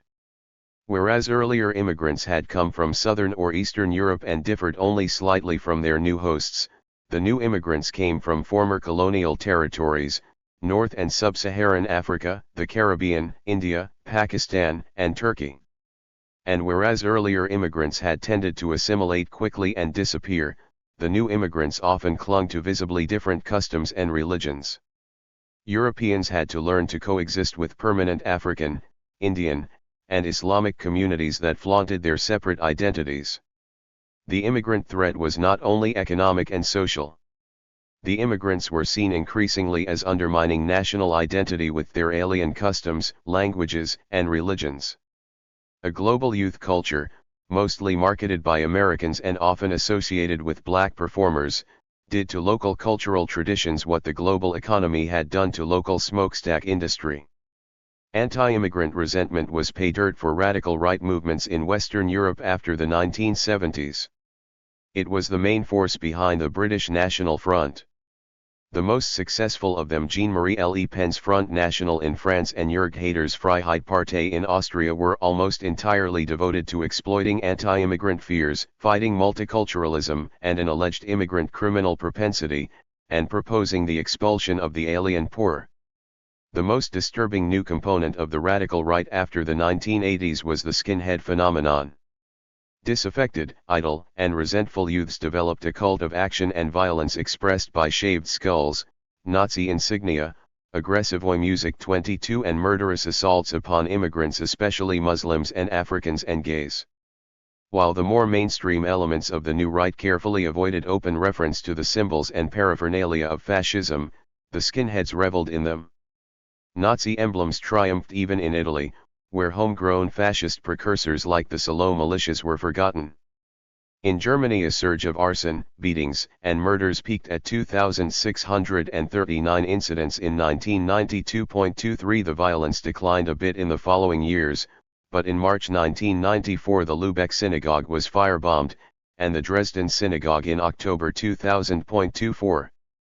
Governments and mainstream parties coped badly with the new problems faced by Western Europe after the 1970s.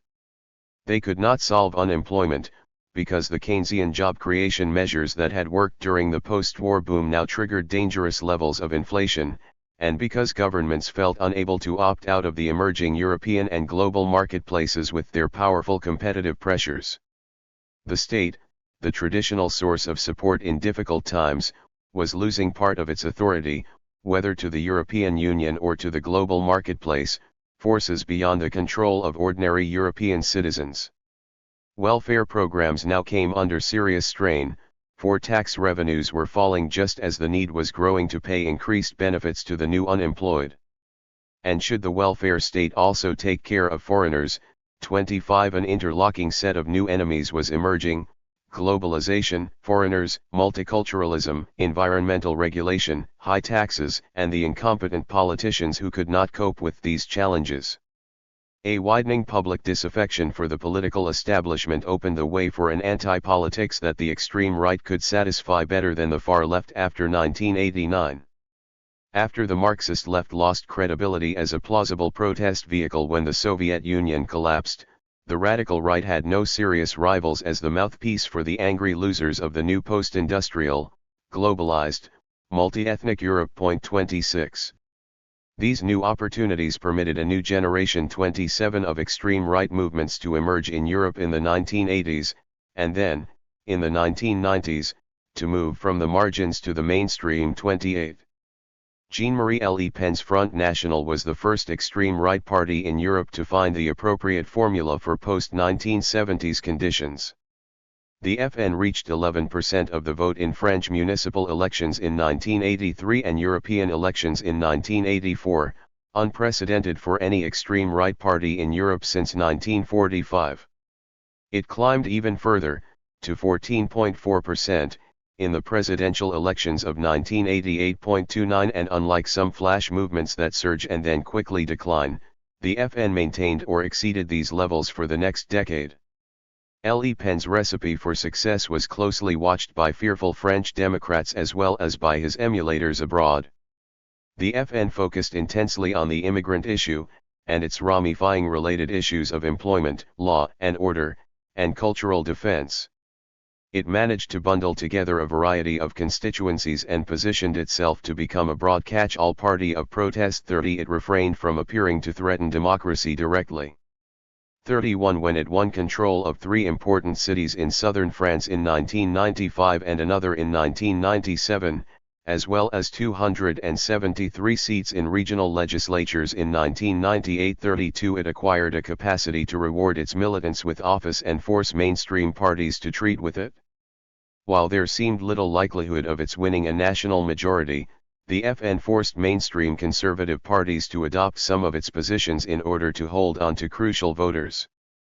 The FN's strategic leverage became so important in some southern and eastern localities that some conservatives with narrow margins allied with it in the local elections of 1995 and 2001 as the only way to defeat the left.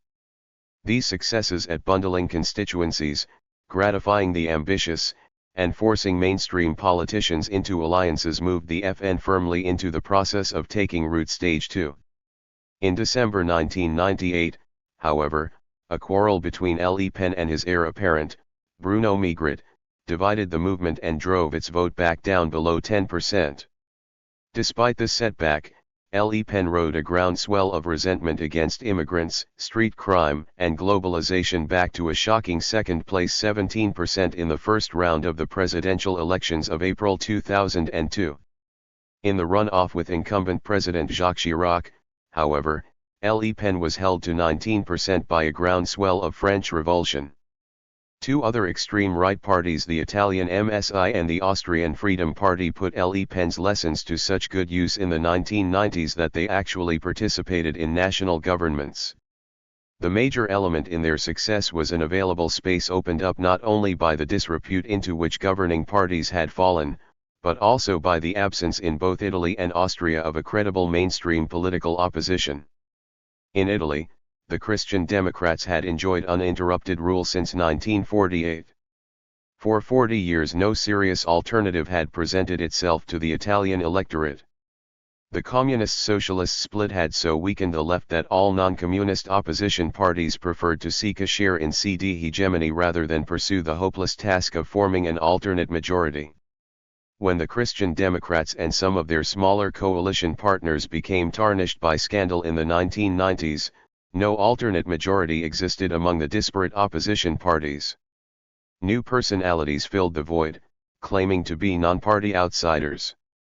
The most successful of these was the media tycoon Silvio Berlusconi, the richest man in Italy, who quickly mounted a new party named after a soccer cheer, Forza Italia. 33. Berlusconi put together a coalition with 2 other outsider movements, Umberto Bossi's separatist Northern League and the MSI. Together they won the parliamentary election of 1994, having successfully filled the unoccupied niche of plausible alternative to the discredited Christian Democrats. The ex-MSI, with 13% of the vote, was rewarded with 5 ministerial portfolios. It was the first time that a party descended directly from fascism had participated in a European government since 1945.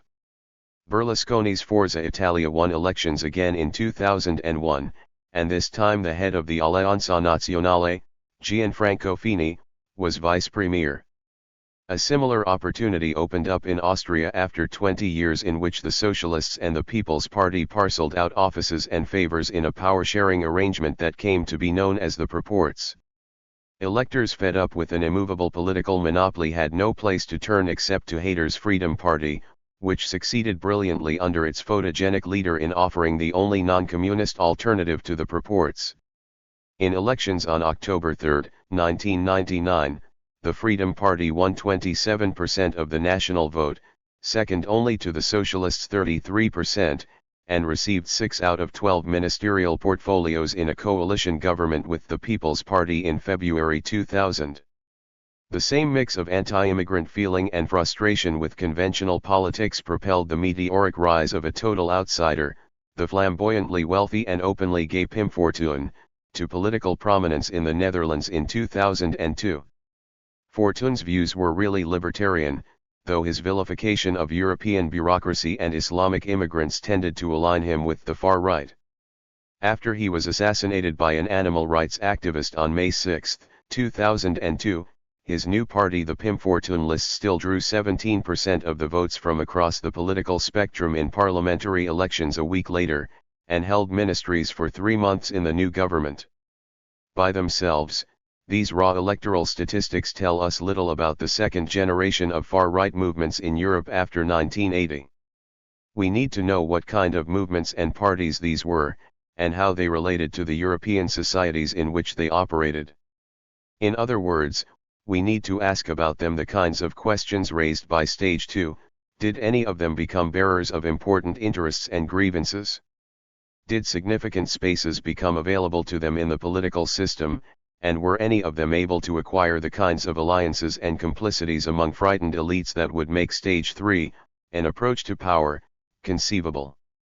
A final question governs all the others: does anything justify our calling these second-generation movements fascist or even neo-fascist, in the face of their vehement denials? An inverse relationship exists in contemporary Western Europe between an overtly fascist look and succeeding at the ballot box. 34 So the leaders of the most successful extreme right movements and parties have labored to distance themselves from the language and images of fascism. The successful efforts of the Italian MSI to normalize itself make this point most eloquently. Until the death of Giorgio Almirante in 1988, the MSI proclaimed its loyalty to Mussolini's legacy. Almirante's successor, Gianfranco Fini, willing as late as 1994 to praise Mussolini as the greatest statesman of the century, 35 began to move his party toward the center space opened up by the collapse of Christian democratic rule in the elections of 1992. In January 1994 the MSI changed its name to Alleanza Nazionale. The AN's founding Congress in 1995 proclaimed that Europe had entered a post-fascist era in which the party members' unabashed Mussolinian nostalgia 36 had become simply irrelevant. Thus Fini could participate in the Berlusconi government after the elections of 1994 had ended nearly 50 years of Christian democratic rule, and again in the second Berlusconi government. The die-hard Mussolinians followed the unreconstructed neo-fascist Pino Rauti into a splinter movement, the MSI, Fiamma Tricolori, a secession that helped substantiate Fini's new moderate credentials. Not all Western European far-right movements followed the normalization strategy. Colin Jordan's National Socialist movement in Britain, preferring doctrinal purity to a probably unattainable growth, made no effort to conceal its overt fascism. The later National Front in Britain was among the most overtly racialist and violently anti-system of any European radical right party. The potential space for a normalized British far-right, always small, was further reduced in the 1980s when Margaret Thatcher turned the Conservative Party rightward. Even so, following episodes of racial violence in some Midlands cities in summer 2001, a successor party, the British National Party, drew up to 20% of the vote in Oldham and won 3 city council seats in Burnley, 2 depressed Lancashire industrial towns, in municipal elections in May 2002. The temptations of normalization were greater in France, Italy, and Austria than in Britain and Belgium because there was more chance of success. Le Pen and Hayter, the 2 most successful extreme right leaders in Western Europe, had more to gain than many others from professing normalcy. They also had less distance to travel than Fini to become normal, never having openly admitted any links with fascism. It was little phrases that slipped out between the lines or at the microphone in private meetings, and the lineage of some of their supporters, that a watchful press seized upon to accuse Le Pen, Hayter, and Fini of crypto-fascism. Le Pen, who knew that his gruff manner formed part of his appeal, often made remarks readily interpreted as anti-Semitic.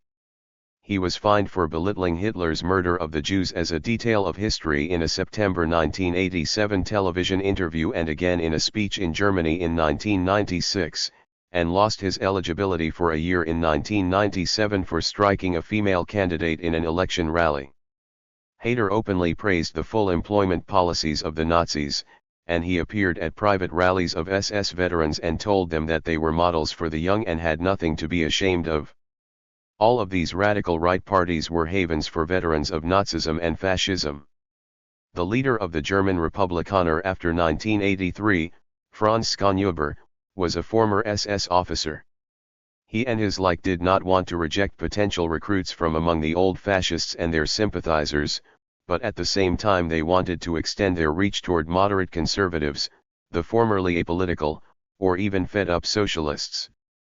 Since the old fascist clientele had nowhere else to go, it could be satisfied by subliminal hints followed by the ritual public disavowals.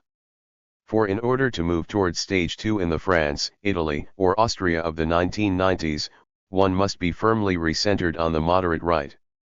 37. In the programs and statements of these parties one hears echoes of classical fascist themes, fears of decadence and decline, assertion of national and cultural identity, a threat by unassimilable foreigners to national identity and good social order, and the need for greater authority to deal with these problems. Even though some of the European radical right parties have full authoritarian nationalist programs, most of them are perceived as single-issue movements devoted to sending unwanted immigrants home and cracking down on immigrant delinquency, and that is why most of their voters chose them.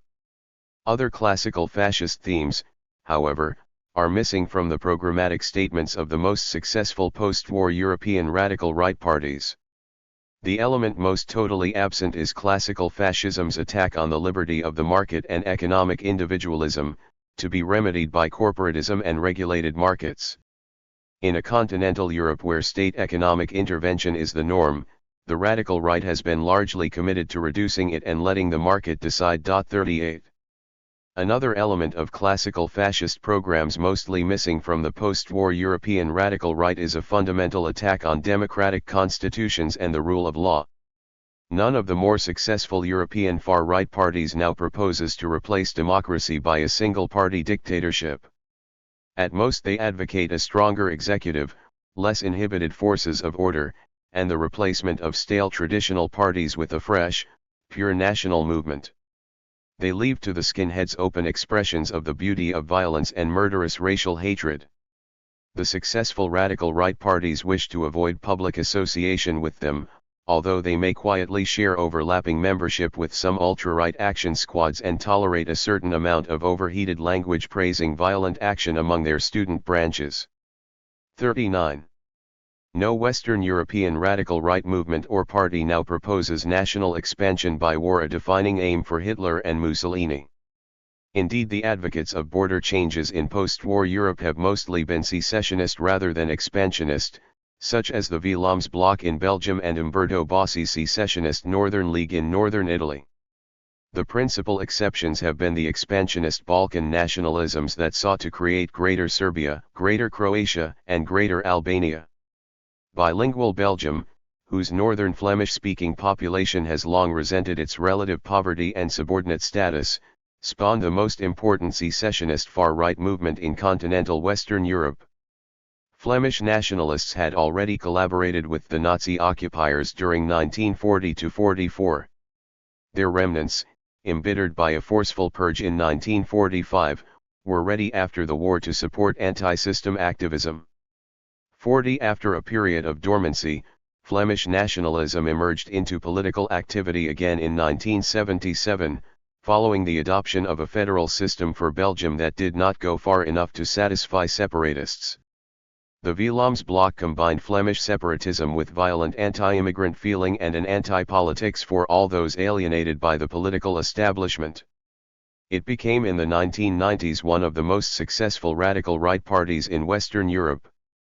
In the national elections of 1991, it surpassed 10% of the national vote, and won 25.5% in Antwerp, the largest Flemish-speaking city in Belgium. In local elections in 1994, it emerged as the largest party in Antwerp, with 28%. It was excluded from power only by a coalition of all other parties. 41 The Vlaams Bloc became the most blatantly xenophobic among the major radical right-wing populist parties in Western Europe and attained a level of viciousness that surpassed even that of the Front National. 42. One new space opened up for the Western European radical right after the 1970s, a taxpayers' revolt against the welfare state. Most striking were the Scandinavian progress parties that brought to an end after the 1970s the broad consensus that social benefits had enjoyed there since the 1930s. These movements had no hint of fascist style or language, though they were the place where the handful of extreme-right Scandinavians felt most at home, and where expressions of anti-immigrant feeling and even violence against immigrants became legitimate. These parties also recruited opponents of European integration and economic and cultural globalization. While comparing programs and rhetoric may reveal some points of contact with classical fascism, partly disguised because of fascism's ignominy and the moderation tactics of the post-1970s Western European radical right, programs and rhetoric are not the only thing we should be comparing. Much greater contrast appears when one compares the circumstances of today with those of interwar Europe. 43 Except for post-communist Central and Eastern Europe since 1989, most Europeans have known peace, prosperity, functioning democracy, and domestic order since 1945. Mass democracy is no longer taking its shaky first steps as in Germany and Italy in 1919. Bolshevik revolution poses not even the ghost of a threat. The global competition and Americanized popular culture that still upset many Europeans seem manageable today within existing constitutional systems, without needing to give up free institutions. To sum up, while Western Europe has had legacy fascisms since 1945, and while, since 1980, a new generation of normalized but racist extreme right parties has even entered local and national governments there as minority partners, the circumstances are so vastly different in post-war Europe that no significant opening exists for parties overtly affiliated with classical fascism. Post-Soviet Eastern Europe. No place on earth has harbored a more virulent collection of radical right movements in recent years than post-Soviet Eastern Europe and the Balkans. Russia had been insulated from the magnetic field of classical fascism during the Soviet years, but the Russian Slavophile tradition contained the most powerful currents of anti-liberal, anti-Western, anti-individualistic communitarian nationalism in all of Europe before 1914.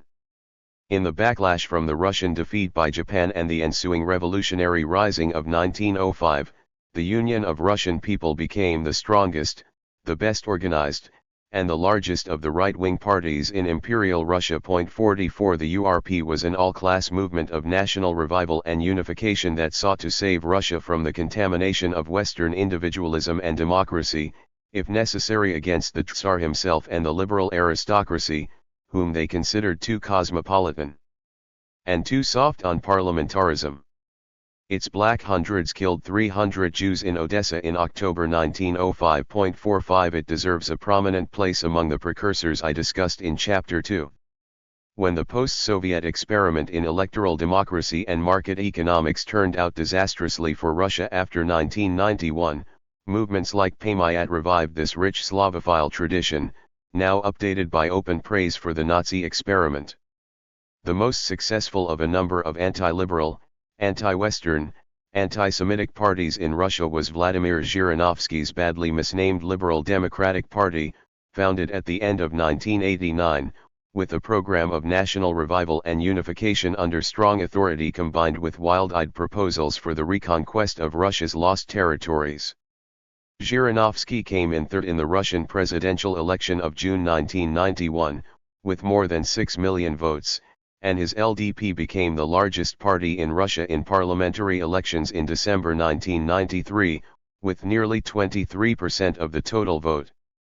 46 Zhirinovsky's star faded thereafter, partly because of erratic behavior and bizarre statements, but mainly because President Boris Yeltsin held the reins and ignored parliament. For the moment Russia limped along as a quasi-democracy under Yeltsin and his hand-picked successor, the former KGB agent Vladimir Putin. If the Russian president were to lose credibility, however, some extreme right leader more competent than Zhirinovsky would be a much more plausible outcome than any kind of return to Marxist collectivism. All the Eastern European successor states have contained radical right movements since 1989, but most of these have remained gratifyingly weak. 47 Messy democracy and economic strains, along with the persistence of contested frontiers and discontented ethnic minorities, offer them fertile soil. For the moment, however, the appeal of joining the European Union is such that most Eastern Europeans accept imperfect democracy and market economics as its necessary precondition, while the integral nationalist alternative appeals only to a marginal fringe. It was in post-communist Yugoslavia that Europe's nearest post-war equivalent to Nazi extermination policies appeared. After Tito's death in 1980, faced with the problem of distributing a declining economic product among fractious competing regions, the Yugoslav federal state gradually lost its legitimacy. Serbia, which once had been the federation's dominant member, now led in its destruction. Serbia's president, Slobodan Milosevic, a heretofore colorless communist bureaucrat, discovered on April 24, 1987, that he had a talent for exciting crowds while addressing the Serbs of Kosovo on the 600th anniversary of the Serbian defeat by the Muslims in the Battle of Kosovo-Polje, a day rich in meaning for Serbs. The Serbs were by then massively outnumbered by Albanians in the Kosovo region, and Milosevic aroused a frenzy of excitement by playing on the themes of victimhood and justified revenge. He had discovered in Serbian nationalism a substitute for the dwindling faith in communism as a source of legitimacy and discipline. At the end of 1988, he increased central control within Serbia by abolishing local autonomy in two regions, Kosovo with its Albanians, and the Vojvodina with its Hungarians. Milosevic's efforts to increase Serbian power within the Yugoslav Federation provoked separatism among other nationalities. When Slovenia and Croatia declared their independence from the Federation in 1991, the Serb-dominated districts seceded from Croatia, with the support of the Federal Yugoslav Army. The war in Croatia involved efforts by both Croats and Serbs to expel each other from the territories they controlled by the tactics of arson, murder, and gang rape that the West came to call ethnic cleansing. When Bosnia declared its independence in 1992, its Serb areas likewise broke away and called in the Federal Yugoslav Army.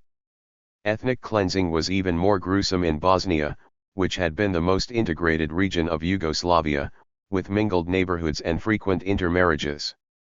Milosevic aimed to enfold the Serb areas of Croatia and Bosnia into a greater Serbia. He failed. Croatian armies, backed by the West, brutally expelled most Serbs from the Krajina, the main Serbian region of Croatia.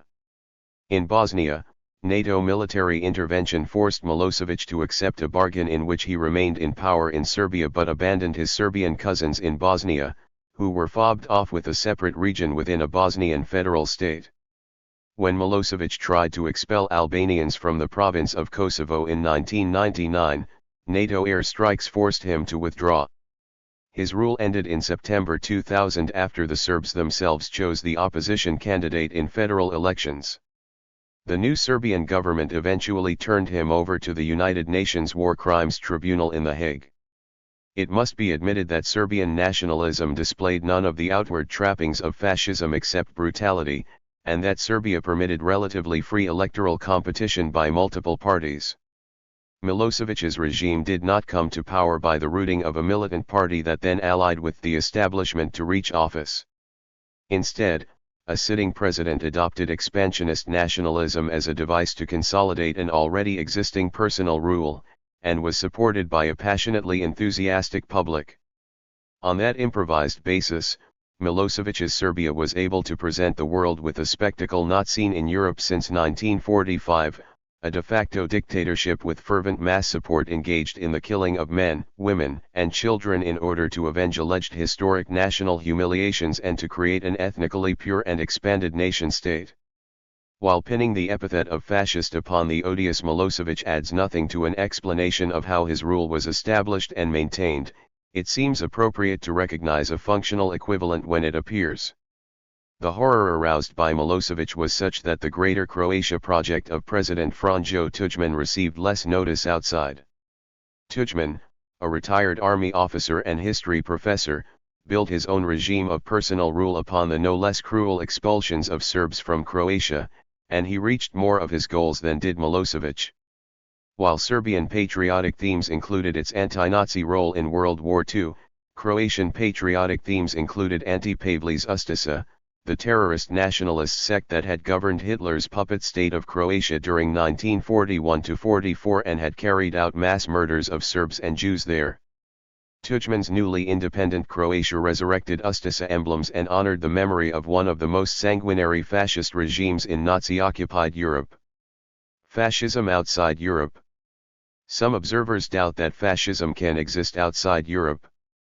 They contend that specific historic fascism required the specific European preconditions of the fin de siècle cultural revolution, intense rivalry among newly formed claimants to great power status, mass nationalism, and contentions over the control of new democratic institutions. 48 Those who relate fascism more closely to replaceable social or political crises are readier to entertain the possibility of a fascist equivalent in a non-European culture.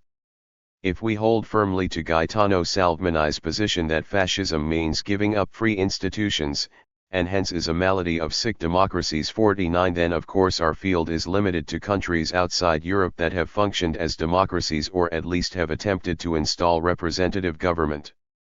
This essential criterion excludes all sorts of third world dictatorships. Simply being murderous is not enough in itself to make Idi Amin Dada, for example, the bloodthirsty tyrant of Uganda from 1971 to 1979, a fascist. European colonies of settlement constituted the most likely setting for fascism outside Europe, at least during the period of fascist ascendancy in Europe. During the 1930s, South African white protection movements powerfully influenced by Nazism grew strong among Boer planters. The most unabashedly fascist were Louis Weikert's South African Gentile National Socialist Movement, with its grey-shirt militia, and J.S. von Moltke's South African fascists, whose junior nationalists wore orange shirts. The most successful far-right movement in pre-war South Africa was the Asebrandwag of 1939.50. It adopted Boer folklore about their great trek inland to the Transvaal in covered wagons in 1835–37, to protect their way of life from the contamination of British liberalism. The OB's authentic local garb and its ties to the Calvinist Church appealed to the Boer elite more than borrowed imitations of European fascisms, though its Nazi sympathies were unconcealed. Even today one can see the movement's covered wagon symbols on South African hillsides. After 1945, fascist references became more discreet in white South Africa, but an appeal to white Anglo-Boer racial unity against the black majority offered what seemed an almost chemically pure potential setting for fascism.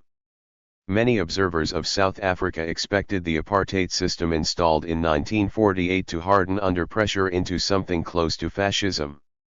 Its eventual dismantling under the inspired leadership of Nelson Mandela and the grudging acquiescence of President F.W. de Klerk turned out to be one of the most breathtaking happy endings of history, to the relief of even many Boers. Things could still turn sour, of course. The black majority's frustrated yearning for faster improvement in living standards, especially if accompanied by violence, could produce defensive white protective associations eager to give up free institutions that threatened not only their way of life but their lives. Latin America came closest of any continent outside Europe to establishing something approaching genuine fascist regimes between the 1930s and the early 1950s. We must tread warily here, however, for a high degree of mimicry was involved during the period of fascist ascendancy in Europe. Local dictators tended to adopt the fascist decor that was the fashion of the 1930s, while drawing depression remedies as much from Roosevelt's New Deal as from Mussolini's corporatism. The closest thing to an indigenous mass fascist party in Latin America was the Ação Integralista Brasileira, founded by the writer Plinio Salgado after he returned from a trip to Europe where, upon meeting Mussolini, a sacred fire had entered his existence.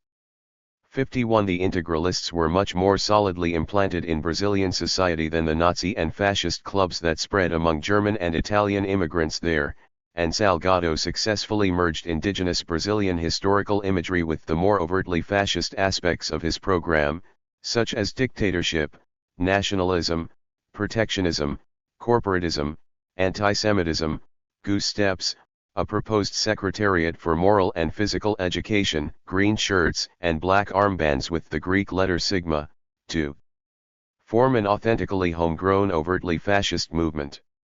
Integralismo peaked in 1934 with 180,000 members, some of them prominent in the professions, business, and the military. 52. It was not the integralistas who ruled Brazil, however, but a canny though uncharismatic dictator, Getulio Vargas. Vargas became president through a military coup in 1930 and was elected president more normally in 1934. When that term approached its end, Vargas took full power in 1937 and set up the Estado Novo, whose name and authoritarian political system were borrowed from Portugal. He ruled as a dictator until 1945, when the military removed him from power. 53 Vargas's Estado Novo of 1937 to 45 was a modernizing dictatorship with some progressive features.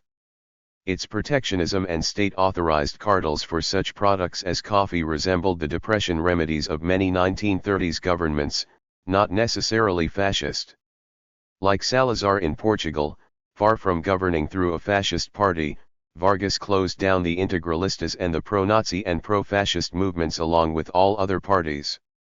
Vargas, a slight man who disliked public speaking and admitted that riding a horse hurt his backside, 54 failed to rise even to the gaucho image of his home state of Rio Grande do Sul, much less to that of a fascist chief. Colonel Juan Perón matched that image far more closely, both in his personal charisma and in his political predilections. On the eve of World War II, as assistant Argentine military attaché in Rome, he had admired the order, the discipline, the unity, and the enthusiasm, as he perceived them, of fascist Italy. Indeed, Perón claimed Italian ancestry, like many Argentines. 55. Argentina's adoption of manhood suffrage in 1912 allowed the cautiously reformist radical Hipólito Yrigoyen to govern after 1916 in what looked like the establishment of constitutional democracy. Yrigoyen's uninspiring patronage-based political machine had no answers, however, to the worldwide decline in agricultural prices that threatened Argentina's wealth in the late 1920s. 56 In September 1930, right-wing army officers overthrew Yrigoyen and ended constitutional rule for what turned out to be an unstable half-century of mostly right-wing dictatorships. At first, General José Uriberu attempted to cope with the Great Depression through a corporatist economic system copied from Mussolini's Italy. Uriberu's fascism from above failed to win the necessary support among military, party, and economic leaders, however, and gave way to a series of military conservative dictatorships punctuated by fraudulent elections that Argentines remember as the infamous decade. When World War II broke out, Argentina remained neutral and its army leaned toward Germany, source of its arms and training. When the United States entered the war in December 1941, it subjected Argentina to intense pressure to join the Allied camp along with the rest of Latin America.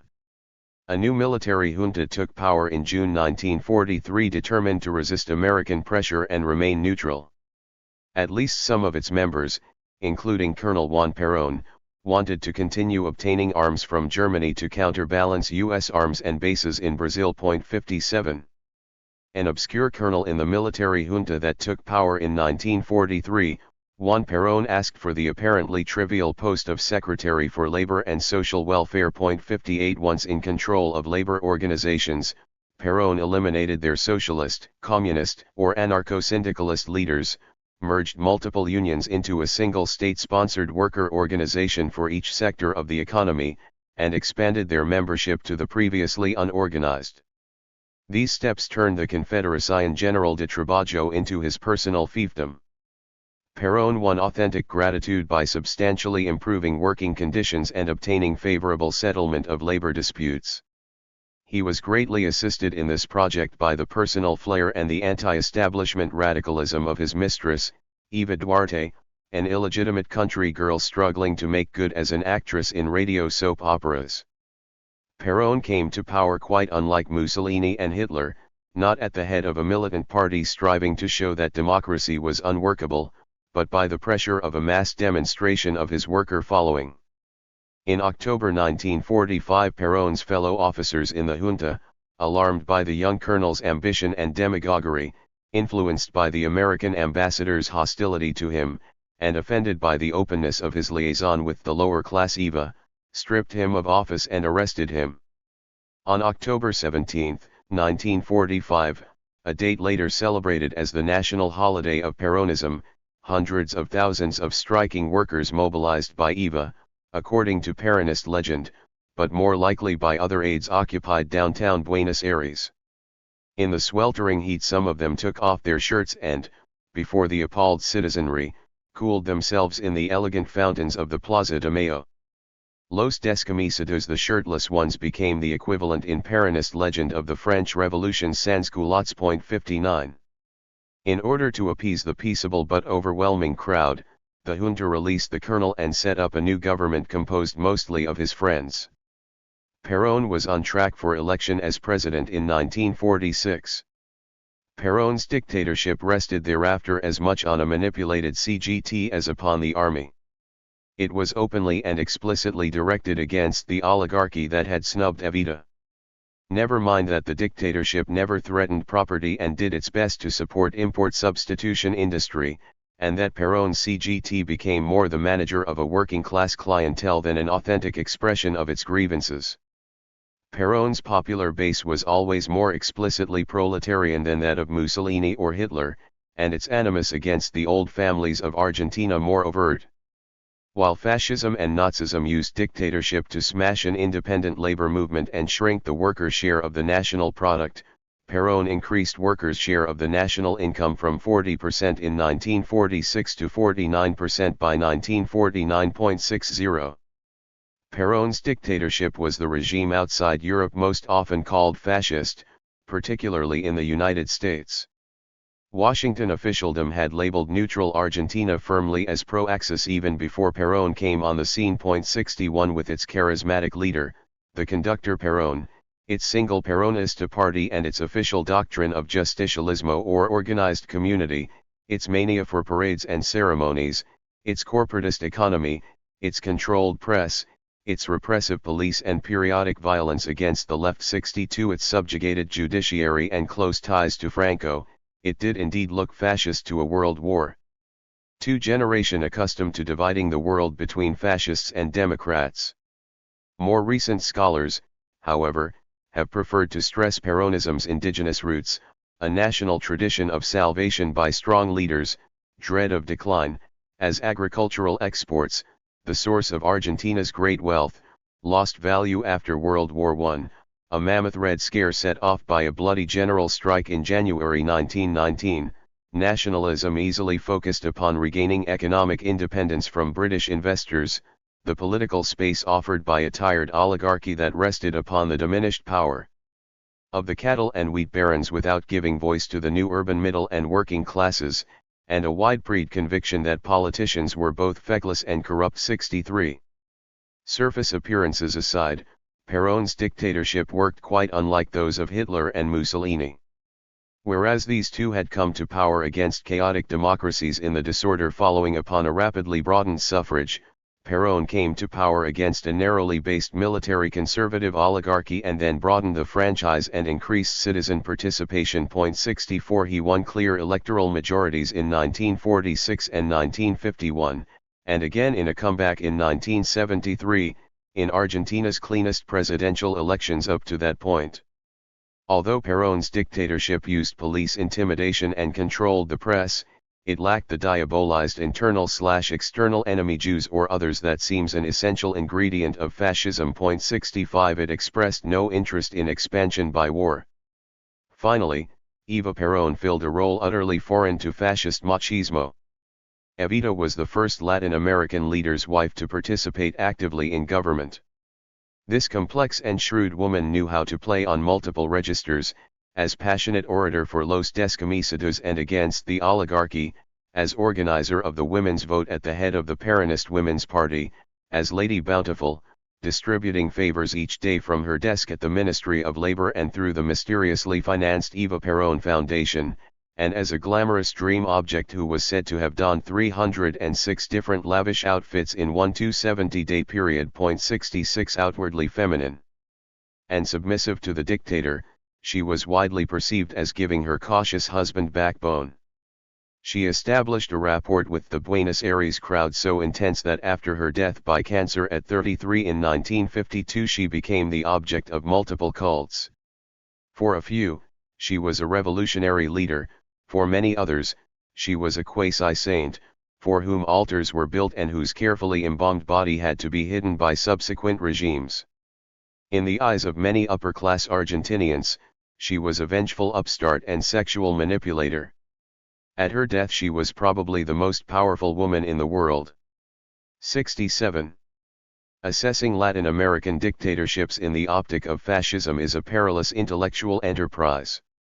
At worst, it can become an empty labeling exercise. At best, however, it can sharpen our image of the classical fascisms. To compare properly, one must distinguish among various levels of similarity and difference. The similarities are found in the mechanisms of rule, in the techniques of propaganda and image manipulation, and occasionally in specific borrowed policies such as corporatist economic organization. The differences become more apparent when one examines the social and political settings and the relation of these regimes to society. The surgeon's scalpels could look similar, but in Latin America they were operating on different bodies than in Europe. Both Vargas and Perón took power from oligarchies rather than from failed democracies, and both subsequently broadened political participation. They ruled over only partly formed nations, whose disparate populations and factious local bosses they sought to integrate into unified national states, whereas classical fascist dictators ruled over already established nation-states obsessed by threats to their unity, energy, and rank. Hitler's vision of a perfect Germany sullied by communists and Jews had their parallel in the Brazilian integralistas and the Argentine nacionalistas, but Vargas and Perón marginalized them and alarmed them with their populism. 68 Neither Vargas nor Perón felt called to exterminate any group. Their police, though harsh and unchecked, punished individual enemies rather than eliminated whole categories, as Hitler's SS did. Mussolini's less murderous effort to complete the creation of modern Italians worthy of Romanita forms a closer parallel, but he was as dedicated as Hitler to expansive war, a project altogether absent in Vargas and Perón.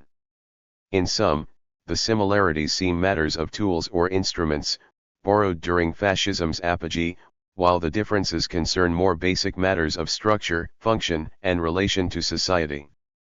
The Latin American dictatorships are best considered national populist developmental dictatorships with fascist trappings, perhaps distantly comparable to Mussolini but hardly at all to Hitler. Once we have established that fully authentic fascism did not exist in even the most advanced Latin American countries during 1930–50, we can pass more rapidly over some of the other Latin American movements and regimes that have been linked to fascism.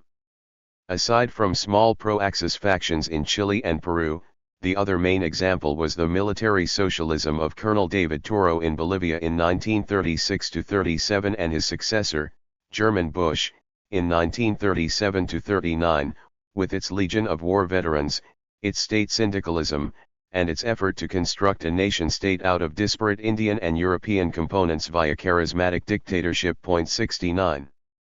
Imperial Japan, the most industrialized country outside the West and the one most powerfully influenced by a selective adoption of things Western, was the other non-European regime most often called fascist. During World War II, Allied propagandists easily lumped Imperial Japan with its Axis partners. Nowadays, while most Western scholars consider Imperial Japan something other than fascist, Japanese scholars, and not only Marxists, commonly interpret it as fascism from above 70. Fascism in interwar Japan can be approached in two ways. One can focus on the influence from below of intellectuals and national regeneration movements that advocated a program closely resembling fascism, only to be crushed by the regime. The other approach focuses upon the actions from above of imperial institutions. It asks whether the expansionist militarized dictatorship set up in the 1930s did not constitute a distinctive form of emperor system fascism. 71. Japan had moved several steps toward democracy in the 1920s. In 1926 all adult males received the vote, and even though the appointed upper house and privy council remained powerful and the army escaped parliamentary control, the cabinet was normally headed by the leader of the largest party in the lower house. Among the many opinions heard then were those of Kida Iki, who has been called an authentic Japanese fascist. Kida's general outline of measures for the reconstruction of Japan advocated state restrictions upon the industrialists and landowners whom he saw as the main barrier to national unification and regeneration. Once free of the division and drag of competitive capitalism, according to Kida, Japan would become the center of a new Asia independent of European domination. 72. Japan's fledgling democracy did not survive the crises of 1931. The Great Depression had already brought poverty to the countryside, and, starting in September 1931, Japanese military leaders used a pretext to invade Manchuria. Restless junior officers, angered by fruitless attempts by the lower house to limit military expansion and influenced in some cases by the works of Kida Iki, founded secret societies with names like the Cherry Blossom Association and the Blood Pledge Corps. They tried by assassinations and coup attempts to install a dictatorship under the emperor that would pursue national regeneration by a program of state economic control, social leveling, and expansion. In the most ambitious of these, rebellious young officers occupied downtown Tokyo on February 26, 1936, and killed the finance minister and other officials. 73. After this insurrection was put down, Kida Iki was among those executed. The emperor himself thus ended what has been called Japanese fascism from below. Since 1932, parliamentary party cabinets had given way to national unity governments dominated by senior military officers and bureaucrats, and that process accelerated after the repression of the 1936 rebellion. In June 1937, Prince Kono Fumimaro, an aristocrat who had been president of the Chamber of Peers and who opposed government by parties, became prime minister. In July 1937, the Japanese military instigated an incident in China, beginning 8 years of total war on the mainland. The Kono cabinet supported this escalation and mobilized the nation for war. Prime Minister again in July 1940, Prince Kono established an overtly totalitarian domestic new order intended to place a regenerated Japan at the head of what came to be called a Greater East Asian co-prosperity sphere. Authentic fascists did appear in Japan in the late 1930s, when Nazi success was dazzling. The Eastern Way Society of the Black Shirt Seigo Nakano, the Japanese Hitler, won 3% of the vote in the 1942 election.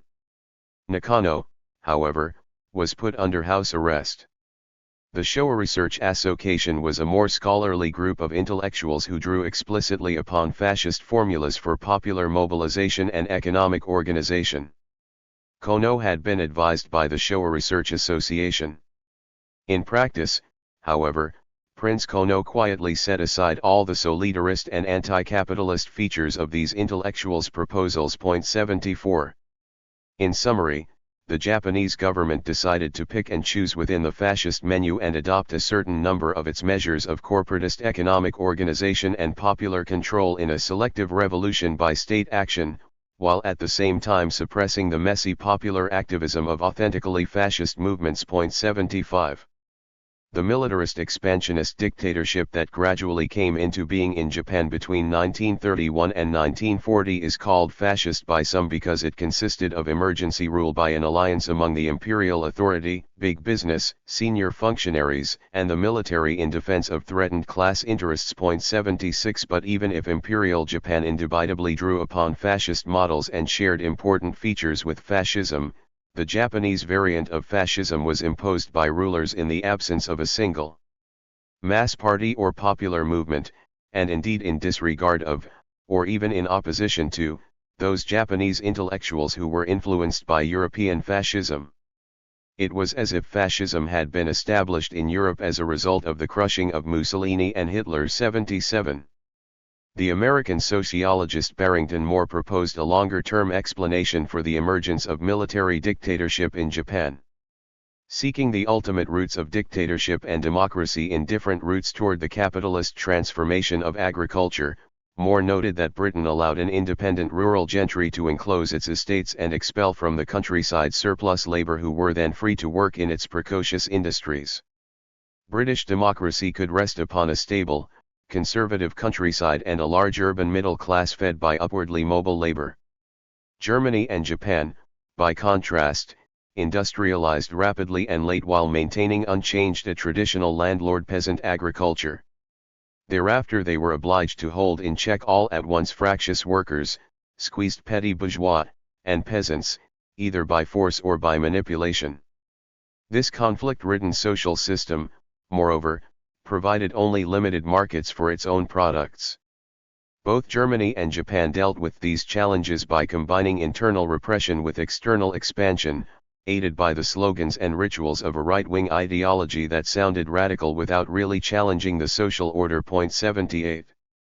To Barrington Moore's long-term analysis of lopsided modernization, one could add further short-term 20th-century similarities between the German and Japanese situations, the vividness of the perception of a threat from the Soviet Union, and the necessity to adapt traditional political and social hierarchies rapidly to mass politics. Imperial Japan was even more successful than Nazi Germany in using modern methods of mobilization and propaganda to integrate its population under traditional authority. 79. Moore's perceived similarities between German and Japanese development patterns and social structures have not been fully convincing to Japan's specialists. Agrarian landlords cannot be shown to have played a major role in giving Imperial Japan its peculiar mix of expansionism and social control. And if Imperial Japanese techniques of integration were very successful, it was mostly because Japanese society was so coherent and its family structure so powerful. 80. Imperial Japan, finally, despite undoubted influence from European fascism and despite some structural analogies to Germany and Italy, faced less critical problems than those two countries. The Japanese faced no imminent revolutionary threat, and needed to overcome neither external defeat nor internal disintegration. Though the imperial regime used techniques of mass mobilization, no official party or autonomous grassroots movement competed with the leaders. The Japanese Empire of the period 1932–45 is better understood as an expansionist military dictatorship with a high degree of state-sponsored mobilization than as a fascist regime. Dictatorial regimes in Africa and Latin America that aided American or European interests and were, in return, propped up by Western protectors have been called client fascism, proxy fascism, or colonial fascism. One thinks here of Chile under General Pinochet or Western protectorates in Africa like Sekososo Mobutu's Congo. These client states, however odious, cannot legitimately be called fascist, because they neither rested on popular acclaim nor were free to pursue expansionism. If they permitted the mobilization of public opinion, they risk seeing it turn against their foreign masters and themselves. They are best considered traditional dictatorships or tyrannies supported from outside. The United States itself has never been exempt from fascism. Indeed, anti-democratic and xenophobic movements have flourished in America since the Native American Party of 1845 and the Know-Nothing Party of the 1850s. 81. In the crisis-ridden 1930s, as in other democracies, derivative fascist movements were conspicuous in the United States. The Protestant evangelist Gerald B. Winrod's openly pro-Hitler defenders of the Christian faith with their Black Legion, William Dudley Pelley's Silver Shirts, 82. The veteran-based Khaki Shirts, and a host of others. Movements with an exotic foreign look won few followers, however. George Lincoln Rockwell, flamboyant head of the American Nazi Party from 1959 until his assassination by a disgruntled follower in 1967, 83, seemed even more un-American after the Great Anti-Nazi War. Much more dangerous are movements that employ authentically American themes in ways that resemble fascism functionally.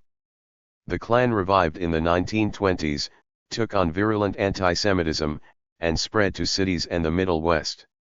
In the 1930s, Father Charles E. Coughlin gathered a radio audience estimated at 40 million around an anti-communist, anti-Wall Street, pro-soft money, and after 1938 anti-Semitic message broadcast from his church in the outskirts of Detroit. For a moment in early 1936 it looked as if his Union Party and its presidential candidate, North Dakota Congressman William Lemke, might overwhelm Roosevelt. 84 The plutocrat-baiting Governor Huey Long of Louisiana had authentic political momentum until his assassination in 1935, but, though frequently labeled fascist at the time, he was more accurately a share-the-wealth demagogue. 85 The fundamentalist preacher Gerald L. K. Smith, who had worked with both Coughlin and Long, turned the message more directly after World War II to the Judeo-Communist conspiracy and had a real impact. Today a politics of resentment rooted in authentic American piety and nativism sometimes leads to violence against some of the very same internal enemies once targeted by the Nazis, such as homosexuals and defenders of abortion rights. 86. Of course the United States would have to suffer catastrophic setbacks and polarization for these fringe groups to find powerful allies and enter the mainstream. I half expected to see emerge after 1968 a movement of national reunification, regeneration, and purification directed against hirsute anti-war protesters, black radicals, and degenerate artists. I thought that some of the Vietnam veterans might form analogues to the Free Corps of 1919 Germany or the Italian Arditi, and attack the youths whose demonstrations on the steps of the Pentagon had stabbed them in the back. Fortunately I was wrong. Since September 11, 2001, however, civil liberties have been curtailed to popular acclaim in a patriotic war upon terrorists. The language and symbols of an authentic American fascism would, of course, have little to do with the original European models. They would have to be as familiar and reassuring to loyal Americans as the language and symbols of the original fascisms were familiar and reassuring to many Italians and Germans, as Orwell suggested. Hitler and Mussolini, after all, had not tried to seem exotic to their fellow citizens. No swastikas in an American fascism, but stars and stripes and Christian crosses. No fascist salute, but mass recitations of the Pledge of Allegiance. These symbols contain no whiff of fascism in themselves, of course, but an American fascism would transform them into obligatory litmus tests for detecting the internal enemy. Around such reassuring language and symbols, and in the event of some redoubtable setback to national prestige, Americans might support an enterprise of forcible national regeneration, unification, and purification. Its targets would be the First Amendment, separation of church and state, efforts to place controls on gun ownership, 87 desecrations of the flag, unassimilated minorities, artistic license, dissident and unusual behavior of all sorts that could be labeled anti-national or decadent. Henry Louis Gates, Jr., has detected a regrettably fascist ring in the assertion by some African American nationalists of the redemptive power of Afrocentricity against European decadence through the submission of their own wills into the collective will of our people. 88. The classification of peoples advanced by Professor Leonard Jeffries, formerly of the City University of New York, as Sun People and Ice People, and his conspiratorial view that the Ice People have tried through history to exterminate the Sun People, sound that note even more loudly. If one were to add to this Manichean sense of victimization an exaltation of remedial violence against both external enemies and internal slackers, one would come close to fascism. But such a movement within a historically excluded minority would have so little opportunity to wield genuine power that, in the last analysis, any comparison to authentic fascism seems far-fetched. A subjugated minority may employ rhetoric that resembles early fascism, but it can hardly embark on its own program of internal dictatorship and purification and territorial expansionism. I come now to the difficult issue of whether religion may serve as the functional equivalent of fascism to regenerate and unite a humiliated and vengeful people. Was Iran under the Ayatollah Khomeini a fascist regime? What about Hindu fundamentalism in India, Al-Qaeda among Muslim fundamentalists, and the Taliban in Afghanistan? Would Protestant fundamentalism play this function for Americans? Paine has argued that fascism requires the space created by secularization, because a religious fascism would inevitably limit its leader not only by the cultural power of the clergy but by the precepts and values of traditional religion. 89. This argument applies best to Europe. but conditions there may have been peculiar. The anti-clericalism of the first European fascisms was a matter of historical circumstance. Both Italian and German nationalism had traditionally been directed against the Catholic Church. Mussolini and Hitler were both nurtured in somewhat different anti-clerical traditions, in Mussolini's case revolutionary syndicalism, in Hitler's case anti-Habsburg pan-Germanism. This historical peculiarity of the original fascisms does not mean that future integrist movements could not build upon a religion in place of a nation, or as the expression of national identity. Even in Europe, religion-based fascisms were not unknown. The Phalange Española, Belgian Rexism, the Finnish Lapua movement, and the Romanian Legion of the Archangel Michael are all good examples, even if we exclude the Catholic authoritarian regimes of 1930s Spain, Austria, and Portugal. Religion may be as powerful an engine of identity as the nation. Indeed, in some cultures, religious identity may be far more powerful than national identity. In integrist religious fundamentalisms, the violent promotion of the unity and dynamism of the faith may function very much like the violent promotion of the unity and dynamism of the nation. Some extreme forms of Orthodox Judaism regard the State of Israel as a blasphemy because it was established before Messiah came. Here religious integrism fully replaces national integrism. Fundamentalist Muslims offer little loyalty to the various secular Islamic states, whether presidential or monarchical. Islam is their nation.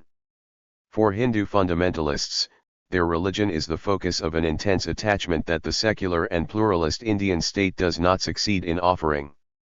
In such communities, a religious-based fascism is conceivable. After all, no two fascisms need be alike in their symbols and rhetoric, employing, as they do, the local patriotic repertory. The principal objection to succumbing to the temptation to call Islamic fundamentalist movements like Al-Qaeda and the Taliban fascist is that they are not reactions against a malfunctioning democracy. Arising in traditional hierarchical societies, their unity is, in terms of Émile Durkheim's famous distinction, more organic than mechanical. Above all, they have not given up free institutions, since they never had any. 90.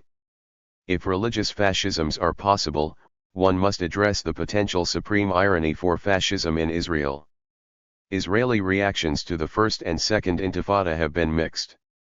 Israeli national identity has been powerfully associated with an affirmation of the human rights that were long denied to Jews in the diaspora. This democratic tradition forms a barrier against giving up free institutions in the fight against Palestinian nationalism. It has been weakened, however, by two trends: the inevitable hardening of attitudes in the face of Palestinian intransigence, and a shift of weight within the Israeli population away from European Jews, the principal bearers of the democratic tradition, in favor of Jews from North Africa and elsewhere in the Near East who are indifferent to it.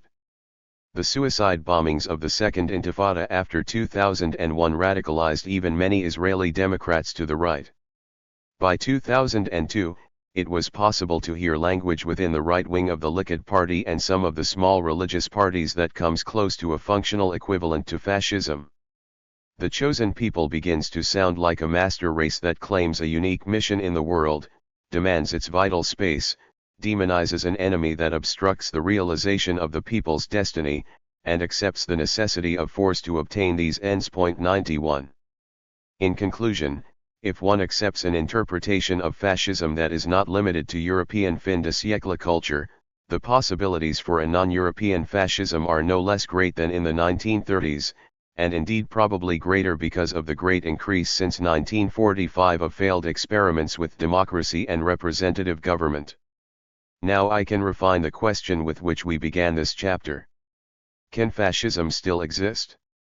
Clearly, Stage 1 movements can still be found in all major democracies. More crucially, can they reach Stage 2 again by becoming rooted and influential? We need not look for exact replicas, in which fascist veterans dust off their swastikas. Collectors of Nazi paraphernalia and hardcore neo-Nazi sects are capable of provoking destructive violence and polarization. As long as they remain excluded from the alliances with the establishment necessary to join the political mainstream or share power, however, they remain more a law and order problem than a political threat. Much more likely to exert an influence are extreme right movements that have learned to moderate their language, abandon classical fascist symbolism, and appear normal. It is by understanding how past fascisms worked, and not by checking the color of shirts, or seeking echoes of the rhetoric of the national syndicalist dissidents of the opening of the 20th century, that we may be able to recognize it. The well-known warning signals extreme nationalist propaganda and hate crimes are important but insufficient. Knowing what we do about the fascist cycle, we can find more ominous warning signals in situations of political deadlock in the face of crisis, threatened conservatives looking for tougher allies, ready to give up due process and the rule of law, seeking mass support by nationalist and racialist demagoguery. Fascists are close to power when conservatives begin to borrow their techniques, appeal to their mobilizing passions, and try to co-opt the fascist following. Armed by historical knowledge, we may be able to distinguish today's ugly but isolated imitations, with their shaved heads and swastika tattoos, from authentic functional equivalents in the form of a mature fascist-conservative alliance. Forewarned, we may be able to detect the real thing when it comes along. Chapter 8. What is fascism? At this book's opening, I took the task of offering the reader a neat definition of fascism. I wanted to set aside for heuristic purposes, at least the traditional but straitjacketing search for the famous but elusive fascist minimum. I thought it more promising to observe historical examples of fascist successes and failures in action, through a whole cycle of development. Exposing the processes by which fascisms appeared, grew, gained power, and, once in power, radicalized into a fascist maximum seemed a more promising strategy than to search for some static and limiting essence. Now that we have reached the end of this historical journey, the imperative of definition can no longer be evaded. Otherwise we risk escaping from the nominalism of the bestiary only to fall into another nominalism of stages and processes. Generic fascism might disappear in our efforts to pick it apart. But first some other issues need to be considered.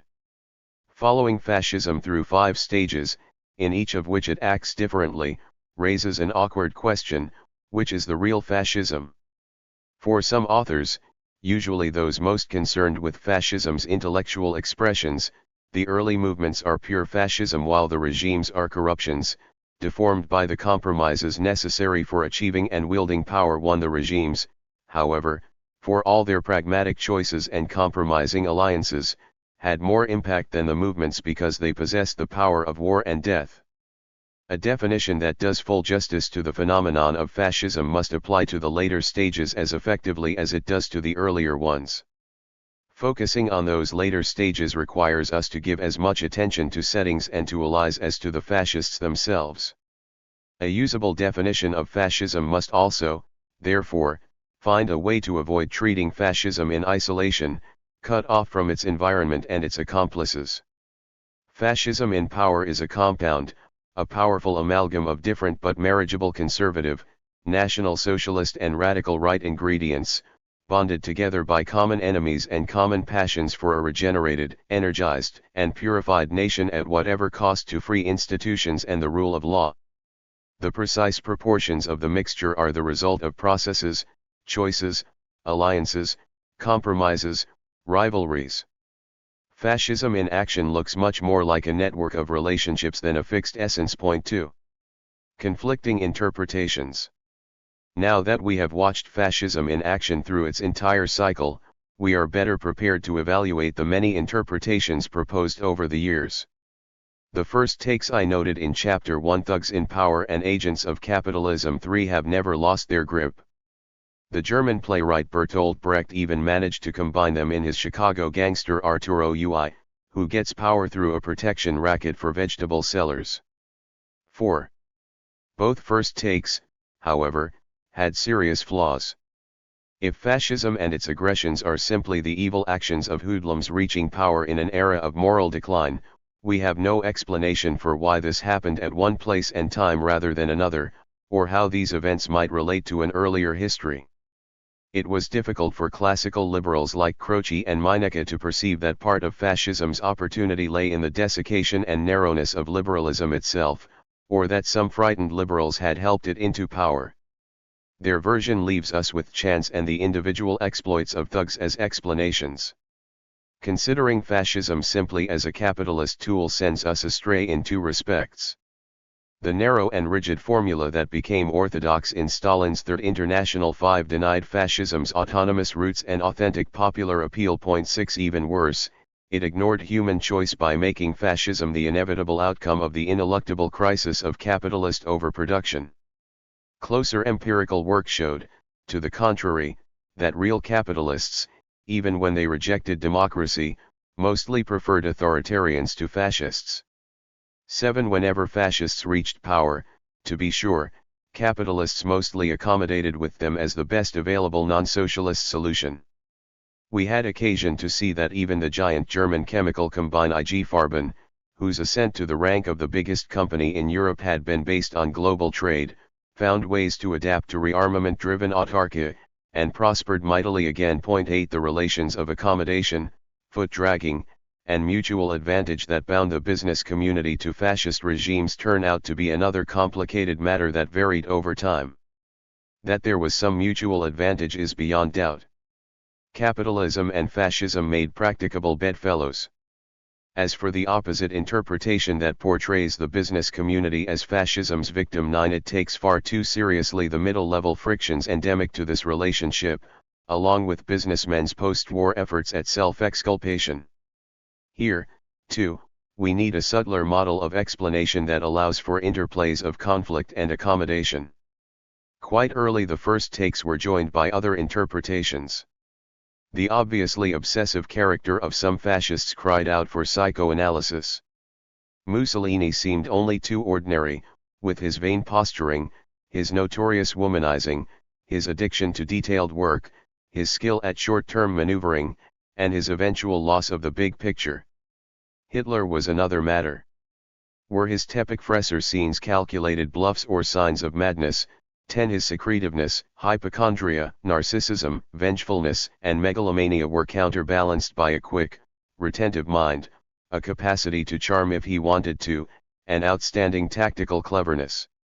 All efforts to psychoanalyze him 11 have suffered from the inaccessibility of their subject, as well as from the unanswered question of why, if some fascist leaders were insane, their publics adored them and they functioned effectively for so long.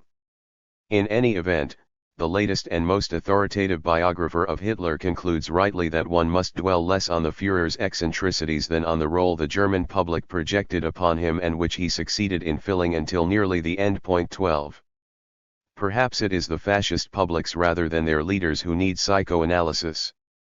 Already in 1933 the dissident Freudian Wilhelm Reich concluded that the violent masculine fraternity characteristic of early fascism was the product of sexual repression. 13 This theory is easy to undermine, however, by observing that sexual repression was probably no more severe in Germany and in Italy than in, say, Great Britain during the generation in which the fascist leaders and their followers came of age. 14 This objection also applies to other psycho-historical explanations for fascism.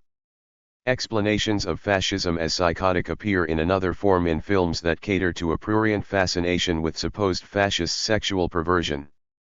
15 These box office successes make it even harder to grasp that fascist regimes functioned because great numbers of ordinary people accommodated to them in the ordinary business of daily life. 16 The sociologist Talcott Parsons suggested already in 1942 that fascism emerged out of uprooting and tensions produced by uneven economic and social development, an early form of the fascism/modernization problem. In countries that industrialized rapidly and late, like Germany and Italy, Parsons argued, class tensions were particularly acute and compromise was blocked by surviving pre-industrial elites. 17 This interpretation had the merit of treating fascism as a system and as the product of a history, as did the Marxist interpretation, without Marxism's determinism, narrowness, and shaky empirical foundations. The philosopher Ernst Bloch, a Marxist made unorthodox by an interest in the irrational and in religion, arrived in his own way at another theory of non-contemporaneity. Contemplating Nazi success with archaic and violent red dreams of blood, soil, and a pre-capitalist paradise, utterly incompatible with what he considered the party's true fealty to big business, he understood that vestigial values flourished long after they had lost any correspondence with economic and social reality.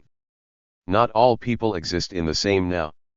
Orthodox Marxists, he thought, had missed the boat by cordwoning off the Soul 18.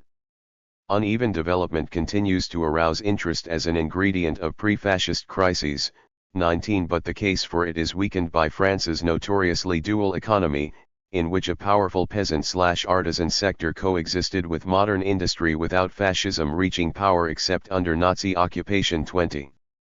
Another sociological approach alleged that urban and industrial leveling since the late 19th century had produced an atomized mass society in which purveyors of simple hatreds found a ready audience unrestrained by tradition or community. 21 Hannah Arendt worked within this paradigm in her analysis of how the new rootless mob, detached from all social, intellectual, or moral moorings and inebriated by anti-Semitic and imperialistic passions, made possible the emergence of an unprecedented form of limitless mass-based plebiscitary dictatorship. 22. The best empirical work on the way fascism took root, however, gives little support to this approach. Weimar German society, for example, was richly structured, and Nazism recruited by mobilizing entire organizations through carefully targeted appeals to specific interests. 23 As the saying went, 2 Germans, a discussion, 3 Germans, a club. The fact that German clubs for everything from choral singing to funeral insurance were already segregated into separate socialist and non-socialist networks facilitated the exclusion of the socialists and the Nazi takeover of the rest when Germany became deeply polarized in the early 1930s. 24. An influential current considers fascism a developmental dictatorship, established for the purpose of hastening industrial growth through forced savings and a regimented workforce. Proponents of this interpretation have looked primarily at the Italian case. 25 It could well be argued that Germany, too, although already an industrial giant, needed urgently to discipline its people for the immense task of rebuilding after the defeat of 1918. This interpretation goes seriously wrong, however, in supposing that fascism pursued any rational economic goal whatever. Hitler meant to bend the economy to serve political ends. Even in Mussolini's case, prestige counted far more than economic rationality when he overvalued the lira in 1926, and when, after 1935, he chose the risks of expansionist war over sustained economic development. If Italian fascism was meant to be a developmental dictatorship, it failed at it. Though the Italian economy grew in the 1920s under Mussolini, it grew substantially faster before 1914 and after 1945.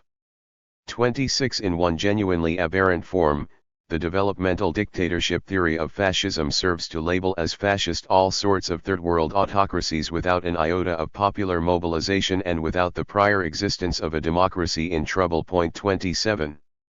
It has also been tempting to interpret fascism by its social composition. The sociologist Seymour Martin Lipset systematized in 1963 the widely held view that fascism is an expression of lower middle class resentments. In Lipset's formulation, fascism is an extremism of the center based on the rage of once independent shopkeepers, artisans, peasants, and other members of the old middle classes now squeezed between better organized industrial workers and big businessmen, and losing out in rapid social and economic change. 28 Recent empirical research, however, casts doubt on the localization of fascist recruitment in any one social stratum. It shows the multiplicity of fascism's social supports and its relative success in creating a composite movement that cut across all classes. 29 His eyes glued on the early stages, Lipset also overlooked the establishment's role in the fascist acquisition and exercise of power. The notorious instability of fascist membership further undermines any simple interpretation by social composition. Party rosters altered rapidly before power, as successive waves of heterogeneous malcontents responded to the party's changing fortunes and messages. 30 After power, membership bandwagon to include just about everyone who wanted to enjoy the fruits of fascist success. 31 Not to forget the problem of where to situate the many fascist recruits who were young, unemployed, socially uprooted, or otherwise between classes. 32 No coherent social explanation of fascism can be constructed out of such fluctuating material. A multitude of observers sees fascism as a subspecies of totalitarianism. Giovanni Amendola, a leader of the parliamentary opposition to fascism and one of its most notable victims, coined the adjective totalitaria in a May 1923 article denouncing fascist efforts to monopolize public office. Other opponents of Mussolini quickly broadened the term into a general condemnation of fascist aspirations to total control. As sometimes happens with epithets, Mussolini took this one up and gloried in it. 33. Considering how often Mussolini boasted of his totalitarismo, it is ironic that some major post-war theorists of totalitarianism exclude Italian fascism from their typology. 34 One must concede that Mussolini's regime, eager to normalize its rapport with a society in which the family, the church, the monarchy, and the village notable still had entrenched power, fell far short of total control. Even so, fascism regimented Italians more firmly than any regime before or since. 35 But no regime, not even Hitler's or Stalin's, ever managed to pinch off every last parcel of privacy and personal or group autonomy. 36 The 1950s theorists of totalitarianism believed that Hitler and Stalin fit their model most closely. Both Nazi Germany and Soviet Russia, according to the criteria developed by Karl J. Friedrich and Zbigniew K. Brzezinski in 1956, were governed by single parties employing an official ideology, terroristic police control, and a monopoly of power over all means of communication, armed force, and economic organization. 37 During the rebellious 1960s, a new generation accused the totalitarianism theorists of serving Cold War ends, by transferring the patriotic anti-Nazism of World War II to the new communist enemy. 38 While its scholarly use declined thereafter for a time in the United States, the totalitarian paradigm remained important to those European scholars, particularly in West Germany, who wanted to affirm, against the Marxists, that what had really mattered about Hitler was his destruction of liberty, not his relation to capitalism. 39 At the end of the 20th century,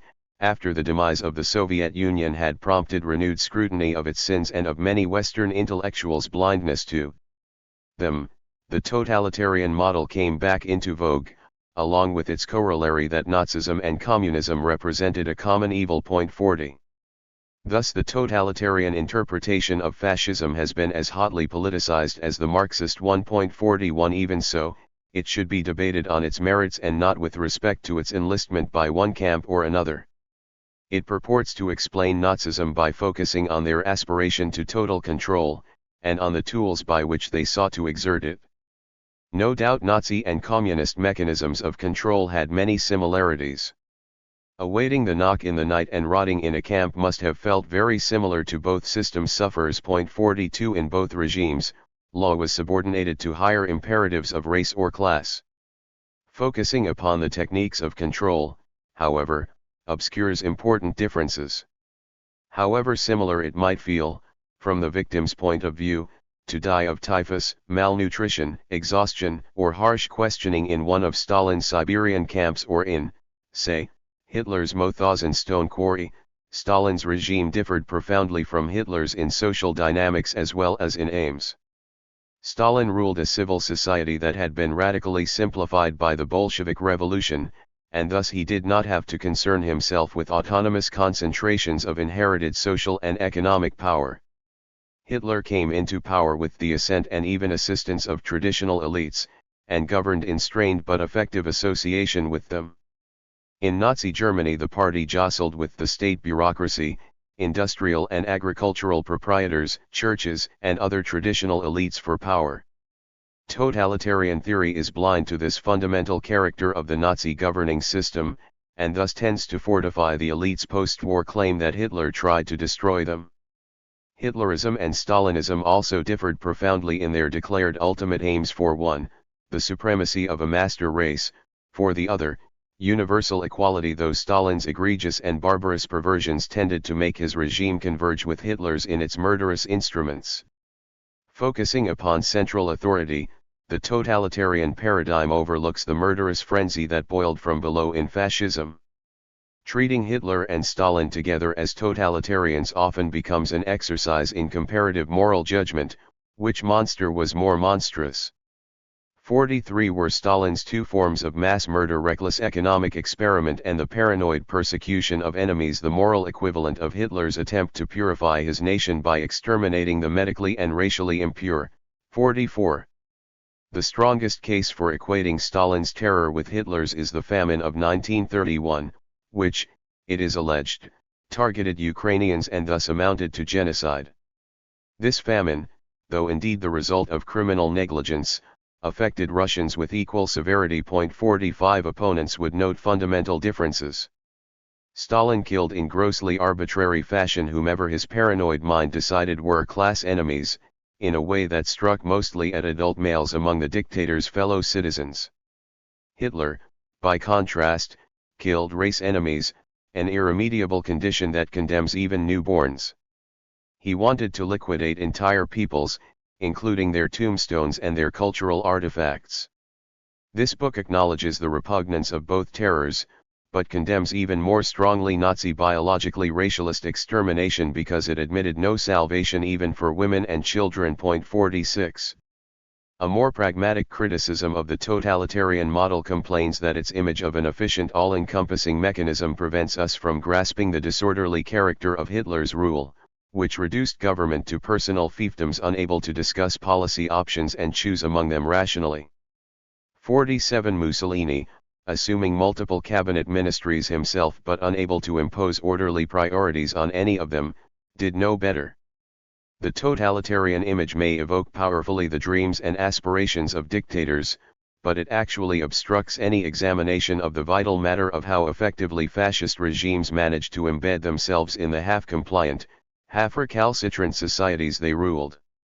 The older concept of political religion, it dates to the French Revolution, was quickly applied to fascism, as well as to communism, and not only by their enemies. 48 At the level of broad analogy, it points usefully to the way fascism, like religion, mobilized believers around sacred rites and words, excited them to self-denying fervor, and preached a revealed truth that admitted no dissidence. Scrutinized more carefully, 49 the concept of political religion turns out to encompass several quite different issues. The most straightforward one is the many elements that fascism borrows from the religious culture of the society it seeks to penetrate.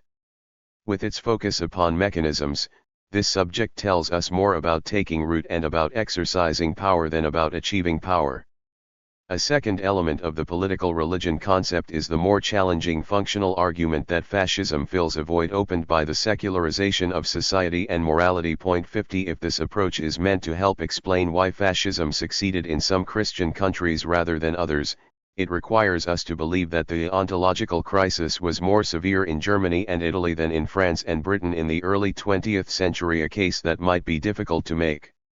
It also suggests that established religions and fascism are irreconcilable opponents, a third element of the political religion concept. In Germany and Italy, however, the two had a complex relationship that did not exclude cooperation. They joined forces against communism while competing for the same terrain. While this situation led to a modus vivendi in the Italian case, it generated a destructive mimesis of Christianity. 51 In the Nazi case. At the opposite extreme, fascism could produce something resembling an unauthorized Christian auxiliary in the Romanian, Croat, and Belgian cases and an Islamic auxiliary, if we accept as fascist some extra-European movements I considered in Chapter 7. The fascist leaders themselves, as we observed in Chapter 1, called their movements ideologies, and many interpreters have taken them at their word. It is commonplace to see fascism defined by extracting common threads from party programs, by analogy with the other isms. This works better for the other isms, founded in the era of educated elite politics.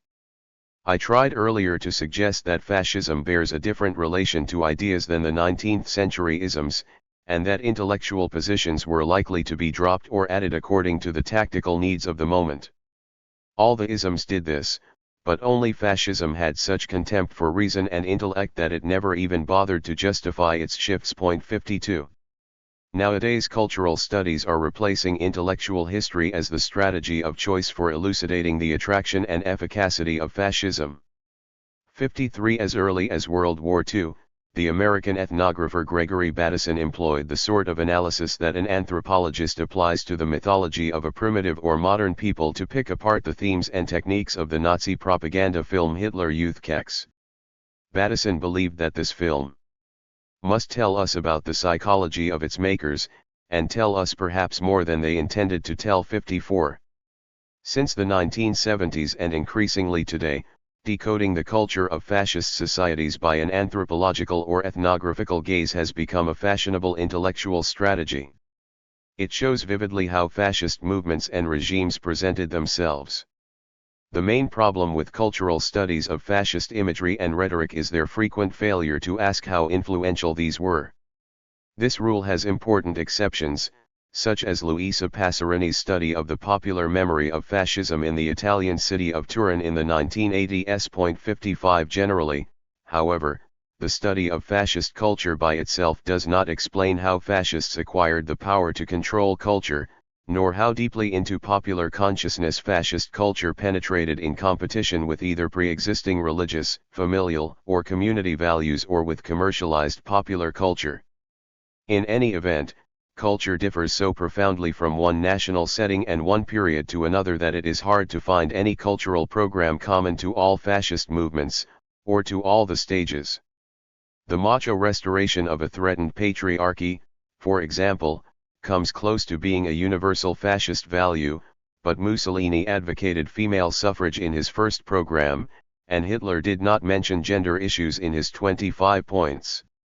Since Mussolini favored the avant-garde, at least until the 1930s, while Hitler preferred conventional postcard art, it is unlikely that we can identify a single immutable fascist style or aesthetic that would apply to all the national cases. 56. A less often mentioned problem with cultural studies of fascism arises from their failure to make comparisons. Comparison is essential, and it reveals that some countries with a powerful cultural preparation became fascist only by conquest. The effect of fascist propaganda also needs to be compared with that of commercial media, which was clearly greater even in fascist countries. Hollywood, Bale Street, and Madison Avenue probably gave more trouble to fascist dreams of cultural control than the whole liberal and socialist opposition put together. 57. The handwriting was on the wall for those dreams one day in 1937 when Mussolini's oldest son, Vittorio, gave his youngest brother Romano a picture of Duke Ellington, and started the boy down the road to a post-war career as a rather good jazz pianist. 58. All in all, no one interpretation of fascism seems to have carried the day decisively to everyone's satisfaction. Boundaries. We cannot understand fascism well without tracing clear boundaries with superficially similar forms. The task is difficult because fascism was widely imitated, especially during the 1930s, when Germany and Italy seemed more successful than the democracies. Borrowings from fascism turned up as far away from their European roots as Bolivia and China. 59. The simplest boundary separates fascism from classical tyranny. The exiled moderate socialist Gaetano Salvini, having abandoned his chair as professor of history at Florence and moved to London and then to Harvard because he could not bear to teach without saying what he thought, pointed to the essential difference when he wondered why Italians felt the need to get rid of their free institutions at the very moment when they should be taking pride in them, and when they should step forward toward a more advanced democracy. 60. Fascism, for Salvini, meant setting aside democracy and due process in public life, to the acclamation of the street. It is a phenomenon of failed democracies, and its novelty was that, instead of simply clamping silence upon citizens as classical tyranny had done since earliest times, it found a technique to channel their passions into the construction of an obligatory domestic unity around projects of internal cleansing and external expansion. We should not use the term fascism for pre-democratic dictatorships. However cruel, they lack the manipulated mass enthusiasm and demonic energy of fascism, along with the mission of giving up free institutions for the sake of national unity, purity, and force. Fascism is easily confused with military dictatorship, for both fascist leaders militarized their societies and placed wars of conquest at the very center of their aims. Guns 61 and uniforms were a fetish with them. In the 1930s, fascist militias were all uniformed 62, and fascists have always wanted to turn society into an armed fraternity. Hitler, newly installed as Chancellor of Germany, made the mistake of dressing in a civilian trenchcoat and hat when he went to Venice on June 14, 1934, for his first meeting with the more senior Mussolini, resplendent with uniform and daggers 63. Thereafter the Führer appeared in uniform on public occasions, sometimes a brown party jacket, later often an unadorned military tunic. But while all fascisms are always militaristic, military dictatorships are not always fascist. Most military dictators have acted simply as tyrants, without daring to unleash the popular excitement of fascism. Military dictatorships are far commoner than fascisms, for they have no necessary connection to a failed democracy and have existed since there have been warriors. The boundary separating fascism from authoritarianism is more subtle, but it is one of the most essential for understanding. Point 64. I have already used the term, or the similar one, of traditional dictatorship, in discussing Spain, Portugal, Austria, and Vichy France. The fascist authoritarian boundary was particularly hard to trace in the 1930s, when regimes that were, in reality, authoritarian donned some of the decor of that period's successful fascisms. Although authoritarian regimes often trample civil liberties and are capable of murderous brutality, they do not share fascism's urge to reduce the private sphere to nothing. They accept ill-defined though real domains of private space for traditional intermediary bodies like local notables, economic cartels and associations, officer corps, families, and churches. These, rather than an official single party, are the main agencies of social control in authoritarian regimes. Authoritarians would rather leave the population demobilized and passive, while fascists want to engage and excite the public. Point 65. Authoritarians want a strong but limited state. They hesitate to intervene in the economy, as fascism does readily, or to embark on programs of social welfare. They cling to the status quo rather than proclaim a new way. Point 66. General Francisco Franco, for example, who led the Spanish army in revolt against the Spanish Republic in July 1936 and became the dictator of Spain in 1939, clearly borrowed some aspects of rule from his ally Mussolini. He called himself Caudillo and made the fascist phalange the only party. During World War II and after, the Allies treated Franco as a partner of the Axis. That impression was fortified by the bloodiness of the Franquist repression, which may have killed as many as 200,000 people between 1939 and 1945, and by the regime's efforts to close down cultural and economic contact with the outside world. Point 67. In April 1945, Spanish officials attended a memorial mass for Hitler. A month later, however, the Caudillo explained to his followers that it was necessary to lower some of the sales. 68. Thereafter Franco's Spain, 69, always more Catholic than fascist, built its authority upon traditional pillars such as the church, big landowners, and the army, essentially charging them instead of the state or the ever weaker phalange with social control. Franco's state intervened little in the economy, and made little effort to regulate the daily life of people as long as they were passive. The Estado Novo of Portugal 70 differed from fascism even more profoundly than Franco's Spain. Salazar was, in effect, the dictator of Portugal, but he preferred a passive public and a limited state where social power remained in the hands of the church, the army, and the big landowners. In July 1934, Dr. Salazar actually suppressed an indigenous Portuguese fascist movement, national syndicalism, accusing it of exaltation of youth, the cult of force through so-called direct action, the principle of the superiority of state political power in social life, the propensity for organizing the masses behind a political leader. Not a bad description of fascism. Point 71. Vichy France, the regime that replaced the parliamentary republic after the defeat of 1940-72 was certainly not fascist at the outset, for it had neither a single party nor parallel institutions. A governing system in which France's traditional select civil service ran the state, with enhanced roles for the military, the church, technical experts, and established economic and social elites, falls clearly into the authoritarian category. After the German invasion of the Soviet Union in June 1941 brought the French Communist Party into open resistance and obliged the German occupation to become much harsher in order to support total war, Vichy and its policy of collaboration with Nazi Germany faced mounting opposition. Parallel organizations appeared in the fight against the resistance, the milice or supplementary police, special sections of the law courts for expeditious trials of dissidents, the police for Jewish affairs. But even though, as we saw in Chapter 4, a few Paris fascists were given important posts at Vichy in the last days of the regime, they served as individuals rather than as chiefs of an official single party. What is fascism? The moment has come to give fascism a usable short handle, even though we know that it encompasses its subject no better than a snapshot encompasses a person.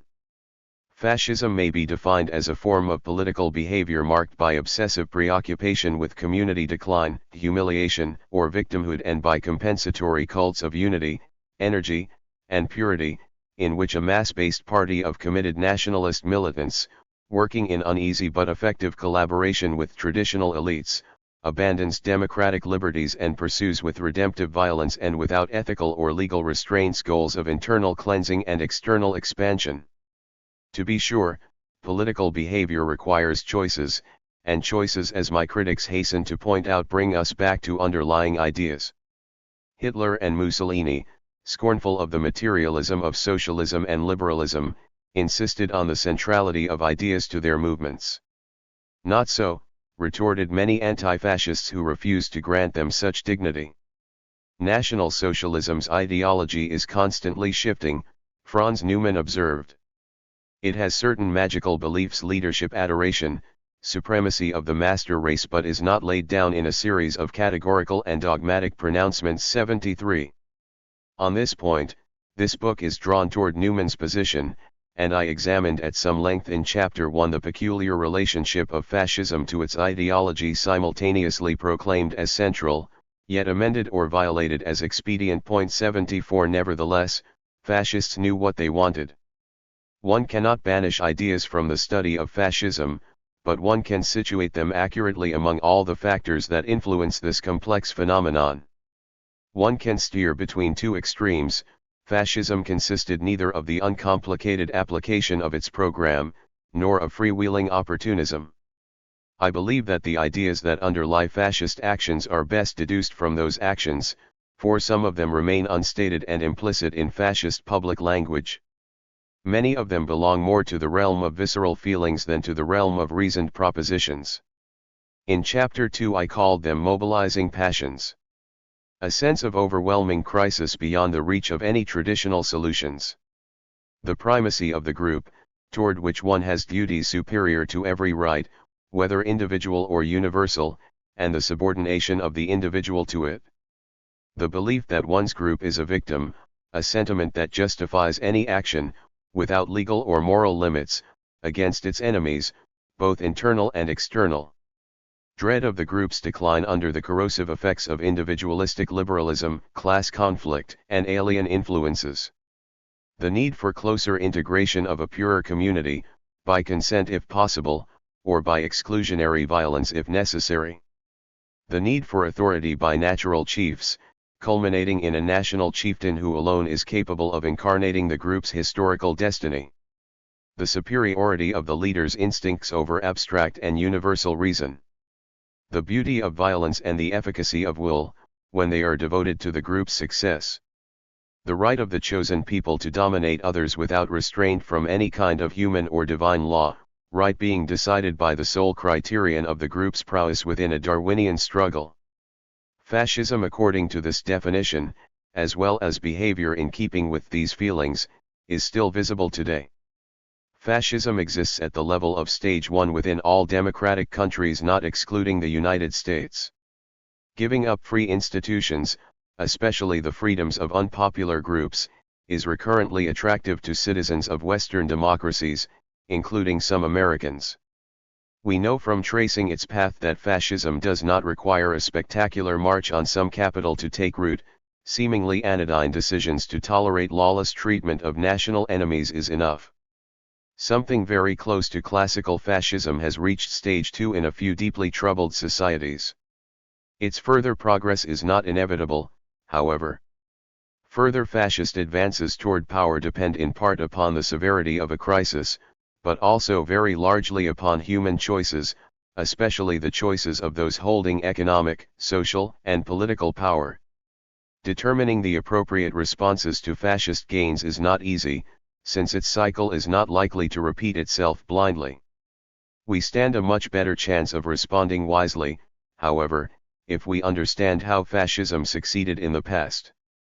Bibliographical essay. Fascism set off a tidal wave of ink. Renzo de Felice included 12,208 books and articles in a bibliography devoted largely to Italian fascism. 1 Even more has been published about Hitler and Nazism. Another substantial list of works has been devoted to fascism in other countries, plus numerous studies of generic fascism. Obviously, no lone scholar, however diligent, could possibly master all the literature of all the fascisms. This bibliographical chapter is, therefore, necessarily selective. All I can do here is present a personal choice of works that were particularly helpful to me, by marking turning points, defining major interpretations, or covering essential aspects with authority. Many of them contain detailed bibliographies for more specialized reading. I make no claim to completeness. General works. The most authoritative narrative history of all fascist movements and regimes is Stanley G. Payne's prodigiously learned A History of Fascism, 1914 to 1945, but it describes better than it explains. Pierre Milza, Les Fascismes, is also well informed and wide-ranging. The most influential recent attempt to define fascism comes from Roger Griffin, The Nature of Fascism, and International Fascism, Theories, Causes, and the New Consensus, though his zeal to reduce fascism to one pithy sentence seems to me more likely to inhibit than to stimulate analysis of how and with whom it worked. Short introductions to fascism are legion. Kevin Passmore's Fascism is very brief but lively. 3 of the most recent short introductions take sharply contrasting directions. Mark Neocleus, Fascism, adopts a cultural studies approach in which fascism reflects the dark side of modernity and capitalism, driven not by interests but by images of war, nature, and the nation. Philip Morgan, Fascism in Europe, 1919 to 1945, presents a careful and thorough historical narrative. He stops in 1945, but Roger Eatwell, Fascism, A History, devotes half his limited space to the post-war period. An excellent introduction to the rise of Nazism is Anthony J. Nichols' Weimar and the Rise of Hitler, 4th ed. Conan Fisher, The Rise of the Nazis, 2nd ed., assesses the party's broad appeal. The classic short introduction to Mussolini's Italy is Alexander de Grande, Italian Fascism, Its Origins and Development, 3rd ed. Other useful brief introductions include Philip Morgan, Italian Fascism 1919 to 1945, John Whittam, Fascist Italy, and Pierre Milza, Le Fascism Italien, 1919 to 45. A wide range of countries receive stimulating discussion in Stein U. Larsen, Bernd Hagtvedt, Jan P. Michelbust, eds, Who Were the Fascists? Social Roots of European Fascism.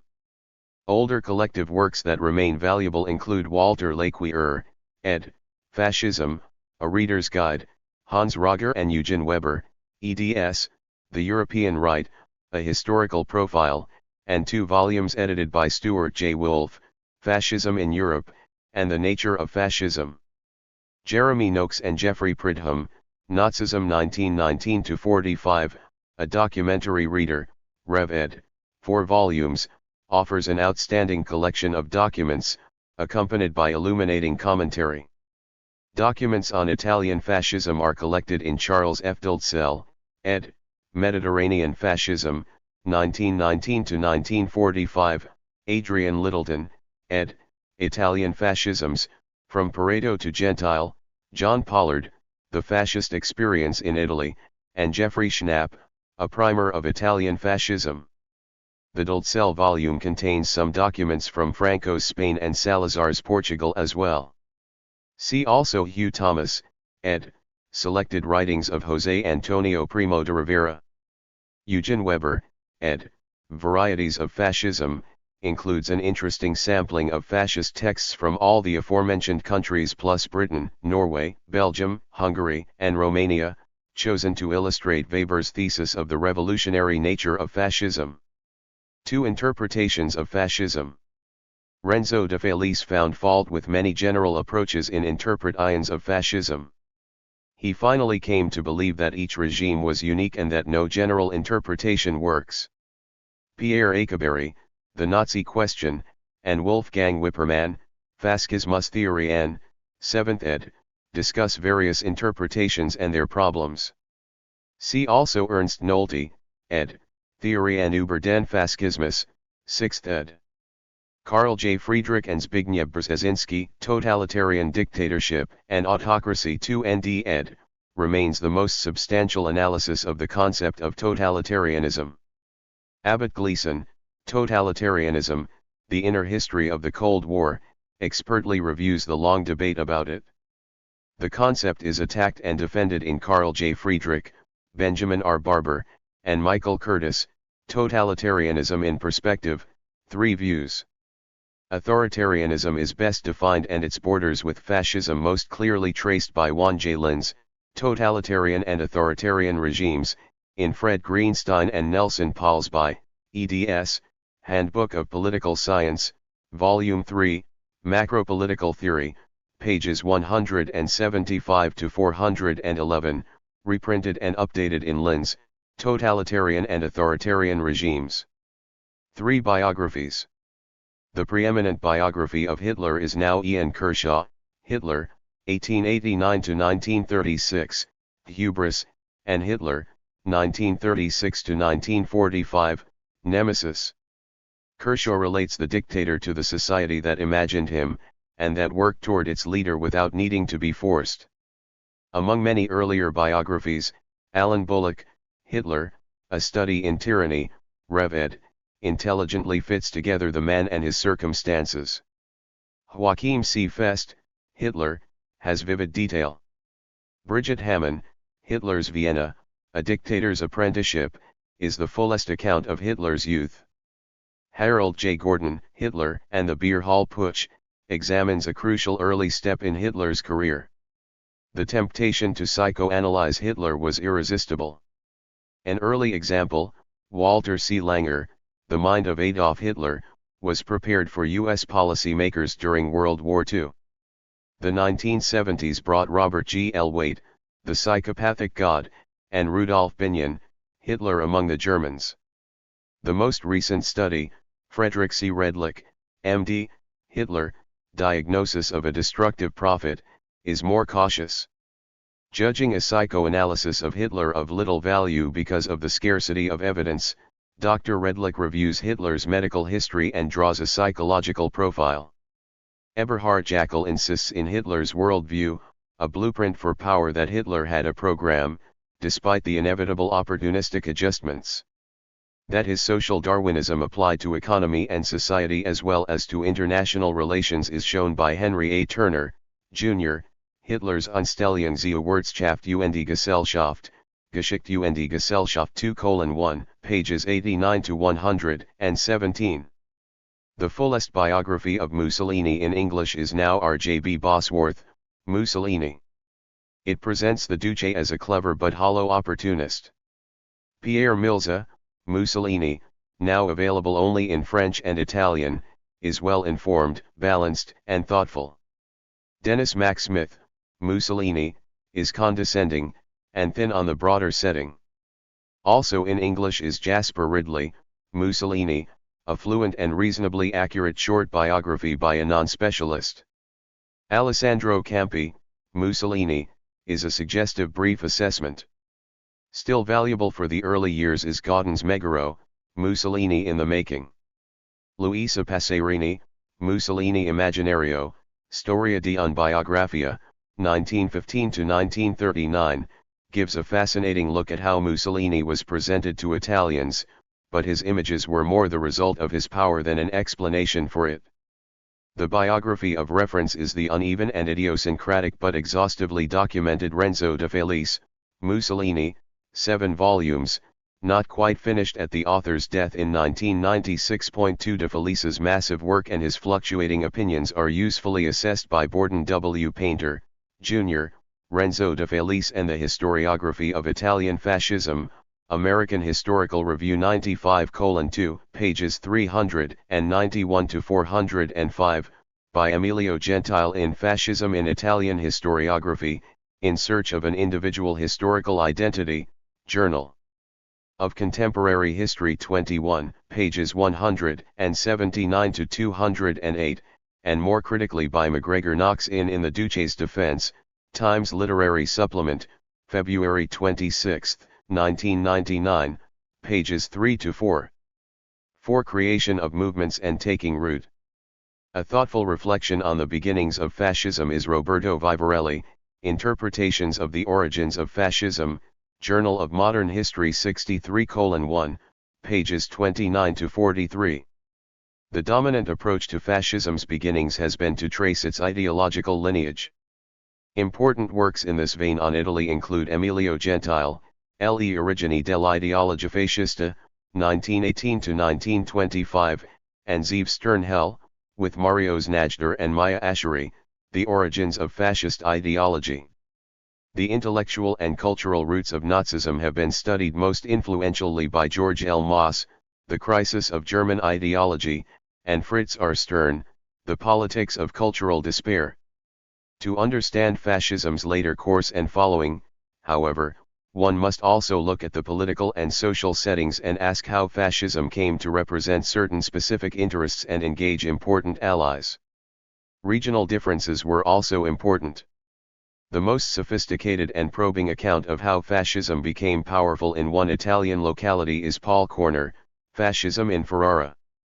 Other good local studies of how Italian fascism took root include Frank M. Snowden, Violence and Great Estates in the South of Italy, Apulia 1900–1922, and the Fascist Revolution in Tuscany, 1919–1922, Anthony L. Cardoza, Agrarian Elites and Italian Fascism, The Province of Bologna, 1901–1926, Francis J. Demers, Le origini del fascismo a Cremona, A Roveri, Le origini del fascismo a Ferrara, 1915–25, Simona Colorizzi, Dopoguerra e fascismo in Puglia, and Alice Kellykian, Town and Country Under Fascism, The Transformation of Brescia, 1915–1926.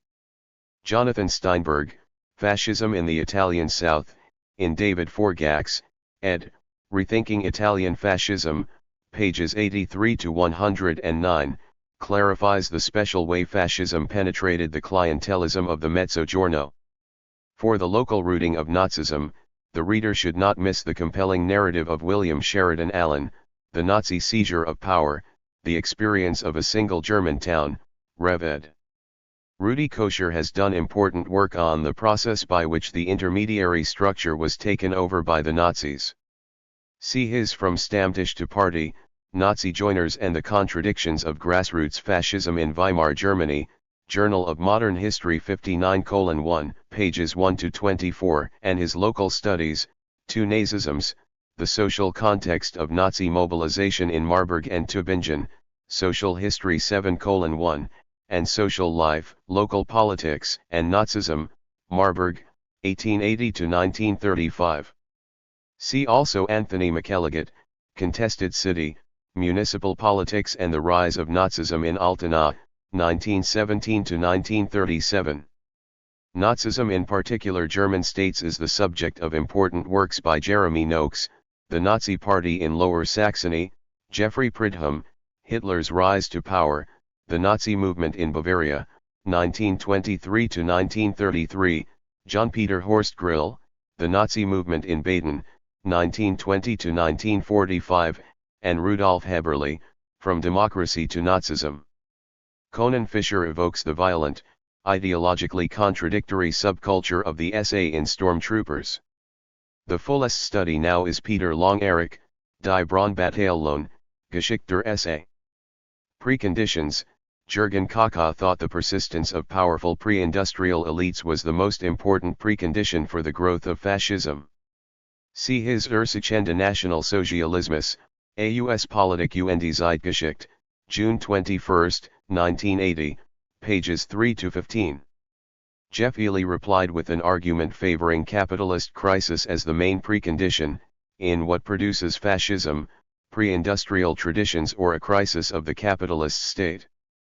Politics and Society 12:2, pages 53 to 82.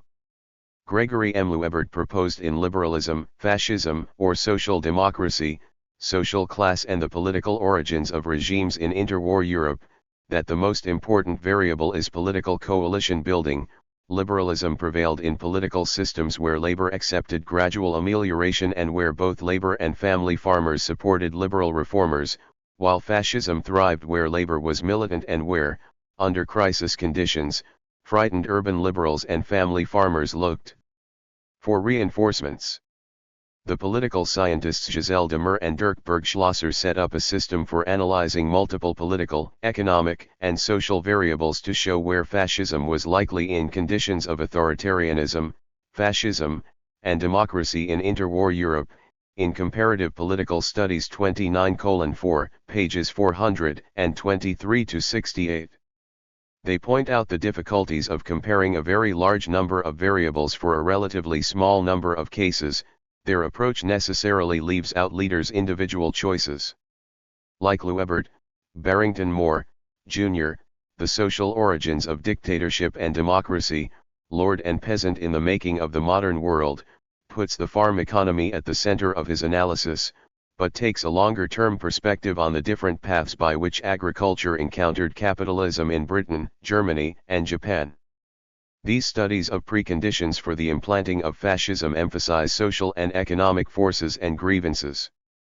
William Brustine, The Logic of Evil, The Social Origins of the Nazi Party, 1925-33, argues back from membership statistics to conclude that early party members concluded by rational judgment that the Nazi social program would bring them direct benefits, more than because of passions or hatreds. More authors have stressed fascism's appeal to irrational feelings. The appeal of a masculine fraternity is elaborately illustrated for the Nazi case by Klaus Thueleit, Male Fantasies, though similar fantasies may have existed in countries that did not go fascist.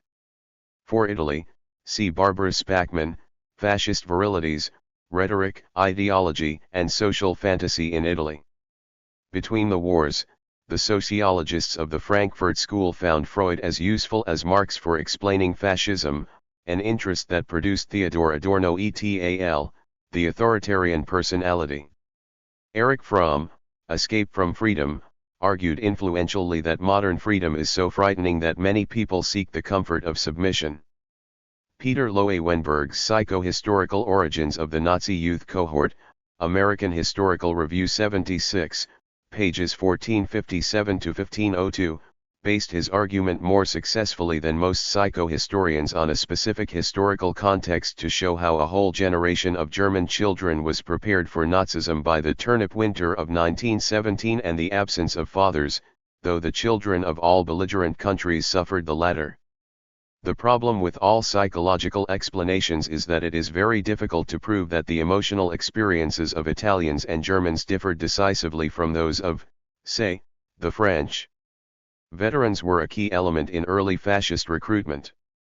The richest study of any European country's veterans and the roles they played after 1918 is Antoine Prost, Les Anciens Combattants et la Société Française. For Germany, one may consult the more narrowly political accounts of Volker R. Berghahn, Der Stahlhelm, Karl Roy, Das Reichsbanner Schwarz-Rot-Gold, and, for the left, Kurt G. P. Schuster, Der Rotfront-Kampfverbund. Graham Wooten examines the tactics of British veterans in the politics of influence. The standard account of Italian veterans, G. Sabatucci, I combattenti del primo dopoguerra, covers only the immediate post-war years. V. Getting Power. The most penetrating analysis in any language of Mussolini's arrival in power is Adrian Littleton, The Seizure of Power, 2nd ed. Angelo Tosca's well-informed and compelling The Rise of Italian Fascism 1918-1922, the work of an ex-socialist exile first published in France in 1938, is still worth reading. The most authoritative analysis in English of the contingencies, uncertainties, and choices involved in the last steps of Hitler's arrival in power is Henry Ashby Turner, Jr., Hitler's 30 Days to Power. The most thorough longer-term historical analysis is Karl Dietrich Bracher, Gerhard Schulz, and Wolfgang Sauer, Die Nationalsozialistische Machtergreifung, Studie an zur Errichtung der totalitären Herrschaftssystems in Deutschland, 1933-34, 3 volumes. Gerhard Schulz examines in great detail the way constitutional and political systems evolved during the final crisis in Zwischen Demokratie und Diktatur, Volume 3, von Breuning zu Hitler, Der Wandel des politischen Systems in Deutschland 1930-33. The articles in Peter D. Stachura, ed., The Nazi Machtergreifung, are still useful on the reactions of different social groups. Peter Fritzsche, Germans into Nazis, gives a lively account of popular enthusiasm. An essential precondition for the fascist achievement of power is the opening of space brought about by the failure of democracy, a subject too often overlooked because so many assume that the fascist leader did everything himself. A rare and valuable study is Juan J. Linz and Alfred Stepan, ed., The Breakdown of Democratic Regimes, Europe. The article on Italy by Paolo Farniti is particularly helpful. The thoughtful essays in Dirk Bergschloss and Jeremy Mitchell, eds., Conditions of Democracy in Europe, 1919-1939, are also relevant. On the failure of the Weimar Republic, the classic work is Karl Dietrich Bracher, Die Auflösung der Weimarer Republik. Hans Mommsen, The Rise and Fall of Weimar Germany, and Detlef Puckert, The Weimar Republic, The Crisis of Classical Modernity, trans. Richard Dibson, are rich and suggestive, while Eberhard Kolb, The Weimar Republic, wears well. Larry Eugene Jones, German Liberalism and the Dissolution of the Weimar Party System, is the most thoughtful account of the collapse of the Weimar political center. 2 excellent articles on how another decisive group farmers turned to Nazism are Horst Gies, The Endstab and Agrarian Organizations in the Final Phase of the Weimar Republic, in Henry Ashby Turner, Jr., ed., Nazism and the Third Reich, and Zdenek Zofka, Between Bauernbund and National Socialism, The Political Orientation of the Peasants in the Final Phases of the Weimar Republic, in Thomas Childers, ed., The Formation of the Nazi Constituency. This work is useful from beginning to end. Electoral success mattered more for Hitler than for Mussolini. Richard Hamilton, who voted for Hitler, first proved that Hitler's electoral backing included many upper-class as well as lower-middle-class voters. Since then, computer-assisted studies of the Nazi electorate have established firmer knowledge of the Nazi Party's success in drawing votes from all classes, though less so from populations well anchored in another community, such as Catholics or Marxists. Class seems to have mattered less than culture. See Thomas Childers, The Nazi Voter, as well as his aforementioned edited volume, The Formation of the Nazi Constituency, and Jürgen Falter, Hitler's Waller. Dick Geary, who voted for the Nazis, History Today 48:10, pages 8-14, summarizes the findings briefly. Recent studies of party membership, as distinct from voters, have undermined the lower middle class interpretation of fascism and have greatly magnified the working class role, especially if one adds the essay. Major works here include Detlef Mühlberger, Hitler's Followers, and Conan Fischer, ed., The Rise of National Socialism and the Working Class. Best in a much smaller field for Italy is Jens Petersen, Letterato e base sociali del fascismo negli anni venti, studi storici 3, pages 627-69. See in English the article by Marco Ravelli on Italy in Detlef Mühlberger, ed. The Social Basis of European Fascist Movements. Useful social analyses of members and voters in many national cases appear in Larsen et al., Who Were the Fascists, and Mühlberger, Social Basis, mentioned above. Studies of fascist movements' social composition need to distinguish among different stages, for during the movement stage membership fluctuated, while parties in power enjoyed a bandwagoning effect. Emilio Gentile, Storia del Partito Fascista 1919-1922, Movimento e Militia, is the first serious history of Mussolini's party. He carries the story further in Fascismo e Antifascismo, I Partiti Italiani fra le due guerre, a work that also analyzes the non-fascist and anti-fascist parties. The Nazi Party has been much more widely studied. The latest is Michael Cater, The Nazi Party, A Social Profile of Members and Leaders, 1919-45, while Dietrich Orlow, History of the Nazi Party, 2 volumes, is more useful for institutional structures than for membership. The complicated question of the sources of the Nazis' money has been put on solid ground by Henry Ashby Turner, Jr., who shows, in German Big Business and the Rise of Hitler, on the basis of exhaustive studies of business archives, that German industrialists contributed to all non-Marxist parties, that they distrusted Hitler and gave him limited support, and that they preferred that von Papen be Chancellor.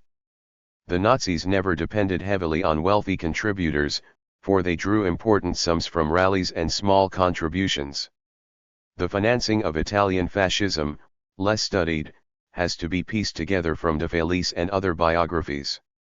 Who paid for Mussolini's new pro-war newspaper in 1915 is definitively settled by William A. Renzi, Mussolini's Sources of Financial Support, 1914, 1915, History 56:187, pages 186-206.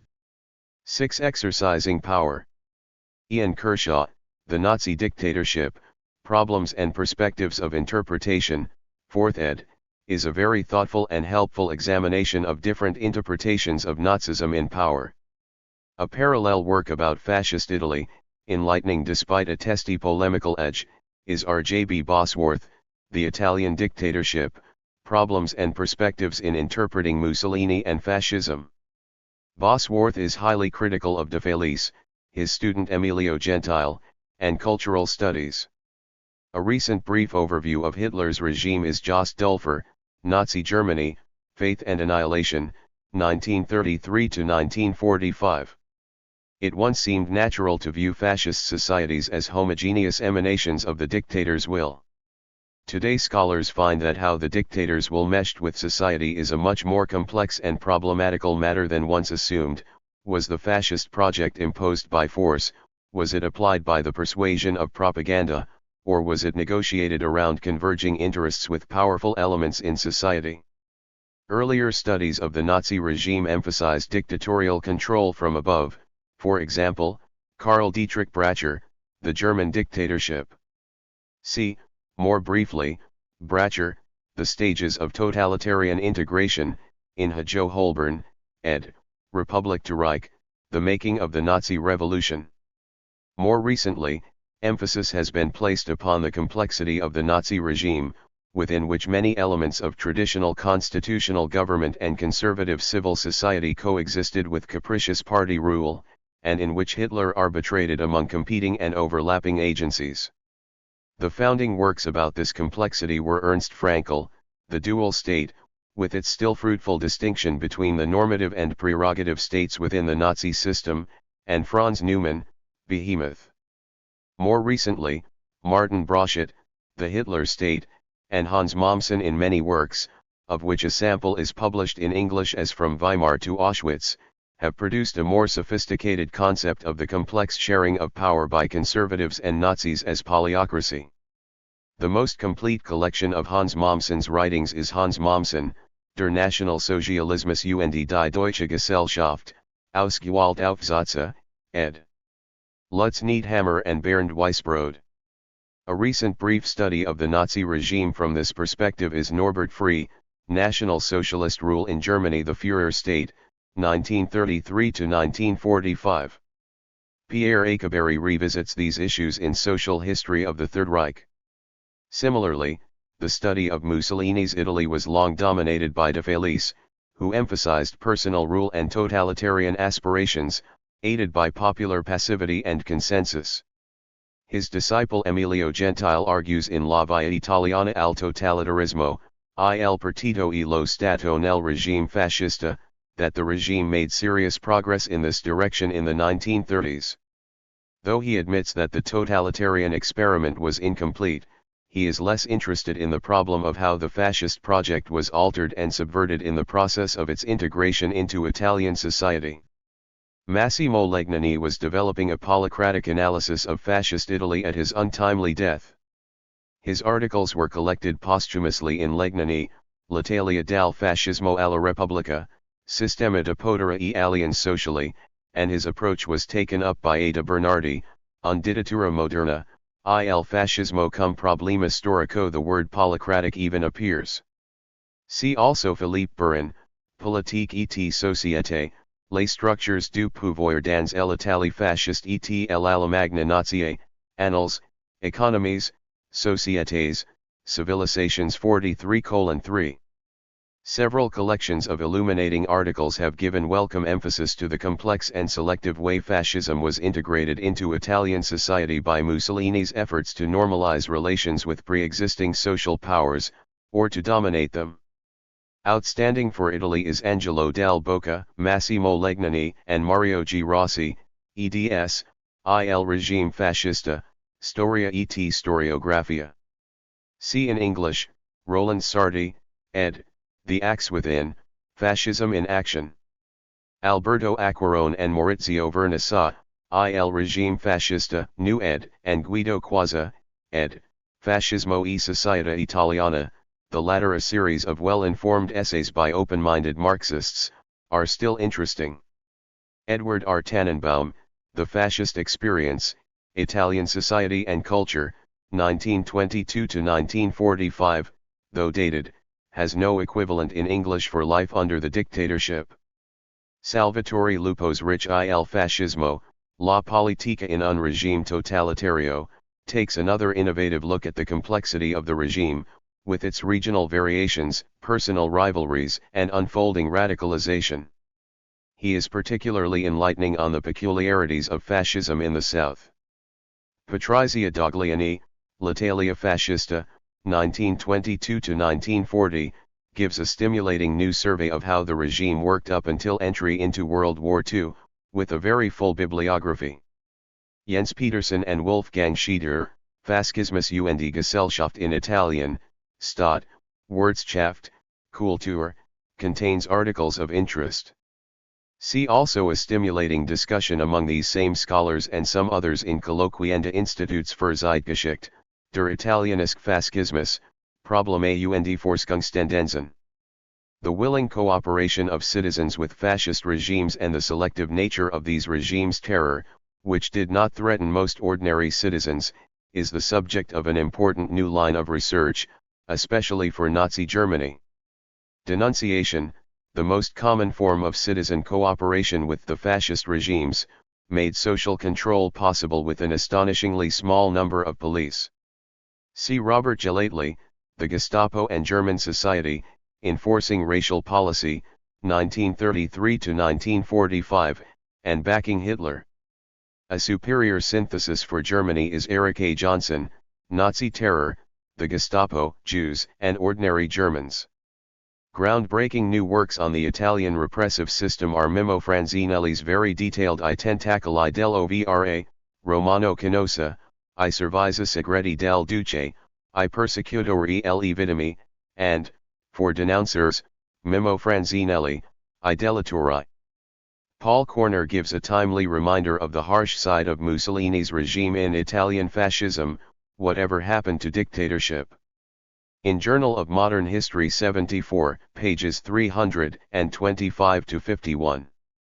Education and youth organizations were at the heart of the fascist program of social control. For Italy, see George L. Williams, Fascist Thought and Totalitarianism in Italy's Secondary Schools, Theory and Practice, 1922-1943, Mario Isnanghi, L'Educazione dell'Italiano, il Fascismo e l'Organizzazione della Cultura, Jürgen Charnetsky, Die Schulpolitik des faschistischen Regimes in Italien, and Unterricht und Erziehung im faschistischen Italien, von der Reform Gentile zur Carta della Scuola, in Jens Petersen and Wolfgang Schieder, eds, Fascismus und Gesellschaft in Italien, mentioned above, pages 109-32. Doug Thompson, State and Control in Fascist Italy, Culture and Conformity, 1925-1943, emphasizes the coercive side. The fullest accounts of education under Nazism are Michael Grutner, Studenten im Dritten Reich, and Jeffrey G. Giles, Students and National Socialism in Germany. See also Barbara Schneider, Die Höhere Schule im Nationalsozialismus, and relevant sections of the Puckert work just below. Fascist efforts to mobilize youth are treated by Tracy Kuhn, Believe, Obey, Fight, Political Socialization of Youth in Fascist Italy, and Gerhard Rempel, Hitler's Children, the Hitler Youth and the SS. Detlef Puckert reveals their failure in fascinating chapters on the Edelweiss Pirates, enthusiasts of swing, and other nonconformist youth in Nazi Germany in Inside Nazi Germany, Conformity, Opposition, and Racism in Everyday Life. Tom Buchanan and Martin Conway, eds, Political Catholicism in Europe, 1918-1965, is a good starting point for the Catholic Church's responses to fascism and to communism. See also the more specialized articles in Richard J. Wolff and Jörg K. Hontz, Catholics, the State, and the European Radical Right. The classic works for Italy are Arturo Carlo Gemello, Church and State in Italy, 1850-1960, trans. D. Moore, and Daniel A. Bincha, Church and State in Fascist Italy. These may now be supplemented by John F. Pollard, The Vatican and Italian Fascism 1929, 1932, and Peter Kent, The Pope and the Duce. For the all-important bureaucracy, the classic work is Hans Mommsen, Beamten to Meme Dritten Reich. Best in English is Jane Kaplan, Government Without Administration, State and Civil Service in Weimar and Nazi Germany. An excellent introduction to the Italian civil service under fascism is Guido Melis, La Burocrazia, in Angelo Dal Bocca et al., Il Regime Fascista, pages 244-76. Mary Yuccia Salvati, Il Regime Gli Impiegati, La Nazionalizzazione Piccolo-Borghese nel Ventennio Fascista, places the subject within the social history of modern Italy. Gordon Craig, The Politics of the Prussian Army, 1640-1945, is the classic work on civil-military relations in Germany. The most recent is Klaus-Jürgen Müller, Army, Politics, and Society in Germany, 1933-1945. The preeminent expert on the Italian army is Giorgio Rochett, in many works, including Breve Storia dell'Esercito Italiano. A particularly productive vein of research nowadays explores ways in which fascist regimes established links with the professions and with other organized interests. The close implication of the medical profession in Nazi purification projects has attracted special attention. Robert N. Proctor, Racial Hygiene, Medicine Under the Nazis, Michael Cater, Doctors Under Hitler, and Robert J. Lifton, The Nazi Doctors. The legal professions, equally crucial, have been less studied. The most authoritative for Germany is Lothar Gruckmann's massive Justiz im Dritten Reich, Anpassung und Unterwerfung der Ehregurtner. In English, see the less complete Ingo Müller, Hitler's Justice, and sections of Robert Gelately, Backing Hitler. The main authority on the Italian judiciary is Guido Nepi Modano, who takes a skeptical view of its independence even before fascism in Pero, Podere Politico e Magistratura, and addresses the judiciary under fascism more directly in the Dal Bocca and Quasi volumes mentioned above. The relationship between business concerns and the Nazi regime is the subject of several exemplary monographs. Peter Hayes shows in Industry and Ideology, I.G. Farben in the Nazi era, how the giant chemical consortium, which would have preferred to continue the regime of free trade within which it had become the largest corporation in Europe in the 1920s, adapted itself to Nazi autarky and profited mightily, motivated more by a narrow business success ethic and an eye for opportunity than by ideological enthusiasm for Nazism. Daimler-Benz was more enthusiastic, according to Bernard P. Bellin, Mercedes in Peace and War, German Automobile Workers, 1903 to 1945. The rather successful effort of the insurance business to keep some independence is authoritatively treated by Gerald D. Feldman, Allianz, and the German insurance business, 1933 to 1945. The successful maneuvers by Italian business executives to become the managers of Mussolini's corporatist economic system and retain an area of private power within fascism are explored by Roland Sardi, Fascism and the Industrial Leadership in Italy, 1919 to 1940, a study in the expansion of private power under fascism. Sardi argues that the industrialists got most of what they wanted. Similar conclusions, with deeper background in earlier Italian history, are found in F. H. Adler, Italian Industrialists from Liberalism to Fascism, The Political Development of the Industrial Bourgeoisie. Among Italian scholars, Piero Melograni, Gli Industriali e Mussolini, Rapporti fra CONF Industria e Fascismo dal 1919 al 1929, has been criticized for overemphasizing conflicts between supposedly laissez-faire industrialists and fascism. Franco Castronovo, Potere Economico et Fascismo, stresses the advantages enjoyed by business during the fascist regime. See also his article Il Potere Economico e Fascismo, in Guido Quazza, ed. Fascismo e Società Italiano, pages 45 to 88, and his important biography of Fiat Chief Agnelli.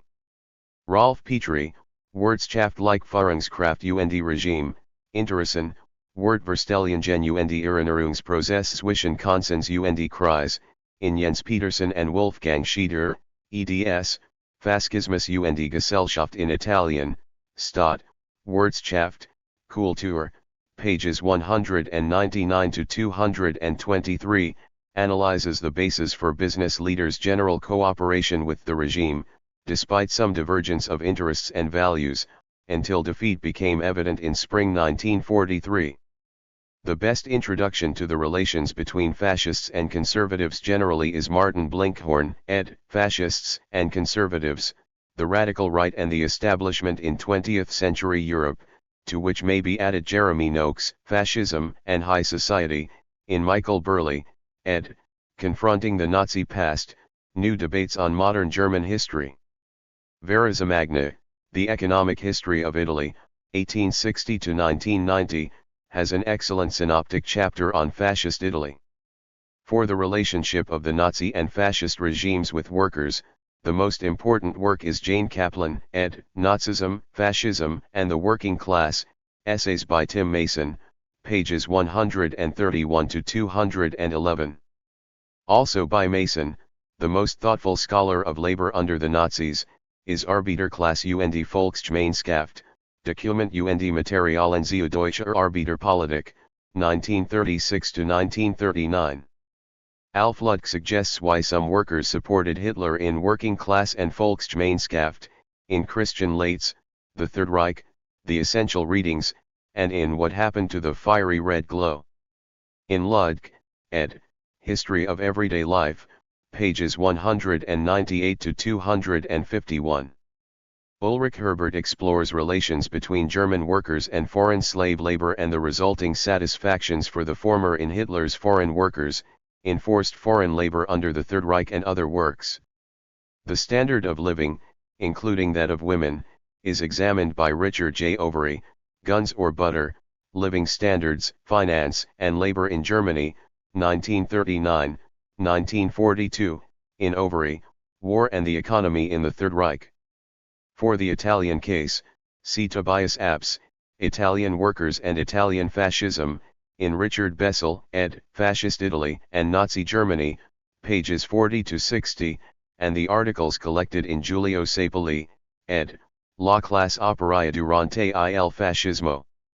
Nazi gender policy is the subject of an enormous literature. Basic works include Jill Stevenson, Women in Nazi Germany, Renata Breidenthal, Atina Grossman, and Marion Kaplan, eds., When Biology Became Destiny, Women in Weimar and Nazi Germany, Claudia Kuntz, Mothers in the Fatherland, Women, the Family, and Nazi Politics, Ute Frevert, Women in German History, From Bourgeois Emancipation to Sexual Liberation, Tim Mason, Women in Germany, 1925, 1940, History Workshop, 1 and 2, Rita Thalmann, Femme et Fascism, Gisela Bach, Nazi Gender Policies and Women's History, in Georges Duby and Michel Peru, eds., A History of Women, Toward a Cultural Identity in the 20th Century, pages 149 to 77, Helen Boak, Women in Weimar Germany, The Frauenfrage and the Female Vote, in Richard Bessel and E. J. Feuchtwanger, eds., Social Change and Political Development in the Weimar Republic, Gabrielle Zarnowski, The Value of Marriage for Volksgemeinschaft, Policies Towards Women and Marriage Under National Socialism, in Richard Bessel, ed., Fascist Italy and Nazi Germany, pp. 61 to 77. For the late resort to women workers, see the article by Richard Overy cited above. Michael Burley and Wolfgang Wippermann, The Racial State, Germany, 1933 to 1945, includes, innovatively, a chapter on men as well as on women. The indispensable work on women in Fascist Italy is Victoria de Grazia, How Fascism Ruled Women, a concise version of which appears in Duby and Peru, eds., A History of Women, cited above. Perry R. Wilson, Women in Fascist Italy, in Richard Bessel, ed., Fascist Italy and Nazi Germany, pages 78 to 93, and the Luisa Passerini and Chiara Saraceno articles in Angelo Dal Bocca et al., eds., Il Regime Fascista, are up-to-date surveys, and one can still consult the earlier articles of Leslie Caldwell, Reproducers of the Nation, Women and the Family in Fascist Party, in David Forgax, Rethinking Fascist Italy, and Alexander de Grand, Women Under Italian Fascism, Historical Journal 19:4. Pages 947 to 68. Paul Corner, Women in Fascist Italy, Changing Family Roles in the Transition from an Agricultural to an Industrial Society, European Studies Quarterly 23, pages 51 to 68, sets the issue into a longer-term perspective. Luisa Passerini, Fascism in Popular Memory, The Cultural Experience of the Turin Working Class, uses oral history to reconstruct the everyday life of women in Turin under fascism. Perry R. Wilson, The Clockwork Factory, Women and Work in Fascist Italy, gives a fascinating glimpse of the satisfactions and grievances of women in a fascist showpiece factory. Fascism has been provocatively called a boys' ideology, though some women supported it eagerly and were assisted by it selectively and in demeaningly paternalistic ways. Richard Evans studied the female vote in German Women and the Triumph of Hitler, Journal of Modern History.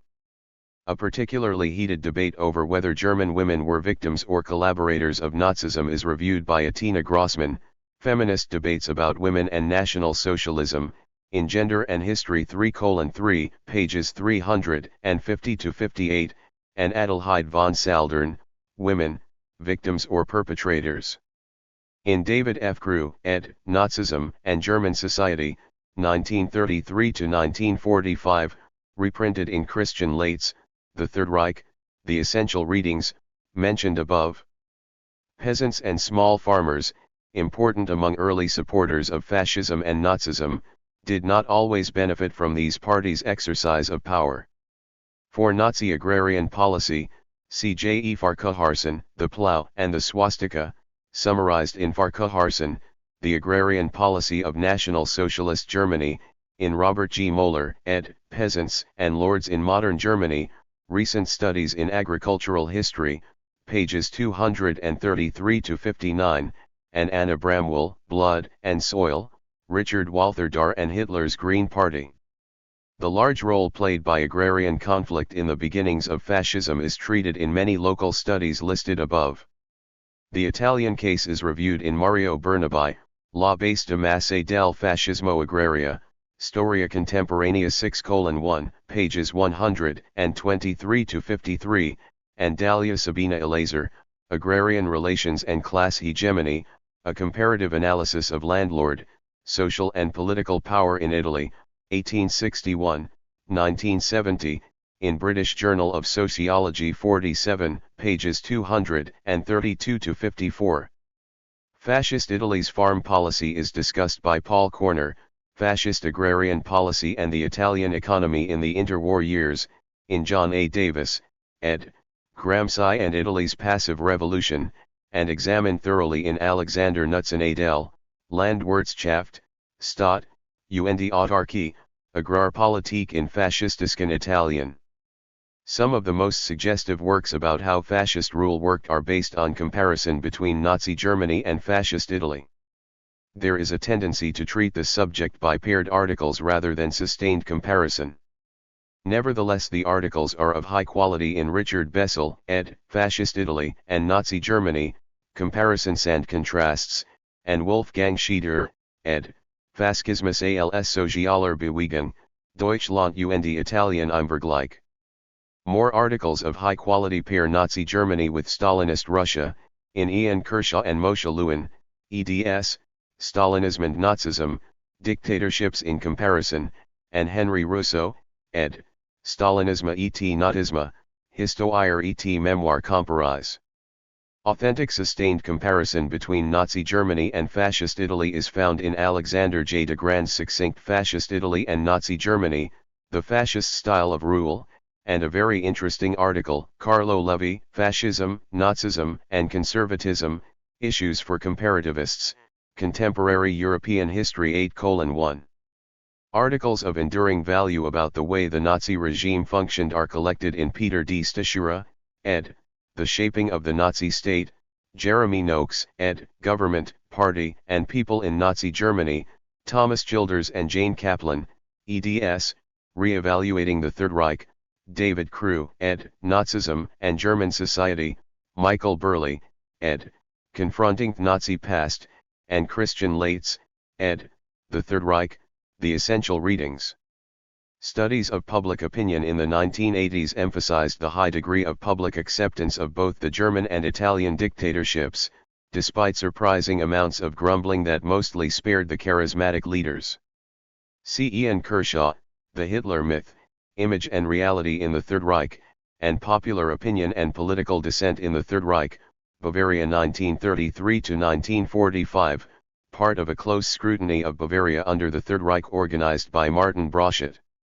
For Italy, the fullest account is Simona Colorizzi, L'opinione degli Italiani sotto il regime, 1929-1943.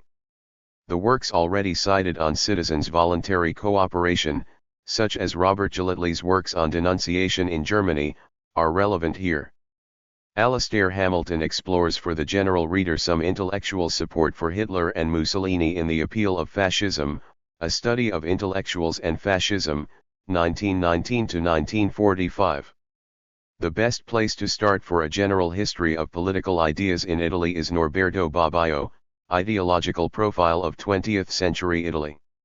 The basic works in Italian on intellectuals under fascism are Luisa Mangoni, L'interventismo della cultura, Intellettuale riviste del fascismo, Gabriele Turi, Il fascismo e il consenso degli intellettuali, and Michel Austin, Intellectuals Italians et Fascism. The collected essays of Mario Isnenchi, L'Italia del Fascio, includes his famous essay on militant intellectuals and bureaucratic intellectuals. Stimulating short assessments are Norberto Bobbio, La cultura e il fascismo, in Guido Quazza, ed., Fascismo e Società Italiana, pages 211-46, and Gabriele Turi, Fascismo e cultura ieri e oggi, in Angelo del Bocca et al., eds., Il Regime Fascista. A lively introduction to modernity is James Joll, Three Intellectuals in Politics. An immense and growing literature is now devoted to a deconstruction of the inner meaning of fascist regimes' cultural projects and rituals.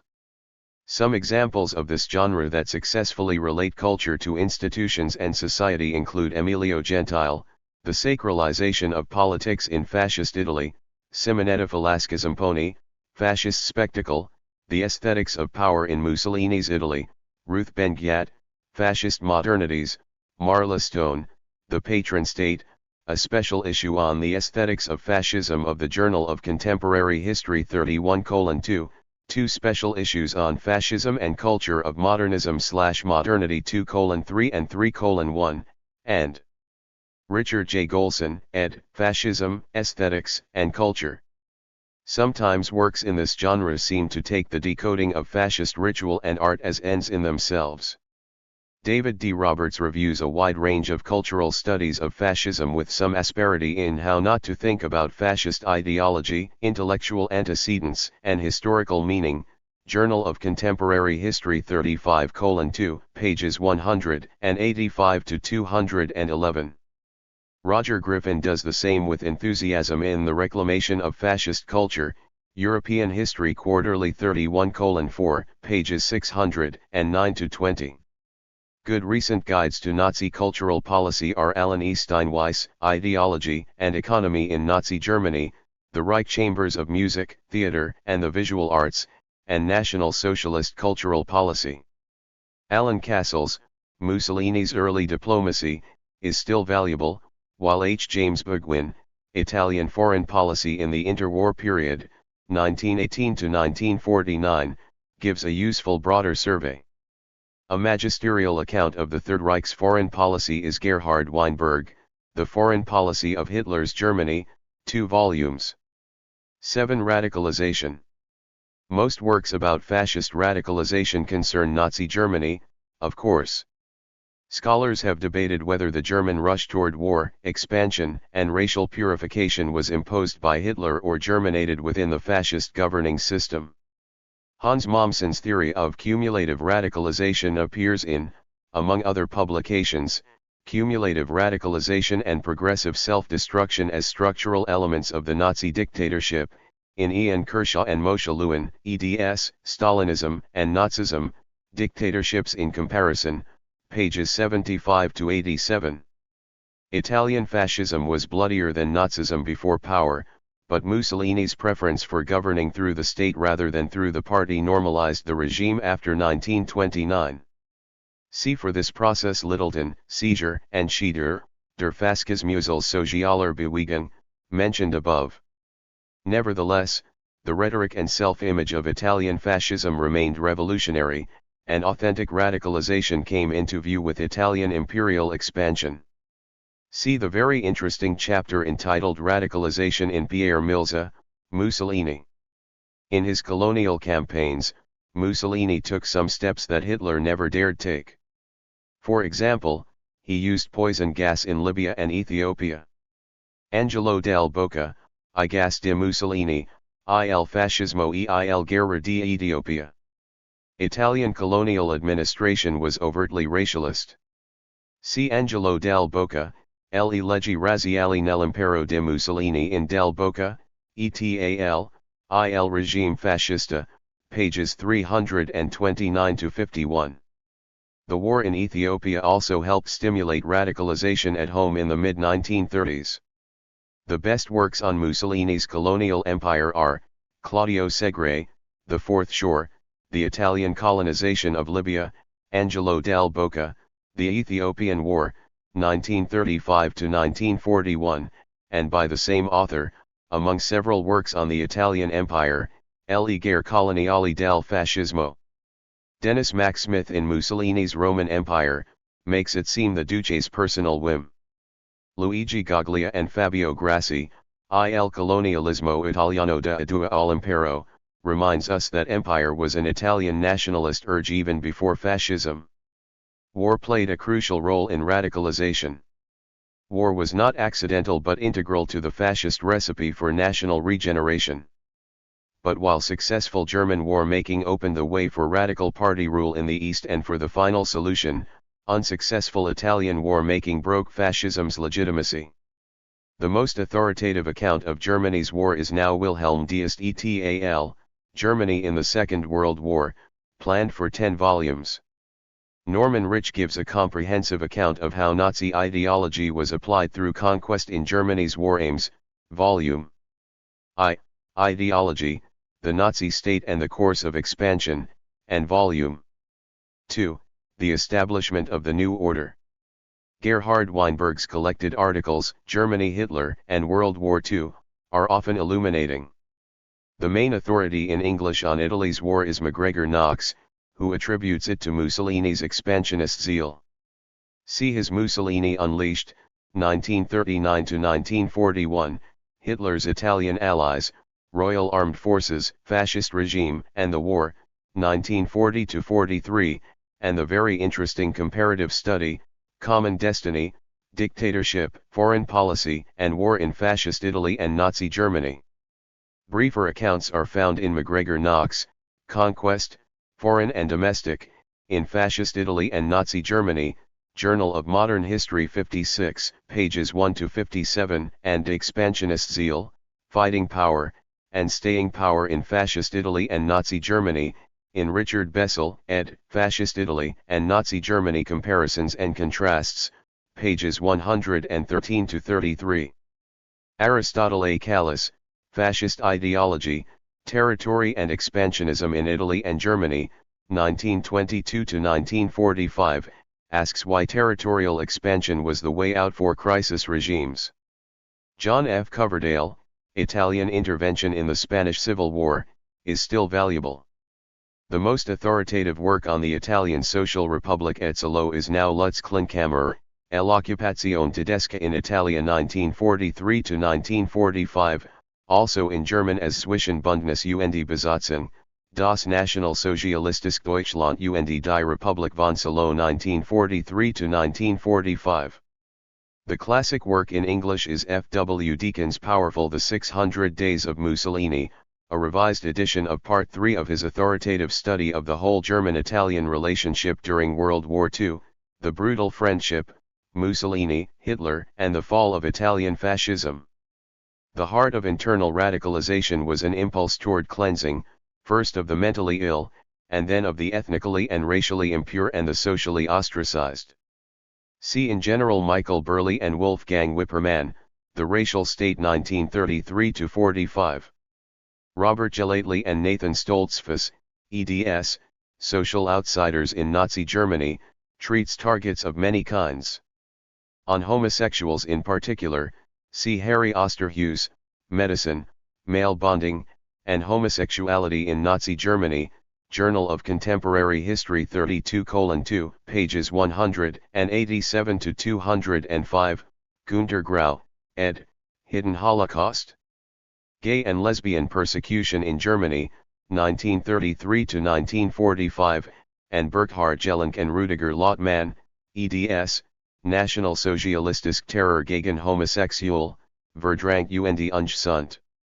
The Nazi program to kill or sterilize the mentally ill and other kinds of unfit persons, long ignored, now seems a key element of the Nazi brand of fascism, and a decisive difference with Italy. Sterilization was by no means a Nazi monopoly. Sweden, Britain, and the United States came closer to Nazism on this matter than did Italy. See generally Maria Sophia Quine, Population Politics in 20th Century Europe. The Swedish case is evoked in Carl Levy, Fascism, National Socialism, and Conservatives in Europe, 1914-1945, Issues for Comparativists, Contemporary European History 8:1, p. 120, n. 106. Gisela Bach, Zwangsterilisation im Dritten Reich, Studien zur Rassenpolitik und Frauenpolitik, finds a Nazi antinatalism to be a precursor of racial annihilation. The reverse side of Nazi reverence for the fit body was the impulse for medical cleansing, a subject studied intensely nowadays. See Michael Burley, Death and Deliverance, Euthanasia in Germany, c. 1900-1945, his Between Enthusiasm, Compliance, and Protest, the Churches, Eugenics, and the Nazi Euthanasia Program, Contemporary European History 3:3, pages 253-63, deals with reactions to euthanasia. The dark side of science in Nazi policy is explored in Ditlev J.K. Puckert, The Genesis of the Final Solution from the Spirit of Science, in Thomas Childers and Jane Kaplan, eds, Re-evaluating the Third Reich, pages 234-52.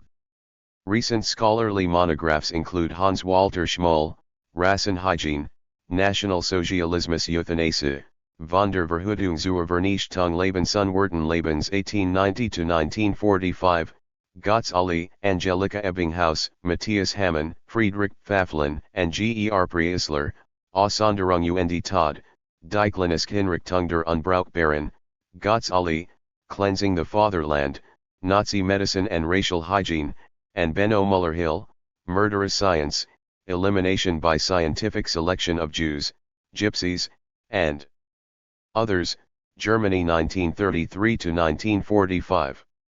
Henry Friedlander, The Origins of Nazi Genocide, From Euthanasia to the Final Solution, explores the links between killing the mentally ill and killing Jews.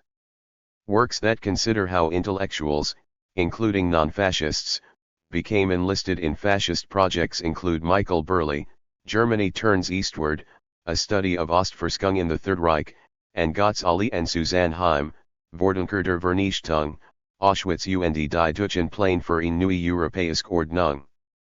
Fascist Italy was more interested in encouraging maternity than in racial cleansing, but fascists developed a cultural historical concept of race and lineage that could function very much like biological race in the de facto apartheid set up in Italian East Africa.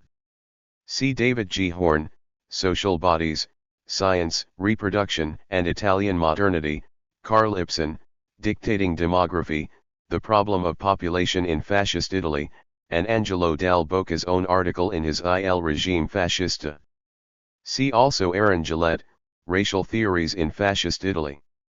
The best point of entry into the immense literature on the murder of the Jews is the masterful new synthesis by Saul Friedlander, Nazi Germany and the Jews, Volume I, The Years of Persecution, 1933-1939.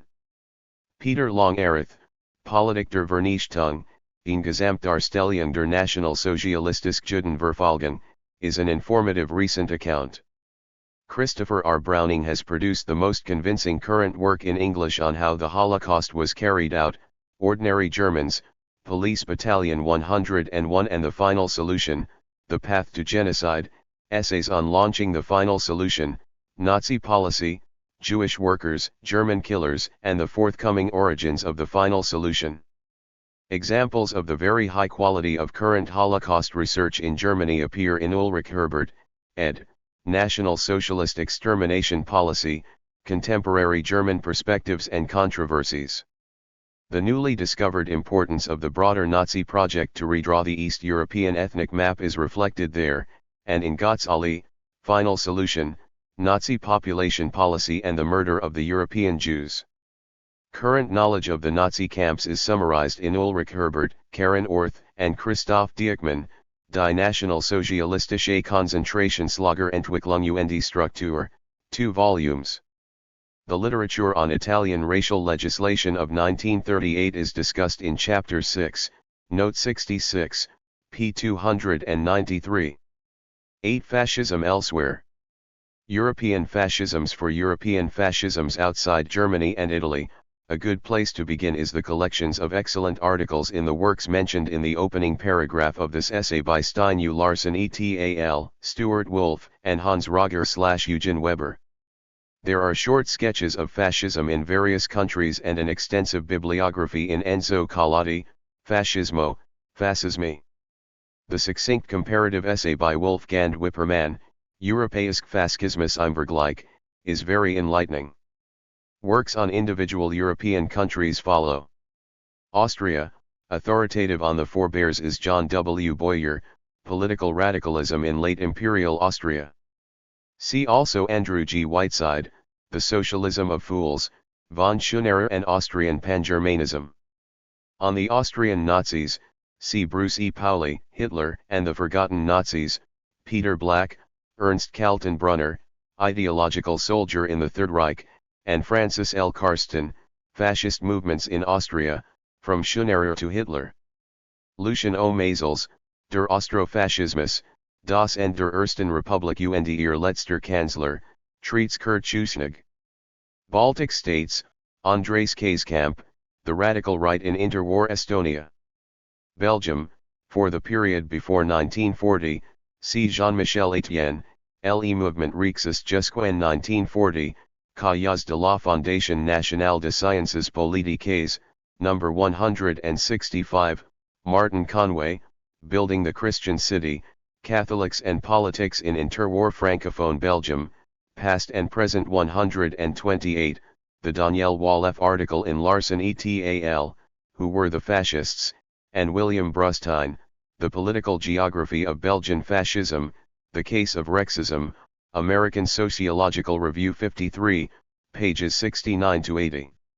For the period after 1940, see Martin Conway, Collaboration in Belgium, Leon Degrelle and the Rexist Movement 1940 to 1944, a work that needs to be combined with John Gillingham's study of more pragmatic collaborators in the business world, Belgian business in the Nazi New Order. Britain, the essential account is Richard Thurlow, Fascism in Britain, 1918 to 1985, Rev. ed. Thomas Linehan, British Fascism 1918 to 1939, Parties Ideology, Culture, has additional material on attitudes. For the most important movement, Thomas Linehan, East London for Mosley, The British Union of Fascists in East London and South West Essex, 1933 to 1940, is enlightening. Kenneth Lunn and Richard Thurlow, eds, British Fascism, Essays on the Radical Right in Interwar Britain, is still useful.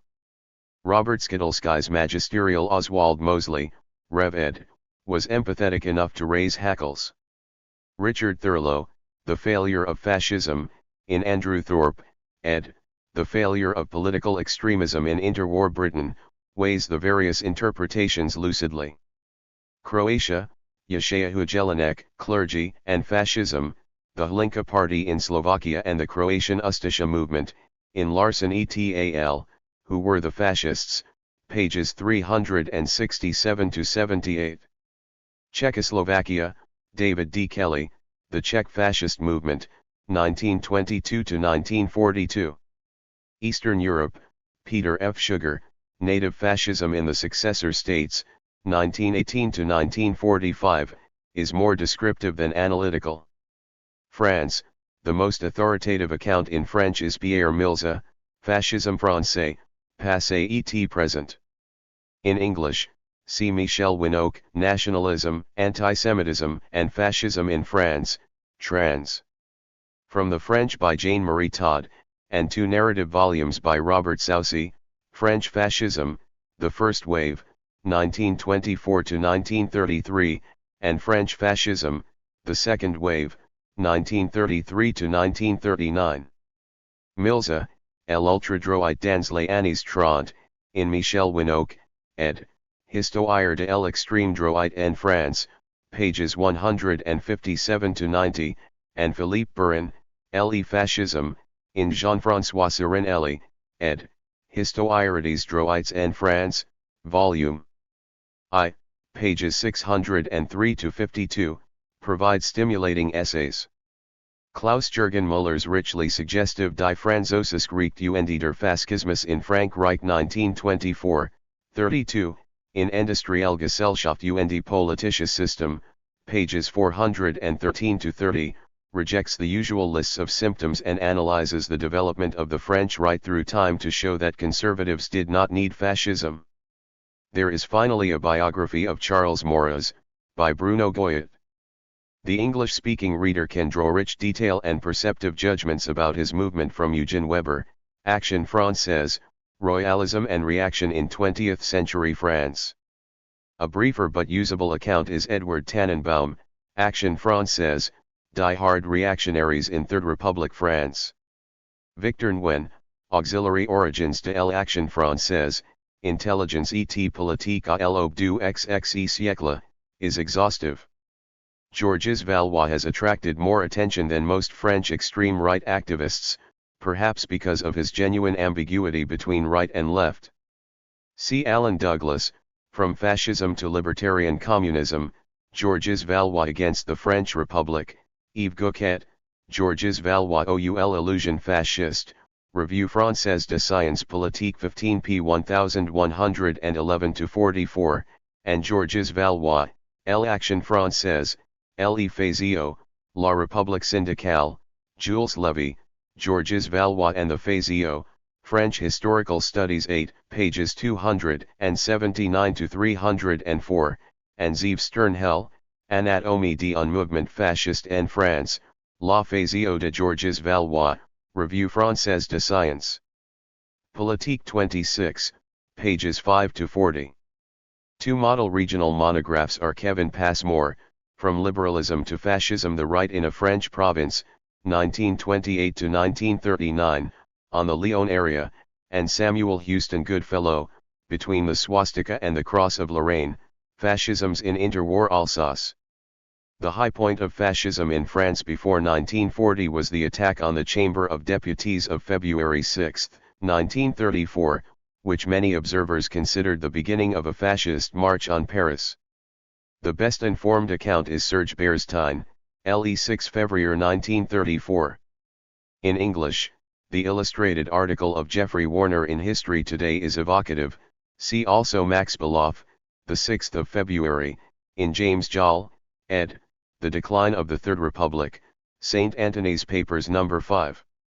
The strength of fascism in interwar France has been the subject of an important debate. The classic work of René Ramond, The Right Wing in France, argued that fascism was a foreign import without much impact in France. This view was supported more recently by Serge Berstein in La France allergique au fascisme, in 20e siècle, Revue d'Histoire 2, pages 84-94, a response to Sternhell. On the other side, Saussy found fascism was highly developed in France. Yves Sternhell makes the largest claims for the importance of France for the history of fascism. It was in France, he argues, that fascism received its earliest and purest intellectual expression. See La Droite révolutionnaire, 1885-1914, Les origines françaises du fascisme, Maurice Barr's Le nationalisme français, and Neither Right Nor Left, Fascist Ideology in France. The critical storm stirred up by Sternhell's claim in Neither Right Nor Left that France was impregnated with fascism in the 1930s, a claim advanced by assigning a broad range of nationalist and conservative authors to the fascist camp, may be reviewed in Antonio Costa Pinto, Fascist Ideology Revisited, Yves Sternhell and His Critics, European History Quarterly 4. Philippe Perrin arrives at a subtle analysis of impregnation differentially in La France dans le champ magnétique de fascismes, Le Débat 32, pages 52-72. The crucial issue was whether the largest of the interwar militantly nationalist movements, Colonel François de la Roquecroix de Feu, transformed after its dissolution by the government in June 1936 into the more moderate electoral Parti Social Français, was fascist or not. The positive case is made for both the League and the party by Saussy and Sternhell and William D. Irvine, Fascism in France and the Strange Case of the Croix de Feu, Journal of Modern History 63, pages 271-95. Kevin Passmore, Boy Scoutism for Grown UPS. Paramilitarism in the Croix de Feu and the Parti Social Français, French Historical Studies 19, pages 527-57, sensibly judges the League fascist, more on behavioral than ideological grounds, but not the party. Serge Berstein portrays the ambiguous position of La Roque's PSF as a conflict between unruly militants and their more cautious leader. Jacques Nobicourt, Le Colonel de la Roque, 1885-1946, Ou les pages du nationalisme chrétien, an exhaustive sympathetic biography, portrays La Roque as a conservative victimized by false accusations and personal rivalries, more accurately understood as a predecessor of Charles de Gaulle's presidential Fifth Republic. The PSF's resort to the ballot box, of course, in no way by itself makes it non-fascist, for elections were essential to the Nazis and fascists in the stages of taking root and coming to power. For the occupation years, see Sean Kennedy, accompanying the Marshal, Larocque and the Parti Social Français under Vichy, French History 15:2, pages 186 to 213. The most enlightening treatment of other French fascist leaders is Philippe Burin, La Dérive Fasciste, Doriot, Diet, Bergerie, 1933 to 1945. One can find additional detail on Doriot and his role in the French Légion de Volontaires contre le Bolchevisme in Jean-Paul Brunet, Jacques Doriot du Communisme au Fascisme, and in Dieter Wolf, Die Doriot Bewegung, also translated into French. Whether Vichy France should be considered fascist or authoritarian is taken up by Robert O. Paxton, Vichy France, Old Guard and New Order, Rev. ed., pages 251 to 57, Julian Jackson, France, The Dark Years, 1940 to 44, pages 144, 157 to 61, 213 to 14, 261, Michel Cohen-Tet, Vichy et le Fascisme, les hommes, les structures, et les pouvoirs. An interesting evaluation of Vichy's propaganda efforts as a failed fascist experiment is Denis Peskansky, Vichy au singulier, Vichy au pluriel, un tentative of ortie d'encadrement de la société, Annales, Économies, Sociétés, Civilisations 43, pages 639 to 62. One may ask, with Philippe Burin, whether an authentic fascism is compatible with foreign occupation. Greece, John V. Kofas, Authoritarianism in Greece, the Metaxas regime. Hungary, basic readings in English R. C. A. McCartney, October 15, A History of Modern Hungary, 1929 to 1945, 2 volumes, and the lucid essay by István Deák, Hungary, in Roger and Weber, The European Right, cited above, pages 364 to 407. The fullest work on the Arrow Cross is Margit Zalozijans, Die Feierkreuzler Bewegung in Ungarn, Historischer Kontext, Entwicklung und Herrschaft. See in English Miklos Lako, Arrow Cross Men, National Socialists, and the 2 articles on Hungary in Larsen et al., Who Were the Fascists, Lako, The Social Roots of Hungarian Fascism, The Arrow Cross, and György Ranki, The Fascist Vote in Budapest in 1939.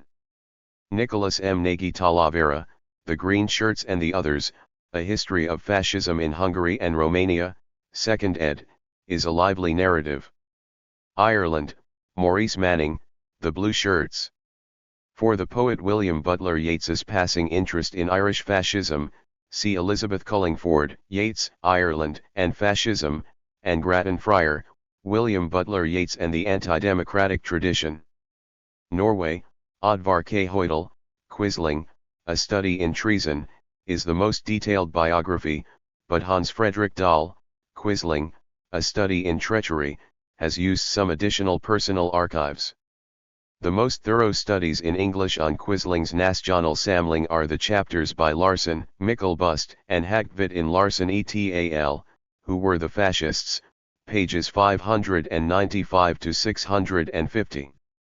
Poland, Edward D. Wynot, Polish Politics in Transition, The Camp of National Unity and the Struggle for Power, 1935 to 1939. Portugal, stimulating discussions of the special conditions of Portugal are found in A. H. Oliveira Marques, Revolution and Counter-Revolution in Portugal, Problems of Portuguese History, 1900, 1930, in Manfred Kossak, ed., Study and über die Revolution, Herminio Martins, Portugal, in Stuart J. Wolfe, ed., European Fascism, pages 302 to 36, and Philip Schmitter, The Social Origins, Economic Bases, and Political Imperatives of Authoritarian Rule in Portugal, in Larsen et al., Who Were the Fascists? For Salazar's dictatorship and Portuguese fascism see Antonio Costa Pinto, Salazar's dictatorship and European fascism, and the Blue Shirts, Portuguese fascists and the new state. Romania, the most interesting discussion of the Legion of the Archangel Michael in English is Eugen Weber, The Men of the Archangel, Journal of Contemporary History 1:1, pages 101-26, also published in Walter Laqueur and George L. Moss, ed., International Fascism. Weber sees the Legion as truly revolutionary, since it introduced popular political mobilization to Romania, where socialism barely existed and the bourgeois parties ruled by oligarchy.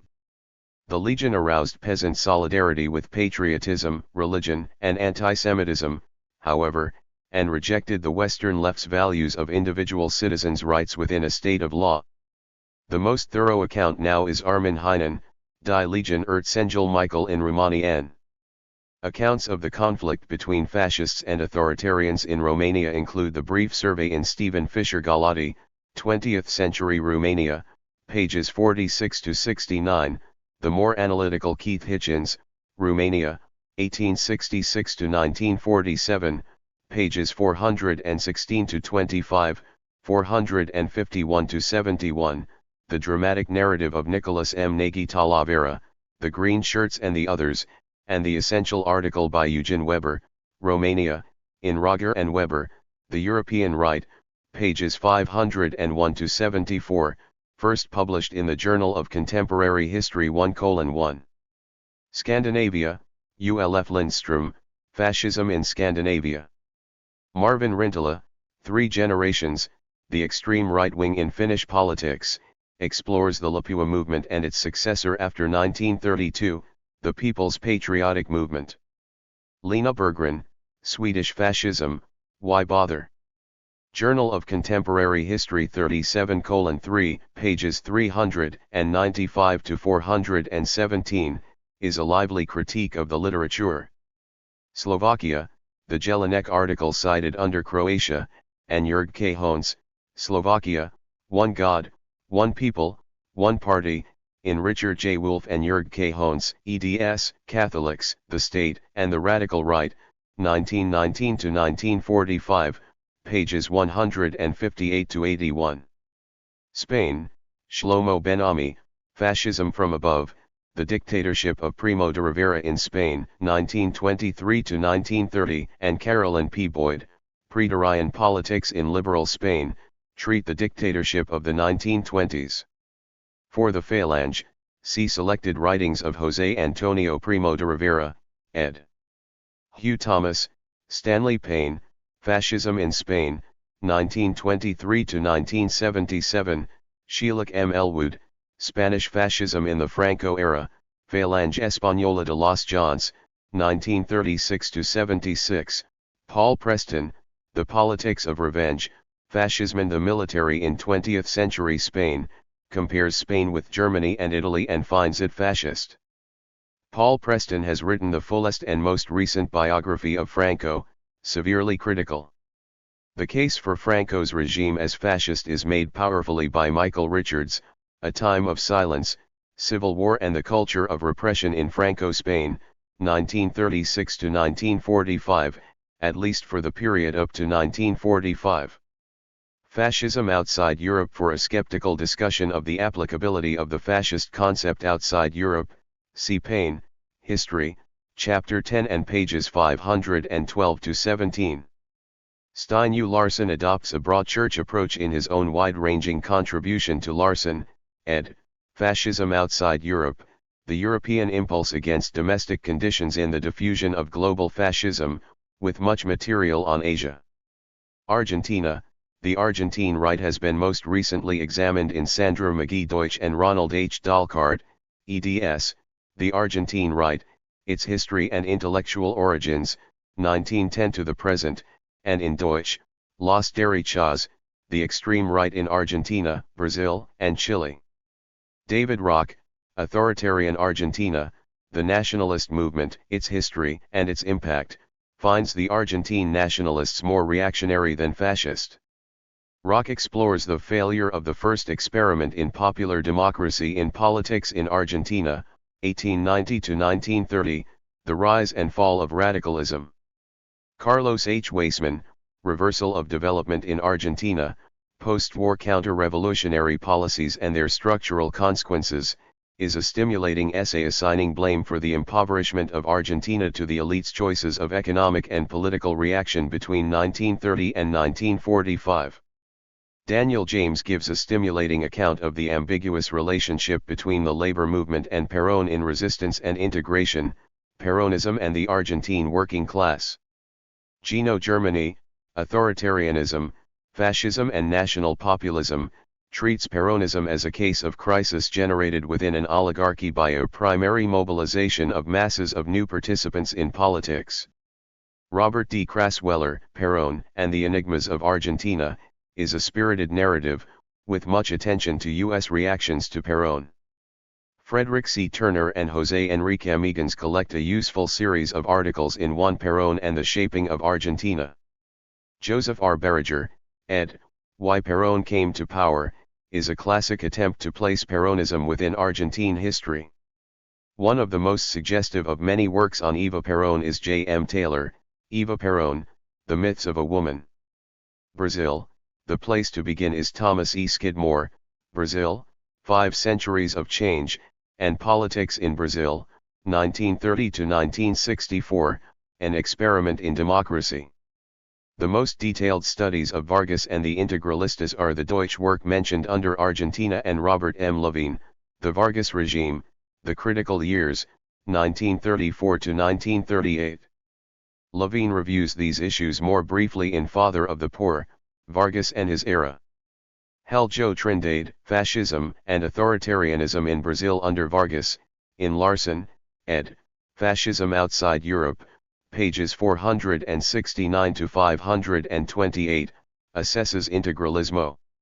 China, Fred Wakeman, Jr., A Revisionist View of the Nanjing Decade, Confucian Fascism, China Quarterly 150, pages 395 to 430, says that the blue shirts were not fascist. See Marcia H. Chang, The Chinese Blue Shirt Society, Fascism and Developmental Nationalism. William C. Kirby, Images and Realities of Chinese Fascism, in Larson, ed., Fascism Outside Europe, pages 233 to 68, ranges more widely. Japan, an authoritative review of the issue of fascism in Japan is Gregory J. Casa, Fascism from Above? Japan's Keikushin write in Comparative Perspective, in Larson, ed., Fascism Outside Europe, pages 183 to 232. Maruyama Masayo, Thought and Behavior in Modern Japanese Politics, is the classic exposition of emperor-style fascism. William M. Fletcher, The Search for a New Order, Intellectuals and Fascism in Pre-War Japan, is a basic English source for intellectuals influenced by fascism. Peter Dews and Daniel I. Okimoto, Fascism and the History of Pre-War Japan, The Failure of a Concept, Journal of Asian Studies 39:1, pages 65 to 76, George Macklin Wilson, A New Look at the Problem of Japanese Fascism, Comparative Studies in Society and History, pages 401 to 12, and Tetsuo Furuya, Naissance et Développement de Fascisme Japonaise, Revue d'Histoire de l'Autre Guerre mondiale 86, pages 1 to 16, doubt that movements that look to the army and the emperor for change can be called fascist.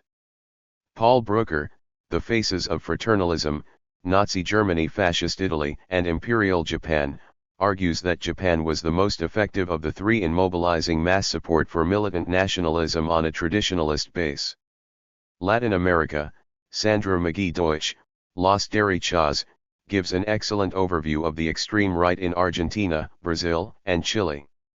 The essential works for Bolivia are Herbert Klein, Parties and Political Change in Bolivia, and Bolivia, The Evolution of a Multi-Ethnic Society, 2nd ed., pages 199 to 216. For a Brazilian point of view, see Heljo Trindade, La Question du Fascisme en Amérique Latine, Revue Française de Sciences Politiques 33:2, pages 281 to 312.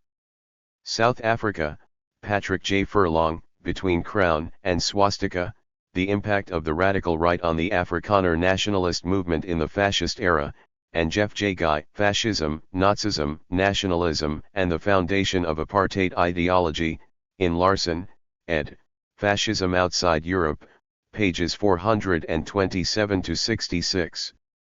United States, Seymour Martin Lipset and Earl Ropp present a well-informed bestiary of extremist groups on the American right in the Politics of Unreason, Right-Wing Extremism in America, 1790-1970.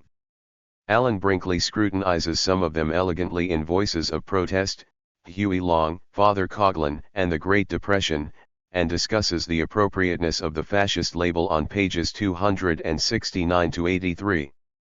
Nancy MacLean, Behind the Mask of Chivalry, The Making of the Second Ku Klux Klan, explores correspondences between the Klan as it was in the early 20th century and fascism, on pages 179-88.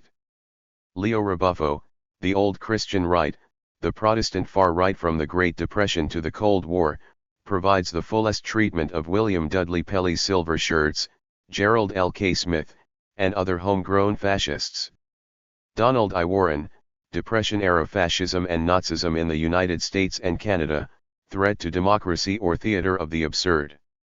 In Larson, ed., Fascism Outside Europe, pages 635-701, surveys the interwar years broadly, while Michael Cox and Martin Durham, The Politics of Anger, The Extreme Right in the United States, in Paul Hainsworth, ed., The Politics of the Extreme Right, pages 287-311, update the post-war period. El Salvador as a case of United States support for something very like fascism overseas is explored by Thomas Sheehan, Friendly Fascism, Business as Usual in America's Backyard, in Richard J. Golson, ed., Fascism's Return, pages 260-300. 9 Fascist or Neo-Fascist Movements since 1945. A particularly enlightening article with which one may suitably begin is Diet Helm Prau, Classic Fascism and the New Radical Right in Western Europe, Comparisons and Contrasts, Contemporary European History 3:3, pages 289-313. See also a review article surveying recent scholarly work by Roger Karapin, Radical Right and Neo-Fascist Parties in Western Europe, Comparative Politics 30:2, pages 213-34.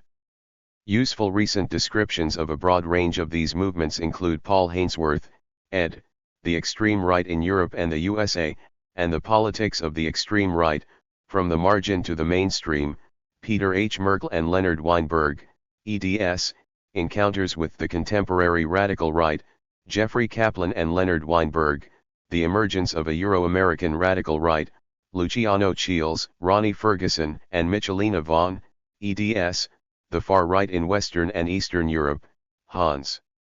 George Betts, Radical Right-Wing Populism in Western Europe, Hans-George Betts and Stefan Immerfall, eds., The New Politics of the Right, Neo-Populist Parties and Movements in Established Democracies, and Herbert Kitchelt, in collaboration with Andrew J. McGann, The Radical Right in Western Europe, A Comparative Analysis, Sabrina P. Raymond, ed., The Radical Right in Central and Eastern Europe since 1989. Among works in other languages, Piero Ignazzi, L'Estrema Destra in Europa, de Le Penahater, 2nd ed., is particularly thoughtful and well-informed, though, despite its title, it deals only with Western Europe. For particular countries, one can start with the national articles in the works cited immediately above.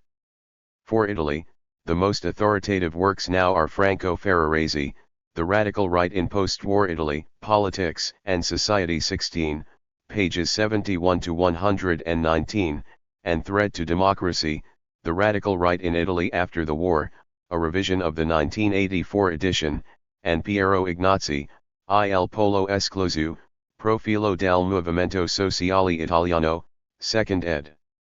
For Germany, Rand C. Lewis, A Nazi Legacy, Right-Wing Extremism in Post-War Germany, provides a quick survey. In addition to good articles on Germany in the collective works already listed, see Richard Stoss, Politics against Democracy, Right-Wing Extremism in West Germany, Uwe Bacchus and Patrick Moreau, Die Extreme Recht in Deutschland, and Patrick Moreau, Les Héritiers du III Reich, L'extreme droite allemande de 1945 à nos jours. Stephen Shenfield, Russian Fascism, Tradition, Tendencies and Movements, assesses the post-1989 extreme right in Russia. The best-informed historical survey of the many fascist and near-fascist groups in France since 1945 is Pierre Milza, Fascisme français, passé et présent. Joseph Algazi, La Tentation Neo-Fasciste en France, is thorough for the earlier period. Authoritative recent studies of Front National voters are Pascal Perrineau, Les Symptômes les Peines, Radiographie des électeurs du Front National, and Nana Meyer, CES Français qui votent les peines. English language studies include Jonathan Marcus, The National Front and French Politics, and Harvey G. Simmons, The French National Front. Neo-fascism in Austria is examined most recently in Ruth Wodak and Anton Palinka, The Hater Phenomenon in Austria.